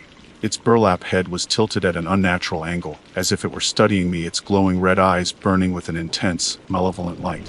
But it wasn't the scarecrow's appearance that sent a fresh wave of terror through me. It was what was happening behind it. The trees on either side of the road were moving. They were bending, twisting, their branches intertwining to form a solid wall of wood and leaves. The road behind me was disappearing, swallowed by the encroaching forest. I was trapped. The scarecrow took a step forward, its long, skeletal limbs creaking with the movement. The voice, the one that had been whispering in my ear, now seemed to emanate from the scarecrow itself. Ben, there's no escape. The voice was deeper now, more guttural, laced with a chilling amusement. It was the voice of something ancient, something inhuman, something that had seen countless souls lost on these mountain roads. The scarecrow raised a hand, its long twig-like fingers pointing directly at me. And then the world exploded in a blinding flash of red light. I screamed, a primal scream of terror and pain. The light seared my eyes, burned my skin. I felt a crushing pressure on my chest, as if the very air was being squeezed from my lungs. And then silence. The light faded. The pressure vanished. I blinked, my vision slowly returning. I was still in the Jeep, still sitting in the driver's seat. The engine was off. The headlights were dead. The interior light flickered and died. I was surrounded by darkness, complete and utter darkness. I reached out, my hands groping blindly in the void. I felt nothing. No steering wheel, no dashboard, no seats, just emptiness. I tried to speak, to call out, but no sound escaped my lips. My voice was gone. I was alone, utterly and completely alone in the darkness and the silence. Then I heard it, a faint whisper, carried on the non-existent wind. Ben, it was the voice. The same voice that had haunted me throughout the night, but it was different now. It was no longer menacing, no longer taunting. It was sad, resigned. Ben, you're home. And then I understood. I wasn't lost anymore. I was exactly where I was supposed to be. I was part of the mountain now, part of the darkness, part of the legend. The whisper faded, replaced by a silence so profound, so absolute that it was almost a sound in itself. A silence that would last forever. The only evidence that I ever existed was a single cryptic post that appeared on the same dark web forum weeks later. It was titled simply, "Another One Lost." The post contained a single sentence. The switchback scarecrow claimed another victim. Ben, the photographer. He saw the eyes. He heard the voice. He's gone now. And beneath that sentence, a single chilling image, a photograph, taken from inside a vehicle, of a pair of glowing red eyes in the rearview mirror. The photo was grainy, blurry, but the eyes were unmistakable. They were burning with an unnatural, malevolent light, and they were looking directly at the viewer. The post ended, as many of them did, with a warning: stay off the back roads at night. The mountains have eyes, and they're always watching. The forum is still live. The switchback scarecrow is still mentioned every so often. The legends continue. The disappearances occur. No one knows the reason. My name is Jessica Mayfair, and I've always lived in the shadow of Willow Creek. Not willow, like the graceful, weeping trees, though there are plenty of those lining its banks, their branches dipping into the water like skeletal fingers. No, this willow is more of a whisper, a hushed warning passed down through generations in our small Appalachian town of Havenwood, a name that feels bitterly ironic considering the secrets the creek holds. Havenwood is, well, it's the kind of place where the 21st century feels like a rumor. We have internet, of course, patchy and unreliable as it is. But the old ways cling to this valley like the morning mist that refuses to burn off the creek until well past noon. Folks here still talk about haints and hollers about things that go bump in the night, and they do so with a chilling sincerity that would make a city dweller scoff. I used to scoff, too. I used to roll my eyes at my Grandma Elsie's stories, her warnings to stay away from the creek after dark, her hushed whispers about the creek grip. Grandma Elsie was a repository of local lore, a walking encyclopedia of Appalachian folk remedies, superstitions, and chilling tales. She knew which herbs could cure a fever and which ones could, well, let's just say she knew a lot about plants. She also knew about the dark side of Havenwood, the things the tourist brochures conveniently left out, and chief among those dark things was Willow Creek. The creek itself is a paradox. In the summer, the sunlight glitters on its surface, making it look inviting, almost idyllic. Kids from town sometimes swim in the deeper pools, shrieking with laughter, oblivious to the underlying current of unease that permeates the air around the water. But even on the hottest days, the water remains frigid, a bone-chilling cold that seems to emanate from some unseen subterranean source. It's the kind of cold that seeps into your bones and stays there, a constant reminder that you're treading on ground that doesn't quite belong to the living.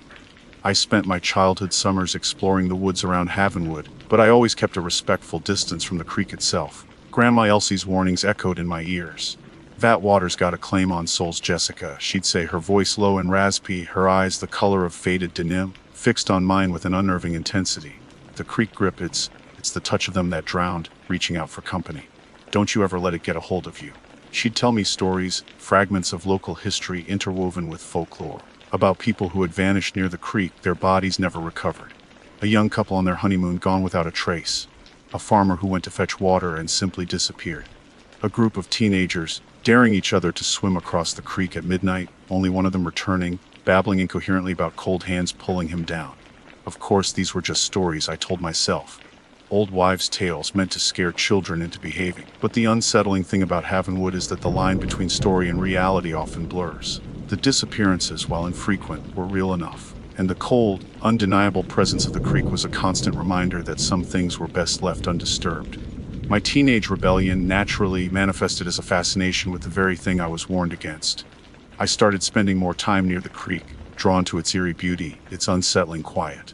I'd sit on the banks, dangling my feet over the edge, daring the cold water to touch me. I felt a strange pull, a morbid curiosity that I couldn't explain. It was like the creek was calling to me, whispering secrets I couldn't quite decipher. Then, a few years ago, during one of my late-night internet deep dives, I stumbled upon something that sent a shiver down my spine. It was a leaked document, supposedly from some obscure government archive, detailing unexplained phenomena in rural Appalachia. Most of it was the usual conspiracy theory nonsense, UFO sightings, Bigfoot encounters, that sort of thing. But one section caught my eye. It was about Willow Creek. The document described a series of incidents, dating back to the early 1800s, involving people being pulled into the creek by an unknown force. The official reports, written in dry, bureaucratic language, attributed the deaths to accidental drownings. But the local accounts, gathered from interviews with residents, painted a much more disturbing picture. They spoke of a grip, a sudden, powerful force that seized people near the water's edge, dragging them down into the icy depths. The document even referenced the local name for it, Creek Grip. Seeing it there, in black and white, in an official-looking document, validated my grandmother's stories.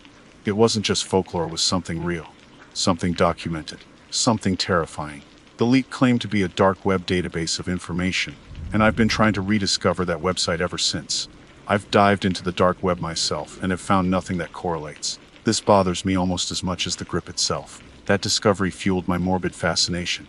I started researching the creek's history, digging through old newspaper archives, town records, anything I could find. I learned that the original settlers of Havenwood had avoided the creek, believing it to be cursed. They had built their homes on higher ground, giving the water a wide berth. But as the town grew, people forgot the old warnings, drawn to the creek's proximity and the fertile land surrounding it, and the disappearances began. Yesterday, the weather was unusually warm for late October. The sun was shining, the leaves were turning vibrant shades of red and gold, and a gentle breeze rustled through the trees. I decided to take a walk along the creek, partly to enjoy the beauty of the autumn day, partly to, well, I'm not sure what I was hoping to find. Maybe some tangible proof of the creek grip, some sign that would confirm my suspicions. Or maybe I was just tempting fate. I found a secluded spot where the creek widened into a shallow pool. The water was crystal clear, and I could see the smooth, rounded stones on the bottom. It looked inviting, almost safe, I took off my shoes and socks and stepped into the water. The cold was immediate and shocking, a sharp, stinging sensation that made me gasp. But I forced myself to keep going, wading deeper into the pool. The water reached my ankles, then my calves, then my knees. I told myself I was being foolish, that I should turn back, but I couldn't shake the feeling that I was on the verge of discovering something important. And then it happened. Something grabbed my ankle. It wasn't a gradual pressure, a slow tightening. It was sudden, violent, and incredibly strong. It felt like a cold skeletal hand clamping around my ankle with impossible force. I screamed, a short, sharp cry that was swallowed by the rustling leaves and the gurgling of the creek. I tried to pull free, but the grip was unrelenting. It held me fast, anchoring me to the spot. Panic surged through me, a cold wave that washed over my body, making my heart pound in my chest. I thrashed, kicking with my free leg, trying to dislodge whatever was holding me, but it was no use. The grip was too strong. I looked down, desperately trying to see what had me. But the water, though clear, distorted the image. I could make out a shadowy form, something dark and amorphous, clinging to my leg. It seemed to be pulsating, a slow, rhythmic throbbing that sent shivers down my spine. It was not a hand. It was not anything I understood. The cold was intensifying, spreading from my ankle up my leg, numbing my flesh. I could feel my strength ebbing away, my struggles becoming weaker. I knew with a chilling certainty that if I didn't get free, I would be dragged down into the depths of Willow Creek, another victim of the creek grip.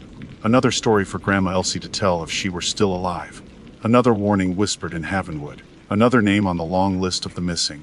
And the dark web having revealed this to me and taken it back. I was on my own. The icy water continued to rise, now lapping at my thighs. I could feel the current tugging at me, a subtle but insistent pull towards the deeper part of the pool. It wasn't just the thing on my ankle anymore. The entire creek seemed to be conspiring against me, eager to claim me as its own. My breath came in ragged gasps, my lungs burning with the effort of fighting against the unseen force. I was losing feeling in my leg, the cold turning to a deep, bone-chilling numbness. I screamed again, louder this time, a primal scream of terror and desperation. The sound echoed through the trees, swallowed by the vastness of the woods. There was no one around to hear me, no one to help. Havenwood, despite its small size, felt a million miles away. I was alone, utterly alone, with this thing that had a death grip on my ankle. I tried reasoning with it. I know it sounds insane talking to a creek, but in that moment of pure, unadulterated terror, I was grasping at anything, any shred of hope, no matter how irrational. Let me go! I yelled, my voice cracking with fear. Please, I don't want to die! Of course, there was no response. Only the relentless rhythmic throbbing of the thing on my ankle, and the gurgling of the water, and the pounding of my own heart. I closed my eyes for a second, picturing Grandma Elsie's face, her wise, knowing eyes. What would she do? She knew the lore, the secrets of the creek. But she was gone, taken by a mundane illness. A cruel irony considering all the supernatural threats she'd warned me about. Then, a memory surfaced, a fragment of one of her stories. She'd told me about a woman who'd escaped the creek grip by using iron. Something about iron disrupting the connection, breaking the hold. It was a long shot, a desperate gamble, but I had nothing to lose. I remembered the small, multi-tool knife I always carried in my pocket, a habit from growing up in a place where you learned to be prepared for anything. It wasn't much, but the blade was steel, and steel contained iron. With trembling hands, I fumbled for the knife, my numb fingers barely able to grasp the cold metal. The water was now up to my waist, making it even harder to move. I managed to open the knife, the small click echoing in the sudden stillness. The throbbing on my ankle seemed to intensify, as if sensing my intent. I hesitated for a fraction of a second, the rational part of my brain screaming at me that this was madness, that I was about to stab myself in the ankle with a pocket knife. But the primal instinct for survival overrode all logic. I plunged the knife into the water, aiming for the spot where the grip was tightest. I felt a sickening squelch as the blade made contact with something. It wasn't flesh, not exactly. It felt gelatinous yet firm, like hitting a thick, rubbery membrane. A jolt like an electric shock shot up my leg, the grip loosened just slightly. I gritted my teeth and twisted the knife, sawing back and forth, trying to widen the tear.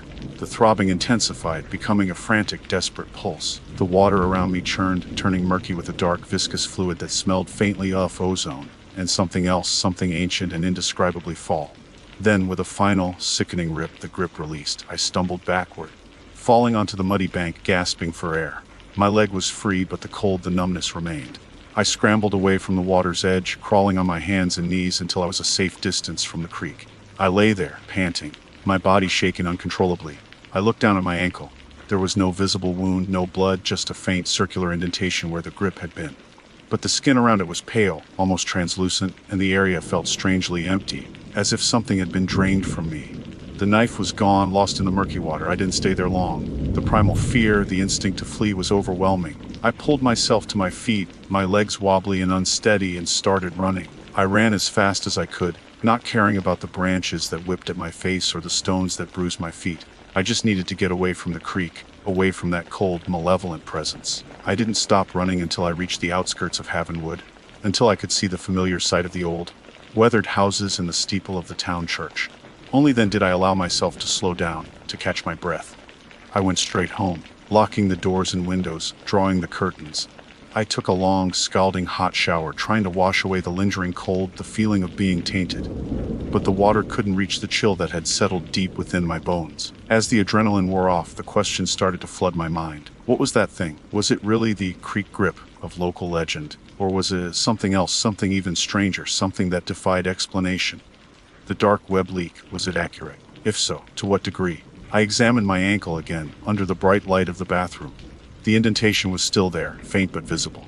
I touched it gingerly, feeling a strange tingling sensation, a faint echo of the throbbing I'd felt in the creek. I knew I couldn't ignore what had happened. I couldn't pretend it was just a nightmare, a hallucination. It was real, and it had changed me in ways I couldn't yet comprehend. I had touched something otherworldly, something ancient and malevolent, and I knew, with a growing sense of dread, that this wasn't over.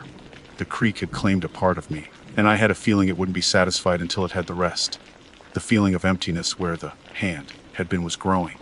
I felt weaker, less substantial. I was losing myself bit by bit.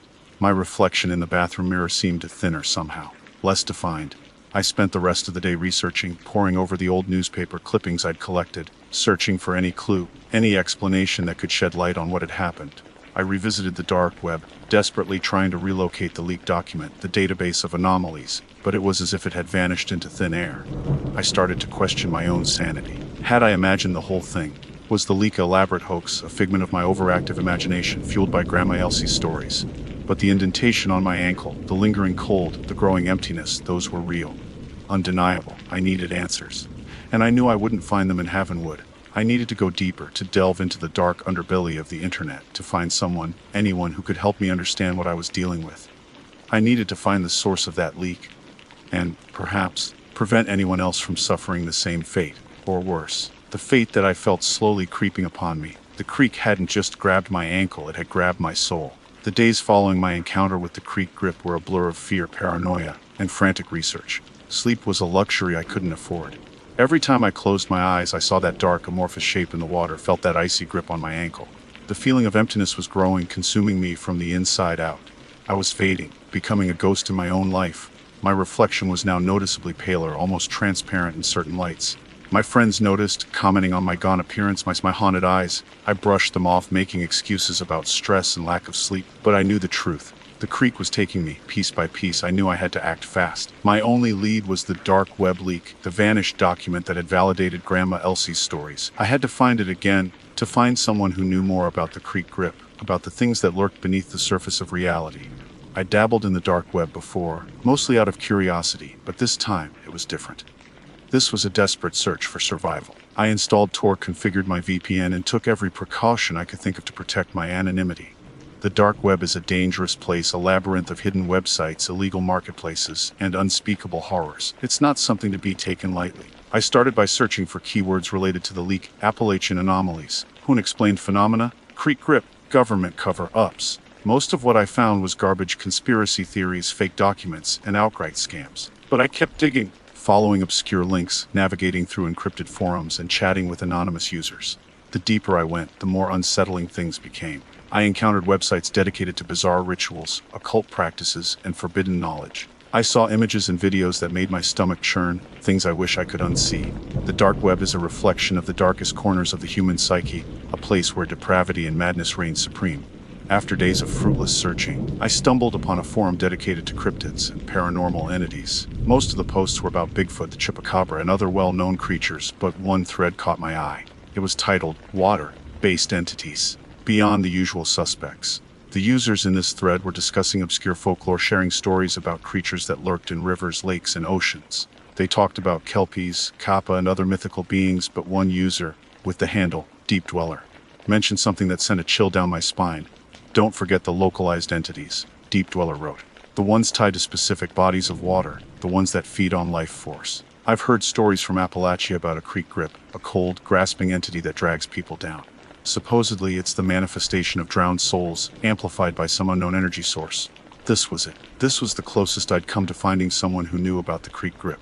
I immediately sent Deep Dweller a private message, explaining my situation, my encounter with the entity, and my desperate search for answers. To my surprise, Deep Dweller responded almost immediately. Willow Creek, Havenwood? The message read, "I've heard of it. Nasty place. That grip you felt is not just pulling you down physically, it's draining you, feeding on your essence. The more it takes, the weaker you become, until there's nothing left." My heart sank. Deep Dweller's words confirmed my worst fears. I was dying, slowly but surely being consumed by the creek. Is there any way to stop it? I typed, my fingers trembling. Any way to reverse the effects? Deep Dweller's reply was grim. Iron can disrupt the connection temporarily, but it won't sever the tie completely. The entity is bound to the creek, and you're now tethered to it. The only way to truly break free is to sever the source. Sever the source? I asked, confused. What does that mean? The creek itself, Deep Dweller explained. There's something at the source, something that gives the entity its power. An object, a place. Convergence of energy. You need to find it, and you need to destroy it. But be warned, it won't be easy. The entity will protect its source at any cost. Deep Dweller's words were terrifying, but they also gave me a glimmer of hope. A chance, however slim. To survive, I had to find the source of the creek grip, the heart of its power, to destroy it.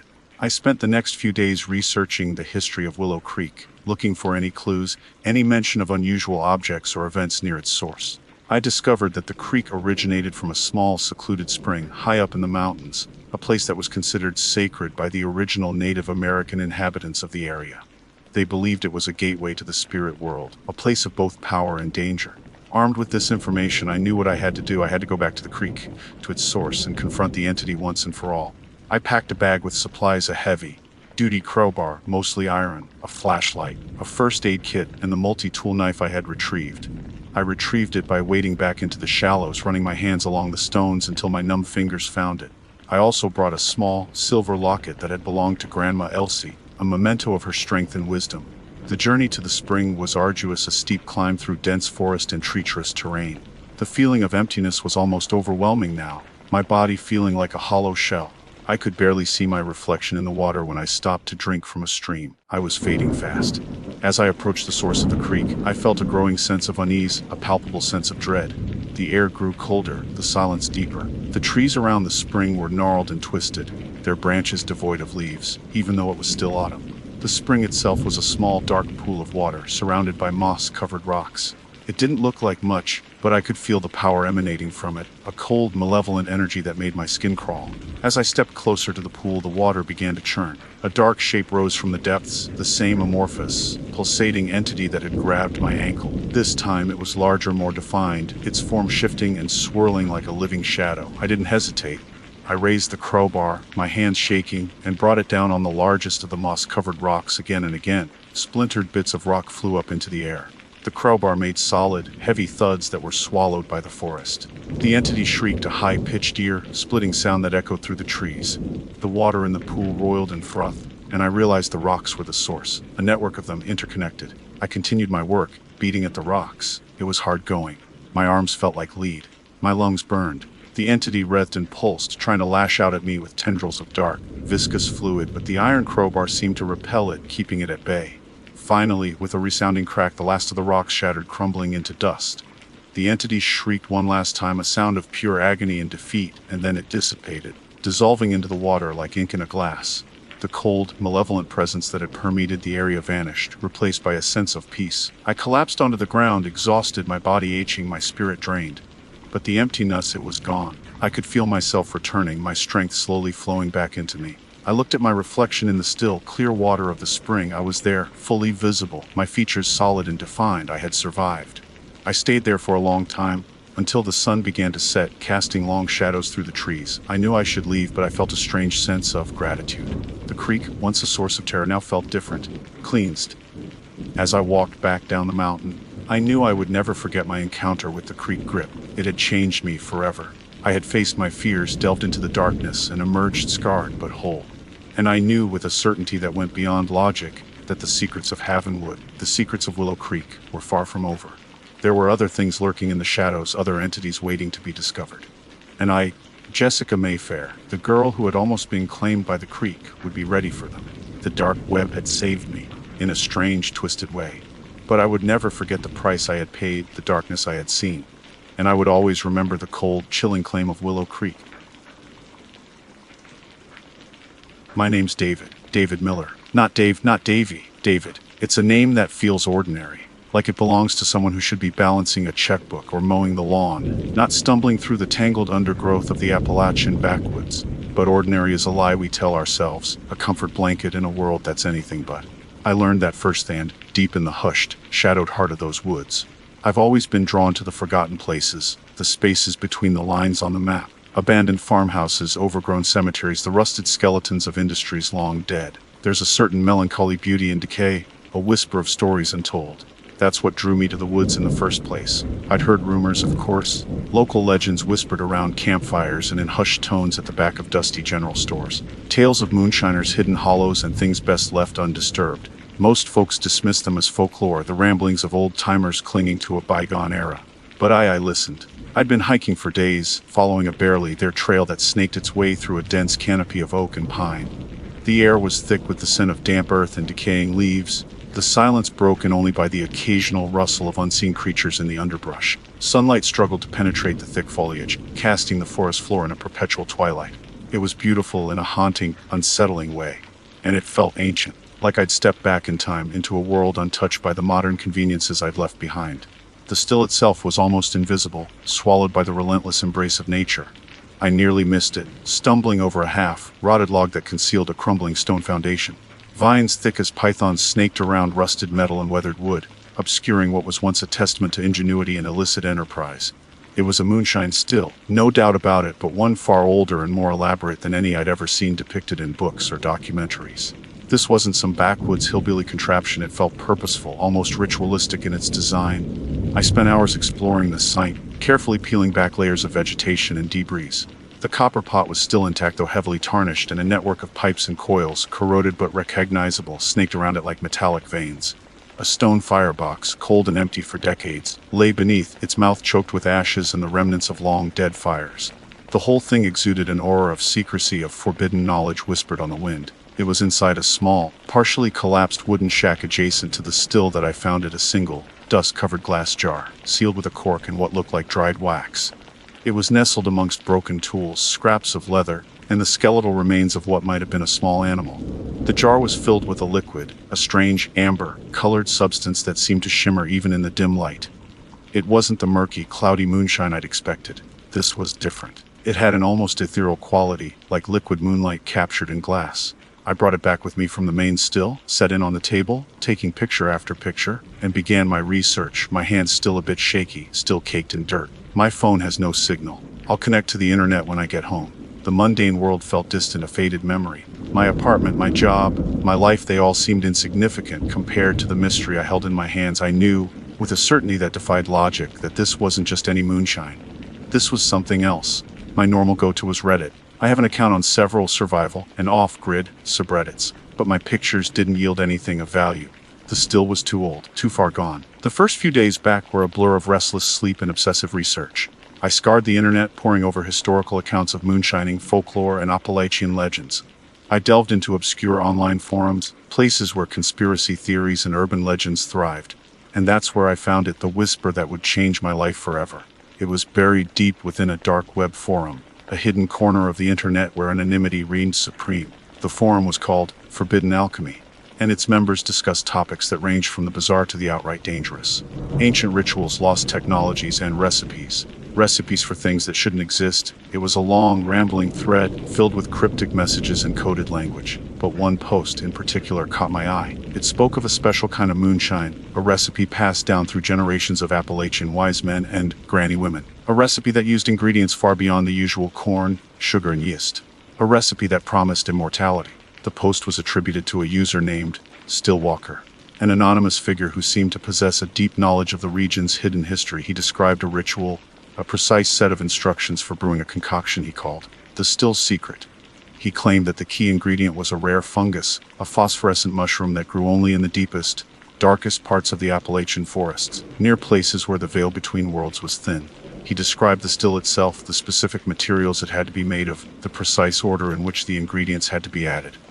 It matched, almost perfectly, the still I had found. The rest of the thread was a mixture of skepticism, fascination, and outright fear.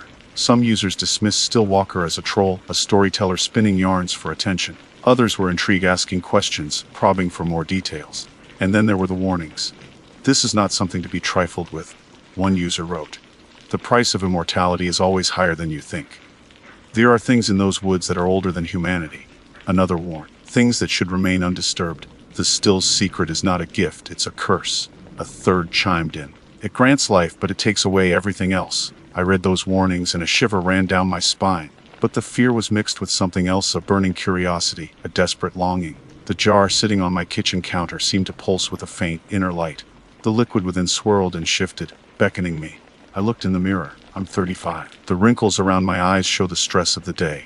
My hairline is receding. My teeth show the cough and wine stains of many a late night. I'm not old, but I'm not young. The thought of death, of oblivion, had always been a distant, abstract concept. Something that happened to other people, not to me. But now, faced with the possibility, however remote, of cheating that ultimate fate, I felt a primal urge to seize it. To grasp at any chance, no matter how dangerous, to escape the inevitable. I'm thirsty. Not just for water, not just for alcohol. For something more. Something deeper. The still secret.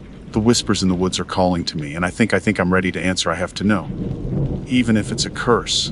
Even if it's the last thing I do. The jar is there. Waiting. The thirst was a living thing now. A gnawing emptiness that consumed me from the inside out. It wasn't a physical thirst, not the kind that water could quench. It was a yearning, a craving for something beyond the realm of ordinary experience. The jar sat on my counter, a silent siren, its amber contents shimmering with an unholy light. I'd spent days trying to ignore it, to convince myself that it was all just a delusion, a product of sleep deprivation and too much time spent in the company of shadows and whispers. But the whispers had grown louder, more insistent, until they drowned out all reason. I tried to distract myself. I went to work, sat through pointless meetings, pretended to care about deadlines and spreadsheets. I tried to talk to friends, to connect with the world of the living, but their words sounded distant and hollow, like echoes from a fading dream. Everything felt muted, gray, insignificant compared to the burning question that consumed me. What was in that jar? What would it do? The warnings from the forbidden alchemy forum echoed in my mind. A curse, they had called it. A price higher than you think. But the fear was a flickering candle in the face of a hurricane of desire. The promise of immortality, of escaping the relentless march of time, was too powerful to resist. One night, I found myself standing in the kitchen, staring at the jar. The apartment was silent, the city outside a muffled hum. The only light came from the moon, casting long skeletal shadows across the floor. I reached out my hand trembling and picked up the jar. It felt strangely warm, as if it contained a living thing. I uncorked it. The scent that wafted up was unlike anything I'd ever encountered. It was earthy and sweet, with a hint of something metallic, almost bloody.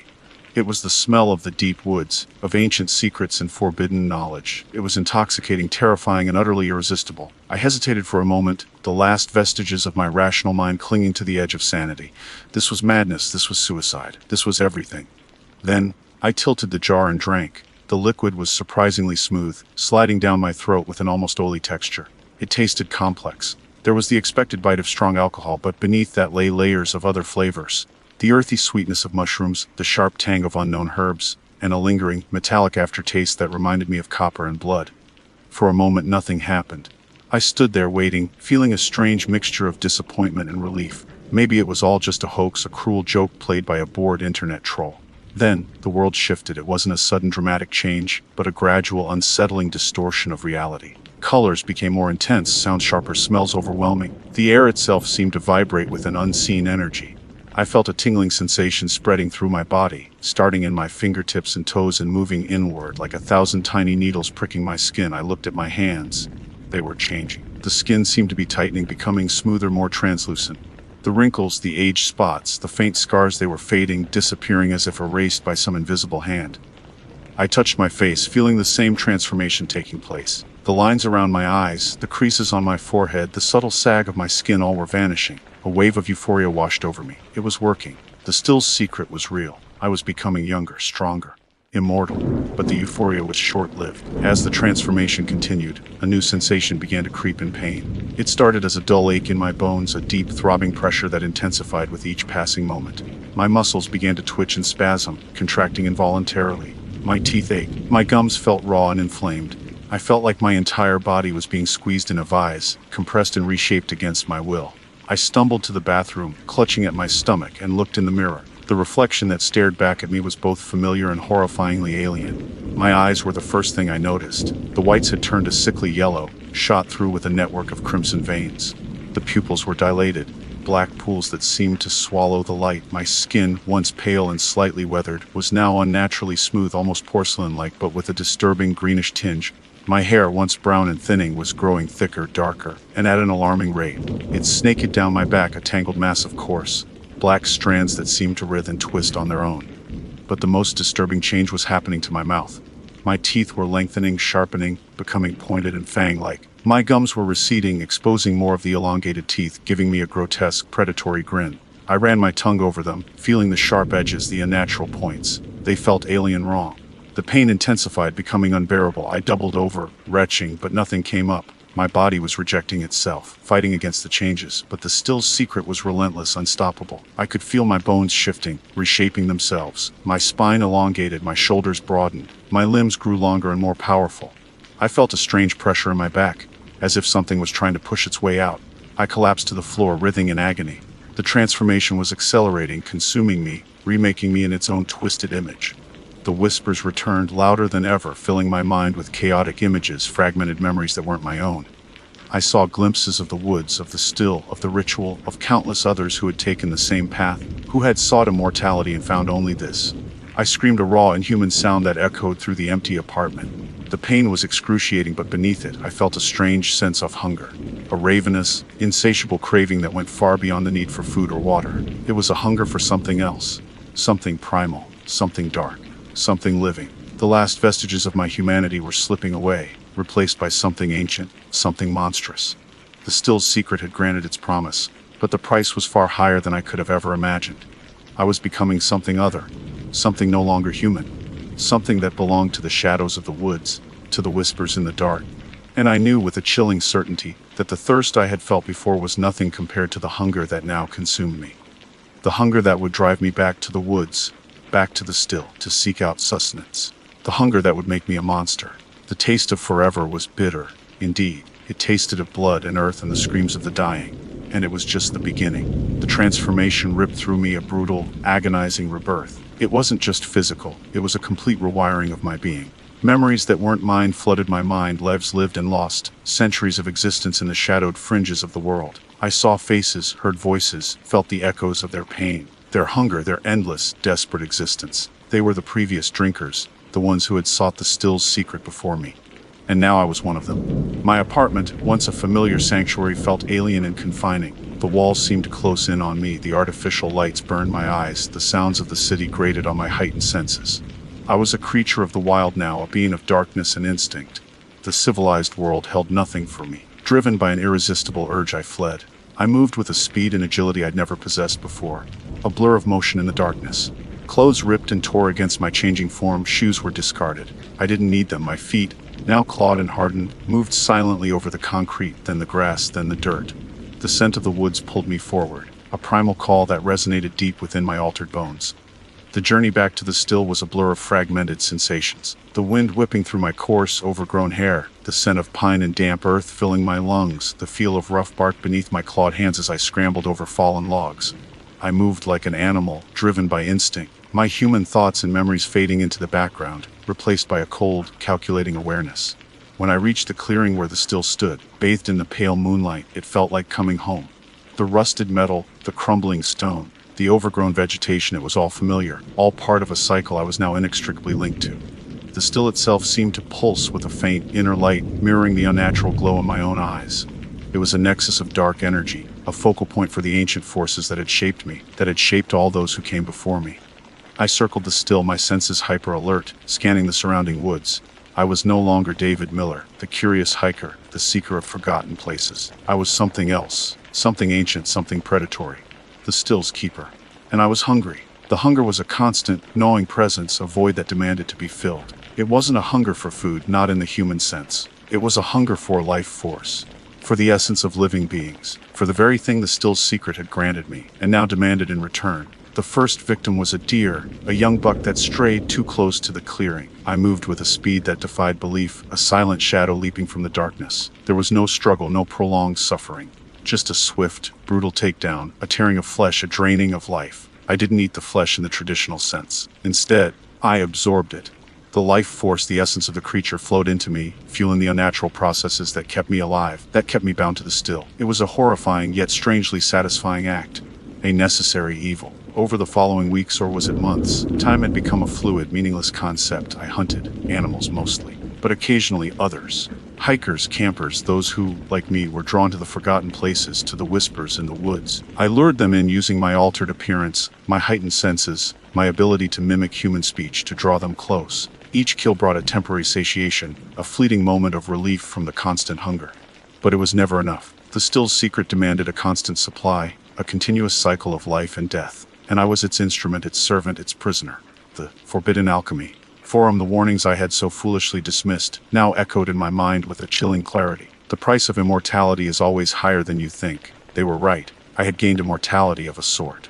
But I had lost everything else. My humanity, my identity, my freedom. I was trapped. Bound to the still, to the cycle of hunger and violence. And the worst part was the growing awareness of the still's true purpose. It wasn't just about individual immortality. It was about something bigger. Something far more ancient and terrifying. One night, under the cold light of the full moon, I examined the still more closely.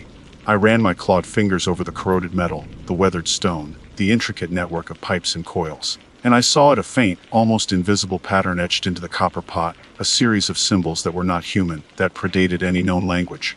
I recognized them, not from any book or website, but from the fragmented memories that flooded my mind, the memories of the others, the previous keepers. They were the language of the old ones, the beings that dwelled in the spaces between dimensions, the entities that whispered in the darkness, that hungered for a way into our world. The still secret wasn't just a recipe for moonshine. It was a key, a conduit, a way to feed the old ones, to sustain them, to prepare the way for their eventual return.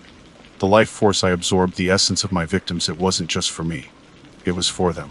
The still itself was a focal point, a beacon, drawing in the energy, concentrating it, channeling it to somewhere else. And I was the gatekeeper, the unwilling servant of a cosmic horror I could barely comprehend. The realization hit me with the force of a physical blow. I was a pawn in a game far older and more terrifying than anything I could have imagined. I was a tool, used and discarded, destined to repeat the cycle of violence and despair until the next seeker stumbled upon the still, until the next victim was lured in by the whispers in the woods. The jar, the single jar I'd found, it wasn't the last of the batch. I had, without knowing, become the brewer. The ingredients, the fungus, the herbs, the blood, it had all come from me. My transformation was the key. And now, as I stood there under the cold gaze of the moon, I felt a new sensation, a stirring within me, a thickening. A growth had started subtly and was now impossible to miss. Another jar was filling, slowly, drop by drop, with the essence of my being, with the distilled horror of my existence. The still secret was replenishing itself, preparing for the next cycle, preparing for the next me. And there was nothing I could do to stop it. The whispers are no longer in my ear. They are me. I am the whisper in the woods. I am the still secret. And I am thirsty, but not for long. Soon, very soon, someone will be. My name is Olivia Hayes, and I live a life most people would envy, at least on the surface. I traded the relentless grind of city life for a secluded cabin nestled high on the crest of Blackwood Ridge. It's beautiful here, breathtakingly so. Panoramic views of rolling hills, dense forests that change with the seasons, and a silence so profound it hums in your ears. Nights are a tapestry of stars undimmed by light pollution. It's the kind of place you see on postcards, the kind you dream about escaping to when the pressure of real life gets too much. But there's a darkness here too. A lurking unease that has nothing to do with the natural solitude and everything to do with something else. Something I can't explain, something I'm terrified to even try to understand. It started about a month after I moved in. I'd finished unpacking the last box, a collection of old photo albums and trinkets that held more sentimental value than practical use. The sun was setting, painting the sky in hues of fiery orange and deep violet, the kind of sunset you can only truly appreciate from a vantage point like mine. I was standing on my porch, wrapped in a thick woolen blanket, sipping chamomile tea, feeling that smug satisfaction of a life decision well made. That's when I saw it. Across the valley, on the opposite ridge, a jagged silhouette against the dying light, a shadow moved. Not just any shadow, not the kind cast by a tree or a rock formation. This was different, impossibly large, stretching and contorting in a way that defied the laws of physics. It seemed to pulse, for lack of a better word, like a dark heart beating slowly against the backdrop of the fading sun. I blinked, thinking it was a trick of the light, a momentary hallucination brought on by the tranquility and the altitude. But when I opened my eyes, it was still there. Bigger, even. More defined. It wasn't a solid shape, more like a void. A tear in the fabric of reality itself. My breath caught in my throat. The chamomile tea suddenly tasted like ash. I dropped the mug, not caring about the shattered ceramic on the wooden planks of my porch. All I could do was stare, frozen in place. As this thing shifted and writhed against the horizon, it felt ancient, malevolent, and, most disturbingly, it felt aware.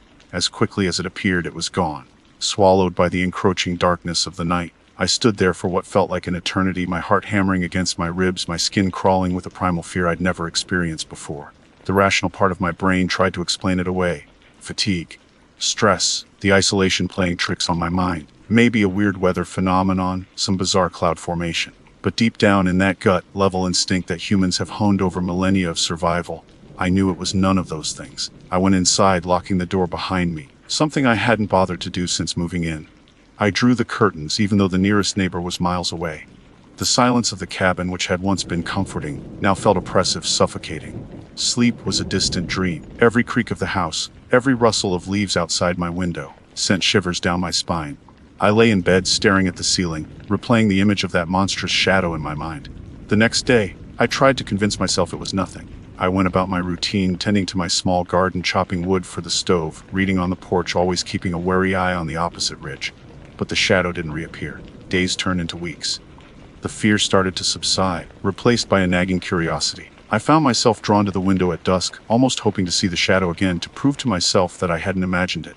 But there was nothing. Just the endless expanse of trees and sky. Then, boredom and that lingering unease led me down a rabbit hole I wish I'd never explored. I started searching online, vaguely at first, using keywords like strange shadows, mountain anomalies, optical illusions. Nothing. Then, almost as a joke, I typed unexplained phenomena Blackwood Ridge into the search bar. The results were mostly local news articles about hiking trails and wildlife sightings. But one result caught my eye. It was a link to an image board, one of those dark corners of the internet where anonymity reigns and the bizarre thrives. A place I usually avoided. The image board was called Whispers from the Void, a fitting name, I soon discovered.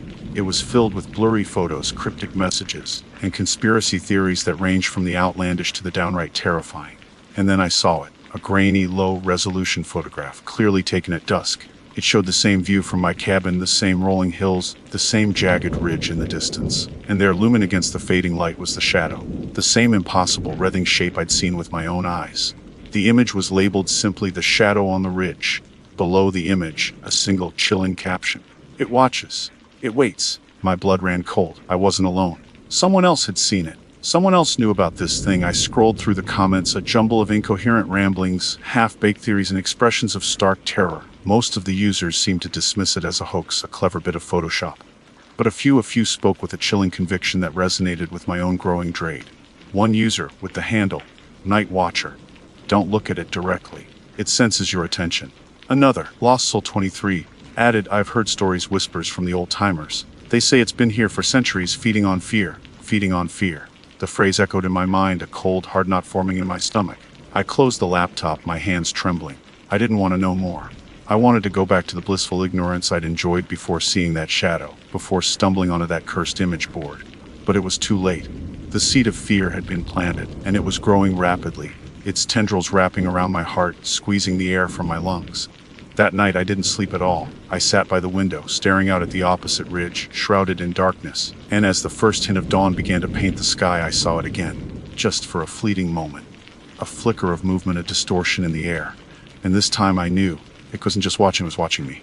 I could feel its eyes, cold and ancient, boring into my soul. I could feel its presence, a suffocating weight pressing down on me. And I knew, with a certainty that chilled me to the bone, that it was only a matter of time before it came for me. Before the waiting was over. Before it crossed the valley. The whispers started the next evening, low and raspy. And I could swear they whispered my name. "Okay, Olivia, here's part 2 of your creepypasta, continuing the story and escalating the horror. Again, aiming for around 1,000 words, first-person perspective. and maintaining the American style. Part 20 Whispers in the dark. The whispers started subtly, a barely perceptible rustling that I initially dismissed as the wind playing tricks through the gaps in the cabin's old wooden frame. But they grew, slowly but relentlessly, evolving from a vague murmur to a distinct, sibilant hissing that seemed to slither into my ears, bypassing my conscious mind and burrowing directly into my subconscious. And they whispered my name. Olivia, Olivia. It wasn't a single voice but a chorus, a multitude of unseen mouths murmuring in unison, each syllable laced with an ancient chilling malice. It was the sound of dry leaves skittering across a graveyard, the rasp of claws on stone, the hiss of a snake before it strikes. The sound followed me everywhere. Inside the cabin, outside in the garden, even when I tried to drown it out with music or the crackling of the fire. It was inescapable, a constant, tormenting reminder of the shadow on the ridge and the horrifying realization that it was not only aware of me, but actively seeking me out. Sleep became a battlefield. The moment I closed my eyes, the whispers intensified, accompanied by fleeting, nightmarish visions. I'd see the shadow no longer confined to the distant ridge, but looming closer, its form shifting and swirling, its non-existent eyes burning with a cold, predatory light. I'd wake up in a cold sweat, heart pounding, the whispers still echoing in my ears even in the supposed silence of the room. I tried to rationalize it: sleep deprivation, stress-induced hallucinations, the isolation finally getting to me. But the whispers were too real, too specific. They knew my name, and they were growing stronger, more insistent with each passing night. Driven by a desperate need for answers, or perhaps just a morbid curiosity that had overtaken my fear, I returned to the whispers from the void image board. I hadn't touched my laptop since that first, terrifying encounter, but the whispers had driven me to the edge, and I felt like I had nowhere else to turn. The board was as unsettling as I remembered, a digital wasteland of paranoia and dread. I scrolled through the endless stream of cryptic posts, searching for any mention of the shadow on the ridge. Most of the comments were the same as before: dismissive scoffs, wild theories, and expressions of fear. But then I found a new thread, started by a user I hadn't seen before, with the handle Seeker of Truths. The title of the thread was simply "It Calls." My heart skipped a beat. I clicked on the thread, my hand trembling. The first post was a long, rambling account of a similar experience to my own. The user described seeing a shadow on a distant mountain range, hearing whispers, feeling an overwhelming sense of dread. They spoke of ancient legends, of a being that existed in the spaces between worlds, feeding on fear and drawing power from the darkness. "It's not just a shadow," Seeker of Truths wrote. "It's a presence, a void that wants to consume you. It calls to those who are vulnerable, those who are isolated, those who are already touched by darkness." The words resonated with me, striking a chord of terrifying truth. I felt a kinship with this anonymous user, a shared understanding of the horror that was unfolding. I scrolled through the replies, a mix of skepticism and chilling agreement. One user, Oldman Willow, claimed to have researched the legends surrounding the shadow. He wrote of ancient rituals, of sacrifices made to appease the entity, of entire villages disappearing without a trace. "The whispers are a lure," Oldman Willow wrote. "They weaken your defenses, break down your will. Once you hear them, it's already too late, too late." The words echoed the growing despair in my own heart. I felt like I was trapped in a nightmare, a slow motion descent into madness and oblivion. Driven by a desperate hope, a flicker of defiance against the encroaching darkness, I decided to reply to Seeker of Truths. I typed out a brief message, describing my own experience, the shadow of the whispers, the feeling of being watched. "I hear it too," I wrote. "It calls my name.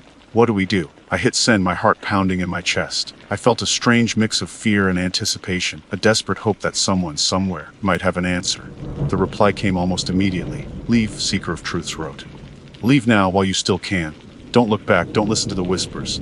Just go." The simplicity of the message was chilling. It offered no explanation, no solution, just a stark, desperate warning. I stared at the screen, my mind racing. Leave? It sounded so simple, so obvious. But where would I go? And could I really escape something that seemed to exist beyond the physical realm? Something that could reach into my mind and whisper my name. The whispers intensified, a cacophony of voices swirling around me, mocking my indecision, urging me to stay. "Olivia, Olivia, you belong here with us." I slammed the laptop shut, the sudden silence almost deafening. I couldn't think, I couldn't breathe. The cabin, which had once been my sanctuary, now felt like a cage, a trap designed to keep me within reach of the shadow. I looked out the window at the opposite ridge, now shrouded in the deepening twilight, and there it was, the shadow. Bigger than ever, its form shifting and contorting, its presence a suffocating weight pressing down on me. It was closer, much closer. And this time, it wasn't just watching, it was moving. Slowly, deliberately, it was beginning to descend from the ridge, its form a dark stain against the fading light. Panic seized me. I grabbed my keys, my phone, a hastily packed bag. I didn't know where I was going, but I knew I had to get out. I had to escape. As I ran out the door, I could hear the whispers behind me, growing louder, more insistent, laced with a chilling triumph. Olivia, Olivia, you can't escape, you're ours. I didn't look back. I ran, stumbling through the darkness, the whispers chasing me, the shadow looming closer, its presence a cold, suffocating dread that threatened to consume me entirely. The road was dark and winding, the trees on either side looming like skeletal figures. The headlights of my car cut through the darkness, but they offered little comfort. I felt like I was driving into the heart of the nightmare, not away from it. My phone buzzed, a text message from an unknown number. "We see you." The road ended abruptly. The text message, "We see you," froze me in place. My fingers, slick with sweat, fumbled with the phone, nearly dropping it onto the dusty floor mats. "We." The plural pronoun sent a fresh wave of ice through my veins. It wasn't just the shadow anymore. There were others. Or was it the shadow speaking of itself in some archaic, royal plural? The thought was somehow even more disturbing. I glanced at the rearview mirror, half expecting to see a monstrous shape looming behind me, but there was nothing. Just the winding, empty road, swallowed by the oppressive darkness of Blackwood Ridge. Then, as if the text wasn't terrifying enough, the road ended. Not gradually, not with a warning sign or a barricade, but abruptly, as if the earth itself had simply given up. One moment I was driving on cracked asphalt, the next my headlights illuminated a sheer drop-off, a gaping chasm that swallowed the road whole. I slammed on the brakes, the tires screeching in protest, the car skidding to a halt just inches from the precipice. My heart hammered against my ribs, a frantic drumbeat against the silence of the night. I sat there, paralyzed by fear, the engine idling roughly. The whispers, which had subsided slightly during my frantic drive, returned with a vengeance, a chorus of sibilant voices swirling around me, mocking my desperate attempt to escape. "Olivia, Olivia, nowhere to run, nowhere to hide." I tried to reverse, to turn the car around, but the road was too narrow, the drop-off too close. I was trapped, boxed in by the darkness, the whispers, and the impossible gaping chasm that had appeared out of nowhere. Then I remembered Seeker-off truths, the user whispers from the void, image board. Their desperate warning echoed in my mind. Leave, don't look back, don't listen to the whispers. But it was too late. I had looked back. I had listened to the whispers. And now, I was paying the price. A cold, clammy hand gripped my shoulder. I screamed, a primal, terrified shriek that ripped through the silence of the night. I twisted in my seat, expecting to see a monstrous figure, a grotesque manifestation of the shadow. But there was nothing there. Just the empty passenger seat, the cracked leather, the lingering scent of pine air freshener. The hand, however, remained. I could feel its icy grip, its skeletal fingers digging into my flesh, even though I couldn't see it.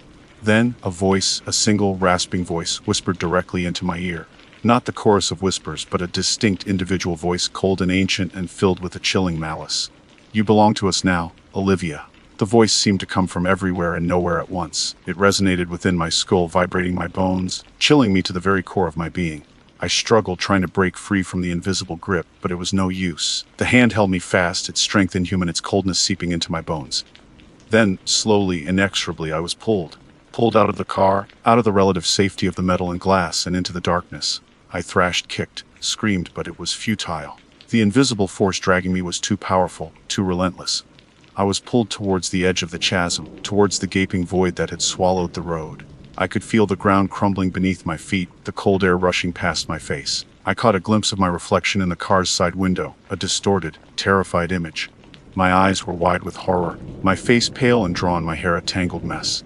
But it wasn't just my reflection. Behind me, superimposed over my own image, I saw it, the shadow. No longer a distant, amorphous shape, but a towering, monstrous presence. It wasn't solid, but rather a swirling vortex of darkness, a void in the fabric of reality itself. Its edges were indistinct, shifting and contorting, but I could make out two burning points of light, cold and malevolent, that served as its eyes. Those eyes, they bored into me, stripping away my sanity, my will, my very soul. I was pulled to the very edge of the precipice, my feet dangling over the abyss. I could feel the emptiness below, a vast, infinite nothingness that promised oblivion. The whispers intensified, a deafening chorus of voices that drowned out my screams, my pleas, my desperate prayers.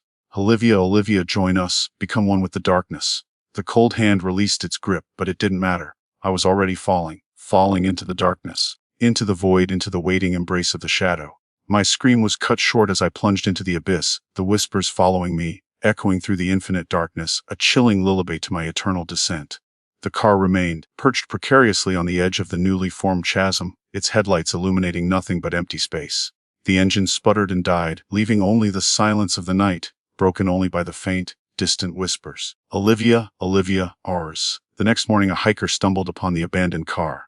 He reported it to the authorities, who launched a search and rescue operation. But they found no trace of Olivia Hayes, no footprints, no signs of a struggle, no indication of where she might have gone. The case went cold. Olivia Hayes became another statistic, another name on the long list of missing persons, another unsolved mystery in the annals of Blackwood Ridge.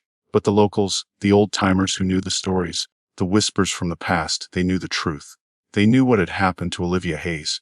They knew that she had been claimed by the shadow on the ridge, that she had become another victim of the ancient, malevolent entity that dwelled in the darkness, feeding on fear and waiting for its next prey. And as the sun set each evening, casting long, ominous shadows across the valley, they would look up at the ridge, and they would whisper a prayer, a warning, a chilling reminder of the darkness that lurked just beyond the edge of sight. It watches, it waits, and sometimes very faintly on the wind, they could hear a chorus of whispers carried from the void, a chilling echo of a name, Olivia. The image board would have a new post, a photo of the car, with a one-word caption, "Consumed."